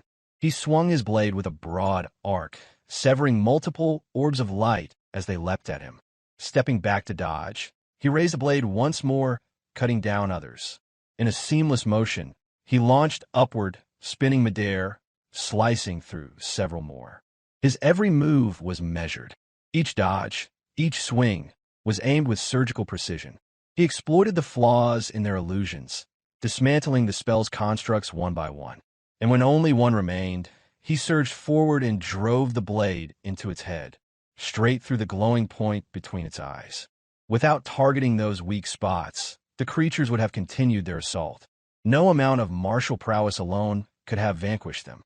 They were more than illusions. They were constructed to overpower even the most skilled. A faint smile curved his lips as he silently reflected on the blood essence's power. It had illuminated the hidden truth of the sorcery, revealing the only path to victory in that shadowy maze. When the last creature vanished, the darkness began to recede. Light crept back into the space, and Yasuo stood once more, his composure cracking. His expression betrayed the rising unease. His technique had failed again, and the young man remained unclaimed by its grip.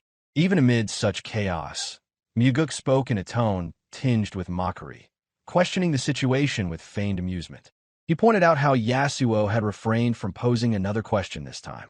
But the Soul Reaper Demon Supreme offered no reply. Without uttering a single word, he unleashed another spell. Darkness swept over the realm once again, and this time Mugeuk found himself shaken. His footing rested on a massive floating log adrift in the middle of a storm-ravaged sea.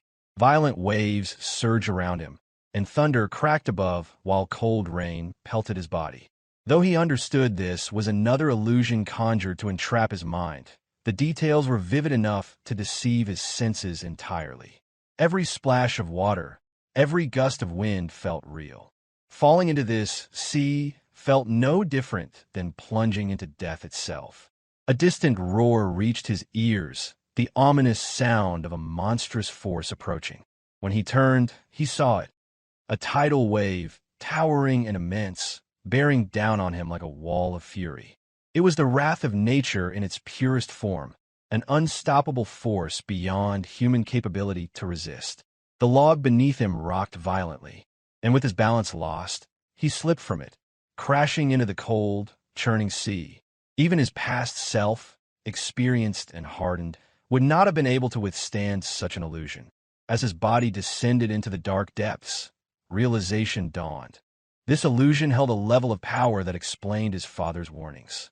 The Soul Reaper Demon Supreme, among all the martial artists within the Orthodox faction's enemies, had always been the most feared.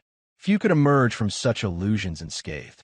The downward pull of the sea eventually eased, allowing Mugeuk to swim upward.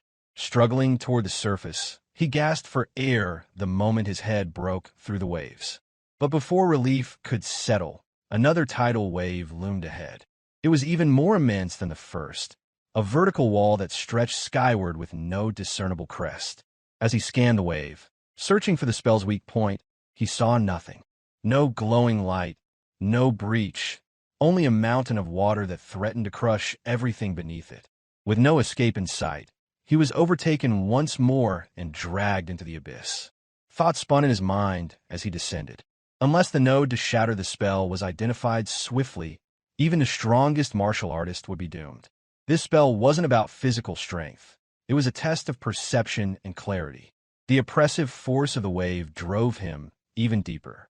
Without the heavenly demon body protection art shielding his body, the sheer impact would have robbed him of consciousness. He needed to act before it became too late. The moment the current relented slightly, he forced himself to open his eyes wide, scanning the submerged world around him. Pitch-black water extended in every direction. With the Blood Eye essence active, any spell-breaking node should have appeared to him as a blue light. Yet he found none. Resurfacing again, lungs screaming for air, he glanced across the horizon. Still no sign of salvation. The ocean seemed endless. The monstrous waves seemed eternal. The illusion had turned into a prison with no doors. Panic threatened to rise, but his mind remained sharp. He refused to believe there was no way out. In every illusion Yasuo cast before, a path to freedom had always existed. It had to be here, somewhere. Then a thought surfaced. His mind returned to the object he had started on, the log. It had appeared at the beginning of the illusion. That detail held meaning. Perhaps the key had been within reach all along. With urgency guiding him, he propelled himself toward the log, still afloat not far from where the last wave had struck. The sea continued to churn, the threat of another wave always imminent. But he reached it before disaster returned. Upon grasping the log, he flipped it over, and there it was. Underneath, concealed from initial sight, a bluish light shimmered, the unmistakable marker of the illusion's core. The Blood-Eye essence, once again, had revealed the truth. The solution had been directly beneath him the entire time. Within that vast, churning sea, Mugeuk finally realized the truth. The very thing that had kept him afloat, the log he first stood on, had been the key to breaking the spell. Only after discovering the light beneath it did the illusion begin to make sense. As another wave surged toward him, towering and merciless, he raised his sword and, without hesitation, drove it directly into the glowing light. In that precise moment, the oncoming wave disintegrated, vanishing like a fleeting dream. The storm, the ocean, the illusion, all of it faded, leaving behind only clarity. Mugeuk surmised that this trial must have been the Soul Reaper Demon Supreme's ultimate move, crafted to ensnare even the strongest of minds. And yet, his expression revealed no trace of fear or defeat. Before he could fully catch his breath, a new spell activated, unfolding an entirely different realm around him. The Soul Reaper Demon Supreme wasted no time, continuing to unleash his deadliest techniques one after another. This time, Mugeuk stood at the center of a circular formation surrounded by mirrors, about 30 of them in total. Each mirror displayed a different reflection of his life. Some showed him as a child, others captured his current form. Several depicted stages yet to come, a man in his middle years, then older, and finally, ancient and withered. The intervals between reflections suggested 3 or 4 years, separating each version of himself. It was as though his entire life, both lived and unlived, had been arrayed before him. He began to walk slowly among the mirrors, studying each image. The early reflections mirrored ages he had experienced before his regression, moments familiar and distant. But as he continued, he encountered stages of life he had not yet known. These visions portrayed a path he might have walked had events unfolded differently. One mirror in particular drew his attention. It held the image of an elderly man so gaunt and worn that recognition came only after long observation. This version of himself laid motionless in an empty room, gazing upward with hollow eyes. No one accompanied him. The silence around the figure echoed the loneliness of his final moments. This, Mugeuk knew, was not a vision of the future. It was a fabrication, a masterful illusion woven by the Soul Reaper, Demon Supreme. A lesser man might have shattered the mirrors in panic or defiance, only to worsen his condition and sink deeper into the trap. Instead, Mugeuk raised a steady hand and touched the surface of the mirror, fingers meeting the cold image of his older self. He pondered aloud, as though speaking to the reflection. After a lifetime steeped in blood and sacrifice, did this old version still cling to the hope of a peaceful death? He called such a desire greedy. Even if he killed Wamugi and saved those in need, a quiet ending might still be too much to expect. Yet even that kind of death, one born of pain and burden, would be acceptable. As he reflected, Mugeuk found a strange comfort in the act. Though it seemed he was consoling the withered figure in the mirror, it became clear he was speaking to his present self, granting himself grace. It was an affirmation, acknowledging that the path he walked was harsh, yet still his own. He assured that weary version of himself that it was all right, that he had not strayed. Drawing the black demon sword, he pivoted sharply. One mirror caught his attention. It showed a younger version of himself from a few years before, and just beneath the image's neck, a soft bluish light swirled. With a single decisive swing, he brought the blade down, cleaving through the image. The mirror shattered into fragments, and the illusion collapsed with it. The pieces scattered, revealing the fragile shell of dark sorcery beneath. As the spell unraveled, it exposed the Soul Reaper Demon Supreme standing behind it, eyes wide, clearly shaken by Mugeuk's continued resistance. From Mugeuk's gaze radiated unshakable resolve. His purpose had never wavered. He had come here to end those who needed to be ended, to ensure no more innocent lives were stolen. Far from weakening him, The final illusion had only deepened his resolve, sharpening his intent like tempered steel.